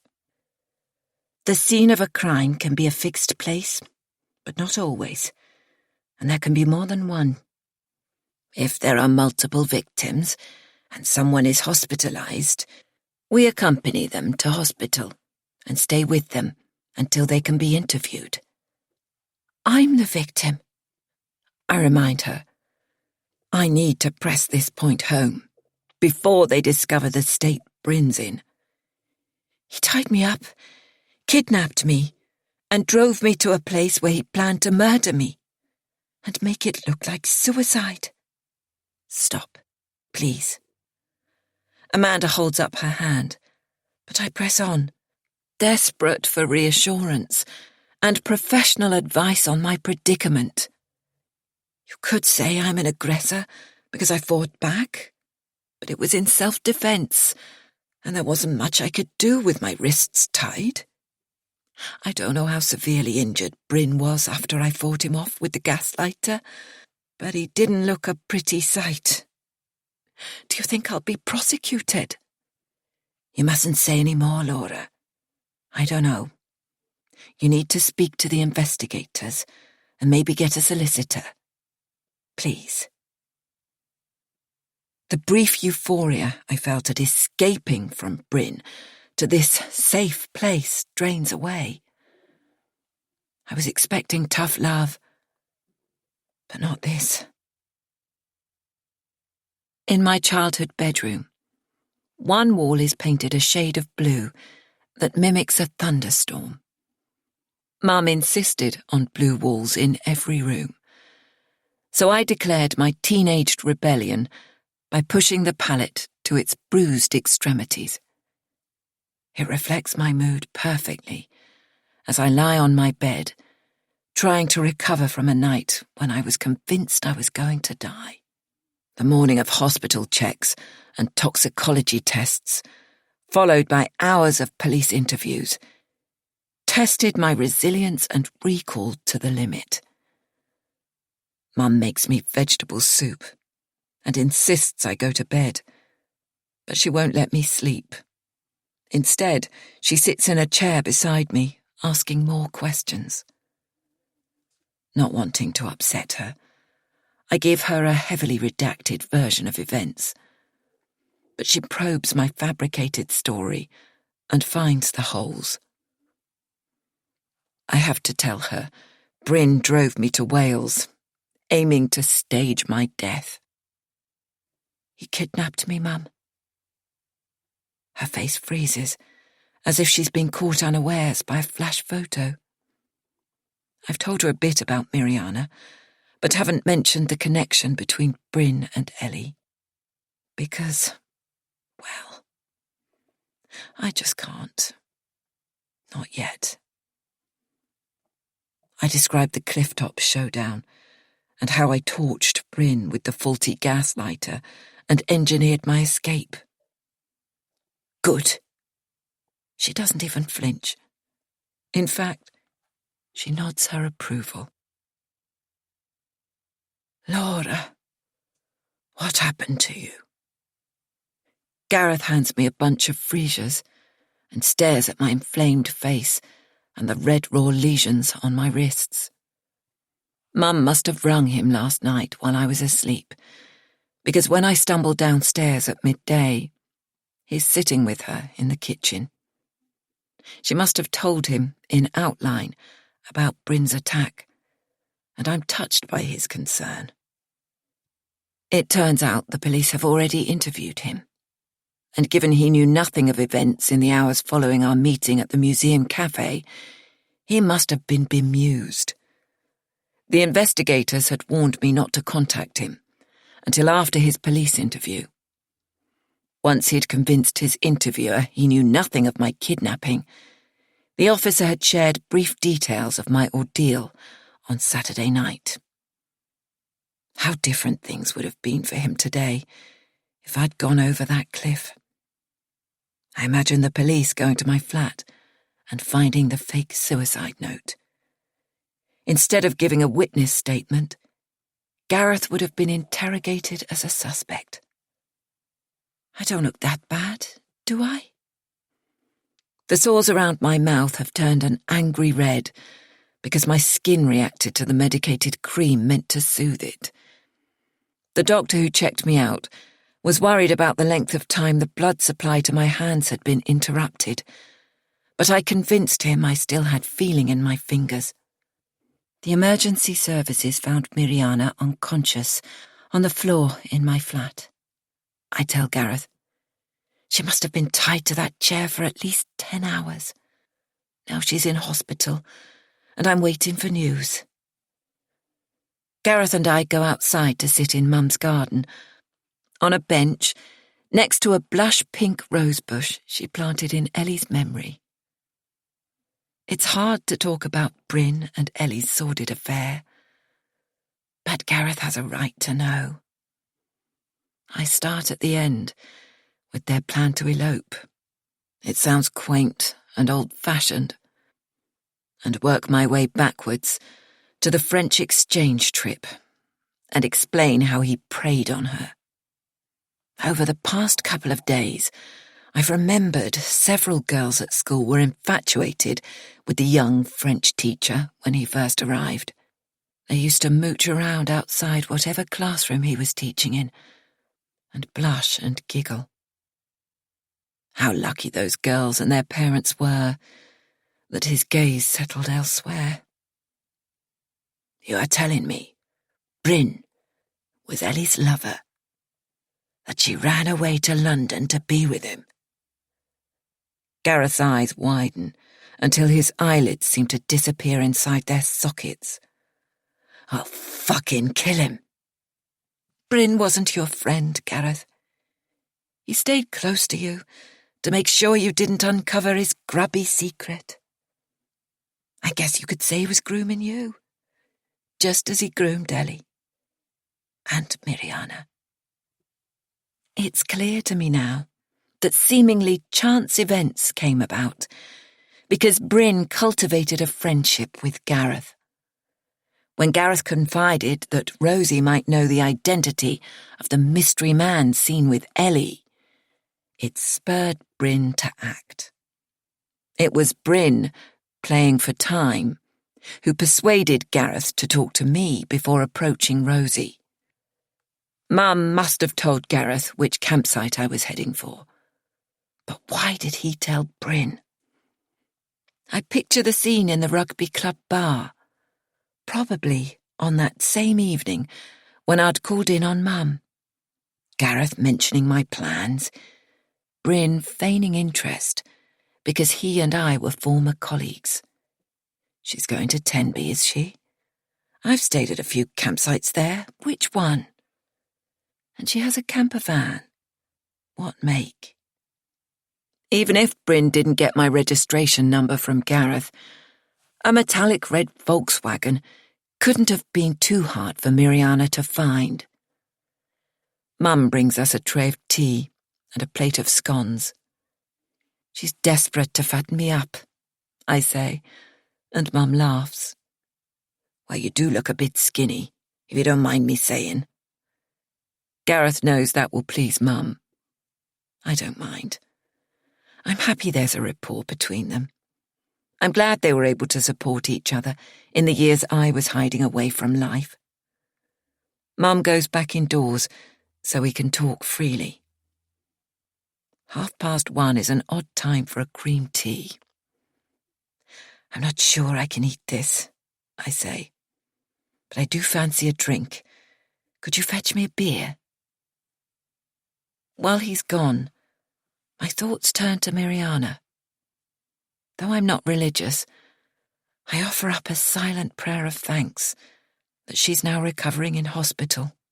Ever since Bryn bundled me out of my flat and into the van, my anxiety for her drove me to fight to stay alive. I'll probably never see her again, but I'm glad she's safe. It would have been beyond terrible for Miriana to die on the 3rd anniversary of Ellie's death. Gareth strolls back with the beers and a bowl of crisps. Your mum insisted. He grins, setting the crisps down on the bench between us. Eat up. I take a handful and stuff them into my mouth, enjoying the saltiness. The police officer who interviewed me told me self-defense is a complete defense, as long as I grabbed the first thing to hand and didn't tamper with the lighter to make it into a weapon. I say. The police have told me Bryn's alive, but haven't revealed the extent of his injuries. And I haven't inquired. Do you think I'll go to prison for GBH or attempted murder? I don't. Gareth puts his arms around me, and I'm glad we've forgiven each other, because that's a start. Our healing won't begin until we can forgive ourselves. 60. Laura. The police found my handbag in the van under the front passenger seat. Bryn must have taken it from the kitchen. When they tell me he probably put it there as evidence to speed up identification of my body, I almost laugh. What self-respecting woman would set off to kill herself and not take her handbag with her? My laughter turns to irritation when the officer tells me I can't have it back. We need to swab it for DNA and fingerprints. If there are traces of Bryn on its contents, it will become a court exhibit. But I need my house keys and my phone. Panic grips me. I haven't had a chance to let Bill know what's happened and explain why I haven't returned his call. He doesn't do social media, so if I can't get my phone back, how will I find him? Sorry, your phone will be examined for messages or data that might become evidence, so we have to retain it. Your house key too. You'll have to use a spare or get a locksmith to let you in. Listen, I try to stay polite.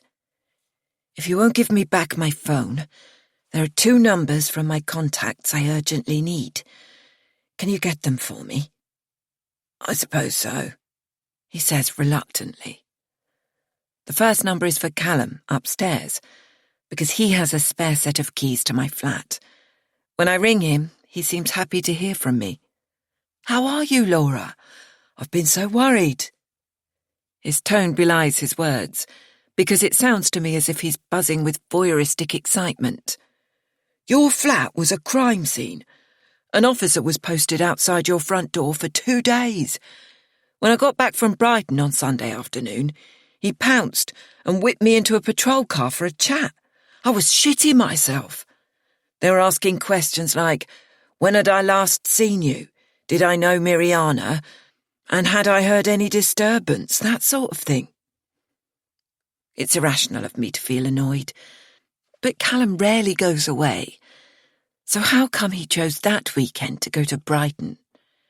If he'd been home, he might have heard me shouting and fetched help. Did they kick my front door in? I don't think so.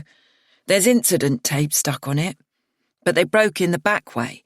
Hang on a minute, I'll go and check. I listen to his feet thudding down the stairs. Imagine him going around the side of the house and into my patio garden. Despite what happened there, I'm nostalgic for my flat and I want to go home. When he returns, he's breathless from running. It's all good, Laura. They broke in through your kitchen door, but they've repaired it. Your front lock hasn't been tampered with. I'm coming home on Friday evening, I tell him. The police have given me clearance to return to my flat, but they've kept my keys, so I'll need to collect my spare set from you. No problem. I'll be in. See you then. I stay on at Mum's for 2 more days. She and I have found a way of blanking out recent horrors and bringing Ellie back into our conversation and our lives. We talk about her and share happy memories. You should have been a counsellor, Mum. I'm beginning to feel better. I was, in a way, she replies. Citizens' advice counsellors don't just deal with practical problems, you know. If someone's struggling with debt or marriage problems, the box of tissues comes out at the meeting. Spending time with Mum is a small repayment for the years when I left her to cope alone with grief, and I'm grateful to Gareth for helping her through. As my physical wounds scab over and turn a healthy shade of pink, I know I'm healing from the inside. Mum's not happy when I tell her I'm going home. It's too soon, Laura. Stay a bit longer. No, Mum. I'll visit again soon, but routine will help me now. I don't feel like taking the train to London, so I hire a car and arrange for it to be delivered to the house. I've no packing to do because I landed on Mum's doorstep empty-handed. Even the clothes I'd been wearing had been taken from me for forensic examination and kept as evidence. I've been borrowing her clothes and toiletries, and she's made a supermarket trip to buy me underwear and a few essentials. Gareth has visited us a couple of times. but I haven't felt like going out. My hire car will arrive at 2 o'clock, and I've no reason to delay setting out for London. I stand in the hall grasping a piece of paper with a phone number written on it and turn it over in my hands. Have I left it too late? It's days since I promised Bill I'd ring him. My phone, like my camper van, is still with the forensics team. He must have decided I'm ghosting him. What else could he think? Around midday, I dial Bill's mobile, reasoning that as I'm calling from Mum's landline, he won't recognise it and might pick up. He doesn't. I'm ridiculously disappointed. What did I expect? It's late July, so he's probably left the country to take that trip to Scandinavia he was enthusing about. "Have some lunch before you go," Mum calls. I'm about to say I'm not hungry, but she's set up a picnic table in the garden next to Ellie's rosebush, so I can't disappoint her. I'm biting into my sandwich when I hear the phone ringing. I stumble to my feet and run indoors, grabbing it from its cradle on the hall table. "Who is this?" asks a voice on the line, unmistakably Bill's. "I've missed a call from your number." My chest feels tight, and it's a struggle to speak. "It's Laura." "Laura? It's been ages. I didn't expect to hear from you again." There's a slight catch in his voice, but his tone isn't particularly warm. "I'm sorry. I want to explain, but it's complicated." What's the point? I've left it too long. It's a sunny day, but I've come inside from the garden to the cool, dark hall, and I start to shiver. After you told me to leave, I thought we were over.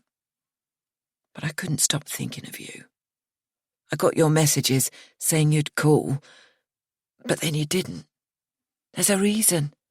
Don't mess me about, Laura. I tell him the truth. I was attacked. For 5 seconds, the line goes silent. Then he gives an audible gasp. "Are you all right?" "I am now. The man's been arrested. I've been staying with my mum while I recovered. But I'm going back to London this afternoon. There's so much to tell you, but I can't explain it on the phone." I cross my fingers, hoping he'll suggest meeting soon. "I'll be there," he says. "On Saturday?" "No, not Saturday. Tonight. I can't risk you changing your mind again." We both laugh, and it breaks the tension. I'm working on a photo shoot in Stratford-upon-Avon, but it's wrapping up soon. I'll head home and collect the van. I should be with you between 7 and 8. My heart lifts. This is what I hoped he'd say. "I can't wait to see you. I'm setting off soon, and I'll pick up something for supper on the way." "Great. Your phone seems to be disconnected. Do you have a new number?" "No. The police are keeping my mobile as evidence. I had to beg them to give me your number." I think of all the other numbers in my contacts that I've lost. Most will be easy to find again. Except one. Damn. I forgot to ask the police officer to give me Miriana's number. I doubt I'll ever see or hear from her again. "Make sure you listen out for your doorbell," says Bill. "I don't want any more missed communication, okay?" We both laugh. I was a little bit spooked about returning to my flat, but knowing Bill will be there later this evening eases some of my apprehension. Will it look like a war zone, or trigger terrifying memories of the night Miriana and I were held hostage? Will my flat ever feel like a safe haven again? 61. Laura. Callum greets me with a friendly hug and seems genuinely happy to see me. Do you want me to come in with you? He asks, handing over my keys. No thanks. I'll be fine. And a friend's coming over later. What happened to your lodger? Lodger? My head is brimming with thoughts of Bill. Then I remember. You mean Miriana? It's a long story. I'll tell you another day. Shreds of blue and white incident tape are still stuck to my front door. When I pull them off, blue gloss paint flakes away. I insert my key, and it's no surprise to find it single-locked, and the burglar alarm's not activated. I can hardly blame the police, because they wouldn't have known the code to set it after they'd finished examining the crime scene. My shopping bags are clinking with bottles, because the supermarket's alcohol aisle signalled to me, time to celebrate. I hurry to the kitchen to put everything in the fridge. Sunshine filters in through the honeysuckle and stencils a pattern of light and shade on the worktop. Everything looks bright and orderly. I swallow. How could I have dreaded returning home? The counter is gleaming. Nothing looks out of place. Yet the forensics team must have examined every crevice. In my police interview, I'd stressed that the tape Bryn used to bind my wrists came from my own cupboard, and the knife from my kitchen drawer. I speculated aloud about how premeditated Bryn's actions were. Stick to the facts, the interviewer reminded me. But I couldn't help wondering if he came planning to attack Miriana and me. Did he bring other weapons? Using my roll of tape on Miriana would fit with his scenario of me as the aggressor. I finish unpacking and put the food I've bought for supper in the fridge. The orderliness of the kitchen soothes me. Perhaps the investigators will have cleaned up my sitting room and dealt with the stains and overturned furniture. There's only one way to find out. As I dawdle towards the sitting room, my heart is pounding. An image of Bryn, the knife, and Miriana keeled over on the floor takes shape as I turn the knob and push the door open. I step inside and recoil. That fleeting vision was no dream or flash of PTSD. In this room, time has stopped. I'm dragged back into the terror. Outside, the streets are mellow in evening sunshine. But here, the curtains are tightly drawn, so the light penetrating is dirt grey. Miriana is sitting in the straight-back chair, sideways onto the window, her face in silhouette. She doesn't speak, smile, or stand to greet me. Mesmerised, I take a step towards her. What are you doing here? You gave me a key, remember? She turns her head and says, in a slow drawl, So, you didn't die. But he did. You'll be sorry for that. Who are you talking about? I stare wildly around the room, as if someone else might be hiding. Who do you mean? Who's dead? Gareth!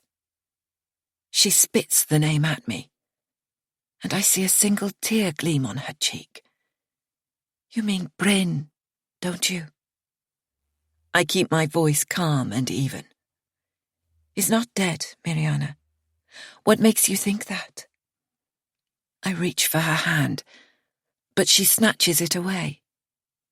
He said he'd come back for me, she whispers. But he never did. If he's not dead, he'd keep his word. I was asleep for a long time. It was so very cold. When I woke, I was in hospital. The doctor checked me over. Nurses gave me painkillers. But no one explained anything. The police were waiting to ask me questions. So many questions. About him, About you, and why I was living in your house. She pauses. I'm about to speak when she lifts her head and shouts, "I thought you had died. I wish you had." I reel back as if I've been punched.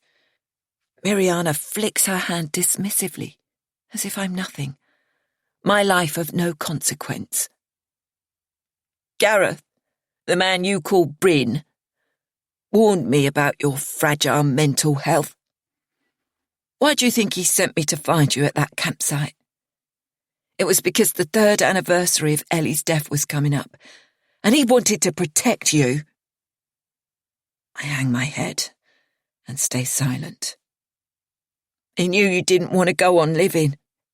He told me he was going to take you away from London and keep you safe until the anniversary had passed. Mariana's eyes search for mine and lock on.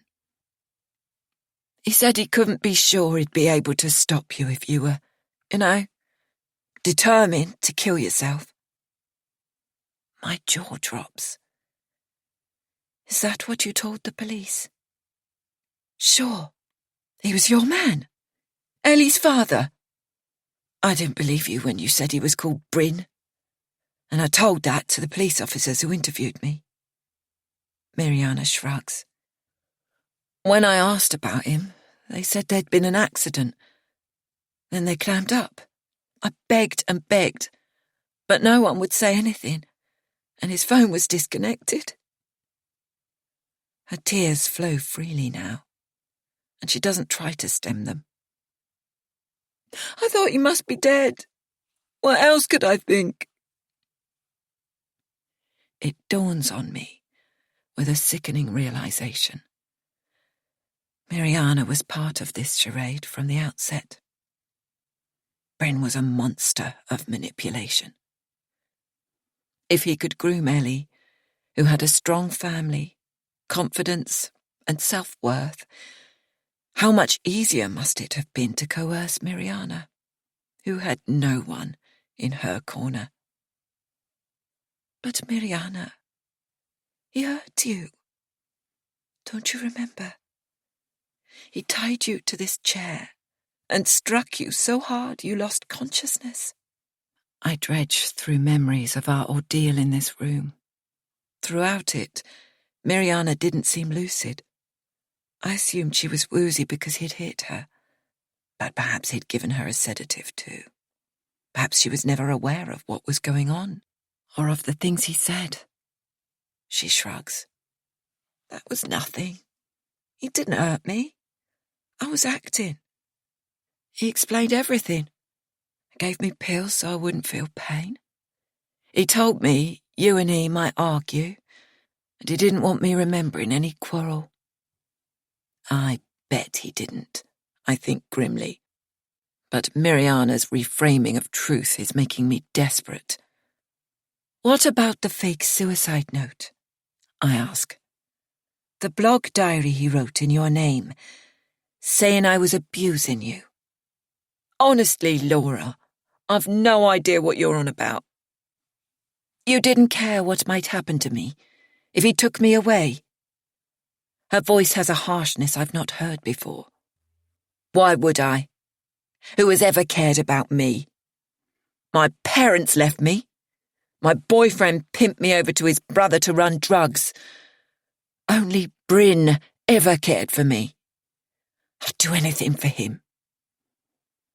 With a sickening tightness in my chest, it dawns on me she's in love with him. Just like Ellie. And who knows how many other naive girls before her. The oppressive greyness in the room weighs down on me. I've spent too long in the shadows, not wanting to know the truth. It has to end. I lash out at her. Bryn might not be dead, but he won't be around to harm me, or you, or anyone else. He tried to murder me, and he'll be going to prison for a long time.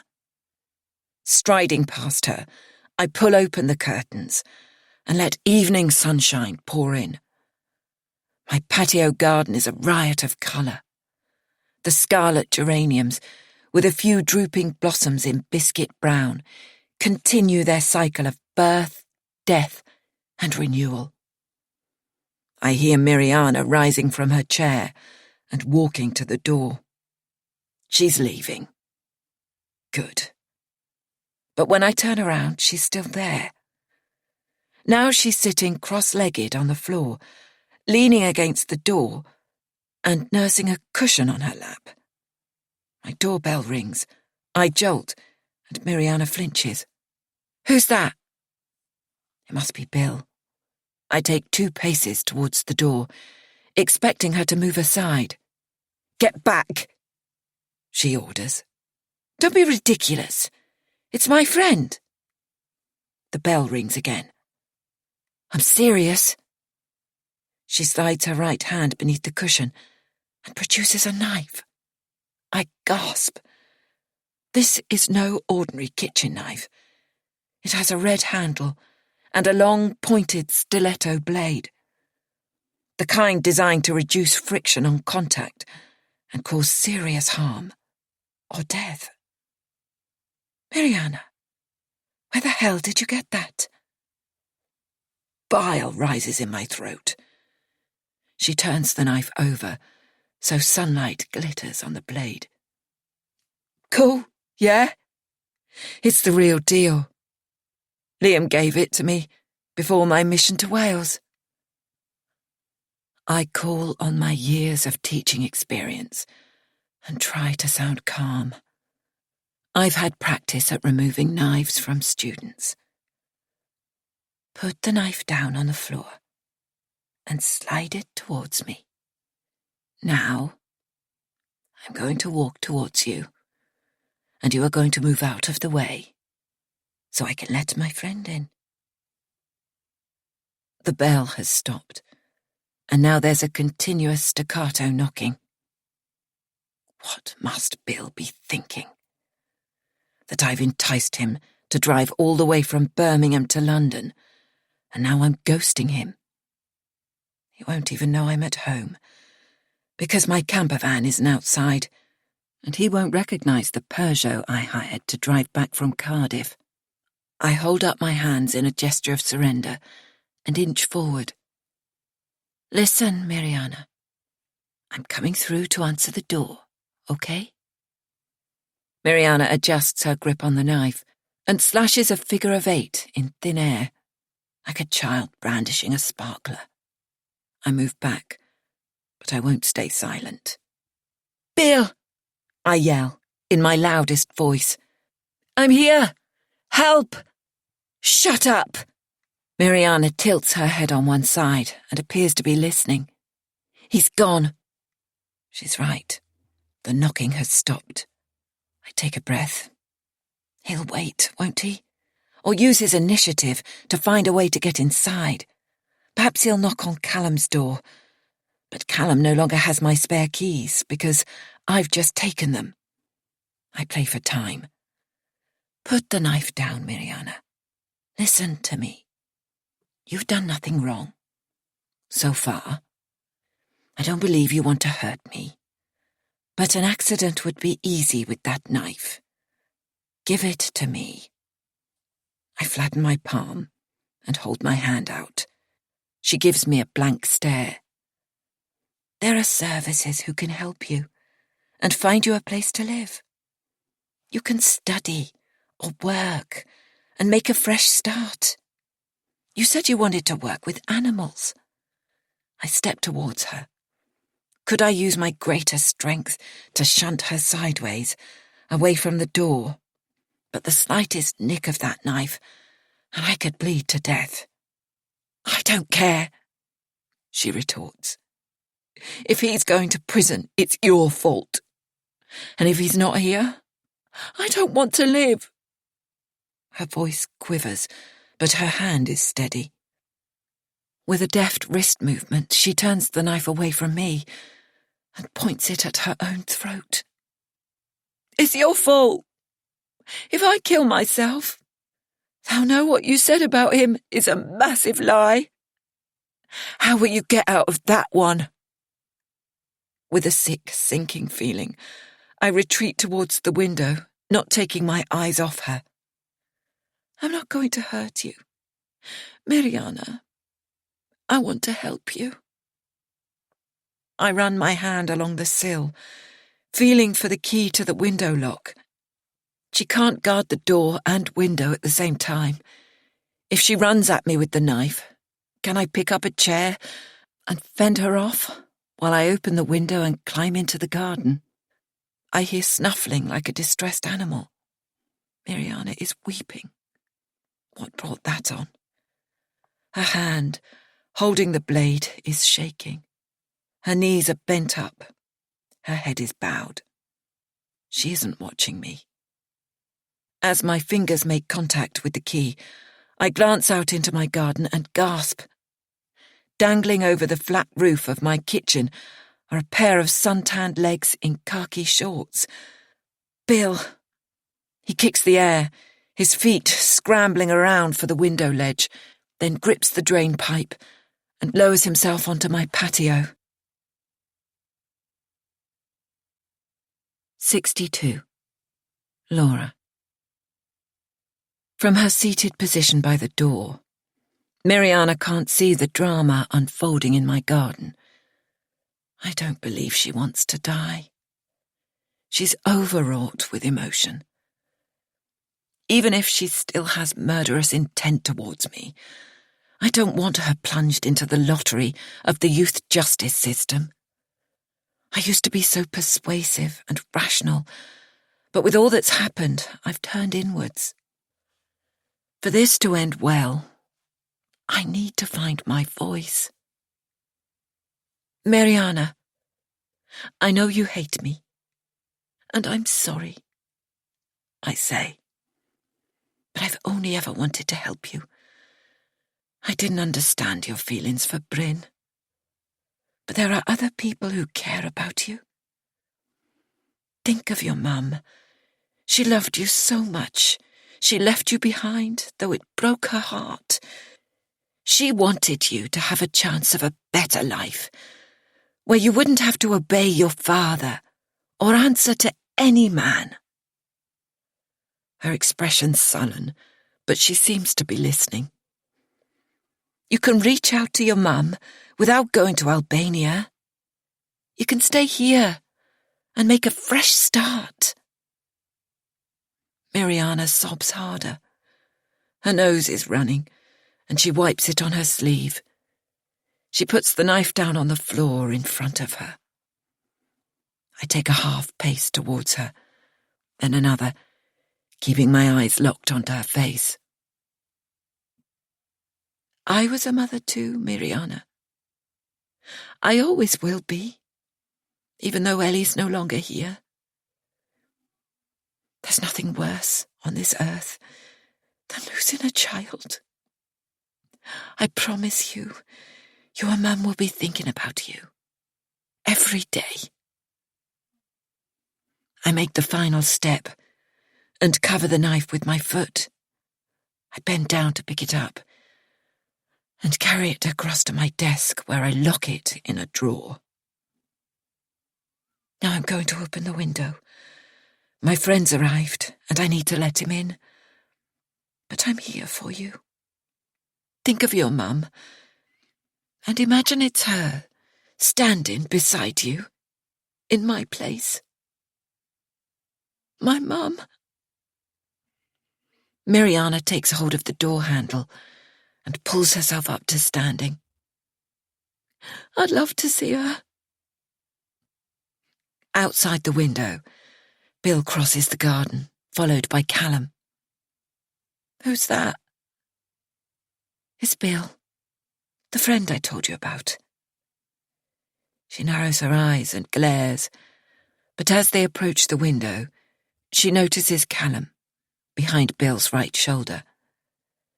His familiarity seems to reassure her, and a smile tugs at the corners of her mouth. Callum, she calls out, and he gives his gap-toothed grin and a hand gesture somewhere between a wave and a salute. In that moment, I forgive him anything. He can use my Rufus's sun terrace in perpetuity. I unlock the security bolts, and the sash creaks as I slide it up, but after a few inches it gets stuck.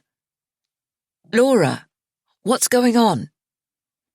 Bill has to bend to speak through the gap. "Are you all right?" "We're fine now," I say. "This is Miriana." I smile and put my arm around her shoulders, and we stand side by side, facing the men in awkward solidarity. Miriana glances across at my locked desk drawer and whispers to me, "Will you tell them?" I shake my head. "Come on, help me get this window properly open." We each take hold of opposite sides of the frame and push, our 4 hands working in unison. It judders, then slides up till it's wide enough for Bill to clamber over the sill, into my home, and perhaps into my life. 63. Laura. My relationship with Miriana was complicated from the start. I'm not best placed to support her through rehabilitation and signpost her to an independent life, away from men who want to exploit her. I've blurred too many boundaries because of Ellie. In the turmoil of that evening, I phone round social services and other agencies seeking help for Miriana. Bill and Callum retreat to the kitchen. Miriana sits with me while I make the calls and relay everything to her exactly as it's explained. It turns out that because of the way she was exploited by Liam, she might qualify for support as a potential victim of human trafficking. "Are you happy with that?" I ask her. "They'll keep you safe and help plan your future." I don't mention anything that sounds intrusive, like counselling. She shrugs. "I guess so, if they'll find me somewhere safe to live." While we wait for a worker from an anti-slavery charity to come and take Miriana to a safe house, we join Bill and Callum in my kitchen, and I fend off their questions while making tea and snacks. Callum offers Miriana a cigarette, and they stroll outside into the garden to smoke. When the support worker from the hostel arrives, Miriana goes with her willingly. She says a brief goodbye to me, but it's Callum who walks with her to the woman's car. I close my front door on this girl, who has stirred up such emotion in me. I've been protective, angry and sorrowful, for her and for myself. Although Miriana was manipulated and didn't understand her role, she's led me back to Ellie. Knowing the brutal truth of what happened is hideous, but not knowing was far worse. Callum lingers on in my kitchen, drinking beer as the sun sets. I don't have the energy to cook the supper I'd planned for Bill and me, so I open a bottle of Merlot. "Where did you meet that girl?" Callum asks.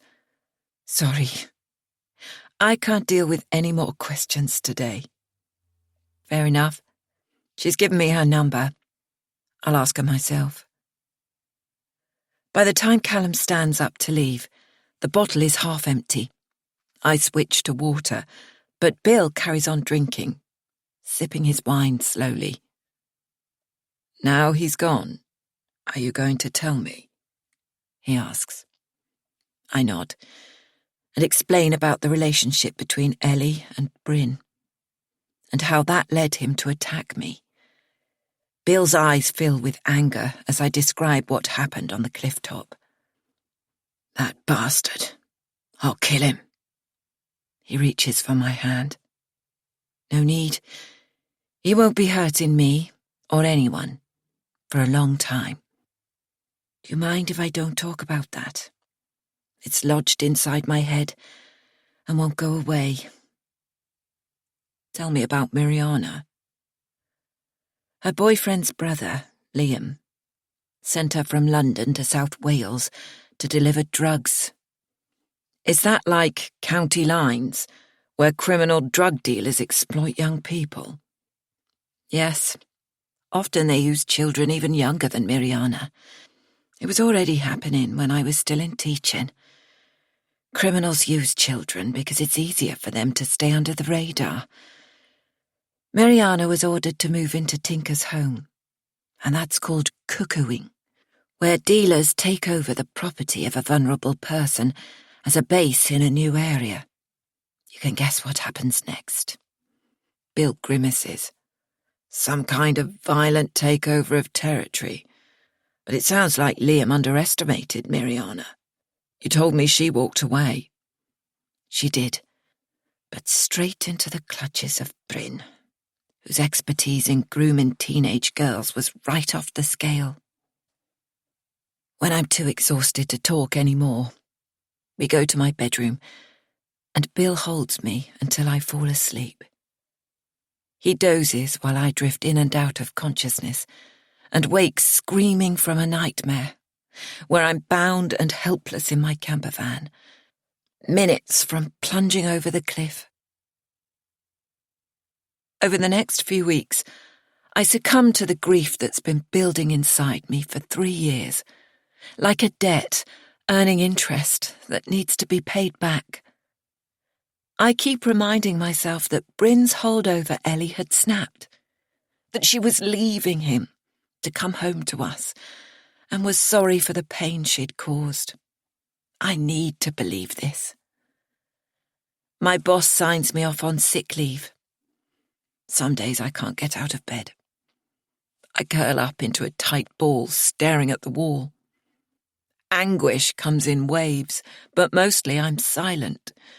No thrashing limbs or weeping or moaning. My chest feels tight, and I'm drenched in sweat, yet my face, hands, and feet feel frozen.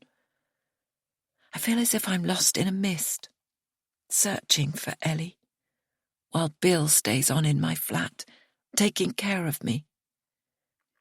He brings tea and makes simple meals of soup or a cheese omelette. I thank him and force the food down, but later when he's left the room, I tiptoe down the hall and throw up in the toilet, hoping he doesn't hear. "There's a letter for you," Bill says one morning, bringing it to me on a tray with coffee and toast cut into fingers. It's 10:30, but I'm still in bed, woozy from pills prescribed by my doctor, and meditating as I prepare to face the day. I recognize the postmark and rip the envelope open with my forefinger. "It's from the police," I tell him, reading rapidly. It says I won't face charges for assaulting Bryn. It's over. The tension briefly leaves Bill's face. Both of us have been feeling the strain. But for me it isn't over, because the investigation into Bryn's abduction and attempted murder of me ticks on. I wonder if he'll face charges over his relationship with Ellie and abuse of his position of trust. I want justice for her, but reopening it all would break me. Gareth keeps me updated. He's been told it would be tricky to prove sexual activity, as Ellie can't give evidence, and Bryn's sure to deny the confession he made in my flat. Gareth also told me Rosie had identified Bryn as the man she saw with Ellie on the coastal path at Southern Down. I still don't understand why she kept quiet until now. I suppose she didn't connect Bryn with Ellie leaving home. Or perhaps she wanted to punish me for storming into her room when I was wild with fear for my missing daughter. I know Ellie would never have been so petty if it had been the other way round, but who knows how some teenage girls think. August passes by without me, but one sultry morning in early September, I wake, and the mist in my head has cleared. I potter in the garden, reviving neglected plants, and over supper I say to Bill, "I'm ready to see Miriana, but I don't have her number. It's on my mobile that the police are keeping for evidence." I think I know a man who does, he replies. Who? Callum. Leaving half his tagliatelle uneaten on his plate, Bill springs to his feet and heads for the door, as if having a mission gives him purpose. How tough it's been for him, stuck in one place, inhabiting the darkness of my despair, when he could have been touring Scandinavia in his camper van.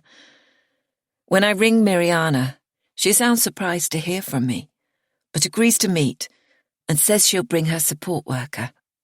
Perhaps she feels as awkward as I do about our connection. We agree to meet at a cafe near to Clapham Junction station.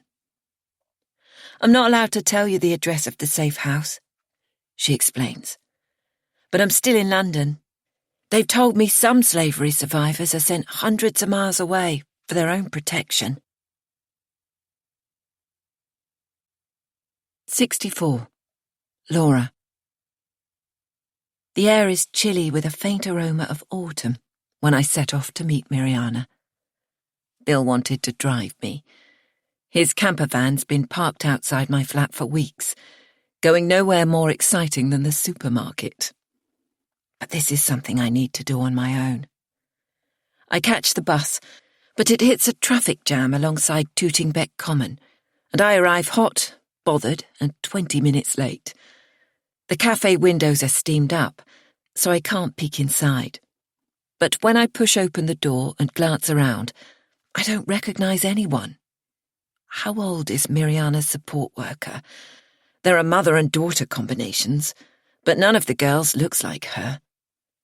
As I sweep my eyes round the room again, a young woman with spiky black hair waves to me from a table by the wall.